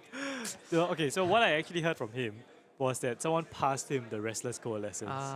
So someone actually passed him. It was his pack 2 or pack 3, pick 2, and pack 2. Pack 1, pick 2. Pack 1, pick 2. Wow. Okay. So yeah. And he just went for it from there. Yeah, he probably committed. Just committed from there. Yeah. I mean, just going Enigma, getting all the good auras. I guess there is benefit to committing early as well, right? Oh, yeah, like for you're sure. you're less on the Yes. fence, you Yes. know. Yeah. And you're also sending a signal. Yes. So once you start taking the class specific cards, right? People know that you're in that class, or someone. They won't want to fight with you over it anymore. Yeah. But yeah, overall a balanced pot. 3 Enigmas, 3 Zens and 2 2 Nus. And yes. actually beating the one of the 2 one Nus. Nu, Yeah. one of the 2. So maybe the other Nu is just really strong. Maybe. So there's one that is less strong and one that is very strong. Perhaps. Who knows? Who knows? But I don't know. We'll find out who his next opponent is. Could be an Enigma Mirror. Could be. Yeah, could be Enigma Mirror. Could be a Zen. Maybe it's the other Nu. But I think there's still about 10 minutes left. So we will be back in about 10 minutes. Yep, for round 6. Okay, thanks. All right.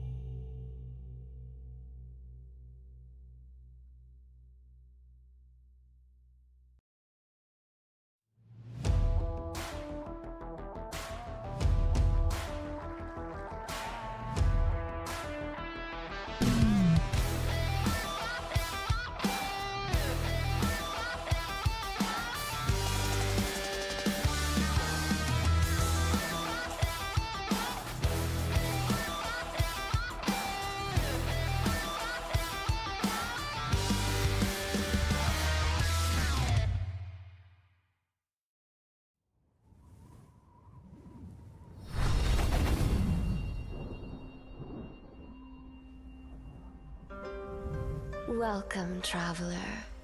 You must be starving. Please, come inside. I think we can satisfy your appetite. Anything you like. Intimacy. Or perhaps ecstasy. Come a little closer. I won't bite. Tell me, what do you desire?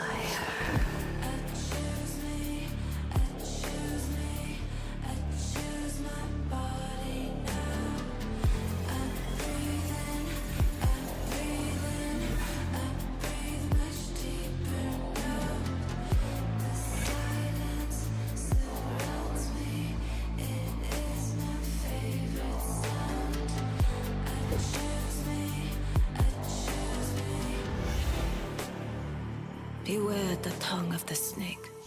Her fangs shall soon furrow. Pleasure is but the shallow illusion. Walk the true path, and you shall see clear.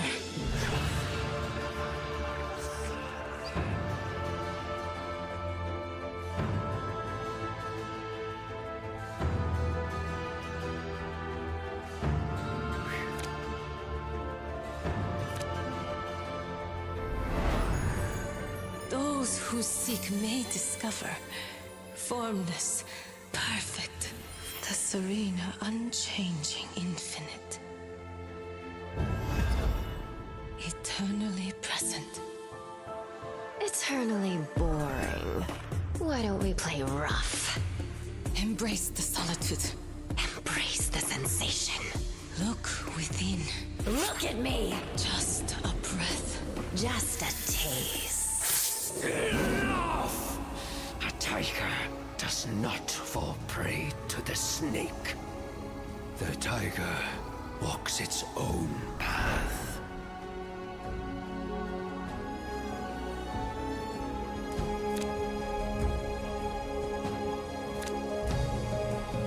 Those who flow as life flows know they need no other force. The heavy is the root of the light. The unmoved, the source of all movement. The center is unbound and free. Walk the path, seek the truth.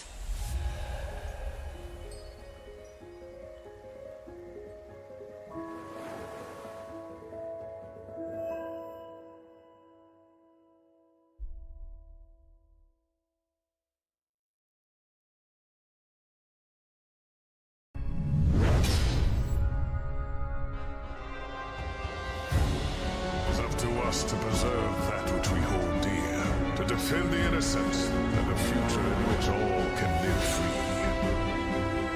Bravery is born of the light.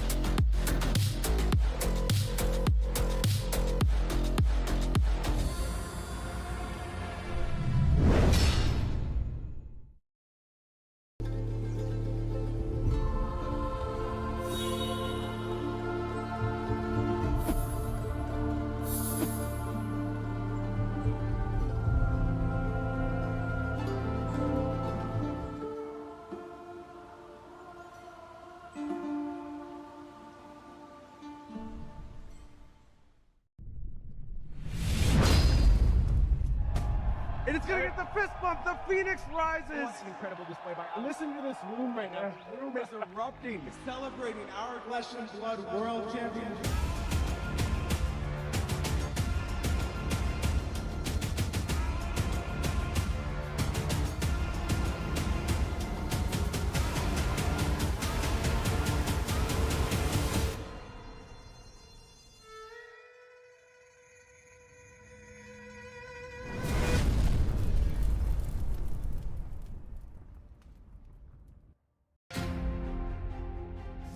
days of competitive play, 14 rounds of Swiss, and one of the most compelling top 8 flesh and blood play has ever seen have led us to one final match.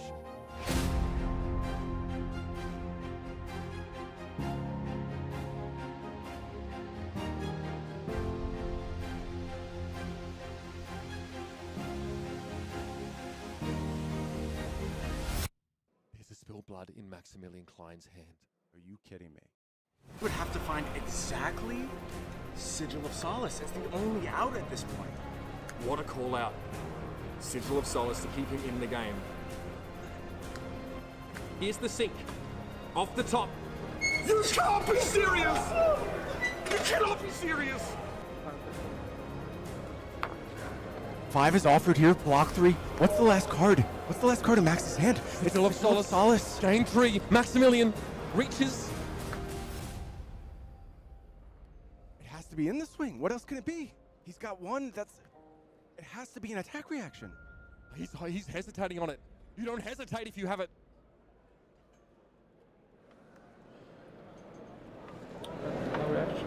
And he's alive in this game! Are you kidding? Burn them all at the ready. Max at 1. Not a 1 in her hand. Not a 1. It's a grimace, a ruthless. He shows a hand is extended! We're in the House of the Dragon! And at the head of the table sits Arthur Trahey, your Pro Tour Los Angeles champion, with the most incredible cold shot I have ever seen!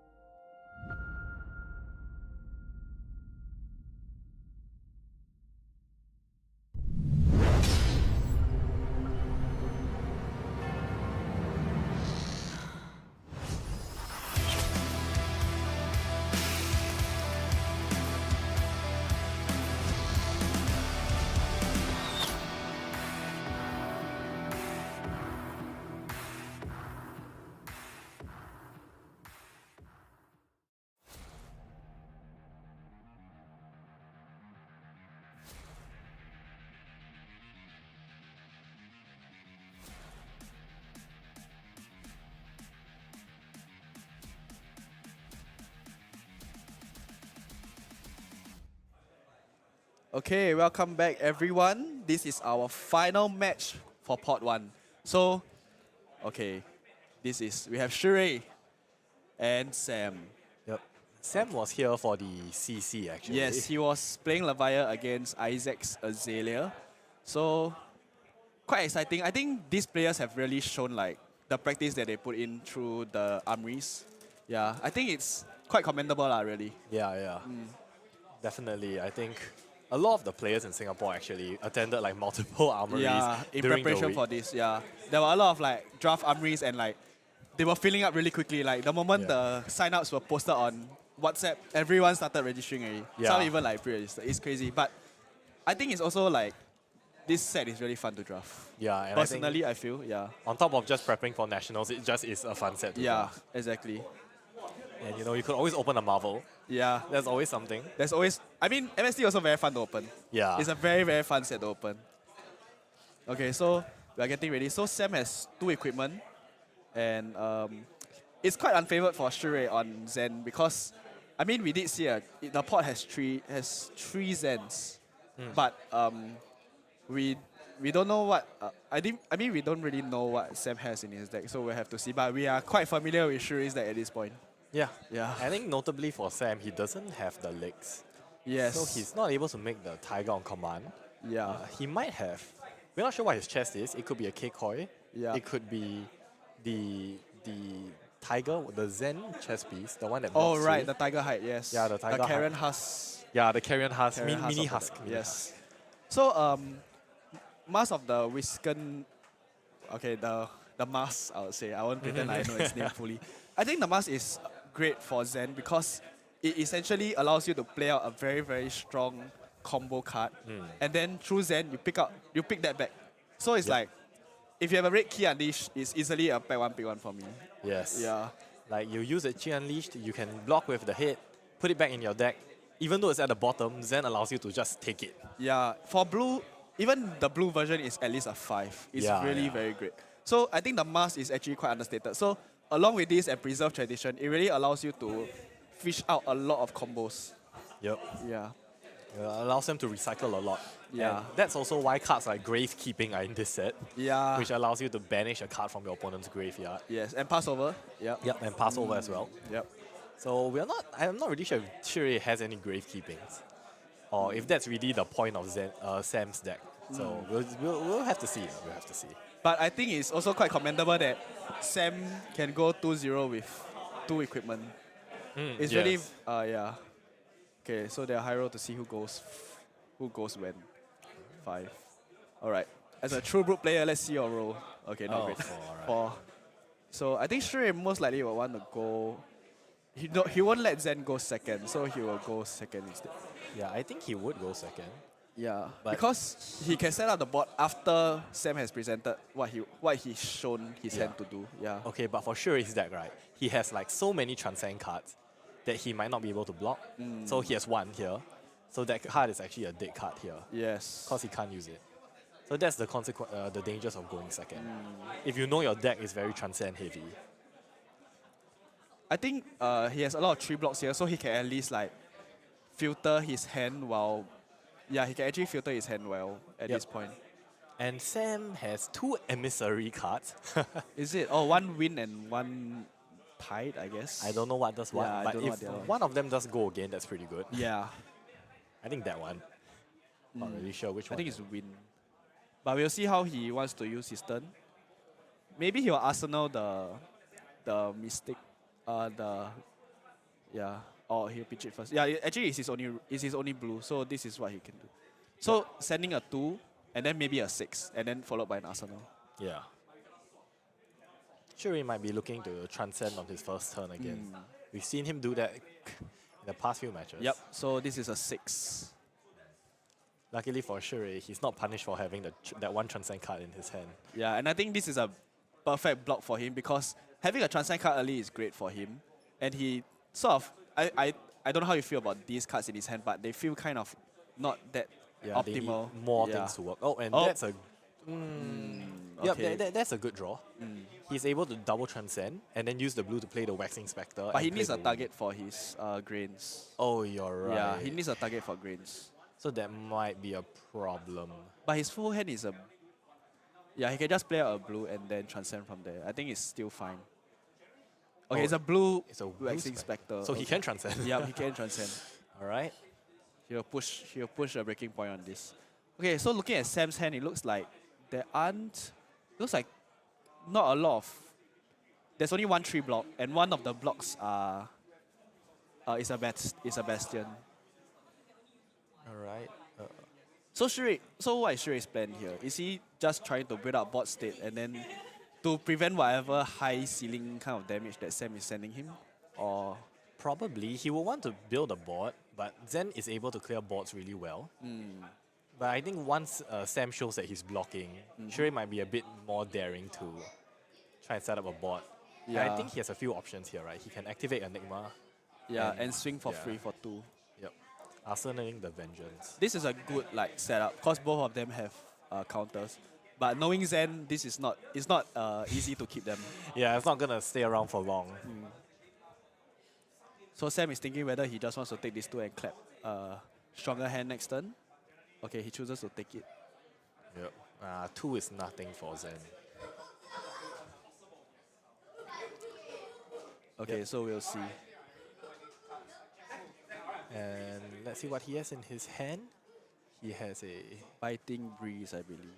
Yep, a Biting Breeze. He's waiting for Shuri to draw up first. So lead off with a Biting Breeze, 0 for 3 on hit, make a Tiger. A very simple attack. And there's no frills or anything, right? Because at this point, he doesn't have arms. If he at least has a cloaked arms, you'll be a bit scared. But maybe for Shuri, even if he does have cloaked arms, he might just cover it with a Keikoi for whatever is coming in. Yeah. So I think, but nonetheless, having a breakpoint, having a +1 over the breakpoint is still good. So it depends whether he wants to give the Tiger here. Yeah, but definitely not. Yeah, he'll definitely block He it, wants yeah. to keep the wards on the board as well. Alright, so it's a Kakara for 2. With go again, yes. And looking at Chu Hei's hand here, he has a solitary what? I don't know, the solitude guy, Yeah. the lonely aura, a wounding blow, and is that levels? Yeah, it's levels. Okay. But he can't. Was his arsenal a mystic instant? If it was, he can really fully utilize No, it. his arsenal is a waning vengeance. Oh, right, okay. Which So doesn't really help a lot here. Yeah, he's really thinking whether how to block this. Okay, so. Okay, what does Sam have? There is 1 cost. Oh, okay. This is the go again one, I believe. But it's still a 0 for 4. Yep, so no go again. Yep. He's not going to bottom. It's still a the 0 top. for 4. And that pushes a breakpoint. Yeah, so he can block with a 3 with his Kekoi to keep like enough resources to swing back. Nope. He's going to play the waning. Okay. And it's going to create the spectral shield. When it disappears. Yeah. This is a red. Yep. Wow. Does a red cover? Oh, No, so still one more. One's going through. He might break a Kekoi. Yeah, he might break. Oh, he's letting the Waiting Vengeance go. Okay. Yep. Alright, that makes sense. Oh, okay, yeah. Yeah, Why do you think he let go of the Waxing Spectre though? Because the Waxing Spectre costs 1 to swing. I see, okay. So the shield can just swing for 2, he can arsenal the card. in his I hand. see. So essentially he's just saying like, okay, even though I have no board state, I can just at least swing 2 every turn and then Yeah. see whether you want to pitch. But it's a bit scary also because, I mean, at this point, both health leads are very healthy and taking a 2 to clap back a 4-card hand is, with an arsenal, is very scary. Yep. Yeah. So if maybe Sam doesn't really care about blocking here. He probably doesn't, but I think that really depends on the texture of his hand. Okay, but the issue is he doesn't really have a Tiger generator, which is a problem. But he can still activate Zen by playing the first standard and then his Transcend. Yeah. But is this the... Oh yes, okay. Is this the one that draws a card after you play a blue? I'm not very sure. But yeah, we have to see how Sam wants to choreo this turn. Okay. Sure is. Now, for this game, he seems to be drawing he's drawing the Transcend cards individually. Hasn't been able to double Transcend. But I think he's still in a good spot because his equipment is still fully cloaked. Yep. Yeah, he has all 4 equipments, and that's really very important in draft. Like, every number counts, right? Okay, so we're looking at the first tenet of Tide. So his next blue attack gains go again. Okay, so he's activating Pass Over. So, luckily, Restless Coalescence is not in the graveyard. Because Yeah. if it is, then he could have totally stopped that. Yep. So he's just gonna banish. I don't think his graveyard is very strong. I think he's really just doing this for the sake of transcending because his hand are combos that need the Crouching Tiger, and this is his way out to create a Crouching Tiger. Yep. So removing the Astral Etchings, I guess that's a good card for the late game. Yeah. So being able to remove it removes the chance to buff and kill you. Alright. Okay, so we'll see what Sam will tutor. Does he have a blue attack too? I don't think so. I mean, he could tutor out. He could tutor a blue lah, honestly. Yeah. This is quite a difficult spot for both players, right? I think every time Enigma has a board, it really is quite difficult for the attacking player, and then after that, the defending player. But fortunately, whatever Tiger that comes in, it's gonna be a 0 lah. I don't think he can present a lot of one attacks that are quite crucial here for Shui. Okay, let's see what he'll search. If he just wants a 0, it's probably... If he wants a 0 cost, it's probably... oh, did he fail to search? No, I think he's he's still thinking, okay. Yeah. Yeah, definitely a lot to think about here. Yeah, because, I mean, if he wants a free go again, it's going to be Pouncing Key. If he has something big to clap back, then it's Key Unleash, if he does have it. Yeah. Would you say Pouncing Key acts as a... It's like an extender or it's like a starter, right? It's extender because you need Crouching Tiger to give it go again. So, but it really depends on what your follow-up is, really. Okay. So Breed Anger is a lot better because Break Angle allows another Crouching Tiger down the line. So if you sequence Break Angle, a Crouching Tiger, followed by Pouncing Key, that's a lot more efficient for your hand. Yeah, yes. Yeah, so I see in his hand, he actually has Break Angle, I think. The middle card. Oh, he has Pouncing Key as well. So actually, if he wants to play Break Angle, he has to pitch one. So he's actually counting what card he has to pitch at this point.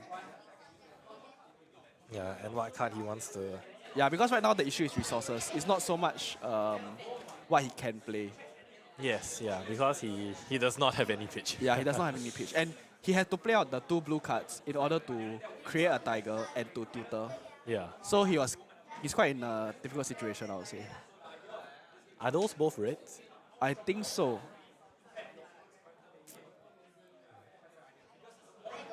Sam is thinking really hard. I think he's hoping to go on a very, very wide turn. Yeah, and I think he's trying to... Oh, he's taking blue. Okay, I mean, it's really decent because he already has played the first standard. Yeah, the blue is now a red. Yeah, so it's a 3. Yeah. It won't waste his effort, basically. Yeah, and that leaves the red cards left in deck for him to tutor in the next few turns. So this Pouncing Key follow-up will be like...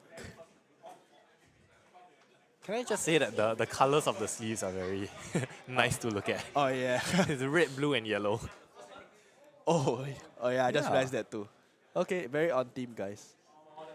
Okay, nice. It's a Kakara for 2. Oh, he has so he has 2 blue Pouncing Keys. Okay. Ah, I see. Okay. Oh yeah, so... Yeah, so... Okay, so he's probably going to play Breed Angle first because he wants the tiger out. And he's actually doing a very extended chain. So he knows that... Shui sort of knows that it will go very wide. So he's just letting the auras die first instead of trying to protect them. Yes. So I think Sam will probably play out Crouching Tiger for 1, followed by Breed Angle, then the Pouncing Key for 4, which is actually a very, very wide turn. Yep. And Shui, really, really a good player for being able to read what Sam was about to do, right? Because blocking the Tiger and then the Crouching, and then the Breed Angle, the subsequent Tiger generated and the Pouncing Key in Banish would have definitely been difficult. Yeah. So I think that's the point of Enigma, right? You need to really know when to give up your wards. And I think Yeah. Shui read his opponent quite well at this point. Because, I mean, Sam was thinking very, very long on how to really show. Then Shui is like, if you're going to destroy them and go wide, I might as well just let them go now. Yeah. Yeah. And Shui is keeping a 5-card hand. Oh, then that will be interesting. Yeah, I can't really see what's in his hand. There's a Waxing Spectre, Path Well Traveled, Astral Etchings, and a Vengeful Apparition. Can't really tell the pitch colors on that though. Do you remember his arsenal? Not really, I do not remember his arsenal. Oh, we'll see. Oh, it's the levels of enlightenment. Oh, and he gets to Path Well Traveled the levels. Oh, that was in his arsenal. Okay. Look at Shui with his little grin. So, I think the modes will be... Oh, so we know he has Aqua Labs. He can go for 5, draw a card. Yes, he can. Wow, okay. So he has 2 float, yes. So, and then giving him the extra block value for the next turn is actually quite crucial for him. Okay, so we'll see. Yeah, Sam is suspecting. Why are you giving it +2 and draw a card? You can't extend your turn. Yep. Yep, so Shui will show him. Oh. Also, he chose 5 and go again. Okay, maybe he doesn't want to activate his labs here. Yeah.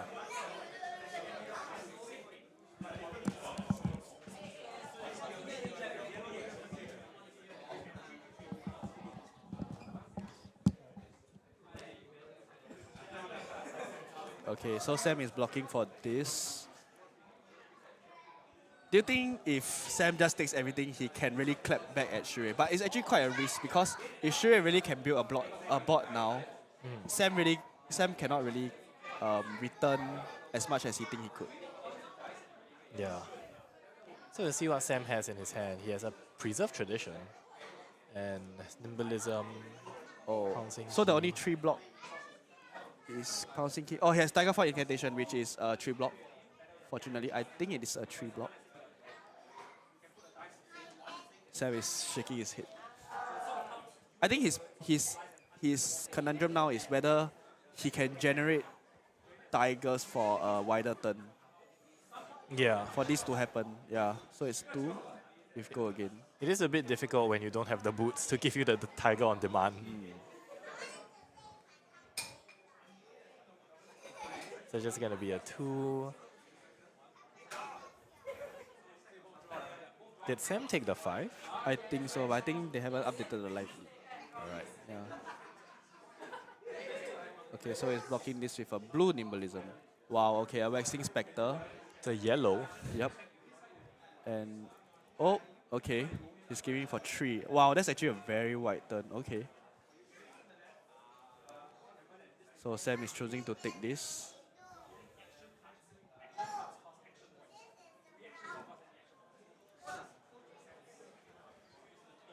Okay, so he's built up somewhat of a board right now.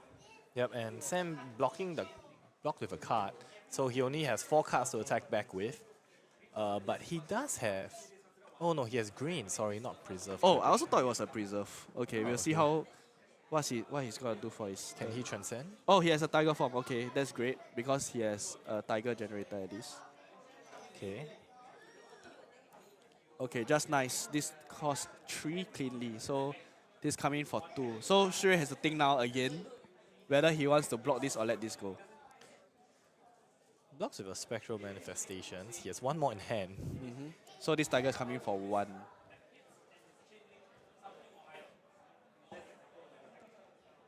He might want to let the... Oh, it's a 4 because of tiger form. Okay. Yep. So he has a... Oh, he has an evasive leap and Kekoi. Cleans it up Nice. perfectly. Yeah, it's actually... It's putting a lot of pressure on Sam because Sam has to really push... It's basically pressure for him to clear out all these wards before they get too devastating, you know, because it's literally 2 go against, which cost 1. Yep. 1 of which is free. Yeah, so I think Shui here is debating whether he wants to block or he wants to just let the 2 wards go so he can play spectral manifestations out. Is that a red? If that's a red, oh, it's a yellow, I think. Yellow. He has a lot of yellows. It's still decent, right? Yeah, it is still Yeah. decent. It is a 3 attack every turn for free if it doesn't die. So his choice is full block, swing both of them, and have no arsenal, or take them and play spectral manifestations. Yeah, and he can arsenal how much? How much? Okay, we don't know what is Sam's other card. Yeah, so we're really in the position of Shui now, right? Like, do we take it?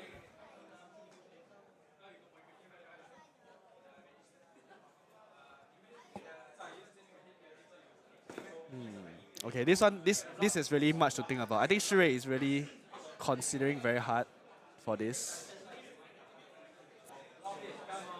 He might give up the spectral shield here. He might have an... Does he have another Kikoi? Actually, we don't know. It's an Uphold, Aqua Labs, and We don't know his Truth hand actually. Oh, his hand is a Truth up, Retold. yeah. Oh, that means he has 2. He still has a pitch for 1. Yeah, so yeah, he's just gonna give the spectral shield Yeah, away. because he actually don't know whether Sam has a follow-up that costs 0. Yeah, so It I might think be a... that's- The worst is a red wounding blow. Yep.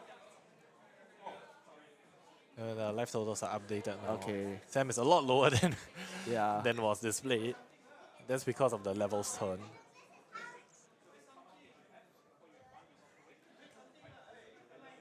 Not sure whether Sam is playing some mind games to like let Shui know, hey, I actually have a 0 cost. It's whether I want to play it out now. Yeah. But it can also be he just has a 0 cost. Yeah. I mean, he does have quite a few emissaries, and if it really is an emissary, oh, it's okay. So it's forcing a 3. Yeah. Spectral was- manifestations won't cover this, right? No. Okay. But now I think Shui is happy to let the waxing go, just so he can play spectral manifestations out. If it's a red, he was still coming for 4, right? With a spectral shield, so not Yeah. too bad, I guess. Yep. So he'll take 1. Oh yeah, the Waxing Spectre blocks for 2. Yeah, because this is a yellow. Yeah, he can't prevent that, and I think Sam is okay to do this because he's not afraid that he'll run out of combo cards because of the mask. Yeah. I think Shui is pretty okay with this too. Because Yeah. Oh, I think it's a yellow, so it's coming for 3 with 2 counters. Yeah. Where's that Restless?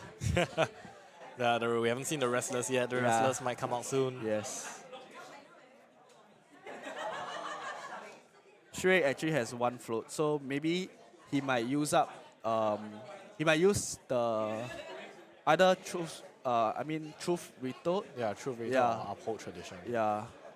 But I think maybe he really wants to keep it for an actual like coalescence situation. He might. Yeah. Actually, if like a gravekeeping or a Passover comes in, he can technically play the instant on the stack, right? A Passover. So if before the banish resolves, he can play Truth Ritual as an instant to Yes. keep it first before the Yeah, the opponent has- gravekeeping banishes. Oh, yeah, it. okay. Yeah, he can. But he sort of has to play out one card during his opponent's turn. He has to pitch one card during his opponent's turn to save it. It's whether it's worthy or not. Yeah, and I mean, if you're gonna be playing, actually, yeah, you're right. Yeah, you'll have to do that to save it. So we're looking at 3 go again.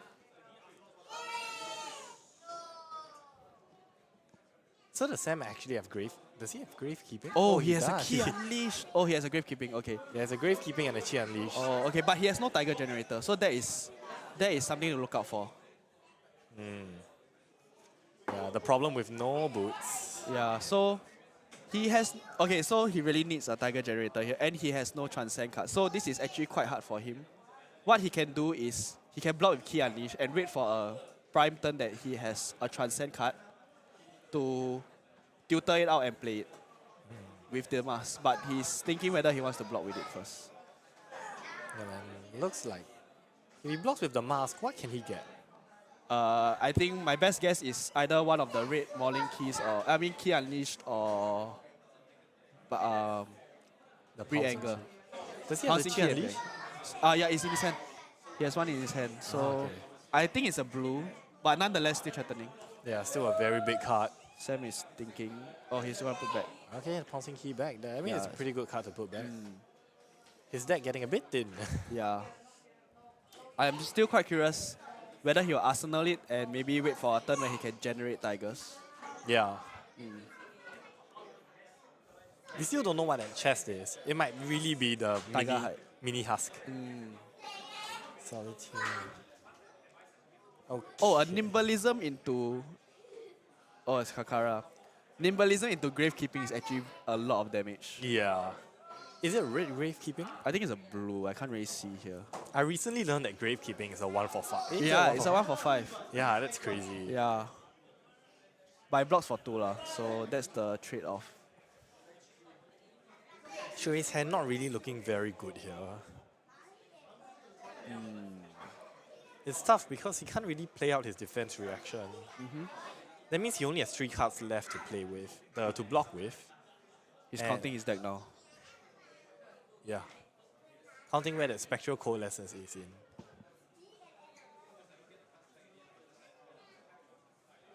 Okay, so it's letting it resolve. I think he just let the spectral shield go. Yep. I mean, whatever clapback that Sam was sent, he will probably act accordingly.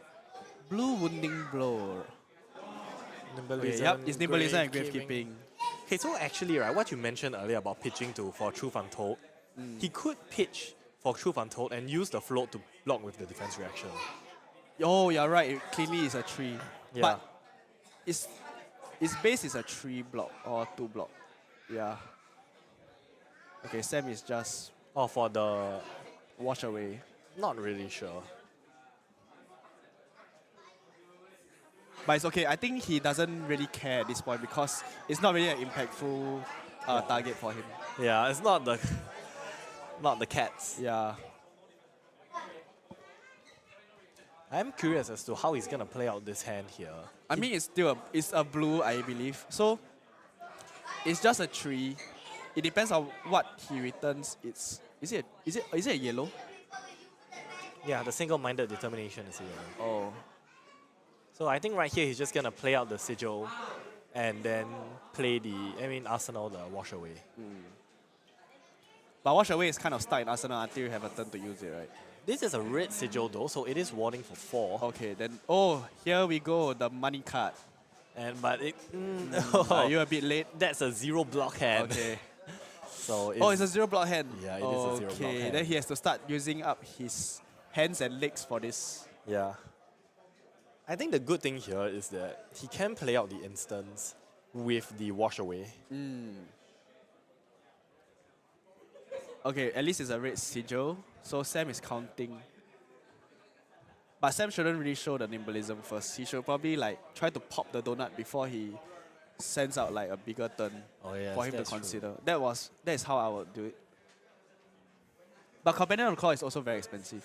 It's a 2 for 4 on the red, so I don't think it's very efficient. Well, this is a very close game. Yeah. It really could go either way. Hopefully it doesn't go to time. I think they might have a time extension for starting later. I'm not very sure on that. That's up for the judges to decide. We will simply watch and see. He does have a lot of blues, not that. Oh, Nimble Strike. Okay. With the nimblism, oh my god. This is a 5. So 1 for 5 go again. Oh, this is problematic. Alright, Shure is going to wash away. Then he might play this, yes. So it's blocking for 5 cleanly. No, picks up the blanch. Is it a blue? I think we saw that in the previous game, right? Yeah.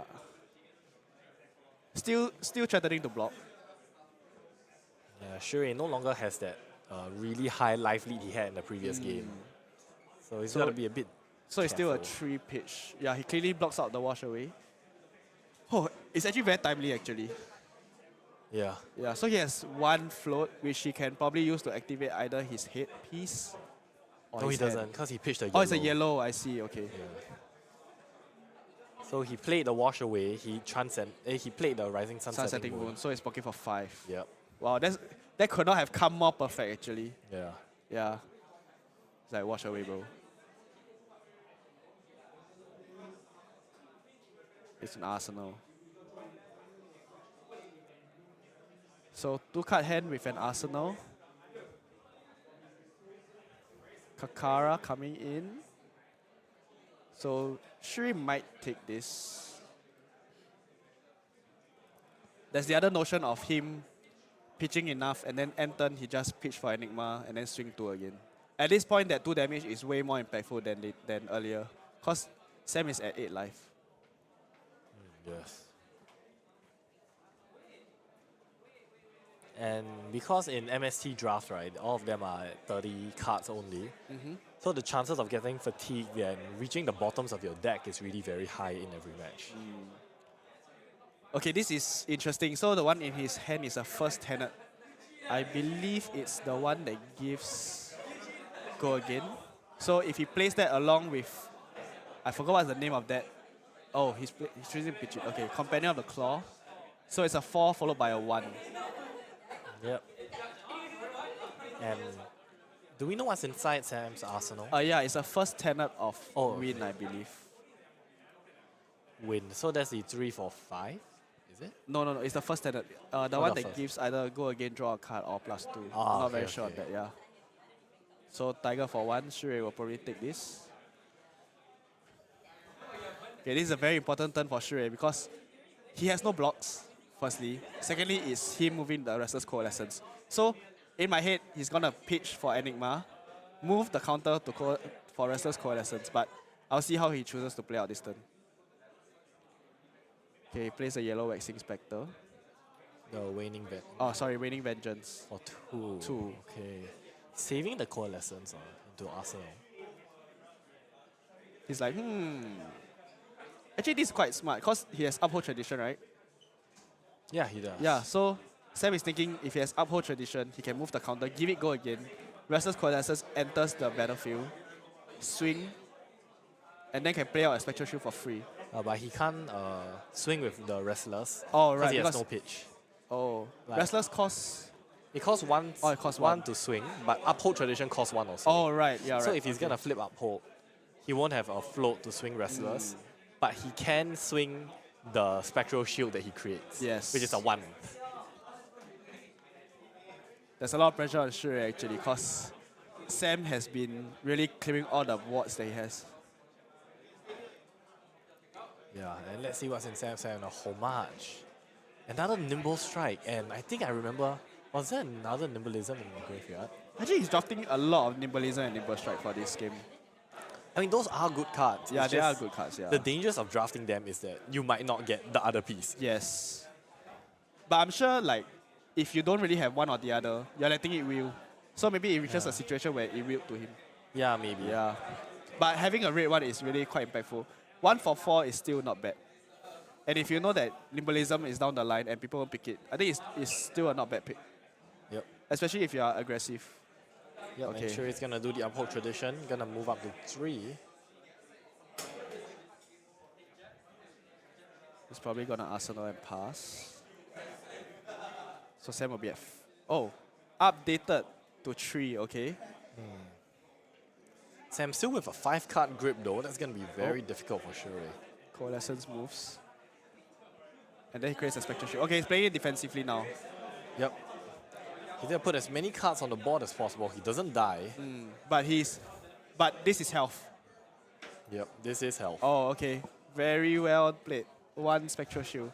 I think every time Shure plays down the Coalescence, his opponent just like, wow, how do you get that? Yeah. But as you can see, Spectral Coalescence Restless Coalescence it's not an insta-win card, right? Yes, he definitely played it well. It's not because drafting it is part of it, but I think he played quite well into it. Yeah, like as you can see, like it's really difficult to actually make work. He had to have the uphold tradition. He had to have enough float. Yes. Okay, it's a blue Biting Breeze. Good news is a 1.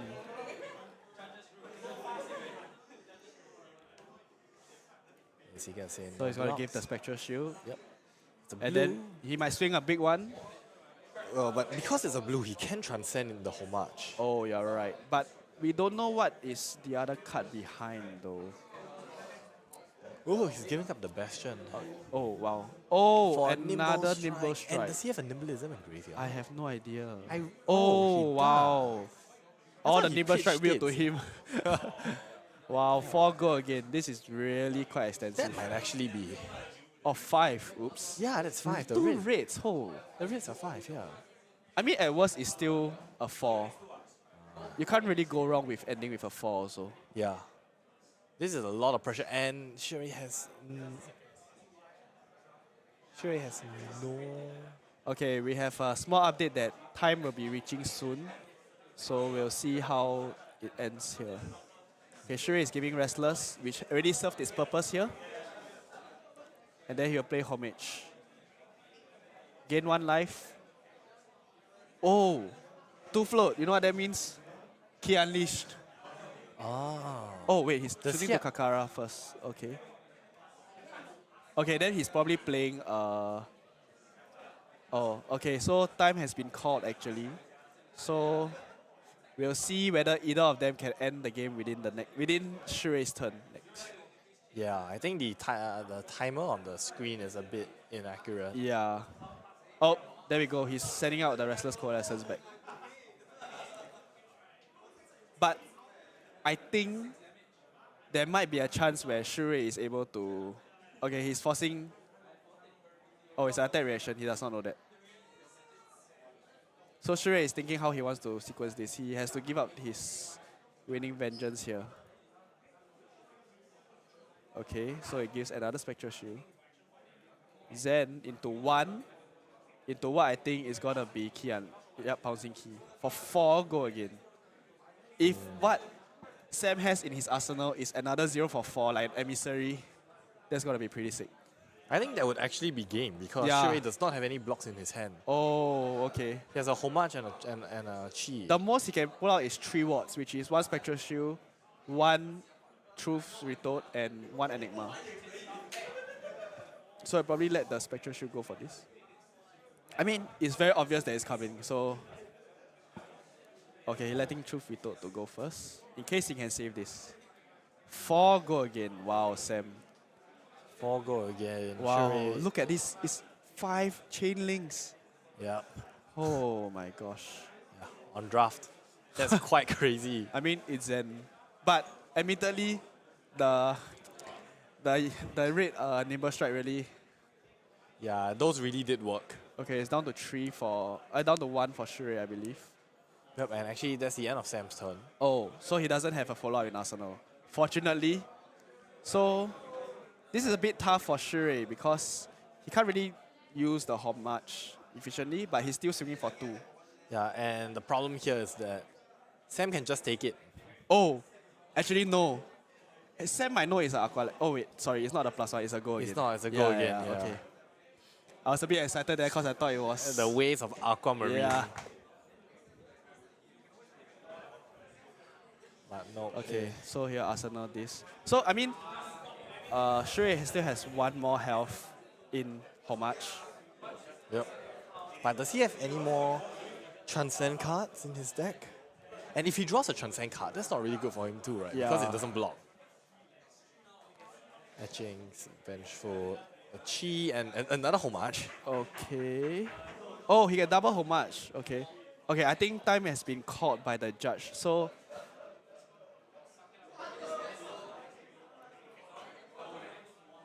yeah, so time has been called.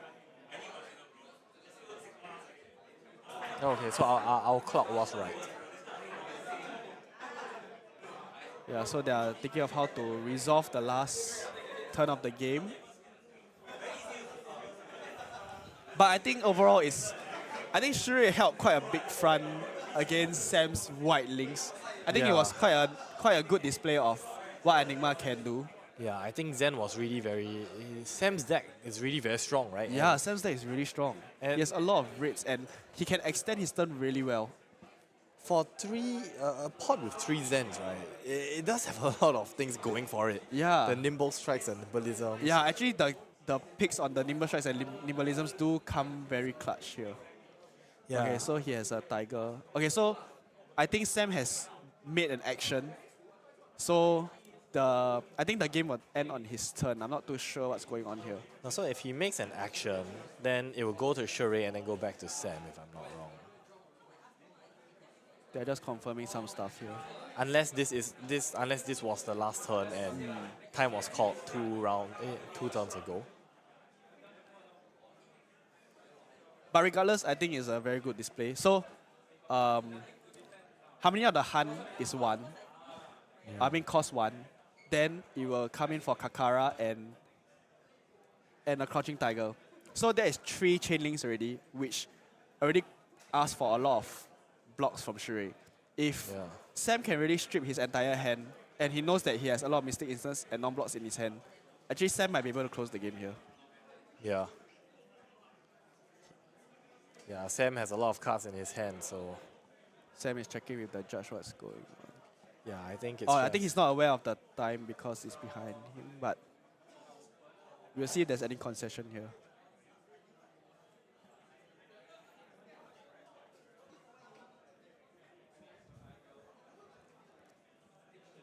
Wow, it's a key unleash and Mauling key, so... Oh my gosh, actually, Sam could have ended it here, I guess. Yeah, so I think we're not really sure what's happening. There's probably some discussion between the players and the judges.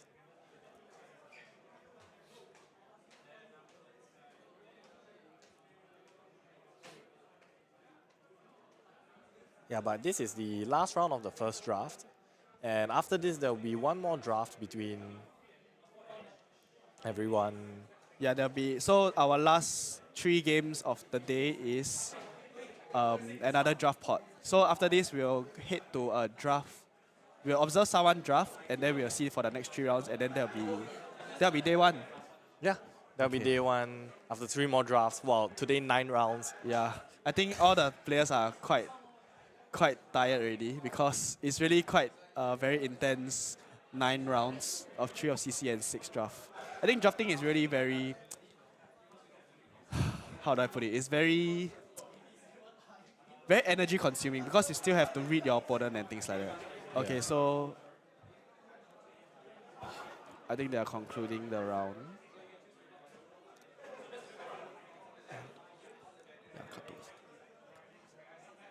Okay.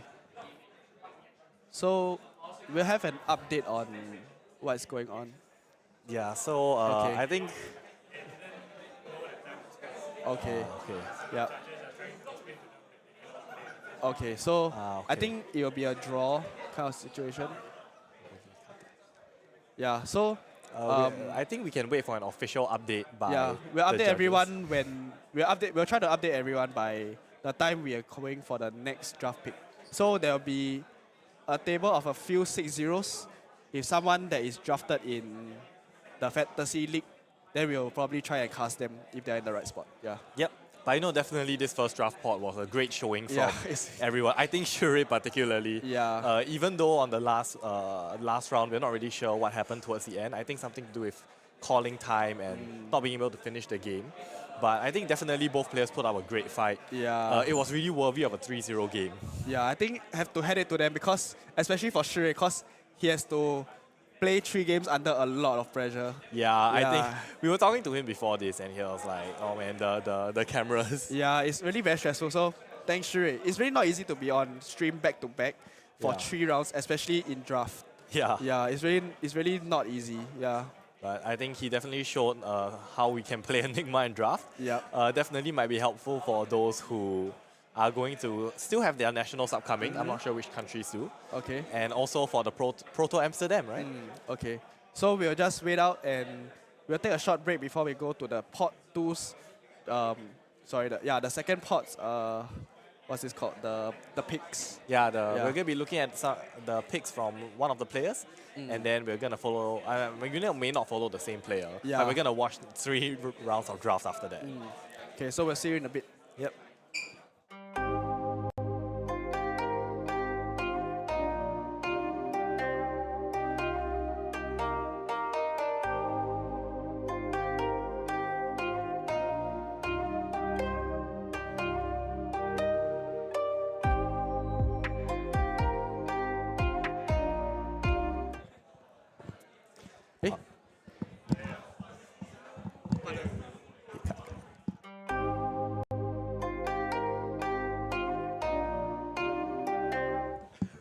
Okay, so I think the match has already concluded here. Yeah, so we'll update on the score. But from our understanding was that they had a time extension and we'll slowly see who actually had the game, yeah. Yeah, so I think our producer Esme is trying to find out who won here.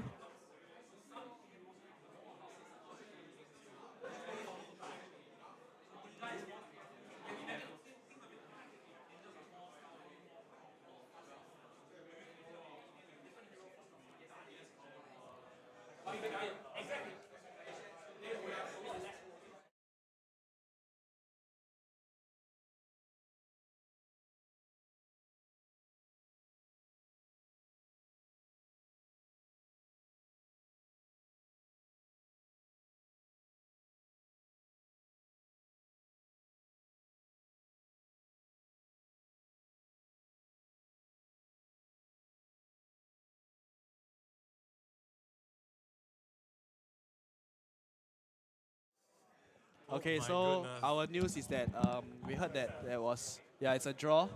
So from this pot, ironically, there's no 3-0s, but we'll still find out on other pots. I'm very sure there are 6-0s around, so we'll wait and see.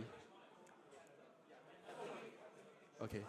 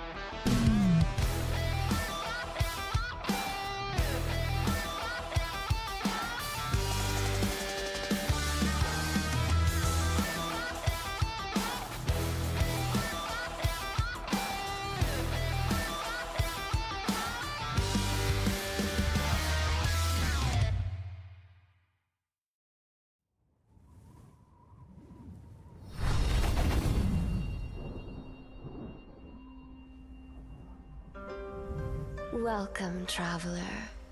You must be starving. Please, come inside. I think we can satisfy your appetite. Anything you like. Intimacy. Or perhaps ecstasy. Come a little closer. I won't bite. Tell me, what do you desire?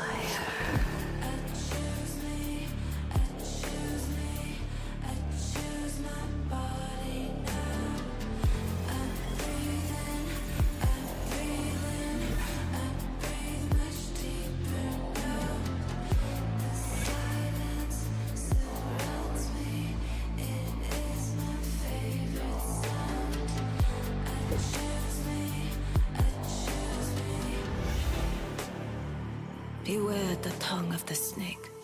Her fangs shall soon furrow. Pleasure is but the shallow illusion. Walk the true path, and you shall see clear.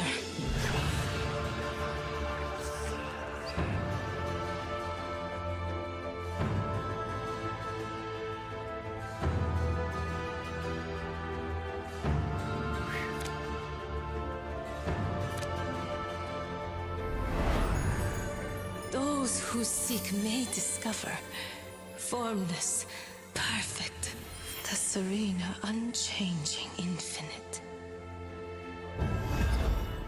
Eternally present. Eternally boring. Why don't we play rough? Embrace the solitude. Embrace the sensation. Look within. Look at me! Just a breath. Just a taste. Enough! A tiger does not fall prey to the snake. The tiger walks its own path.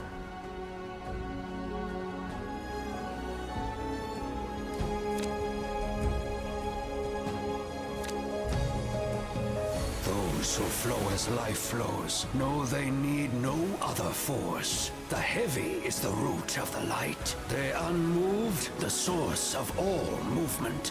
The center is unbound and free. Walk the path, seek the truth.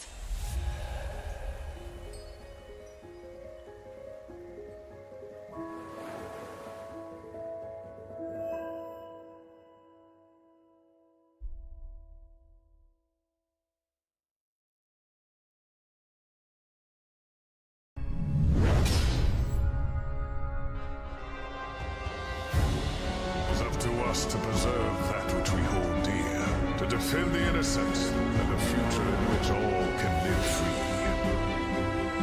Bravery is born of the light.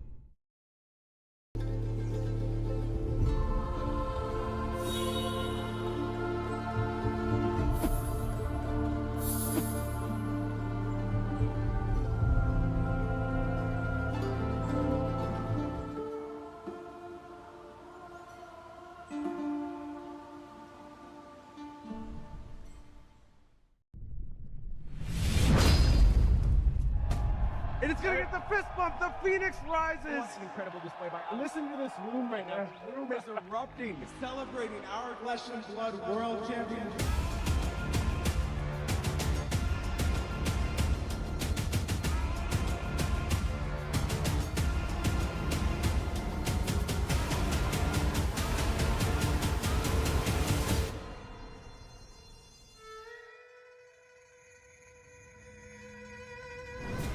Okay, welcome back. So we are getting ready for pot 2 draft picks. So this time we'll be featuring Jin Han. He's 5-1 currently. He's playing Zen for CC. Yeah. Yeah. For the previous round, it was a draw, a double loss, or to say. Yeah. So, okay, they're actually here to, we can move to the draft picks now. Yep. So this is Jin. His first pack. Yep. So let's see how he picks. Yep, the famous pack 1, pick 1. Okay. Looks like he's moved the Red Untamed to the front. That is a strong card for Zen. Takes the drop in the ocean. Oh, Key Unleash. Oh, that's a lot of Zen cards. Yeah, for this that's a pack. lot of very good Zen cards. Not that great for Venomous Assassin. Bite, pretty good. I mean, the other ones are blue, Intimate Inducement. Okay, so there are 4 ninja cards here. Alright, let's see what he takes. It might be the Untamed here. I think the issue with taking a Zen card here, even though it's a very strong card, is that you're passing away the Tiger Form Incantation and Chi Unleashed. So the person to your left might think Zen is open. Yeah. But then it is a first pick, so people are unlikely to really commit, I think. Although I think a benefit of taking the Untamed is that it is the ninja card in the common slot. Yes. So they can see the ninja card. Oh, Siren's Call. Okay. Oh, Siren's Call being passed. This is something to... I mean, it really depends whether you want to commit now. Red Waxing Spectre as well. That's really good. Oh, okay. I Wow, would this like to is say really that... tough. Yeah, I would like to say that even the Mistake Instant is great. Half-Elf Travel is really a premium here. Yeah, the K Koi is also a premium. Wow. The funny thing is that none of these are the Zen cards that he wanted. I do see a Breed Anger though, but I'm not sure what color it is. So, does Jin want to select 2 class cards right off the bat? Oh, it's a blue Breed Anger. Okay. How good do you think Siren's Call is in draft? I think it really depends, cause the use case usually is to play out Mistblade off a blue and then play out Siren's Call. Siren's Call is great because you still strip a blue that your opponent that you can banish, and you get to draw a card. If you play on the Mistblade, it has go again. Yeah. Anyway, so I mean he can still pick it just to deny some moves, but he's still trying to stay open at this point. Yep, and I think he took the Waxing Spectre. Oh, the Aqua Labs Heirloom of Snakehide. Okay. Waning Vengeance as well. Okay. These are really strong cards in the first few packs. And for pack 3, this is a very strong pack. I think a Red Biting Breeze is not too bad as well. But there's nothing really like encouraging him to really commit to either class yet. After all, this is pick 4, I believe. This is pick... Generally, I feel that if you are not sure on what to pick, you can safely still pick some Mystic cards or an equipment. Yeah, I think Aqua Labs is not bad to pick. Yeah, Aqua Labs is one of the good generics here. Although, Biting Breeze and Waning Vengeance are strong. Cosmic Awakening. Too early for that. Let's go. Let's move it somewhere else. Yeah. Okay, so you choose the Labs. Yep, that's good. It can be played in both Enigma and Zen. When in doubt, I think equipment is still quite safe, especially since it's a generic equipment. Yeah. So he's got the mask. Okay, that's good. Untamed. Oh, Breed Breed Anger is not bad. These are 2 very good cards to pick if he wants to go to Zen. But mask is... if you had to choose, which one will you pick it? The mask. Okay, for the thing about Breed Anger, right, is that it is a combo card that can be searched off the Transcend. Yes. So there are instances where I personally have drafted Zen and then forgot that I need combo cards. Yeah. And so this is a common combo card that is easily obtainable, and the rate is still like a 1 for 4. Because it's not guaranteed you're going to get Chi Unleashed in your pot, right?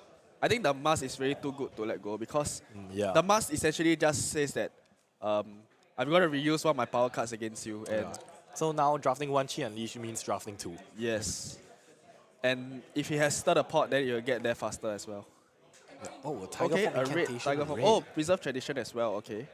Oh, those two are I think Preserve good. Tradition is not bad to start off. Yeah, but Tiger Form is a Tiger generator. Yes, Tiger Form is and it's a red. And it's a 1 cost. Yeah, it's a 1 for 4. Yeah, it's a 1 for 4 essentially. I mean 1 for 3. 1 for 3. But you play out your Kakara, your Tiger is coming for 1 for 4.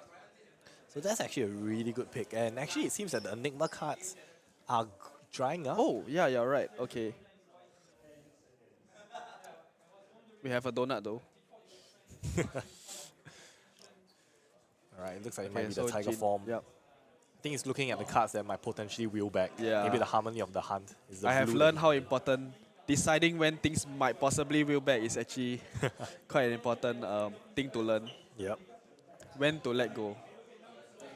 Okay. Oh, many blues here. Oh, stilettos. Okay. Wind Chakra red picked to pieces. Oh, this is not. Yeah, this is not great. It's interesting the undertow stilettos are back here. I think it's too early for them to commit to a class at this point. And people before Jin, people after Jin do not know that there's a stilettos coming up anyway. That's true. The Wind Chakra is actually pretty good. Yeah, Wind Chakra is actually very good. At worst, it's a 0 for 3, but it could be a 0 for 5. And it blocks 3. Yeah, Most blocks important 3. part. No problem. That's always good.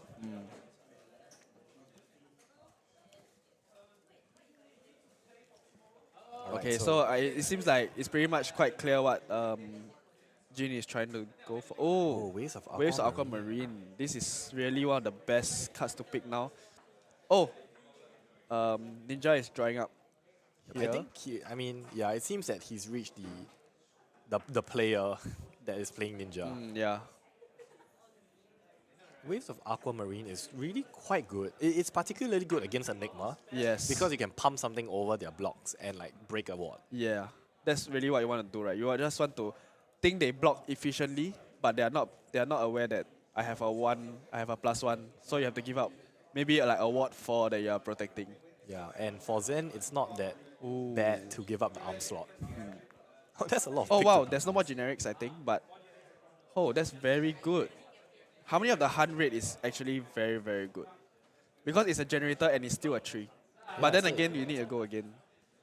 Then again, it blocks for 2. Stir the pot right now is not bad because he has Mask of Wisdom Whiskers and he can put. Oh, he's choosing. Okay. Alright. Yep, the aspect is Of a good Tiger. card still. Oh, it looks like this is a familiar set of cards. Yeah. Blue Tiger form is good. Illusionist is sort of quite open still. It's alright. Those are decent illusionist cards. I think this is not bad to pick because it's still a blue block 3. Yep. And it's a Tiger generator if you really need it. But yeah, the Tiger form incantation is really a good card for Zen. It's one of the few block 3s. Yes. Okay. Okay. Companion of the Claw is not great either, but if you had to pick something. But none of the cards here are really great, other Yeah. than his maybe. Yep, he's just gonna take that. I think it's just giving him a choice, right? If he really has nothing else to build for his 30 card deck, it's still something. Oh, the Heirloom of Snake Hide is back. While we are seeing a lot of assassin cards left around. Yep, he's gonna take the Nimble Strike. We've seen how good Nimble Strike can be from the previous game. Yes, Sam has really shown us two red Nimble Strikes. Oh, and the Nimbleism. Okay. Wow, you must hit. I can see him smiling from the back of his head. He's like, oh, yeah, let it come as a pair. Okay, I'll take Immediately rewarded. Yeah. Never punish. Oh, aspect, not too bad. That's pretty good. Yeah, like just now we said, right, if you really had to play a yellow. Oh, a yellow evasive leap is not bad too. I mean, for the last card in the pack, it's actually not bad. You are not really forced to play anyway, so you'll see. They are counting whether they have 14. And he's reviewing his pool now. So he hasn't drafted any Mystic instance yet. Maybe his focus was more to try to get out some power cards. And I think during the later half of the selection, there wasn't really a lot of Mystic instance for him to pick from. Yeah. Yeah, that's true. I think if your pot has a lot of Enigma, your instance can dry up very quickly. Yeah, but I also think this pod is filled with a lot of very good players, right? And I think all of them are staying open. Yeah, this is the top tables, people. So please share and make sure we have more and help us to get more views. Yeah. Shameless plug. Yes, shameless plug. But we want to get we do want more people to watch as well. Yeah. Yeah, to really showcase some of the best that these people can be. And how the best players in Singapore. Yeah. I mean, if you look at our top table, you will see the usual suspects of people who are performing well on the table. Yeah. Yeah, we have Gordon, Chu Heng, Jin. Yeah, quite a few of them. Oh, alright. Is What that is a- it? Mom. Oh, the is that CF Cold Foil? Magneto. Yeah, CF. Hey, not bad lah, not bad. Yeah, not bad, not bad. Okay lah. It's a good sign, it's a good sign. Yeah, it's a good sign. Maybe the pack is good. Okay, they're counting now. Can you get a Majestic with the CF?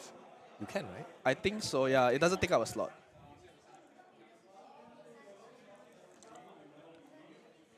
Right. Okay. So let's see what you got, Jin. Red Hiss, Yellow Flex Claws. Not. Red Battlefront. Oh, the Strides. Wow, Oh, we're shit. so excited. Both very excited about the picks. Oh, these are... Oh, it's really very hard, very tough. Red Battlefront Prestige is very good, but I would think that it's easier to see another Bastion of a different color rather than Strides. Because Stride is really too good to enable a very wide turn for Yeah, I would say Bastion is such a good card. Yeah, Bastion is very, very but good. it is less important for Zen. Yeah. It is good at blocking the new daggers. Well, this is a tough decision for him. I mean, if you don't really want to block and you're confident that you can go wide, I would take the Strides. I do recall he has legs already. Oh, he has Aqua Oh, Labs. right, he has Aqua Labs. Okay, so he Yeah. has something to consider. Yep. So Maybe I he's think- expecting it to wheel, but if people already lock in, then I think it's Absolutely very hard. Yeah. I mean, we'll see. From here, we can see probably whether someone has committed to a class yet. Yeah. He's counting. Bastion is always a good card. Yeah, Bastion is too good. 3 And for it's a 7. red. What? Oh, red another red Untamed. Untamed. Red Venomous Bite, Emissary of Wind, and a hit Aqua piece. Shell is not too bad as well. Yep. But No, Red the Untamed is too good, man. Red Untamed is a 1 5. for 5. It is so good. Yeah, it's very good. And against Enigmas, you really want to push all those breakpoints, right? So it's it's amazing. Yeah, but He he might- is seeing the helmet, the hit piece now. This pack has really weak Enigma cards. Oh, taking the blues, blue block 3s. I think he needs to. He might know that he doesn't really have the Mystic Instance. Oh yes, Yeah, does he have the hasn't really Transcend picked card. much Transcend cards.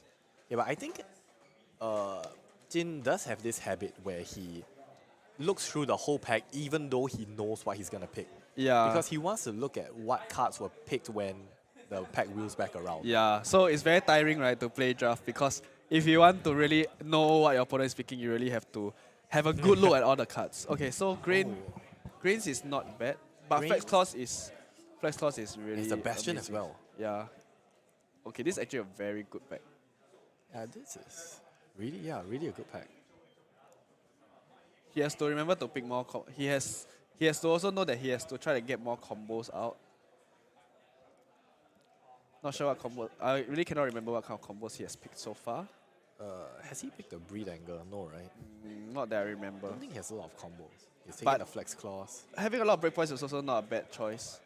I mean, against an Enigma that hopefully can't block efficiently, it's not too bad. Yep.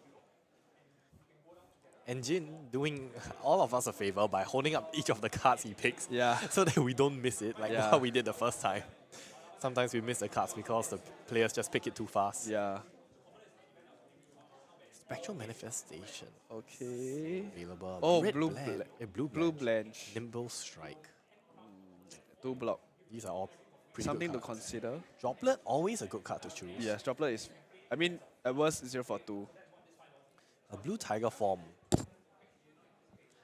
Blocks 3. Yep, it's all a blue block 3, always good to take. And a blue Blanch. Blanch is always a good card. Yeah, and Blanch is amazing because you are essentially turning off their hero power if they let it hit. So Yeah, you turn off Transcend, which is like the whole point of this set. yeah, and pitching blue is a very important mechanic, right? For Waxing Spectre, for Waning Vengeance, for attack reactions on Nu, and for cards like Tiger Form Incantation, Harmony of the Hun, all this. Yep, which it looks requires like a blue pitch. He took it. Oh, okay. Red is still here. So Yellow Biting Breeze. Might be looking for time to take the Transcend cards now. Yeah. So the pot is great because once you have blocked with your Wizened Whiskers, you can definitely take whatever you have bottom to like surface up higher. Yeah. And at this point of the draft, he seems to be looking for the blues because the reds are drying up a bit. Yes. It's a good time to pick the blues. like in a draft, it's always gonna be a 3. Generally, it's gonna be a 3-3-2 pot, and you really want to be in the 2, you know. Yeah. So in this case, I don't think it's really apparent which class is the 2. But we do see quite a lot of illusionist cards though. Oh, the blue blanch. There's That's another true. blue blanch. Blue Battlefront. Okay, blue bastion. Blue Battlefront is good. Blue And Blanche is Blanche also again. good. I mean, their damage is the same, right? It's really whether you want to respect one more prevention or you want to really turn off their hero power and whatever abilities. I think Blanche is Blanche is a 3 for 7 as well. Yeah, red is 3 for 7, so both of them are 3 for 5 now. So do you want the defensive utility? I think if I were to go aggressive, I would. Personally, if I were to go aggressive, Blanche. But I think Jin is trying to see whether he can. If he sees a lot of loose, maybe this is really the best pick already. Oh, Okay, Passover is a good Passover card. is not bad. Tiger Form is also good. He's taken plenty of those already. Yeah.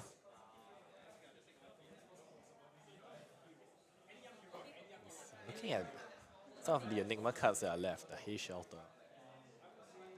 So there's Pouncing Key. Right, Pouncing Key, a good card. Blue is decent. Blue is a combo, blocks 3.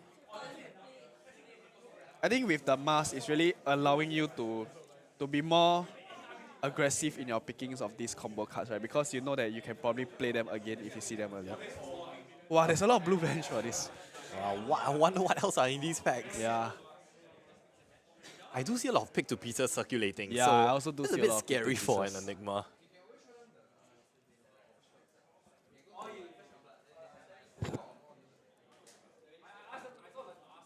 He's looking at the first 10 of win because it's a blue block 3. Yeah, and a blue go again, which he does have quite a bit.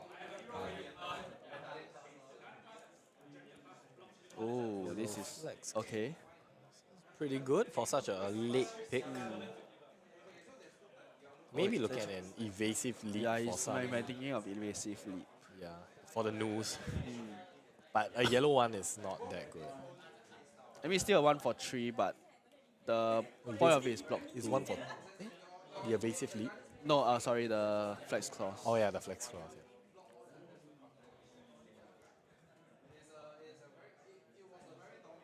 Wow, 4 illusionist Wow. cards.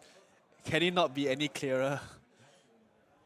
I mean, these are not great illusionist picks as well either, right? Yeah, they're not. Yeah, they're not great illusionist picks. Ventral Apparition is a pretty good, a Ventral pretty solid Apparition is- 3 block. Wow, Yep, we're that's seeing- all the illusionist Oh, cards. fact finding mission is actually very, very relevant. Yeah, Jin Han has a lot of High big attacks. Yeah, big attacks, right? He's gonna yeah. play Guardian.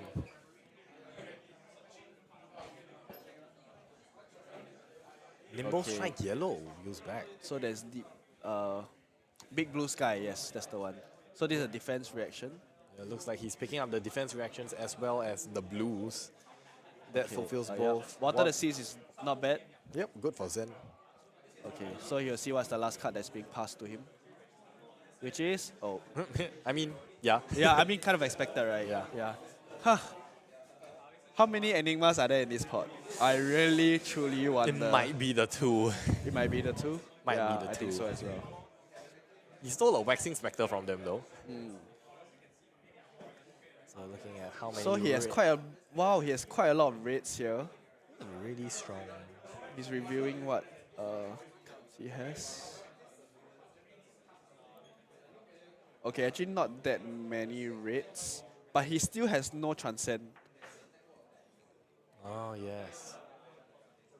I think he is quite diligent in picking the blues that he wants. Yes, okay, and that's quite disciplined. So he has 3 equipments. He's just left his chess piece. Yeah. I mean, there might be a argument for running a no transcend build for Zen. Okay. I mean, I've heard people do it. I don't know how effective it is. I mean, he does have a lot of generators actually. Yeah. So he's not really that afraid of like not having enough tigers for his. Yeah. He really did pick a lot of like big attacks. Yeah, I think if he can keep picking these strong red attacks, he should be able to continue the pressure, you know, without the need to rely on the transcend cards. Okay, so the third thing has been called. Crouching Tiger? Yep, Crouching Tiger. So they're counting the cards now. 14. So now they're passed to their right. Back to their left. Yeah, okay, back to their left. Oh, is that a red angle? Nice. Pass over Red nimblism. nimblism. Okay, Kikoi. Breed angle is good. Yeah, breed angle. Nimblism. He does have nimble strike though. Yes, so- 2 nimble strikes, Yeah. right? So right now I think it's quite obvious when you see the packs what the opponent on your right Yeah, is at this point in picking. the game. Yeah. So take the breed angle. Solid 1 for 4.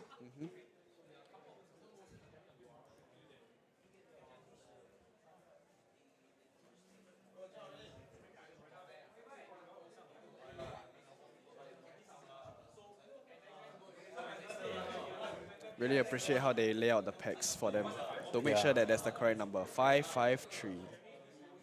Really a professional table here. Yeah. Not just slamming like the pack of cards. Yeah, like here you And go. then saying, okay, this is the first one, then 1, 2, 3.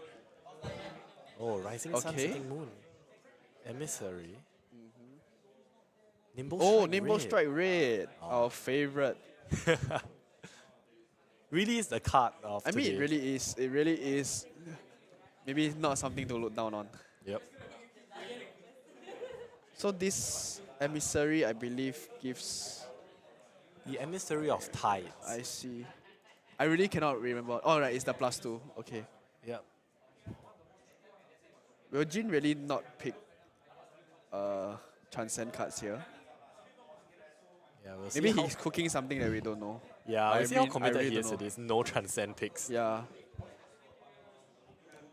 Oh, he's picking the emissary of tides. 0 for 4 is pretty decent. Yep, 0 for 4, bottom get +2. Yeah. Allows you to fix your hand, and it is a chain ender.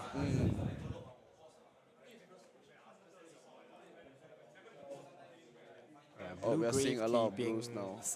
Oh wait, he has a hand already. He has hands already. Okay.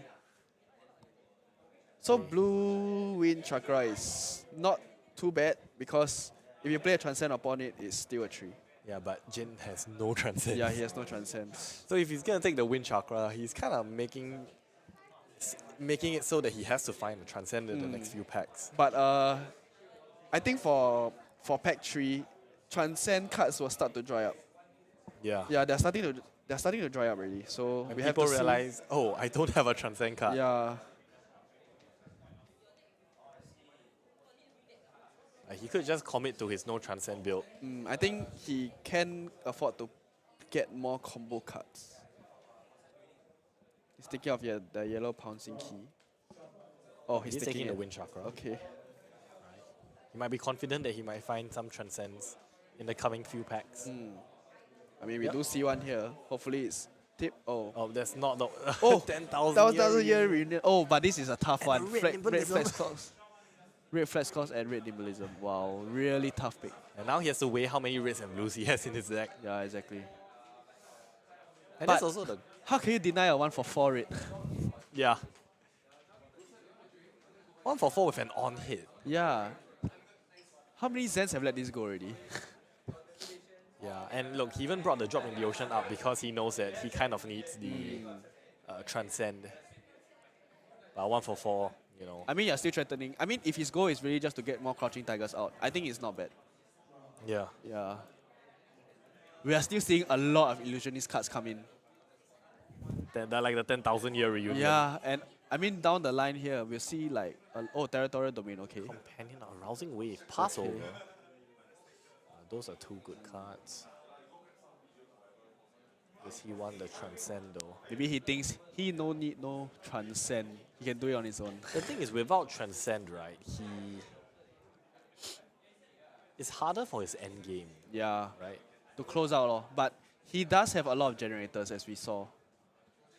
Maybe he really, like what you say, he really wants to push more like raw damage. Yeah. We have to see. It'll be quite interesting to see how he navigates his deck. You'll see how good I mean, he's taking a lot of reds. Yep. There we go. Another one there. Companion of the Claw. 2 for 4. Another breakpoint. Yep, Very and important. Tiger Generator. If you pitch the blue card this turn, create a Crouching Tiger. Okay, water the seeds. And wow, red bouncing Whoa. key. Okay. This is... Now he might have too many reds. Yeah. But that's not a bad problem in draft though. Yeah. It's one of those things where it's not a problem until it is, you know. Like, Yeah. until like shit, I can't play anything. But I'm sure he does know his blue count. So he needs to ensure that whatever raids he's playing, he will not break his hand into having too many raids. Okay, I think there might be a miscount somewhere. Yep, looks like there might be.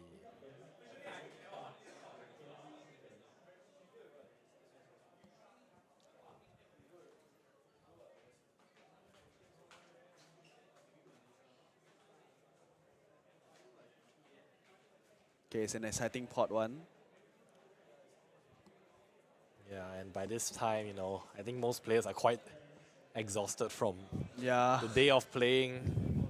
Draft is quite an exhausting format. Yeah. Not that it's not fun, but it really takes up a lot of headspace, especially if you are trying to track what your opponent is playing and trying to read the cards. Yeah, I think it can be really quite intense. It adds a whole different dimension to actually playing the game, right? You're not just playing the game of Flesh and Blood, but you're playing like draft. Yeah. You're playing the game of draft.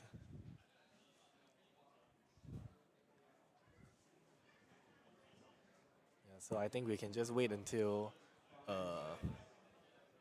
the situation is sorted out.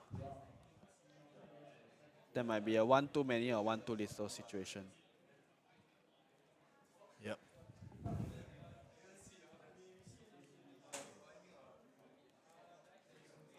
You can see some players that the fatigue has been setting in. Yeah. But nonetheless, still a very intense game of Flesh and Blood. So for tomorrow, we'll still have 6 rounds before the top 8, I believe. 1 more draft pot, and then 3 more CCs.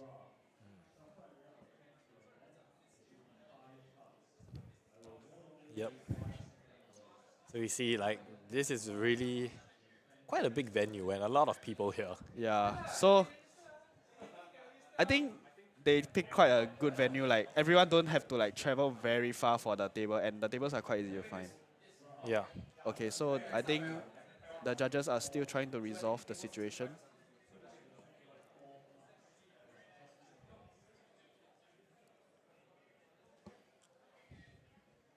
Big shout out to our judges. I think there's a lot of event management to go around for things like that. Yeah.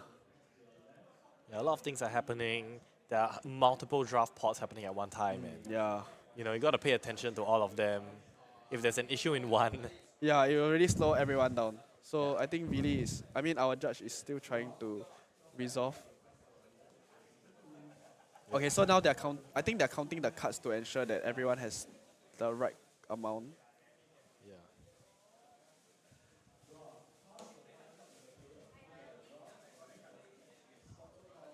What do you think? Okay, with a guess, what do you think is there a Meridian Pathway open? Yeah. Oh, Sam opened Meridian Pathway. Congratulations. Damn, congratulations, Sam. But too bad you can't play it. Yep. Well, if you can play it, the Enigma, his deck would be crazy.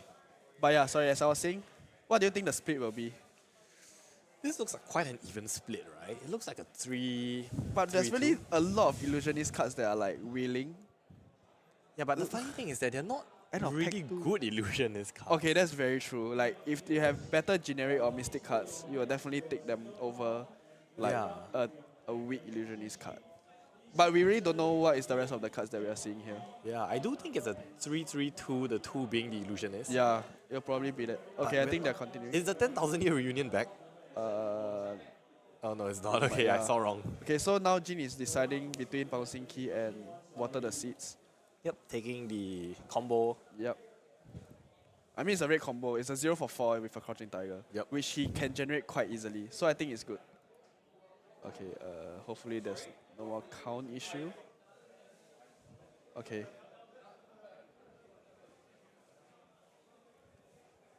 Okay. Counting the card.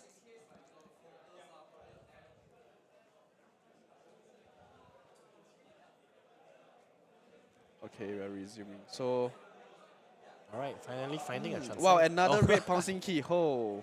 Every time Jin finds a transcend card he thinks he can take, he Yeah, finds he's a strong red something attack. better. Yeah.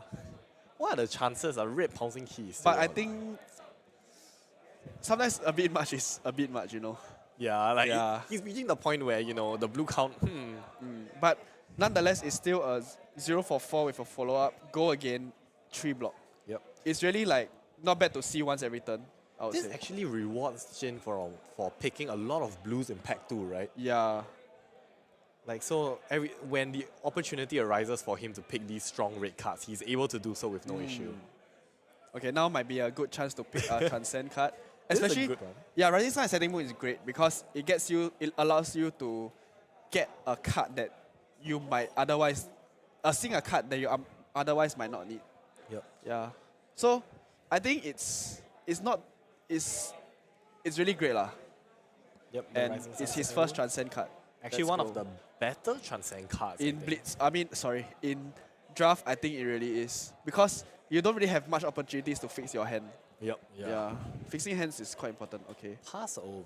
It's pretty good. Okay, so maybe he's rewarded now to get more transcend cards out. That would be usually, crazy. Usually, in my experience, transcend cards don't really come This late, right? Yeah. He does have the Tiger Form incantation available. And pass over is really good for those like recursion kind of cards. Like, for example, we talked about Truths Retold for Illusionist. Yeah. Yeah. Get rid of those cards. I see another. Oh, and Rising Sun Setting again. Moon, okay. Oh my gosh. Never punished.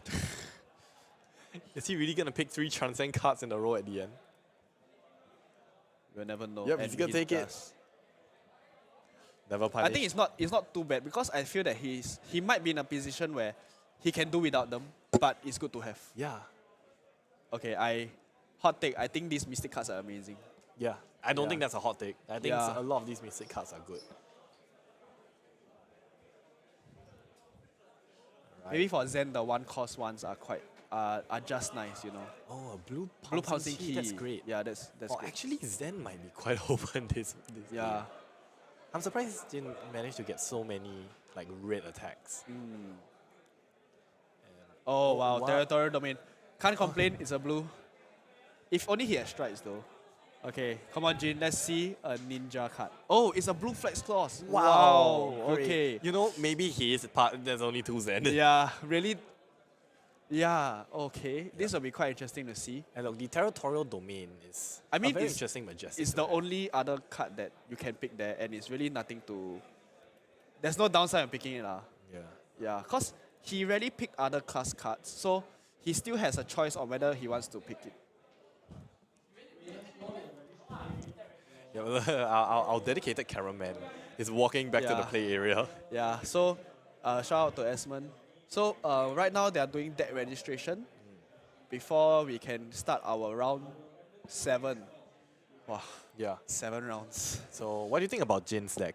I think actually I was very surprised the way he drafted, but actually it made sense looking back because if he doesn't really require a lot of reliance on his hero ability to generate crouching tigers, he can Yeah. rely on things like Harmony of the Hunt and things like that, and a lot of breakpoint flex claws, Yeah, especially yeah. at Biting Breeze. Then he doesn't really have to rely on it to tutor out cards. Yeah, that's true. And But I what- think anyway he still managed to get quite a few transcend cards. I think he got 3. Yeah, he got 3. And 3 good In ones. a row, yeah. Yeah. Rising Sun Setting Moon is really one of the better Mystic transcend cards you can take because, like I said, fixing a card in your hand is really very important, especially if you stack 2 transcend cards. You don't want to be stuck with 2 chi. Yeah. Yeah, unless you really need it as a blue, then you probably will keep it. But drawing a card before you sink it is really the best way to fix a hand that is otherwise not functional. Yeah. And I think more importantly, it doesn't require a target. Yeah. So it's one of those cards where you can play at the start of your turn. You know, compared to if you play a card and then you have to give it a +1. Correct. Then you can't pitch the chi to play that first card. And the last transcend he picked was a pass over, I believe. So Yep. all of his blue cards does not need a target. Yeah. Yeah, so it's really quite good. I So think- yeah. So what do you think of the pot? I think this pot is quite evenly spread. I feel like although we saw a lot of Enigma cards, we saw a lot of Zen cards as well. Actually, we didn't really see a lot of new like. Oh, we did see a Siren's Call. Okay, we saw a That Siren's was Call. early, yeah. I feel like we did see a few attack react cycle. I saw a lot of pick to pieces. Oh yeah, that would be a problem for Enigmas here. Yeah.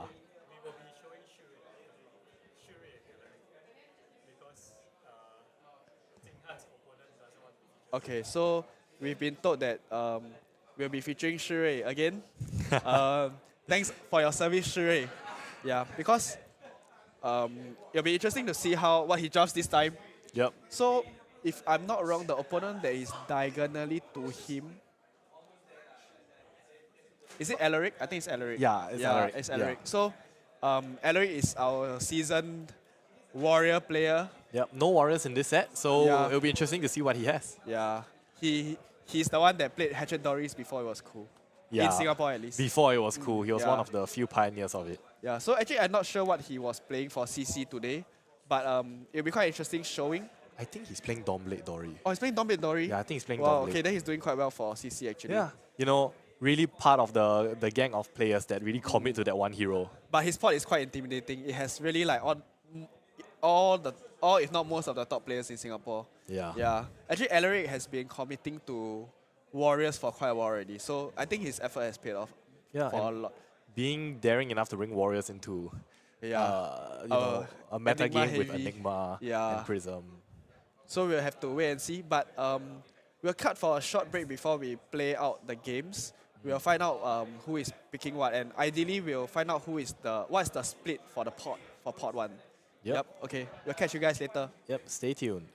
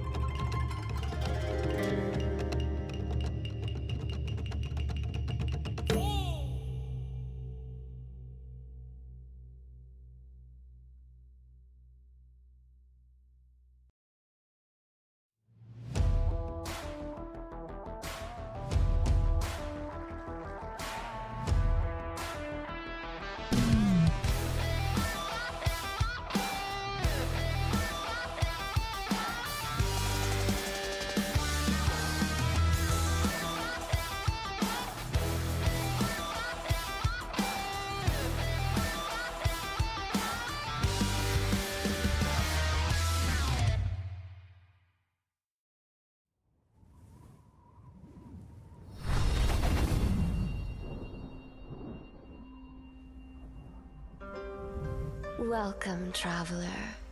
You must be starving. Please, come inside. I think we can satisfy your appetite. Anything you like. Intimacy. Or perhaps ecstasy. Come a little closer. I won't bite. Tell me, what do you desire?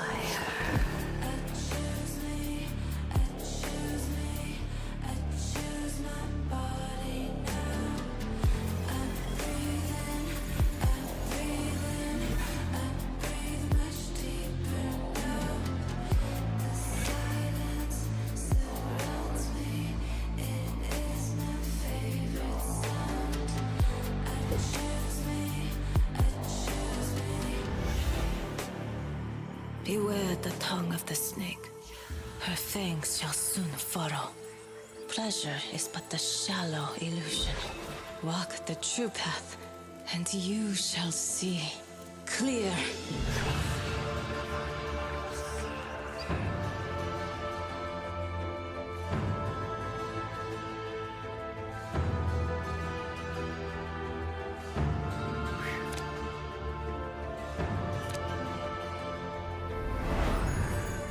Those who seek may discover formless, perfect, the serene, unchanging infinite. Eternally present. Eternally boring. Why don't we play rough? Embrace the solitude. Embrace the sensation. Look within. Look at me! Just a breath. Just a taste. Enough! A tiger does not fall prey to the snake. The tiger walks its own path.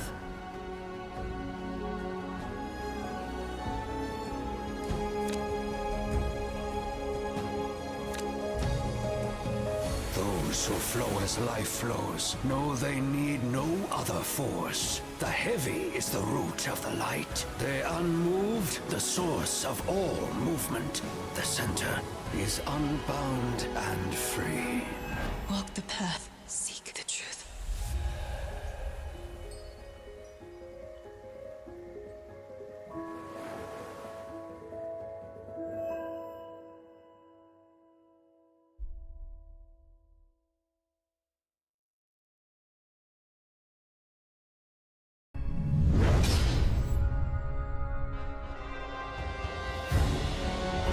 To preserve that which we hold dear, to defend the innocent, and a future in which all can live free. Bravery is born of the light.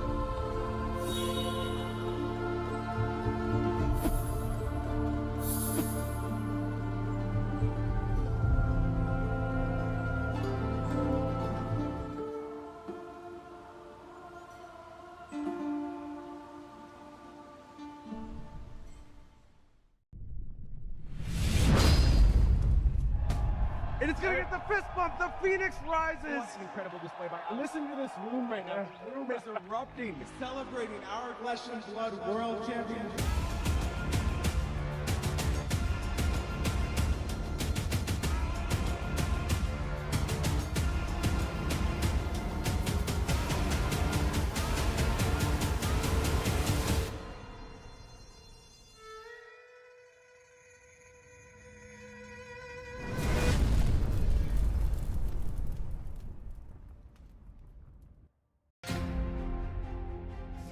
days of competitive play, 14 rounds of Swiss, and one of the most compelling top 8s flesh and blood play has ever seen have led us to one final match.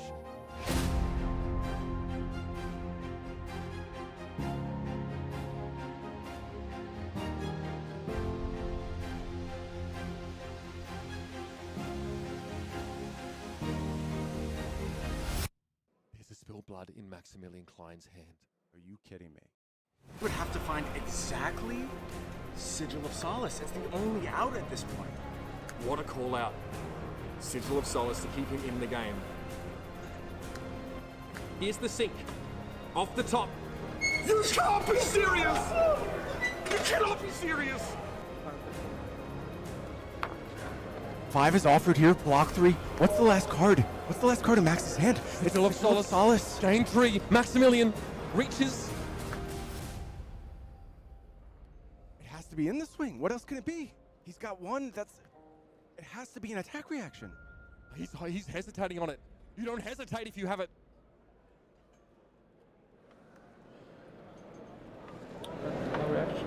And he's alive in this game! Are you kidding? Burn them all at the ready. Max at 1. Not a 1 in her hand. Not a 1. It's a grimace. A roof of vision. And the hand is extended! We're in the house of the dragon! And at the head of the table sits Arthur Trahey, your Pro Tour Los Angeles champion, with the most incredible cold shot I have ever seen!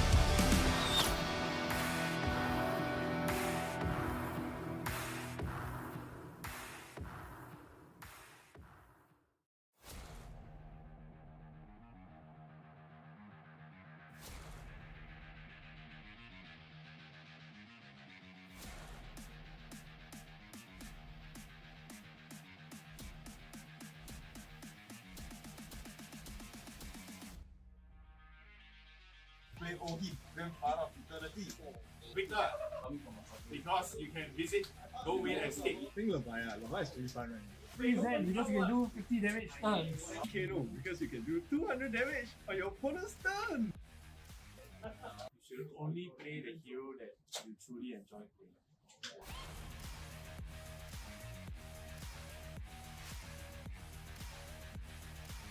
Which is of course reason. Don't play anything else.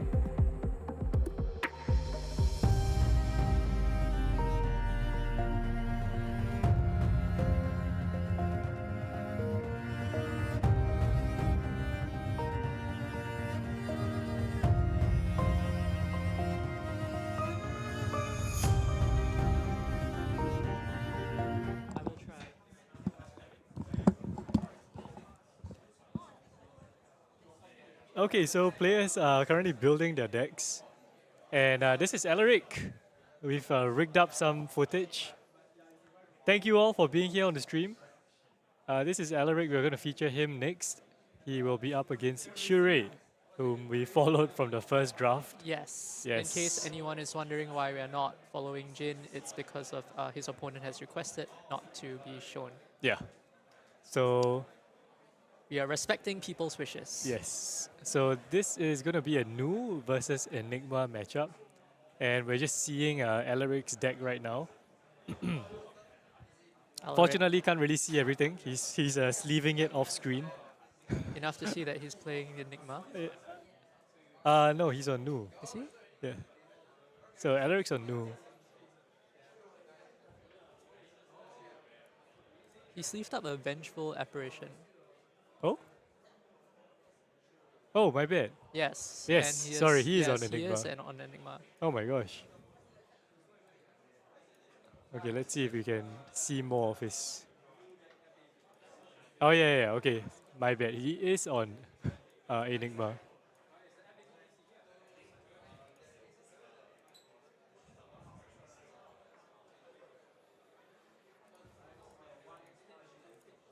So unless I'm remembering wrongly, the draft pot was the 3-3-2 split. So 3 Enigmas, 3 Zens, and 2 Nus. Pretty much similar to the last pot. Yeah, probably exactly the same. Yes, it's been a long day. We've been here for what, 5, 6, 7, 8, coming to 8 hours now. Of course, we are rotating between casters, but it's still been a pretty tiring day. That's helping a lot. Yeah, but I mean, okay, talking about his deck, looks pretty decent. He has 3 pieces of equipment, and I see a red Solitary Companion. It's a blue Astral Etchings, Sigil of Solitude. I think that's a Haunting. Yeah, Haunting Spectre. Haunting Spectre. Mm-hmm.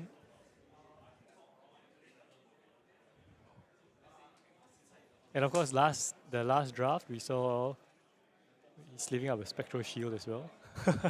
Everything, the tokens included. Yeah. I mean, we saw Shurei's Enigma was pretty strong. Pretty good. Pretty good.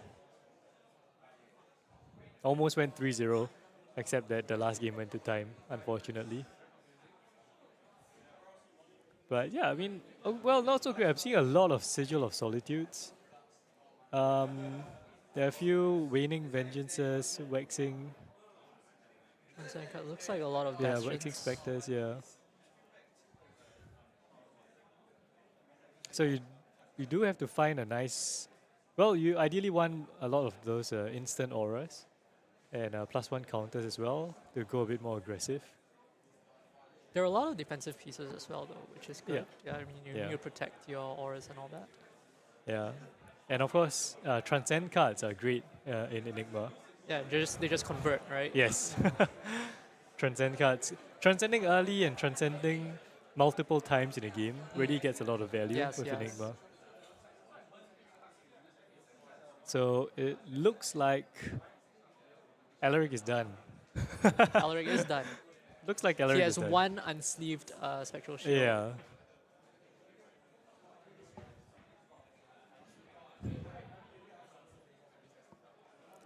Has there been news going 3-0 in draft so far? I don't know actually. Have we don't not tracked Yeah, that. we don't have results. We can't really track it. I'm sure there are. I'm sure there are.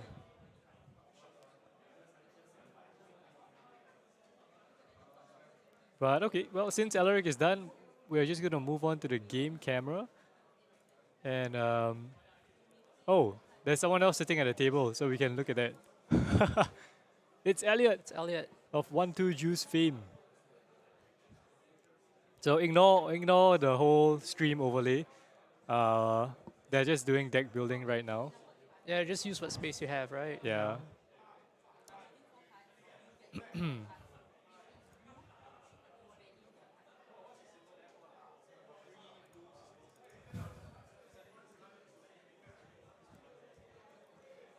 So of course they are from different pots. When they're deck building, they sit separately. After this, they'll be going to their pairings. Sure, it's on new, yeah? I know, apparently Sure is on Enigma. Oh. So it's an Enigma mirror then? I guess so. Okay. Alright, okay. No. Wait, didn't he told me that Shiro is on Enigma. And then we just saw Alarix leaving up Enigma as well. Also, they're both Enigma. Yeah.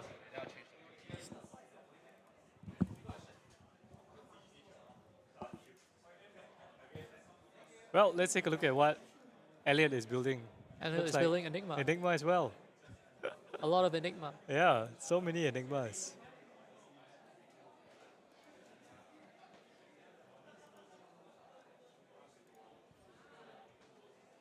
If I recall correctly, Elliot also plays Enigma for CC, right? Yes. Elliot is a hardcore illusionist, illusionist player. fan.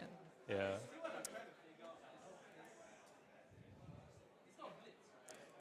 But yeah, as you can tell, a lot of people are finishing up with their deck building.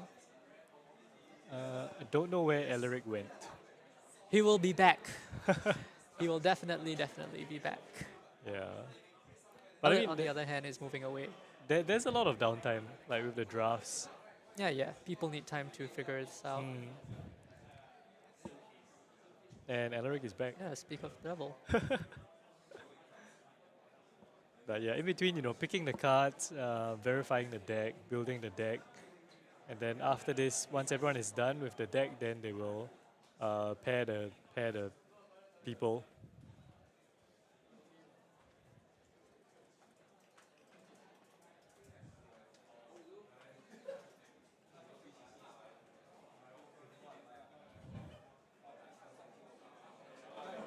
A lot of movement on the floor there. You can see the players shuffling around.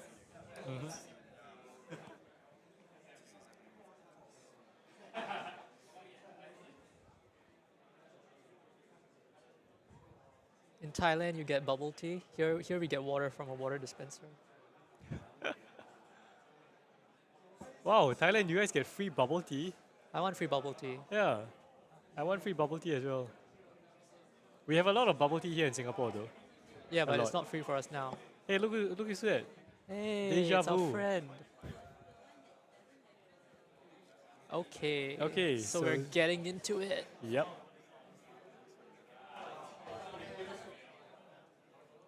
Oh, he's still in the sleeping up process, though. Looks like he's still building his deck.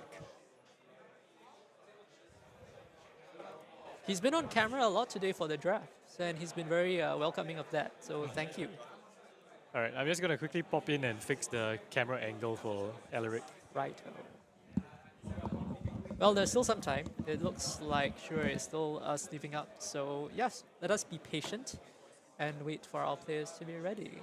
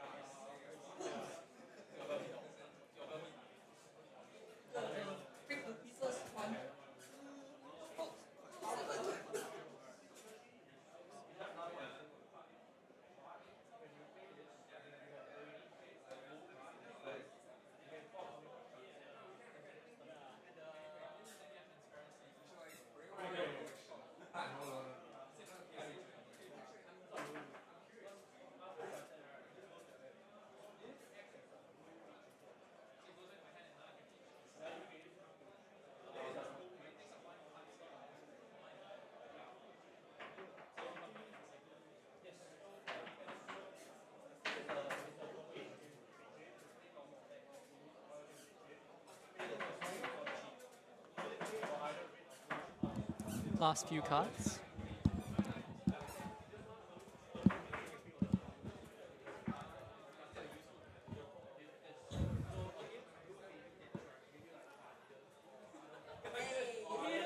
Were there any spicy decks in Singapore Nets?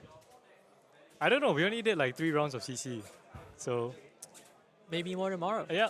Tune in tomorrow for more spicy stuff. No Max, which very sad. Makes Esmond very sad. Yeah. If I weren't doing this, I would be playing Max. But anyway, pairings have been announced, so the players are moving to their seats. And once they're ready, once the judges start the time, then they'll begin.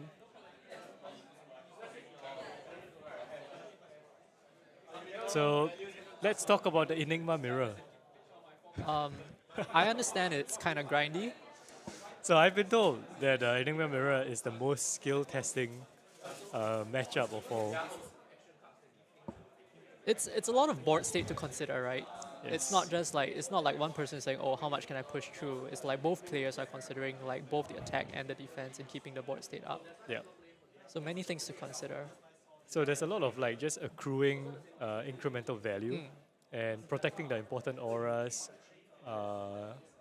You know, those with +1 counters especially.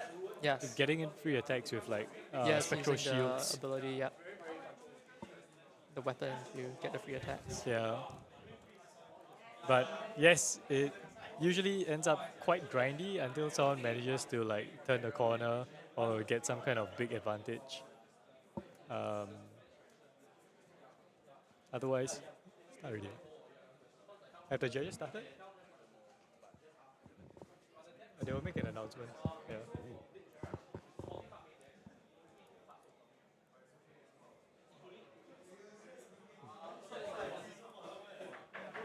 Okay.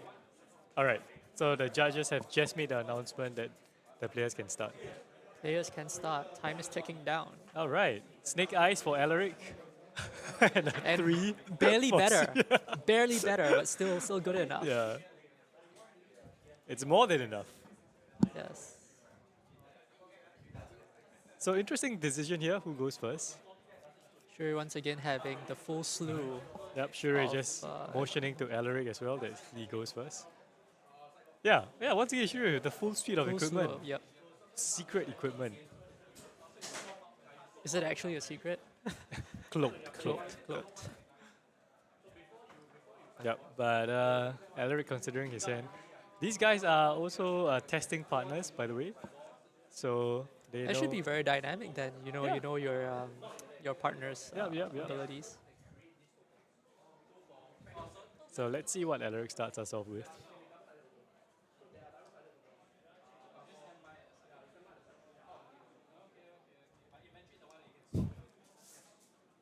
Okay, so he's overpitching here, the Bastion and the Apparition. So that's instant.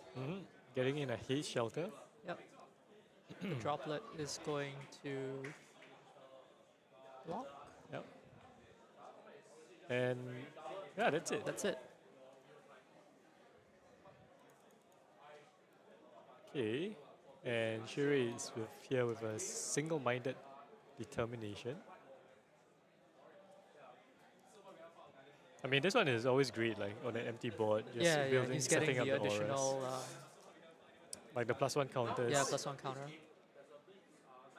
But yeah, so right at the start already, both players just setting up the auras. Yep.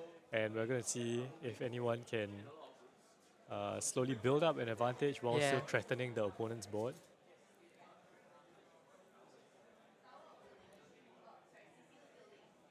Oh, and Transcend as well, because Alaric here has a Transcend card. He's thinking about it. I think, you know, you want to get the Transcend on, you want to activate Enigma, get the Spectral Shield. Yeah. Yeah. And he needs a way to play a blue card somehow before he can Transcend.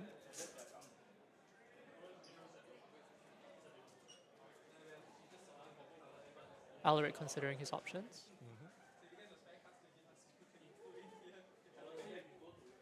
Shakes his head. Nah. Second haze shelter.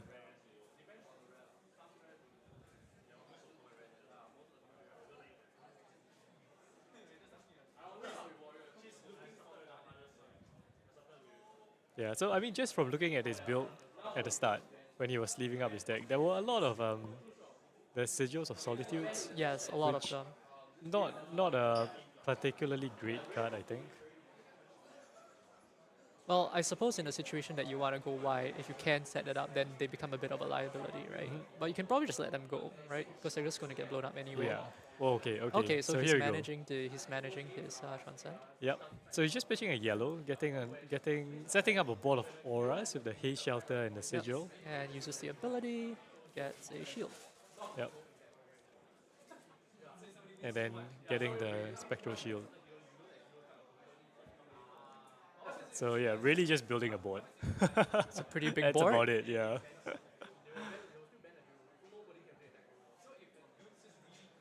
Okay, so here we go. Gets in. Yep, Shuri is attacking.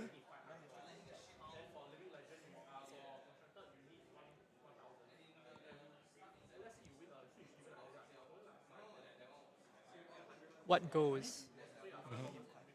He would cash in the sigil, right? I guess. Yeah. So currently the sigil is what? 3? 3 go again.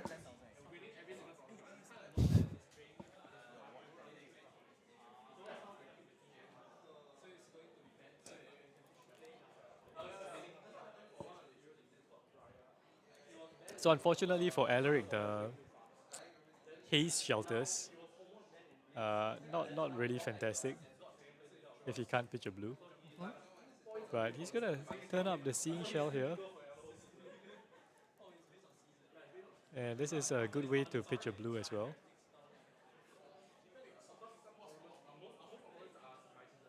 It replaces itself. Alright, so he's gonna cover that up. Yep, covers it up nicely with the Sigil of Solitude. Yep. And Shuri with the 10,000 year reunion. This another majestic. Very strong. He's on this majestic train today. So he removes the 3+1 counters, gets a ward 10. That's a big boy. Yes. That's a big boy. That's a big boy. And now all he wants to do is protect this thing. Yes. Protect it. He should get there. Yes. And don't forget with that arm piece, most likely it's going to be uphold tradition as well to give it a +1 counter. That will give it go again. Makes it super annoying. Yes. So can he protect it is the question. If he protects it, it's just going to keep eating up the board every other turn, right? Yes. Sadness. Yes. Sadness. That's exactly what it's going to eat. The board, it's going to eat Alaric, it's going to eat everything he owns. Alright, but Alaric here does get the blue to be pitched. So sending in a haze shelter for 4. Sure, he's just going to do everything he can. Well, he also has to consider whether he can or not. Yeah. Right. But he will try. Well, if he thinks he can't, then he might not then try. he'll let it go. Yeah. Well, then he won't try. Because it's gonna be 4. Because he can't. No, actually, it's gonna be 4 here, and it doesn't have go again. Looks like he is throwing something. Yeah. Okay. Oh my goodness, and that's an Astral Etchings. Gets the +1, so this is how he's gonna give it go again. Right.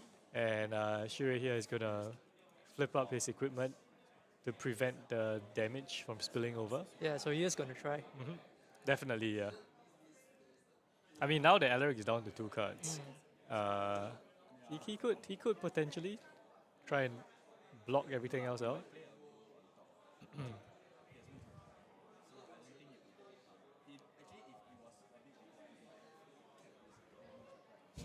So Alaric here is Alaric is sad. Alaric is trying to just, I don't know, figure out a way, man. Try to guess how much damage he has to do. Because getting through 3 cards, you know, usually you have to push anywhere from 7 to maybe 10 damage. Yep, that's a 3 block. Okay, he could not clear it. Yeah, and Shuri is still with 2 cards and Arsenal. And it looks like a... Yes, wind chakra. That's a chakra. Pitching. Just casually sending a 10 power. The 10 over. Yeah.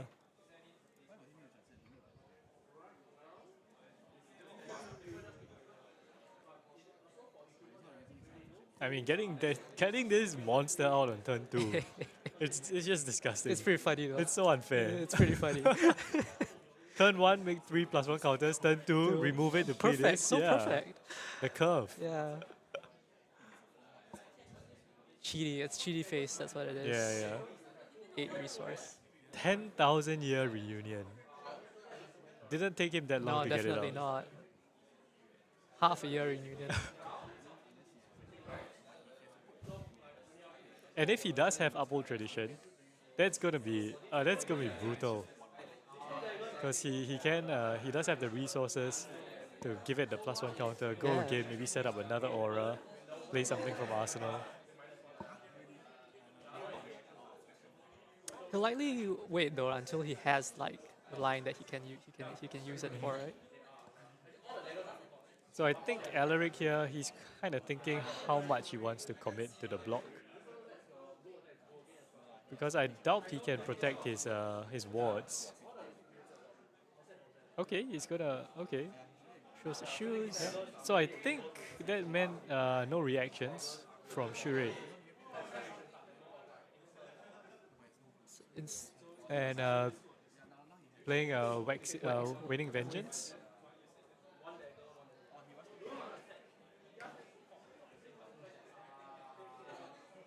So I think that's 3, 4, 5, 6, 7.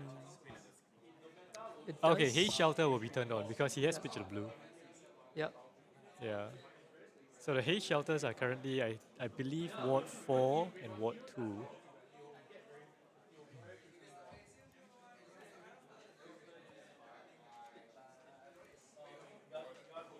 He will also get the token at the end because he pitched the blue card. So the yeah. Yeah, so he's calculating the wards right now. Yeah.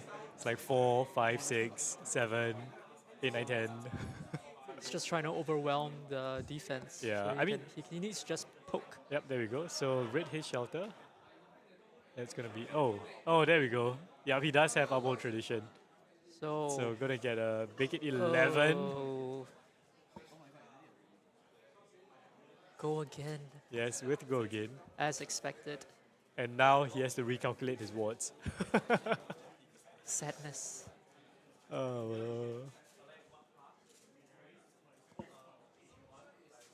So I think 4, 5, 6 from the Haze Shelters. K-Coin -1, 7. And then Vengeance is 2, 8, 9. He might lose everything here. That is quite likely. Yeah.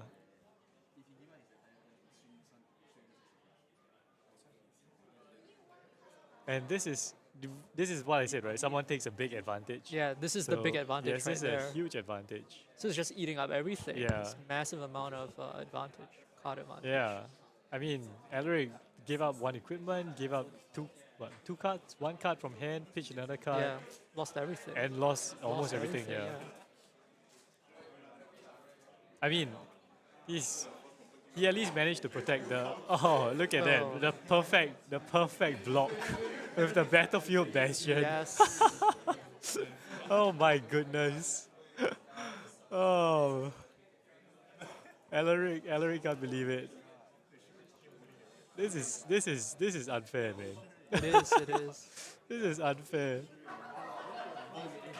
I mean, I was gonna say like at least Alaric can poke some damage through. No, not happening. But the Battlefield Bastion just Yes, soaking not up all the happening. damage.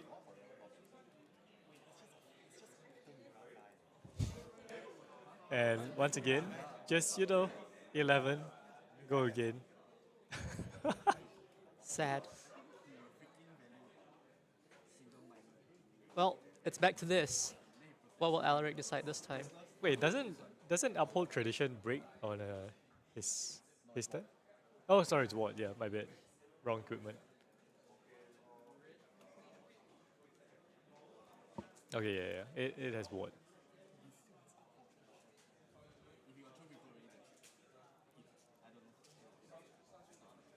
Yeah, I mean, what does Alaric even do now? He can maybe use a shield, soak up 2 damage, and try to use a 5-card hand to break through. Still very tough. Yeah. Unless he has some big attacks or, you know, an aura that has a counter to give it go again, go a bit wider. He needs a lot. Like Yeah. I just think he needs so much. But he to has to even get try, you through. see. Yeah, he has to try. He can't just keep doing this. Yeah. Like he has to try. He can't just keep throwing his whole Yeah. hand. And that's a fact-finding mission, so just following up. Casual 5 or casual 4. So much damage. Yeah, but Alaric just has to Yeah. try and destroy this. Yeah, he has to 10,000 take it here off and really. he has to Yeah. like go all in on that Yeah, attack. Yeah.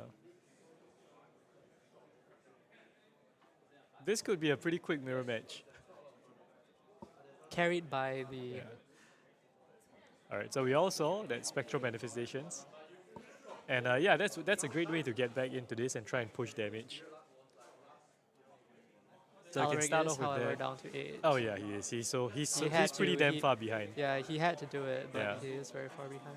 Yep. So I mean, red spectral manifestations, that comes in with 3 counters. So that is something. Yep. This is the big free attack. Well, 4 because 1 plus 3. Yes. Yeah.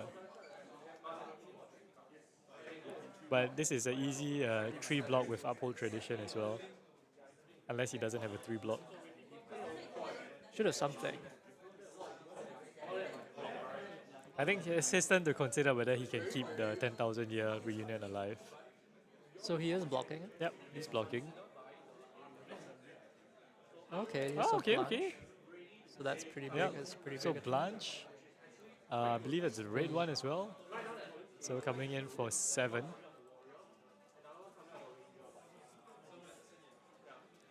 So the only, 5. yeah, he, Coming in for 5, so it's blue? oh, it's blue? No, is it? Oh, is it yellow? I can't really see. Okay, well, I mean, if it's 5, then it's blue. Yeah. Yeah. So not the best. Okay. So Not good enough. Well, Shuri, I mean, he took Yeah, out he- Shuri's entire hand. Yeah, So he's getting there. He's getting there. getting there. I mean, okay. I think Alaric should draw up first.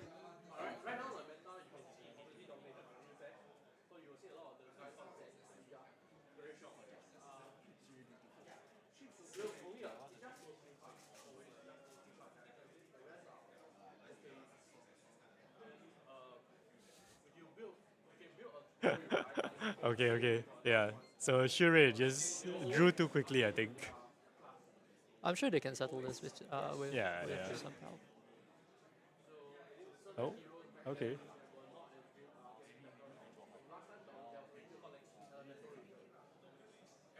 Okay.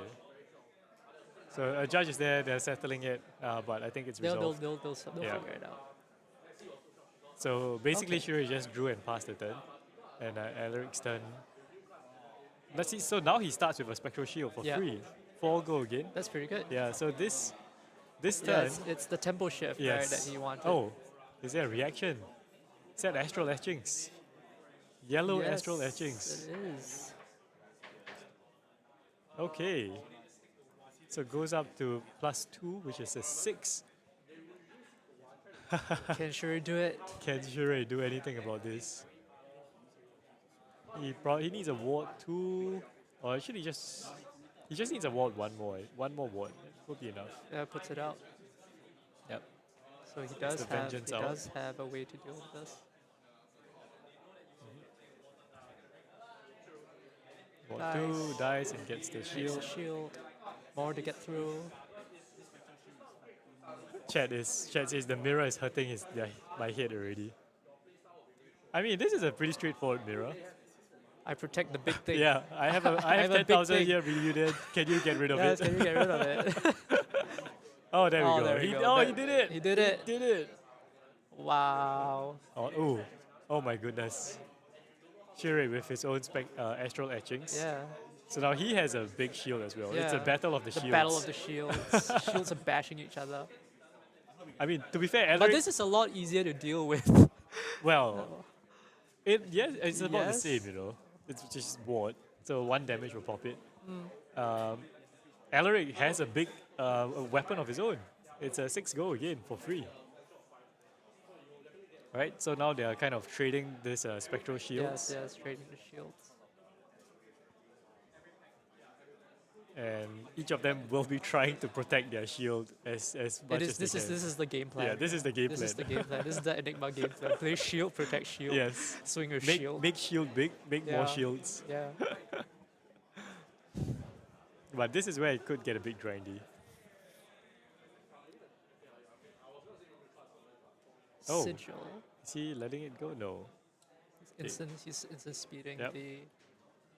Getting out Yep, of vengeance and then transcending. Yep, transcending. Okay, okay. So he's doing it. Yeah, he's doing he it. might be getting back into yeah, this. Yeah, he's doing yeah, it. Yeah, yeah. Getting out the shield. So that's gonna cover 4. Yep, and he gets it back from the vengeance. I keep messing up. Waxing Spectre, waning vengeance. I don't know. They One's sound a- very similar. Yeah, one's a vengeance, one's a spectre. Waning vengeance. Waning vengeance. Waning vengeance. Waxing spectre. Yes. Okay. And here we see the same thing, but on the other side. Okay. The sigil has come back. Okay, sigil. It is here to soak damage. Well, yeah, I mean, now looking at the sigil, it's actually not too bad. What is it? It's a ward 4, I think. Yep. So we're going to cover that up nicely. Yep. Doing what it's meant to do. Yeah. Waning vengeance. Yes, Shirei plays his own waning vengeance. Yes.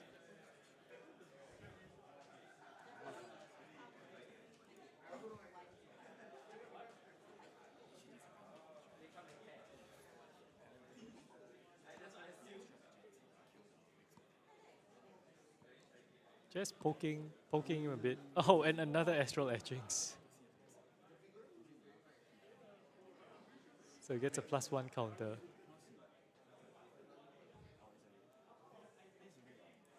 Okay, yeah, it's a red, So that's coming in for 4. Well, it gets rid of 1 spectral shield. That's a start.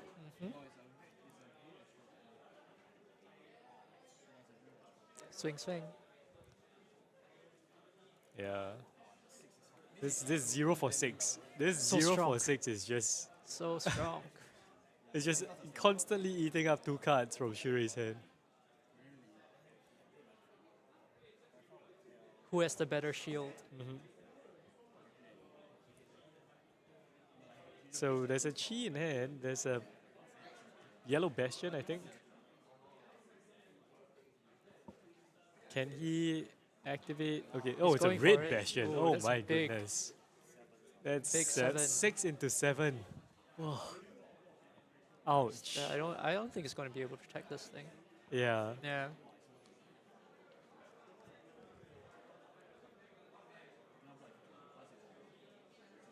Yeah, this is tough. Very tough. That's a lot of damage. He has the vengeance, and then he has the arm piece. Can he block 4 more? Probably at the cost of his hand. Is it worth I think it? it's a red winning, yeah. So ward 3, ward 1. Does he have a 3 block? Yep, at the cost of his hand. Yep, so 3, 4, 5, 6, 7. Oh, shit. wash away. It's a defense reaction. Oh my goodness. This happened in the first game as well. So it he, doesn't work. Yeah, it doesn't work. It's a defense reaction. It costs 2. So he doesn't have enough. Yeah. So he's just going to block there and pitch to flip up his headpiece. Does he put back 10,000 year reunion? That's one way to do it. But then if he can't maintain like his counters on his Yeah, auras, he needs he's 3 not going to be counters. able. Yeah, he's not going to be able to play it again. Yeah.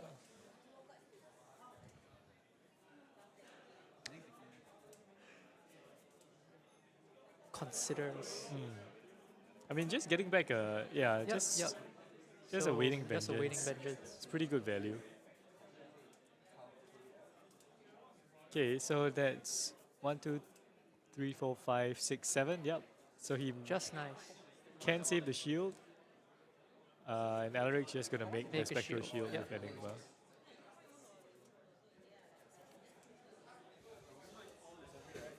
Oof, through all that. Well, I mean, Shuri's still at 20. He has to capitalize on that lead that he got, Yeah, right? yeah. Now just sending for 4 go again.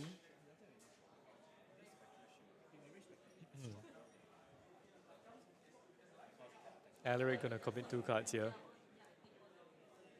But yeah, this is the essence of Enigma, Yeah, right? it's very grindy. You can see, like, actually, I'm not sure. Do you think the life totals are particularly relevant? It's really about who maintains that board state, right? Because that will eventually snowball regardless of your life total, I feel.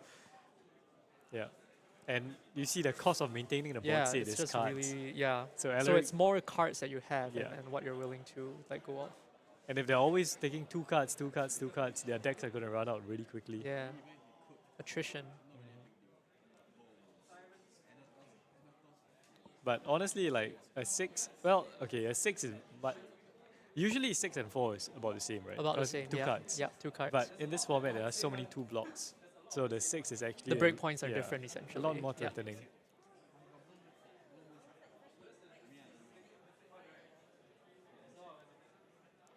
The fact that the attack is free is kind of. It's the power of Yeah, Enigma. it is. It is. I think at some point in time, Shuri, if he finds a good hand or if he stacks a good hand, he has to leverage his life total. Yeah, he does. And try and push a big turn. That is the advantage he has now, right? He Yeah. has to use that resource Yeah. of his life available to him. And his hand, there's a Gravekeeping, there's a Moon Chakra, there's a Transcend card. Chakra potentially prevents a lot of damage, isn't it? Yep. Okay, he's. Lets it Okay, go. okay. So now might be the time that he's gonna. He's decided Yeah. it is time. Just take the damage. just Yeah, he's take gonna it, take take it. it. Okay.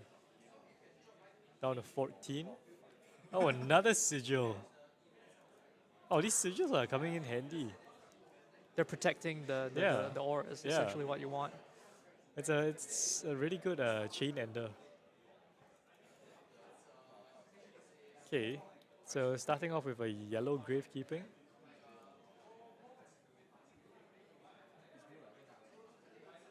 Oh, it's blue.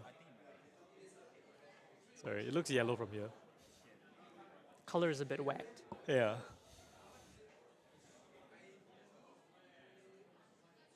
Vengeful, going to block it.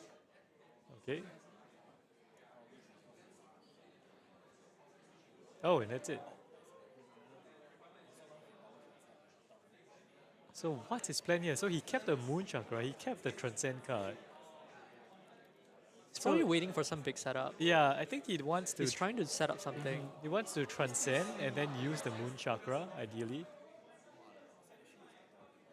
But this shield just smacking for 6 is depleting his life. Okay, oh wow. Yeah. Double preserve tradition here. So gonna put back his 2 things. Yeah. Yeah, so he's playing for that long game now. Yep. This is great for him. Getting back some of his key pieces. Yeah, some of his good auras. 10,000. He's considering He's it. considering it. He's looking at it.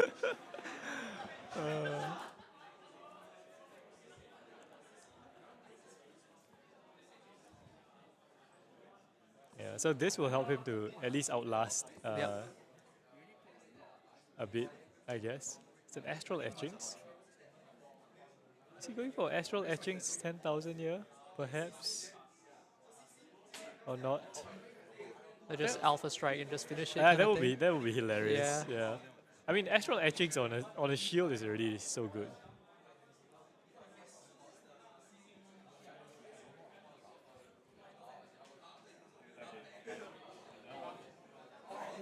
Battlefront Bastion. Okay. So picking slightly more defensive cards. I'd say yeah, he's definitely in this for the long game. So he gets his cheese back. Yep.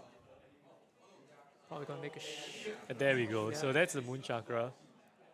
Blue gonna prevent 3 of that damage. Yep.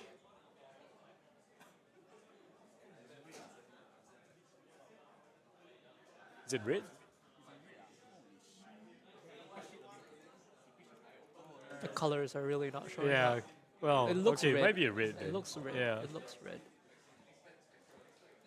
Yeah, that prevents 5. Perfect. Perfect number. Well, he leaked 1 damage. Oh. But yeah, Alaric just looking through his deck, it's getting really thin. Kind of has to decide what to do here to try and push through 15 points of damage.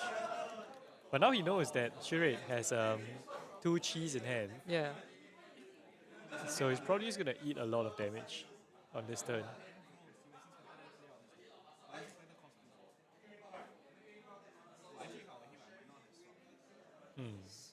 Plays a Spectre here. Yes.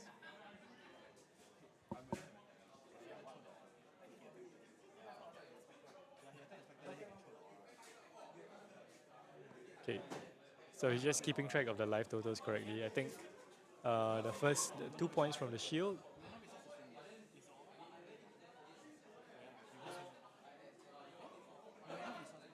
Oh, so this is something we don't really see. This is the essence of ancestry. I don't know if it's red or yellow or blue. It might be a blue one. Essence of ancestry. The blue one, I guess, would be the best one. Looks like yeah, definitely the blue one. Yeah, the blue one is the best one. So very similar-ish to, well, a similar sort of card to the sigils. Just a 0-cost, ward. Oof. Shirei coming in with the vengeance here. The Spectre, sorry. Big Spectre. Red Spectre for 4 go again.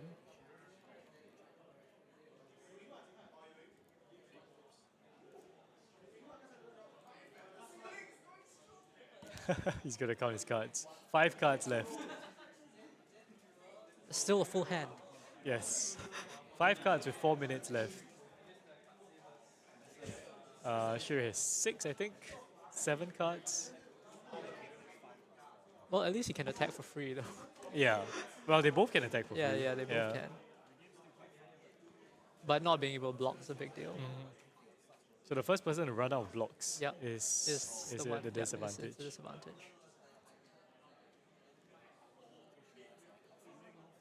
So here we go, 6 go again. We've seen this before.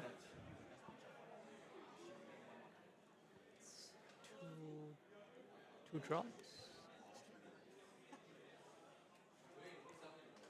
Okay.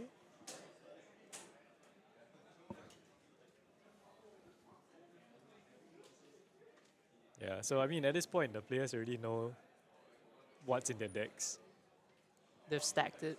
Yeah, pretty much. And we also saw Shirei put this Spectre from his graveyard. Yep.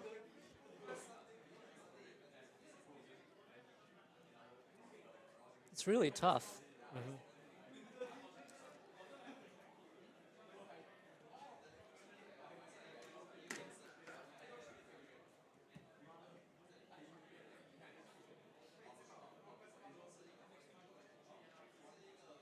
Yeah, because at this point, he still wants to keep his shields around.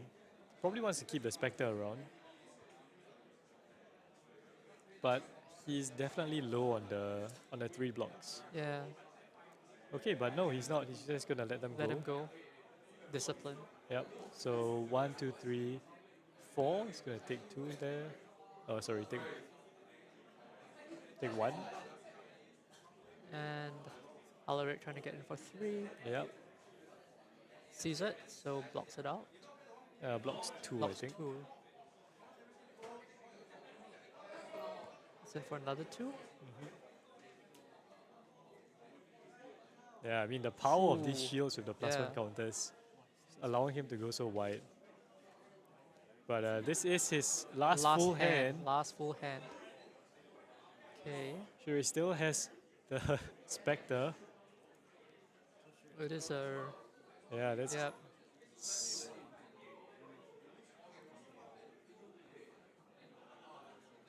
Wait, is it just 3? I think the vengeance is more than 3. Should be a 5. Ward 3.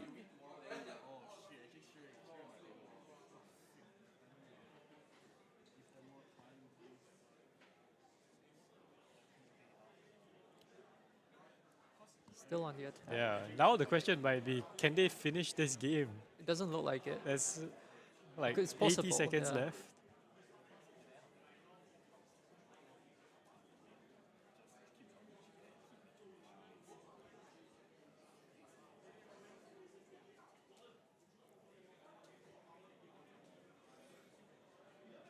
What does Alaric do?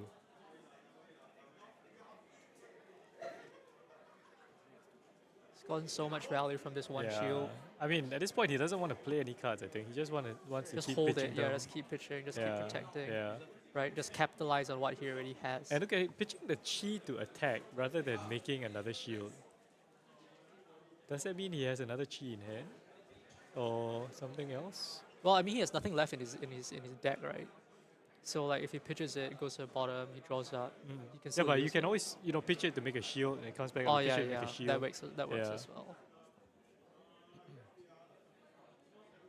So This pushes more damage though. Well, maybe he has another big attack in hand. Yeah. Okay. Okay, so Bastion here. Gonna block alone, prevent the next 1 damage. There is no damage presented right now though from auras. Okay, at least. Judges has just made the announcement that time is up. So they have to close it out now. So this is turn 0. And there should be a judge. Yep, there should be a judge at the table now. So Alaric's on turn 0. And at this point, I mean, Alaric's board state, Alaric has the life total lead.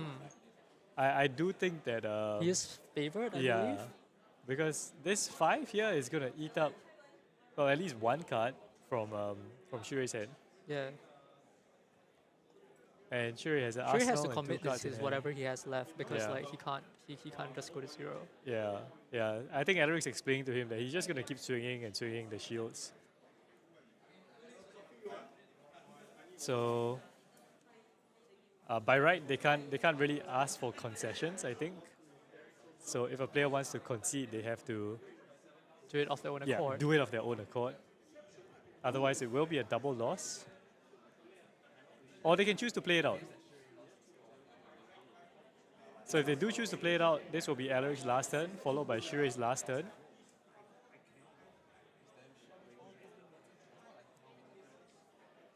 But it definitely looks to me like Alaric has the advantage Alaric here. does have the advantage.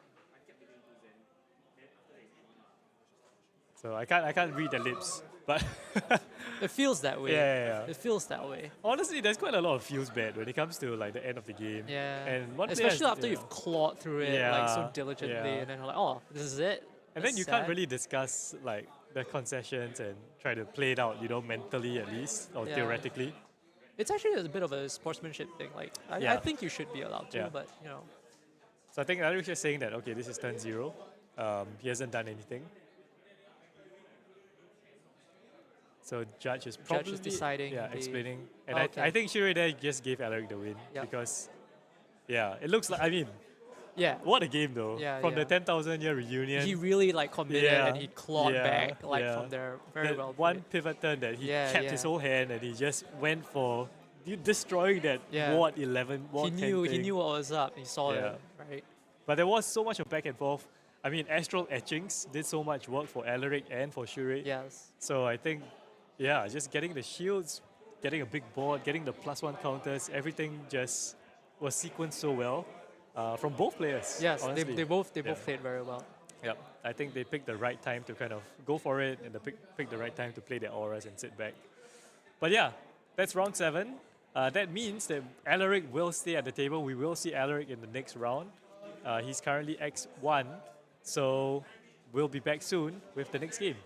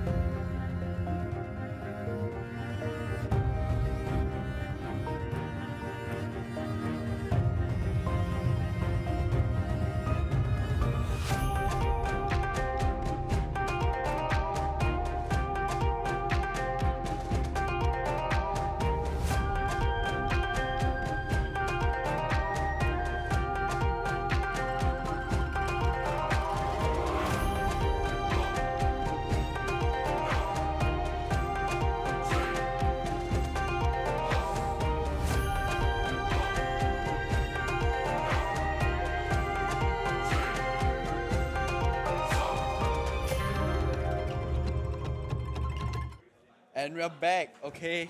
That was a really long and grindy game. Actually, that was very like, I really respect like Alaric really like being very patient, even though Shu is like sending all the 10,000 year reunion with a counter. But I think Yeah. Alaric really like shown his understanding of like how he can claw back the situation. Yeah, the Enigma mirror is really, you have to have a lot of patience. You need to find your openings, know when to block. Yeah, and you know, yeah, like what you said, he really remained steadfast in the face of a 10,000 year Yeah. reunion with one counter, right? It's just a better mirror guy at that point. Yes. Okay, so we are getting ready for our second match. It will be Chu Heng against Alaric.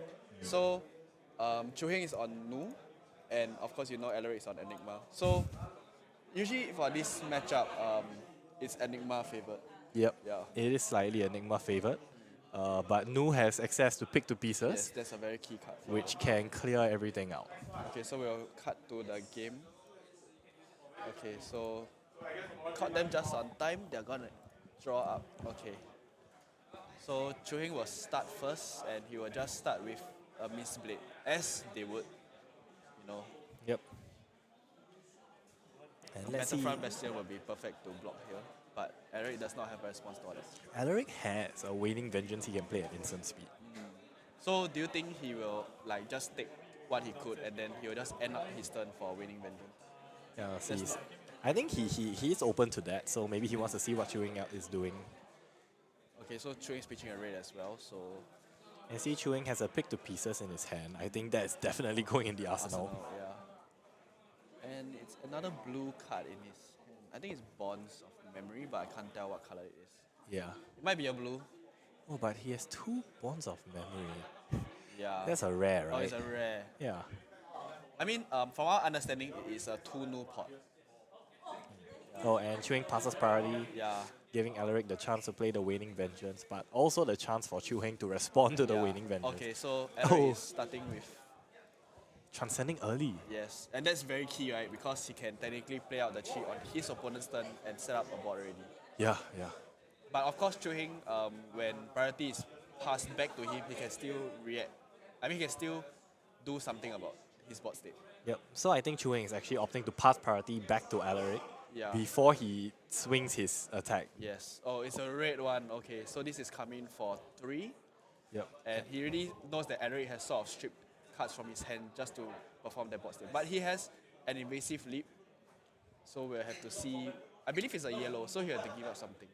Or he can give up his Waning Vengeance to create another Spectral Shield, which is really great also.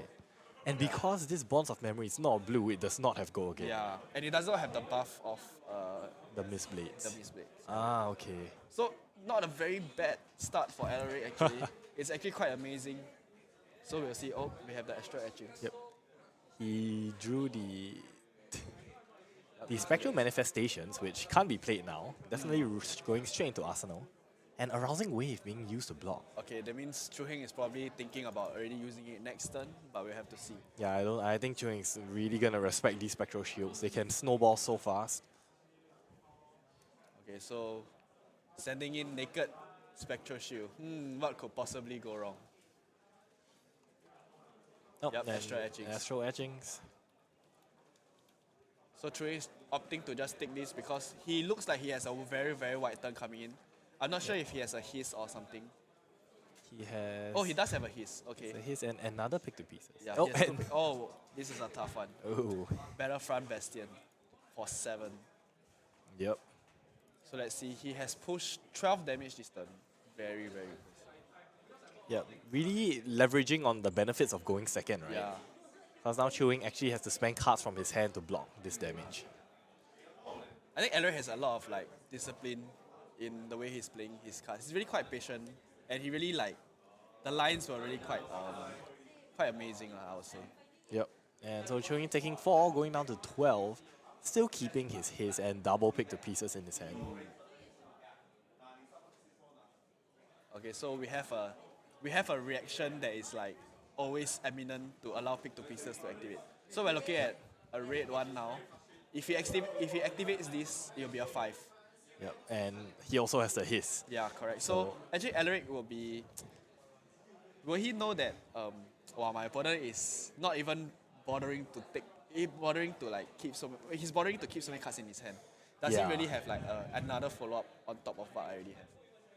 So he's probably letting like this go, or he's pitching the blue one. Yep, creating his So Mistveil. this will be 7, no 6. Okay, but the No interest 7 because of pick to pieces. Yes, but right, Alaric has the Wash wash away, away. which blocks for 5 when he transcends Oh, with the homage. I see. So that's gonna okay. be blocking 8. Yeah. Pick to pieces is 3 plus, no, 4 It's plus 6. 4 plus 3, 7. 7 with the arousing wave. Yeah. So he can still. No. No, he can't. Yeah, this 8. This 8, right? Yeah, this so is arousing 8. wave has no effect here. But it has go again, so. Or he's just gonna miss blade. Yep. Yeah, actually this is good because he's still like threatening a spectral shield anyway, Yep. unless he wants to give out his equipment now. So Alaric can give out a kick cure.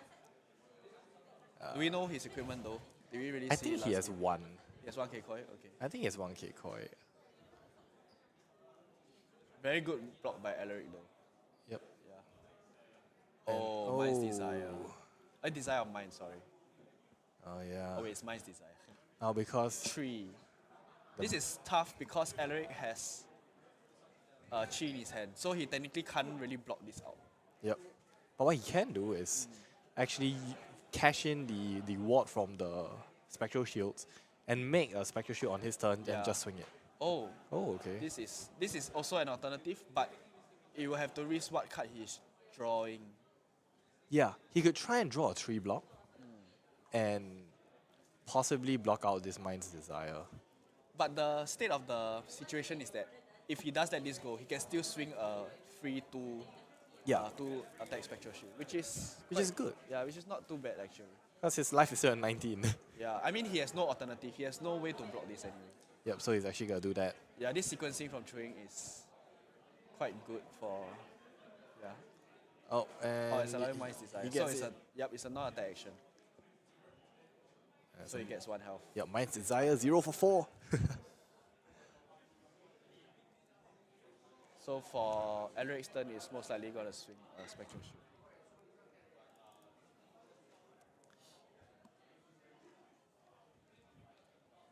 Alright, it's just going to be a 2. So Enigma really just wants to build some sort of bot state, even though after it's empty, you just have to keep a chi and then just swing 2 and essentially be the equivalent of gaining 1 health. Yep. Yeah, it's really very efficient. Alright, so on Chu Heng's side, we see, oh my gosh, is that Bonds of? Attraction, it's the one that asks for the same color. Yeah, it's another rare. But there's a red Desire of Mine. Which is, wow. Sorry, Mine's, Desire. Wow, Chu Heng really has a lot of good new cards in his Yeah. deck. Okay, Desires of Flesh is coming in here.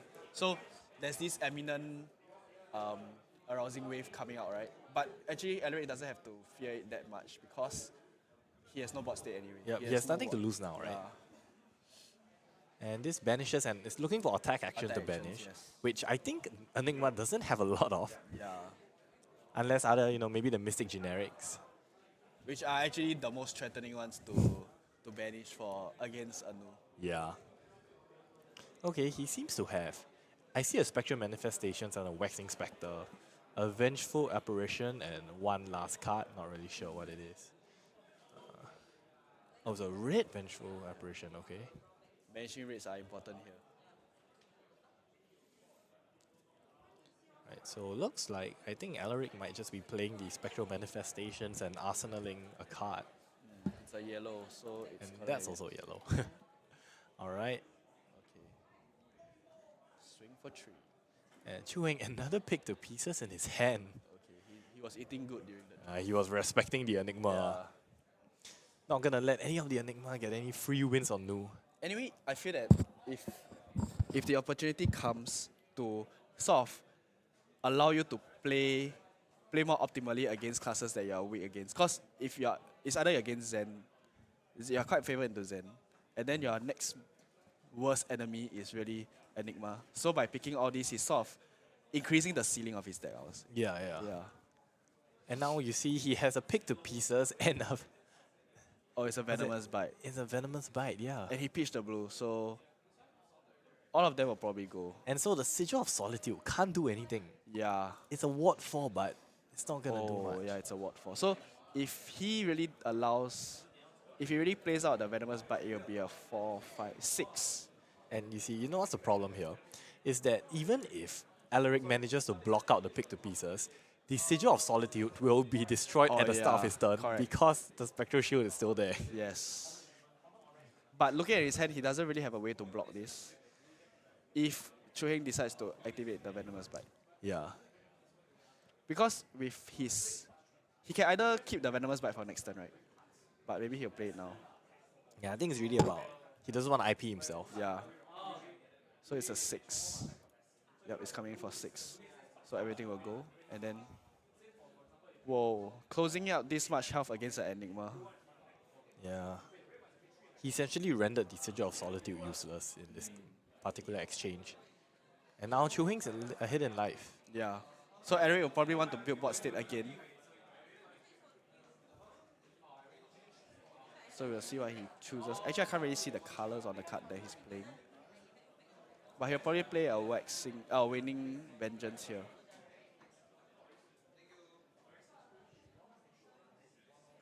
Yep, he can play Solitary Companion, but that...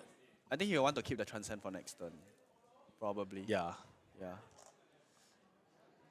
He doesn't look like he has the... How do I put it? I don't think he has the ability to transcend at this point. Because he doesn't really have a 0-cost blue. Yeah, unless the Solitary is a blue. Yeah, I can't really see the color. Yep. Okay. It's a yellow Waning Vengeance. Yep. So you just swing this? It's going to come in for 2. 2? Okay. Not really much there. Chu Heng can block it. It really depends whether he can go white this turn, right? If not, he's essentially still IPing himself. Yeah, yeah. Yeah.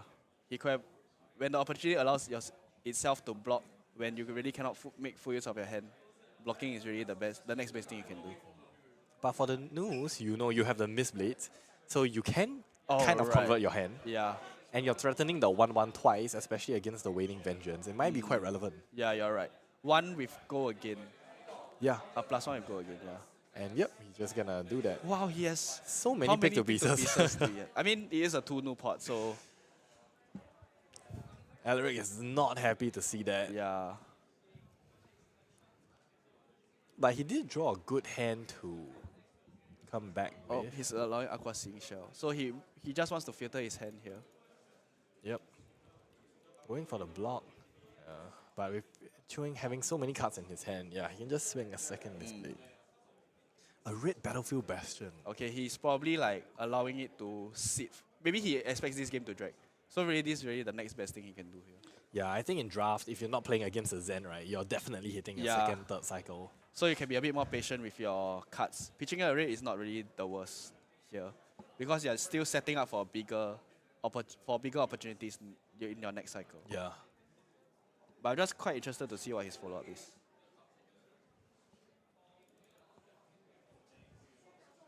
Already thinking about this block. Yep, he's gonna let his Waning Vengeance go, and he will create a Spectral Shield because he has pitched the blue distance. Yep. Oh, oops. Another pick to pieces. Okay. Art of Desire. Chu Heng actually has, I think, 5. Well, I have no idea about that, but it looks like there's so many of them. Okay. Well, Art of Desire body, and he also has a lot of the good new attacks. Yes. Yeah, I mean, Art of Desire will slowly thin out his deck. I mean, all the stealth cards will essentially slowly thin out his deck. For cards like Bonds of Memory and Attraction, where on hit, I mean, most of the attacks on hit will destroy the top card, will banish the top card of the deck. yeah, and it's especially relevant in a 30-card format. Yes. Where every card is so important. I mean, we saw in the previous game, right, where Alaric and Shure were actively counting their decks at the end of the thing. So we have to see how Alaric chooses to block this, because you also don't want to block a efficient blue against Nu, because it will get banished. Yep, absolutely not. And I feel like he could just drop a card here. Okay, he's keeping a yellow. Yellow Vengeful. And Alluring Inducement. It's showing great for the mill plan. Oh. Oh, there's a Battlefront Bastion inside. Oh, there's a Rage Spectre as well. So, whichever blue he adds, it will be a 0 block anyway and get banished. So he's probably seeing what he can add it to the banish zone. If the Battlefront Bastion is blue, there's no thinking, man. But I think it's probably not. Yeah, I don't think it's a blue. Okay, he's adding Haze Shelter to it. So actually, this is actually blocking for him, but because of Hour of Desire, he gains a life and draws a card. Yep. And importantly, it doesn't block because it doesn't have a block value. So even though it wasn't a blue, it still has a 0 base. Yes. 0 base defense.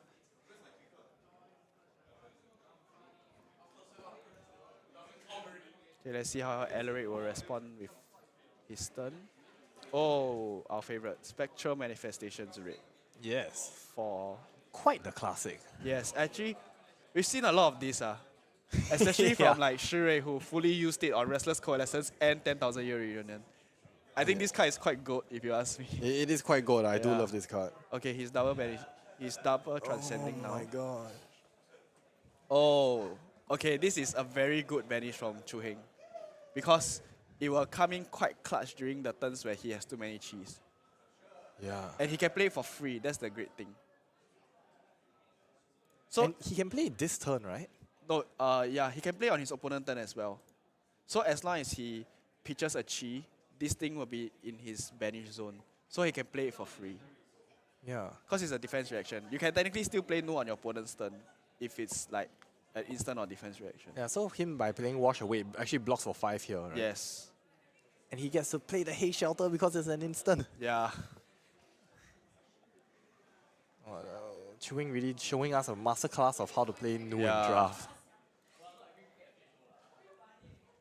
Nice choice. And- Pick yep. to pieces again, and it's a red. Yeah, pick to pieces number 6. I have no idea. But the arousing wave is really like really thinking, making Alaric think lah. Yeah, it's really yeah. not easy to block this at all. Yeah, and he has such a valuable like spectral shield on the board. Like the one spectral shield with 6 counters the previous game. Yeah. No, Alaric really used it to snowball to victory. So here, I think he wants to do the same, but with the amount of pick to pieces available, it's very, very difficult. So we have to see how he responds. I do see a Battlefront. Oh, and a Chi already. But Battlefront has to block alone in order to to give the prevention. I mean, a Luring Wave, you definitely have to respect it at 5. Because of its own +1, and pick to pieces give it +1 as well. So it'll be 5 unpreventable. Yeah. And in this case, right, it is quite clear that Chu Heng has something up his arsenal. Yep. Oh yeah, he's okay. Yeah. And a red one, wow. Huh? Oh, hey, calm down, sir. Red Venomous Bite, And red red hiss. Calm Okay. down, my good. Okay, Alaric is just glad he didn't do anything for that turn. Look at Alaric's face. He 3-6. is a mad. And he played Arousing Wave as well. 3-6. Oh my gosh, it's just nice at 12. Chu Heng, you monster. 3-6-9. Oh my gosh. Oh he my just gosh. 3-6-9, 10, 11. Wow, it's 12. Holy. 3-6-9, 10. Then 2 Fang Strikes for 12.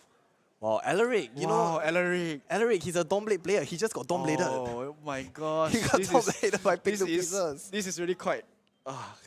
I'm speechless. Oh my I'm god. truly speechless. It's really just nice, Who would have thought of this? Oh, I did not know there was a win He con. has so many raids. Yeah, he has so many attack Oh my reactions, so many gosh, pick how many to pick to pieces he has? Oh wow, Oh wow, that is pick to crazy. pieces. Oh my god, his Rincon, truly. Yeah, but even if he didn't win there, he was really firmly in the driver's seat there. Yeah. He pitched away so many pick to pieces for later on anyway. He still has all his armor. Yeah. Wow, Wow. that's this quite. is wow. I'm still in awe, man.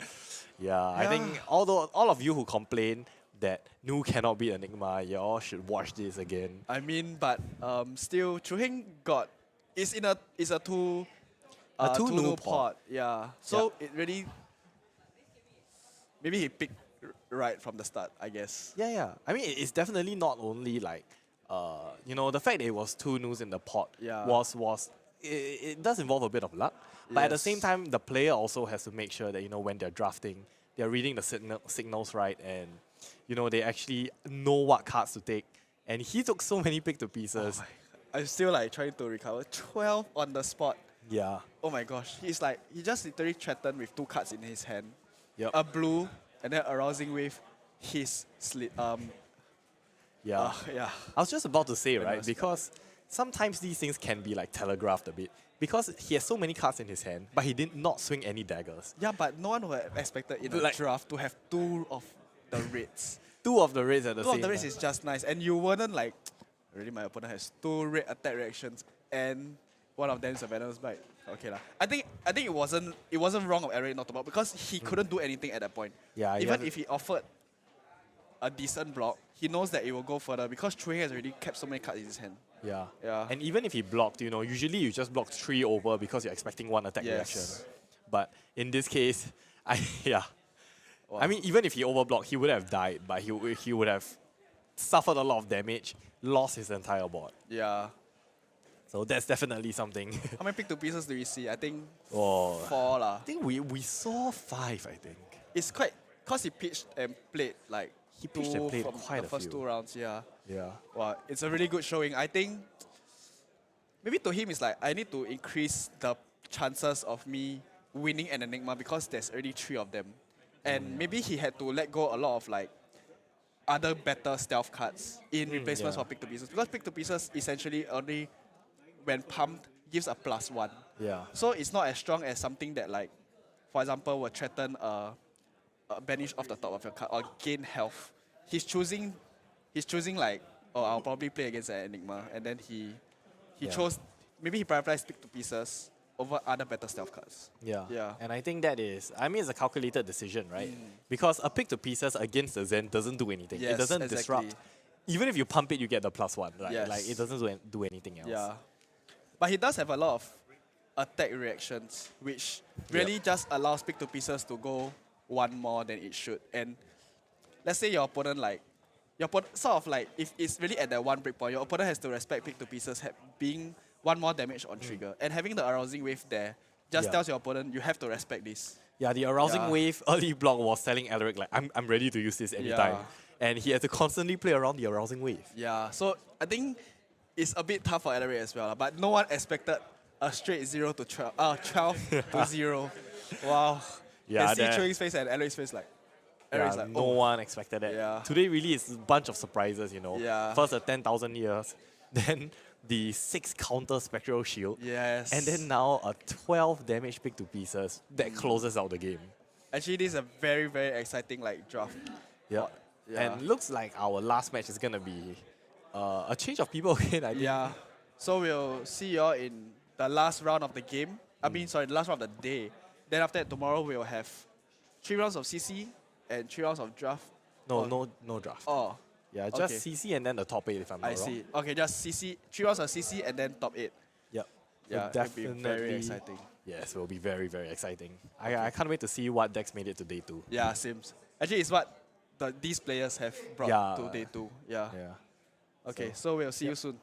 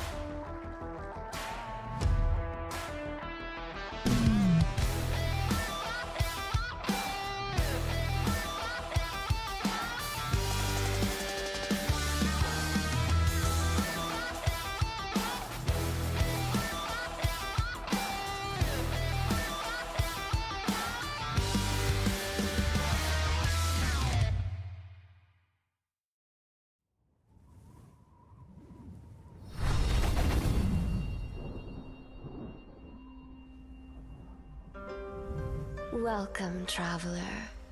You must be starving. Please, come inside. I think we can satisfy your appetite.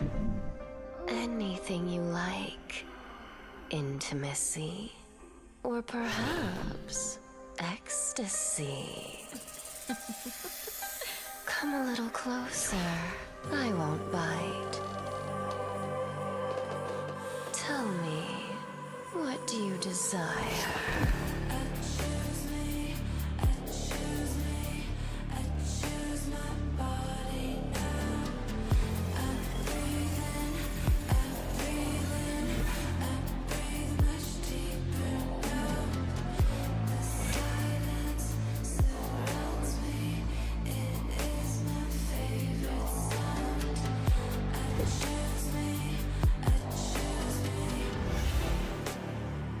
Beware the tongue of the snake. Her fangs shall soon furrow. Pleasure is but the shallow illusion. Walk the true path, and you shall see clear.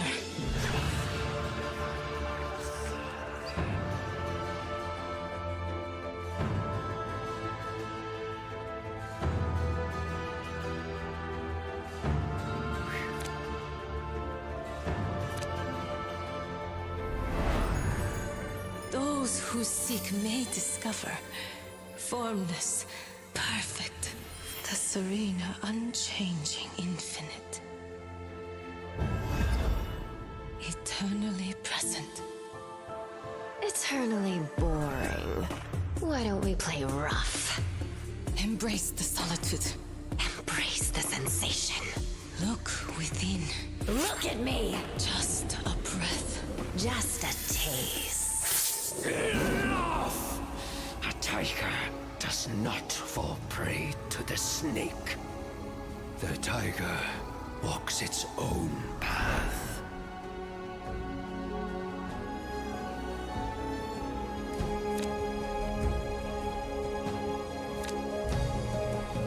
Those who flow as life flows know they need no other force. The heavy is the root of the light. The unmoved, the source of all movement.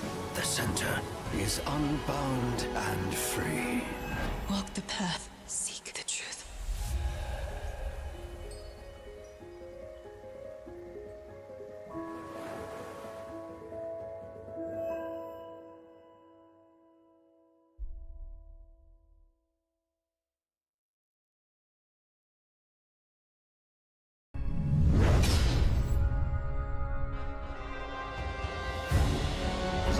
To preserve that which we hold dear, to defend the innocent, and a future in which all can live free. Bravery is born of the light.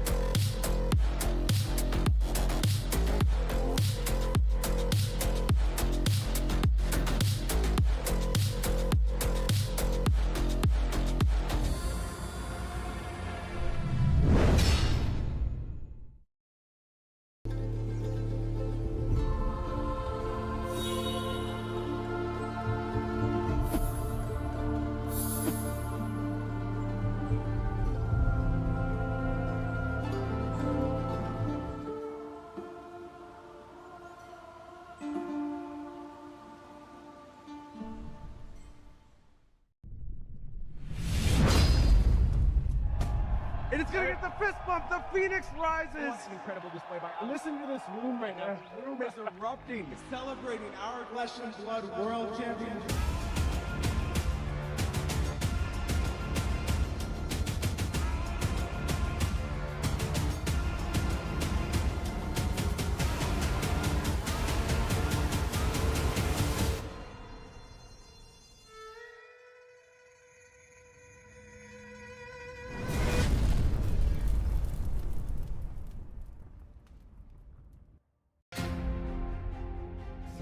days of competitive play, 14 rounds of Swiss, and one of the most compelling top 8 flesh and blood play has ever seen have led us to one final match.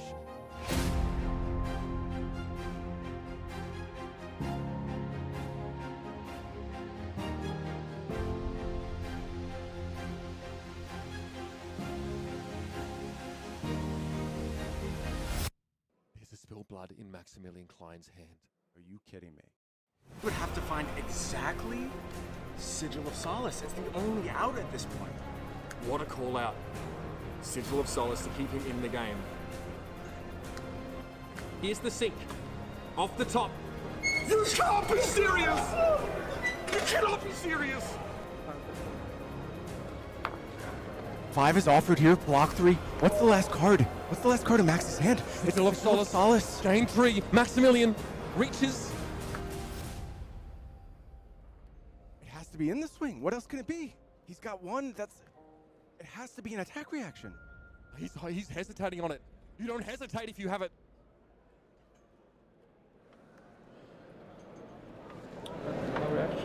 And he's alive in this game! Are you kidding? Burn them all at the ready. Max at 1. Not a 1 in her hand. Not a 1. It's a grimace, a ruthless. And the hand is extended! We're in the House of the Dragon! And at the head of the table sits Arthur Trahey, your Pro Tour Los Angeles champion, with the most incredible cold shot I have ever seen!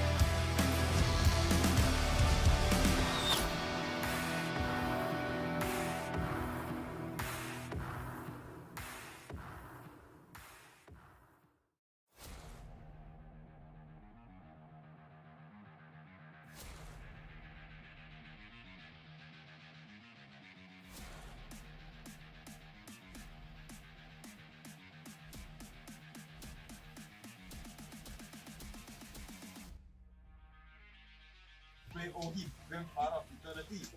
Victor, because you can visit, go win and escape. I think Levia is pretty fun right now. Freeze hand because you can do 50 damage turns. KO because you can do 200 damage on your opponent's turn. You should only play the hero that you truly enjoy playing.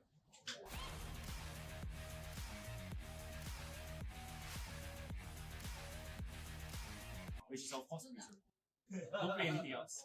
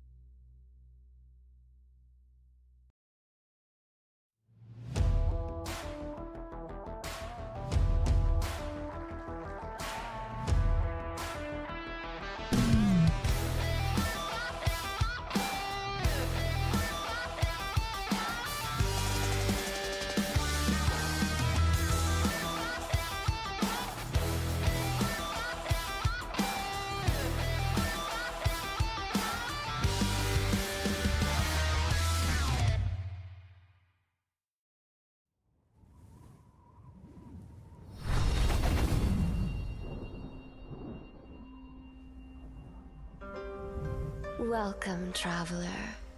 You must be starving. Please, come inside. I think we can satisfy your appetite. Anything you like. Intimacy. Or perhaps ecstasy. Come a little closer. I won't bite. Tell me, what do you desire?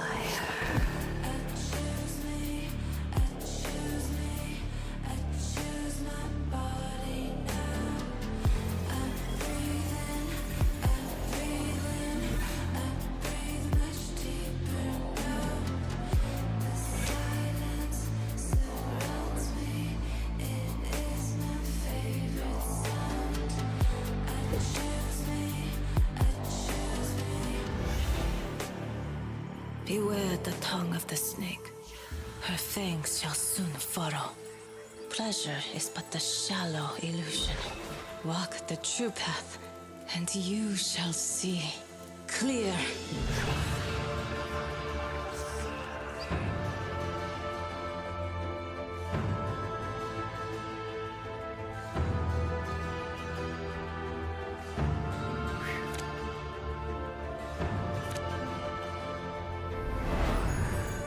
Those who seek may discover formless, perfect, the serene, unchanging infinite. Eternally present. Eternally boring. Why don't we play rough? Embrace the solitude. Embrace the sensation. Look within. Look at me! Just a breath. Just a taste. Enough! A tiger does not fall prey to the snake. The tiger walks its own path.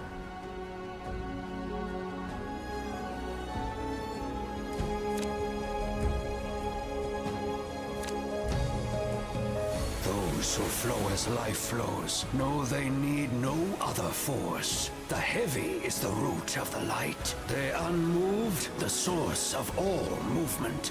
The center is unbound and free. Walk the path, seek the truth.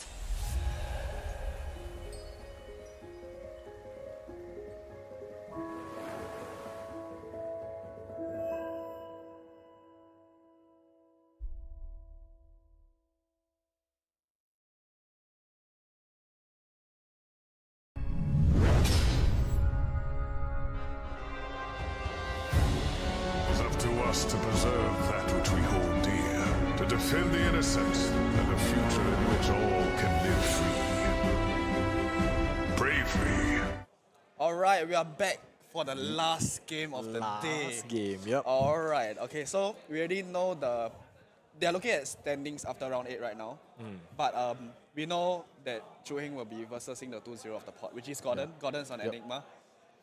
So it's gonna be another Nu versus Enigma game. Thoughts after seeing Chu Heng's deck today? Wow, this one really need to see what Gordon has to respond to it. And I think it was quite the talk around that Chu Heng managed to do that. So now Gordon knows that Chu Heng has a bunch of attack reactions. But what are you gonna do with that information? Yeah, I mean, what can you do? Yeah, you know it's coming, but like, what more can you like do to go around it? Yeah, he knows that Chu Heng's got a lot of pick to pieces, but like, oh yeah.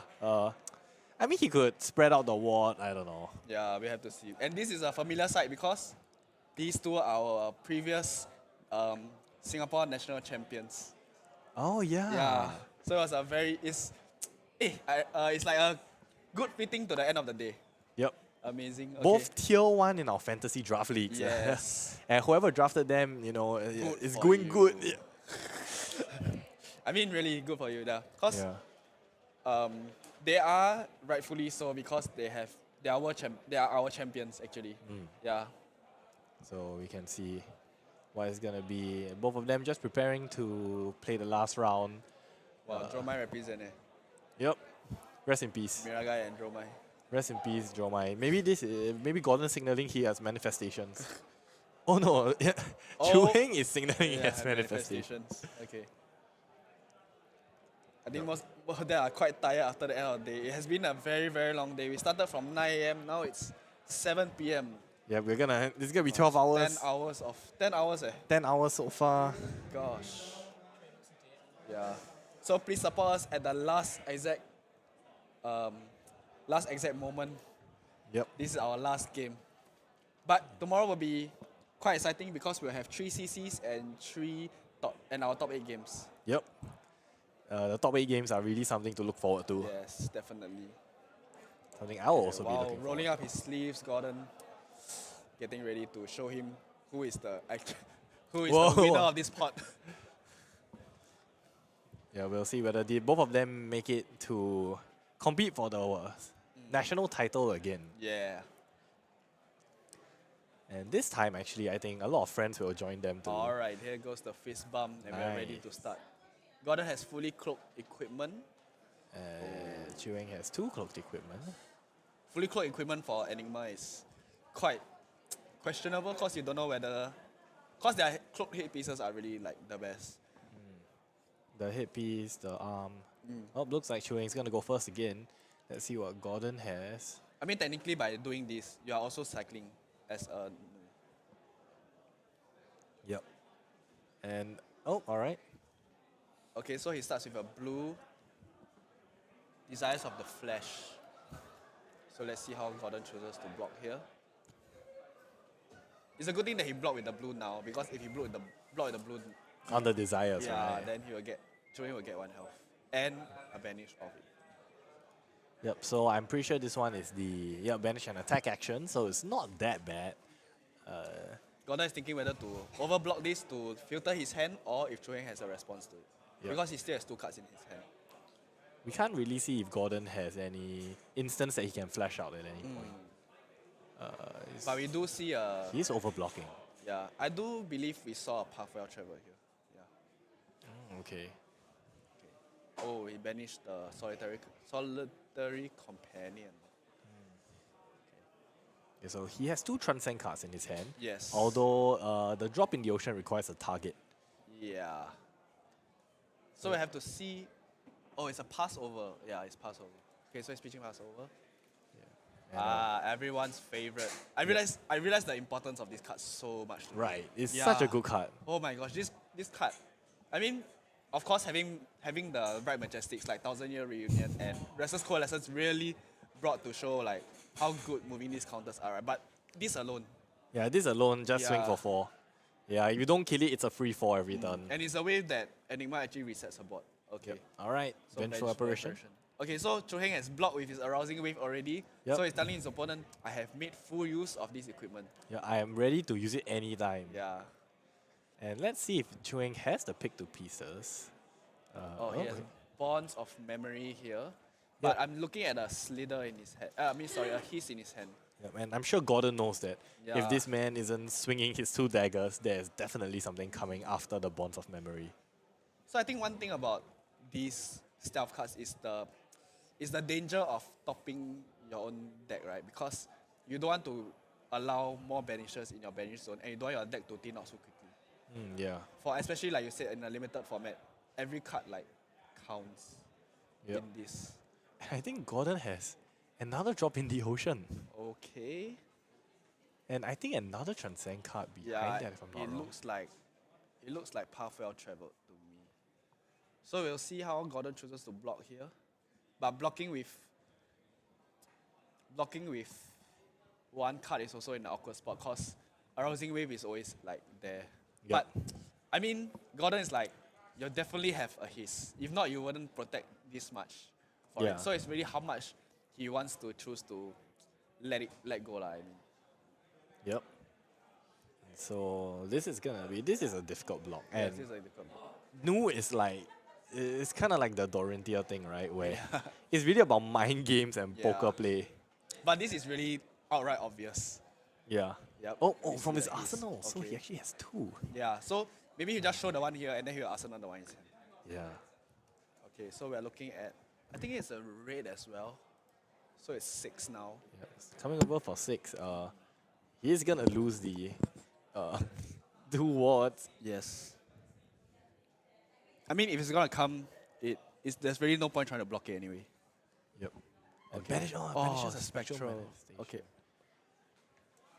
And he gets to banish it through because it's the same name. Mm. So this is important, the order, right? So he Yes. loses Spectral Shield first and then Vengeful Apparition. So that Vengeful Apparition affects triggers. So it allows him to play a Ward 0 as an instant this turn, right? It's a blue, I think. Yeah, if it's a blue, yeah, it's a 0. With a +1 counter. Yep. Okay, he's explaining like, I got this. And Chu is like, okay. Yeah, I mean, these are two very experienced players. I'm Yeah. sure they know what all the cards do already. Wow, Oh. an amazing card to start. Well, what a good conversion. Because if this is left alone, he can technically swing it for 4 next turn, right? 5 Yeah. with go again. Yep. And more importantly, right, even if he doesn't, instead of blocking for 2, right, now this blocks for 4. Oh, yeah. So he's leveraging off the Vengeful Apparition. Okay, that's a very good play. Okay, so we have Bonds of Attraction, which is basically what Memory does, but on the same color, so it's easier to proc. These, the 2 cards in his graveyard are blue, so if he top a blue, he'll be able to gain 1 life off of this. Yeah. And Chu Heng still having 1 card in his hand. So there's a 4 ward right now. So it sees, it's really depending. Okay, so he's playing Drop in the Ocean and then Stir the Pot. Yeah. So he's shuffling. Alright. And it's going for the arousing. He's reacting to.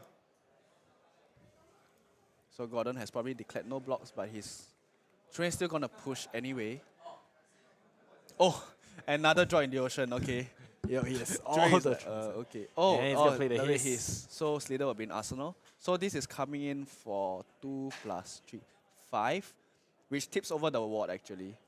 5, so a Drop in the Ocean, so he's actually Oh, coming right, for there's 3. 5. There's 2 Drop in the Ocean going here. Okay. Yep, so it's just gonna cover it for free. Like, Yeah, he'll the whole cover thing. it properly. And he's gonna get to keep the Slither. What's the card that is not a chi in his hand? Not really sure. Okay. But If you have a Cosmic Awakening, say now. Wow, Cosmic Awakening now, 20 damage. Let's go. Yeah, we haven't really seen one. Yeah. Yeah. I mean, ever since that one CC match where we saw it, Yeah. now we are waiting for it all the Yes. time. Someone's gonna do it. Someone's gonna do it. It's in truly this the Nationals. Royal Flush version of like this game. Yeah.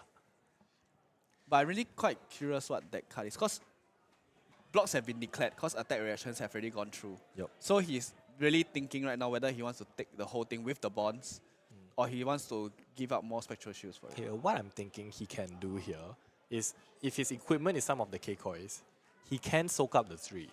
If he flips 2 and then activates Enigma to save the Sigil. But the Sigil sort of prevents you from building up more board, right? Because the moment it goes back to your turn and you have other auras, this thing will just die. Yeah, so he has to use the Spectral Shields from Enigma's ability defensively here. Ah, yes. And then next turn, he can swing Sigil. He can make another shield because he has so much chi. And then he can swing that shield. And Oh, yeah, okay. the next turn, he can let the Sigil go. Or he can let the shield go. Okay, so he's letting it go here. Yep. Then he probably on his opponent's turn, he'll Yep, play out he'll do Enigma. that. So he's going to be able to make 2 Spectral Shields here. Yes. And swing them both and arsenal the last card probably. Which is a very good like board state situation for him. Yeah.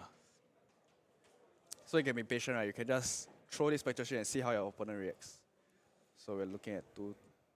Yep, he's going to do another one. Oh, Haze Shelter for 4. Okay. that's pretty It's good. our whole tradition. If it is a whole tradition, it'll be quite interesting. So he's going to take 1 off here. Yep. Okay. Yeah, so he doesn't have enough resource to swing that. He'll just bring it. Yep. And so another important thing about the cloaked equipment for Enigma, right, which is the arms and the head, is that they allow you to pay into it to allow Haze Shelter to be active. Yes. I mean, it also allows, it allows his, and it also allows Waning Vengeance to come out. I mean, Waning Vengeance will already come out, yeah. Yeah. So we can see where It's a 1. He might want to just let this Spectral Shield go, but he's thinking of preventing it. it might be a flip to It might be a activate. shell. If it's a it's a K-Koi, Oh, okay. Yep, alright, K-Koi. Very important. This is a good very use of important. equipment here. Whoa, how many raids does this man have? A lot. Okay. How many raid rares does he have? Yeah. So This- Bonds of Memory again, come in for 3. If he really wants to do something about this, he can use Haze Shelter to block it, but he has to have an opportunity to block with a blue first. Yep. So he has one card in hand, I think. Can't really Chu Heng? see. Oh, yeah. I think it might be attack reaction. I really can't remember. Nah, I think but the one in its arsenal we know, it's a Slither. it's a Slither, yeah. So Gordon knows this as well. Oh, he's okay, gonna he's double blocking in block, advance. Yeah, he's blocking 4 here. which is quite an interesting play because Chu Heng can Slither. Oh, it's the Red Venomous Bite. Okay. So this will come in for 7. Oh, beautiful cleanup. Okay. Nice, nice. Okay. So all the stuff live. Gordon Look has at Gordon, unfazed. completely unfazed. Yeah, he's like Peak flesh and blood. not the first time I've seen this rodeo. Yeah. He's really like very disciplined in maintaining his board state. Now if he just pitches a blue, yep. Yeah, that's a Haze lot Shelter of is for 4. damage. Yeah. All And right. Chu Heng is taking everything. Are we gonna see the same thing again? Chu Heng just taking everything. I mean, he does have a Slither, so we do know that a reaction is coming. Ah, there we Yep, go. and I was about to say we have not seen any pick to pieces Creme by de Chu creme, Heng. yes. So now The it's here. Piece de resistance. Pick to pieces with go again. 4. So if Gordon really wants to respect this, he have to give a 4. But we don't know what else besides the Slither that he has. Because Chu Heng essentially kept a 4-card hand. Yeah.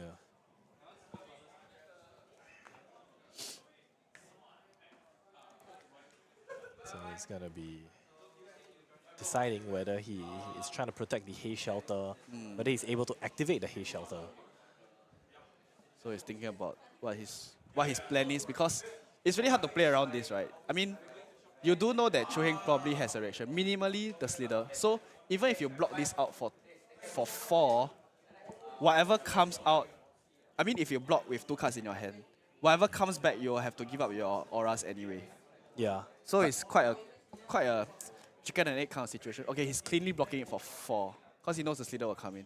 Yeah, so he's really hedging that Chu Heng doesn't have any pumps, and he's just gonna rely on the Slither to create the effect of pick to pieces. Yeah, that's right. I mean, Slither will definitely come in, unless he really has another Hiss. Another Hiss, another Fang Strike. Yeah. Because Hiss will essentially push it way more than Slither itself will already do. Yeah. With a 3. Okay, so this is what we expected. But we do see... Oh, Okay. 7. Okay. So, Gordon definitely has to give up some auras here. Yep. Because there is no chance that he can cleanly block this with 2 cards in his hand. Equipment definitely have to as well. The good thing about this is at least he's getting the value of the ward. If it was the pick of 2 pieces that hit, he wouldn't even have the value of the ward. Okay, yeah, that's right. Yeah. So I think that was one of the priorities of Gordon in doing that play, I think. And I think, I might be wrong, but I think I saw in Chu Heng's hand, right, like a Venomous Bite. Oh. So that's a quite, I mean, I don't know if I saw right, but if I did, that would be quite an interesting play to not have Venomous Bite the Because I think he is prioritizing pushing the damage over trying to clear these wards. Because either way, he has to play the Slither. I mean, if it really was a Venomous, but I think this play would still be not bad. Because it's making Gordon think, okay, yeah, we see the issue right now. He has a non-block in his hand. Yeah, okay. so actually by doing this, right, especially if he doesn't get to pitch any blues, his shelter is essentially a 1. Yep. Yeah, so he is either way, it forces him to think about, he has to give up board state either way. And I think this Bastion is okay, because keeping it in Arsenal is better. Because if he plays out the Venomous Bite, he cannot do anything with the Battlefront in his hand. Oh, okay, we see a Preserved Tradition. So Haze Shelter is active now. Yep. So this is 5. Wow, 7. Okay. Alright.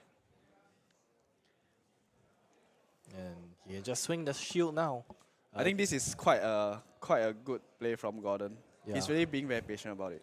And Chu Heng is getting dangerously low. But I mean, for Enigma, whatever you have is quite transparent. Unlike what Chu Heng did to Alaric for the previous turn, that was pretty... Not transparent. Yeah, that was... Did not see that coming. Yeah, it's literally stealth. Yeah, for those of you who don't know what we're talking about, just rewind the video. Yeah, watch back the games. The games are really, really very intense for today. Yeah. Go watch the VOD. Yes. Okay. Okay, it's alluring gonna- inducement. Not wanting to go down anymore. See a double trouble in his hand. Wow. Oh, Okay. and that. Okay. So he's looking at.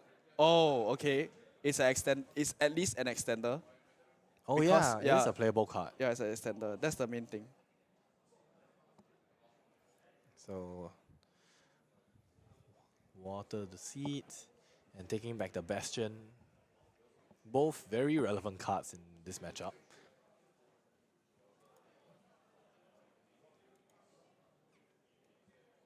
So Nu's gonna activate.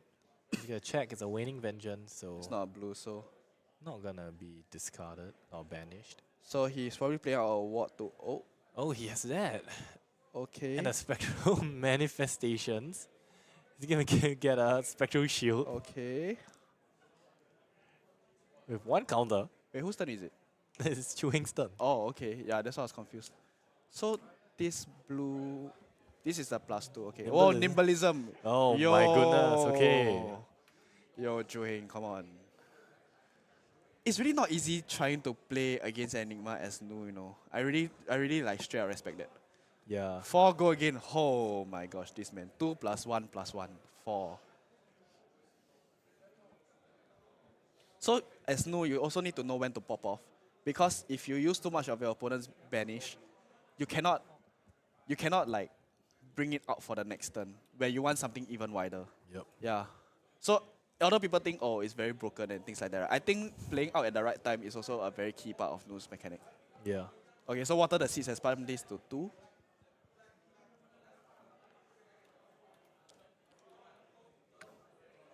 It cleared out Gordon's entire board state. And I see a Battlefront Bastion, so he might block this.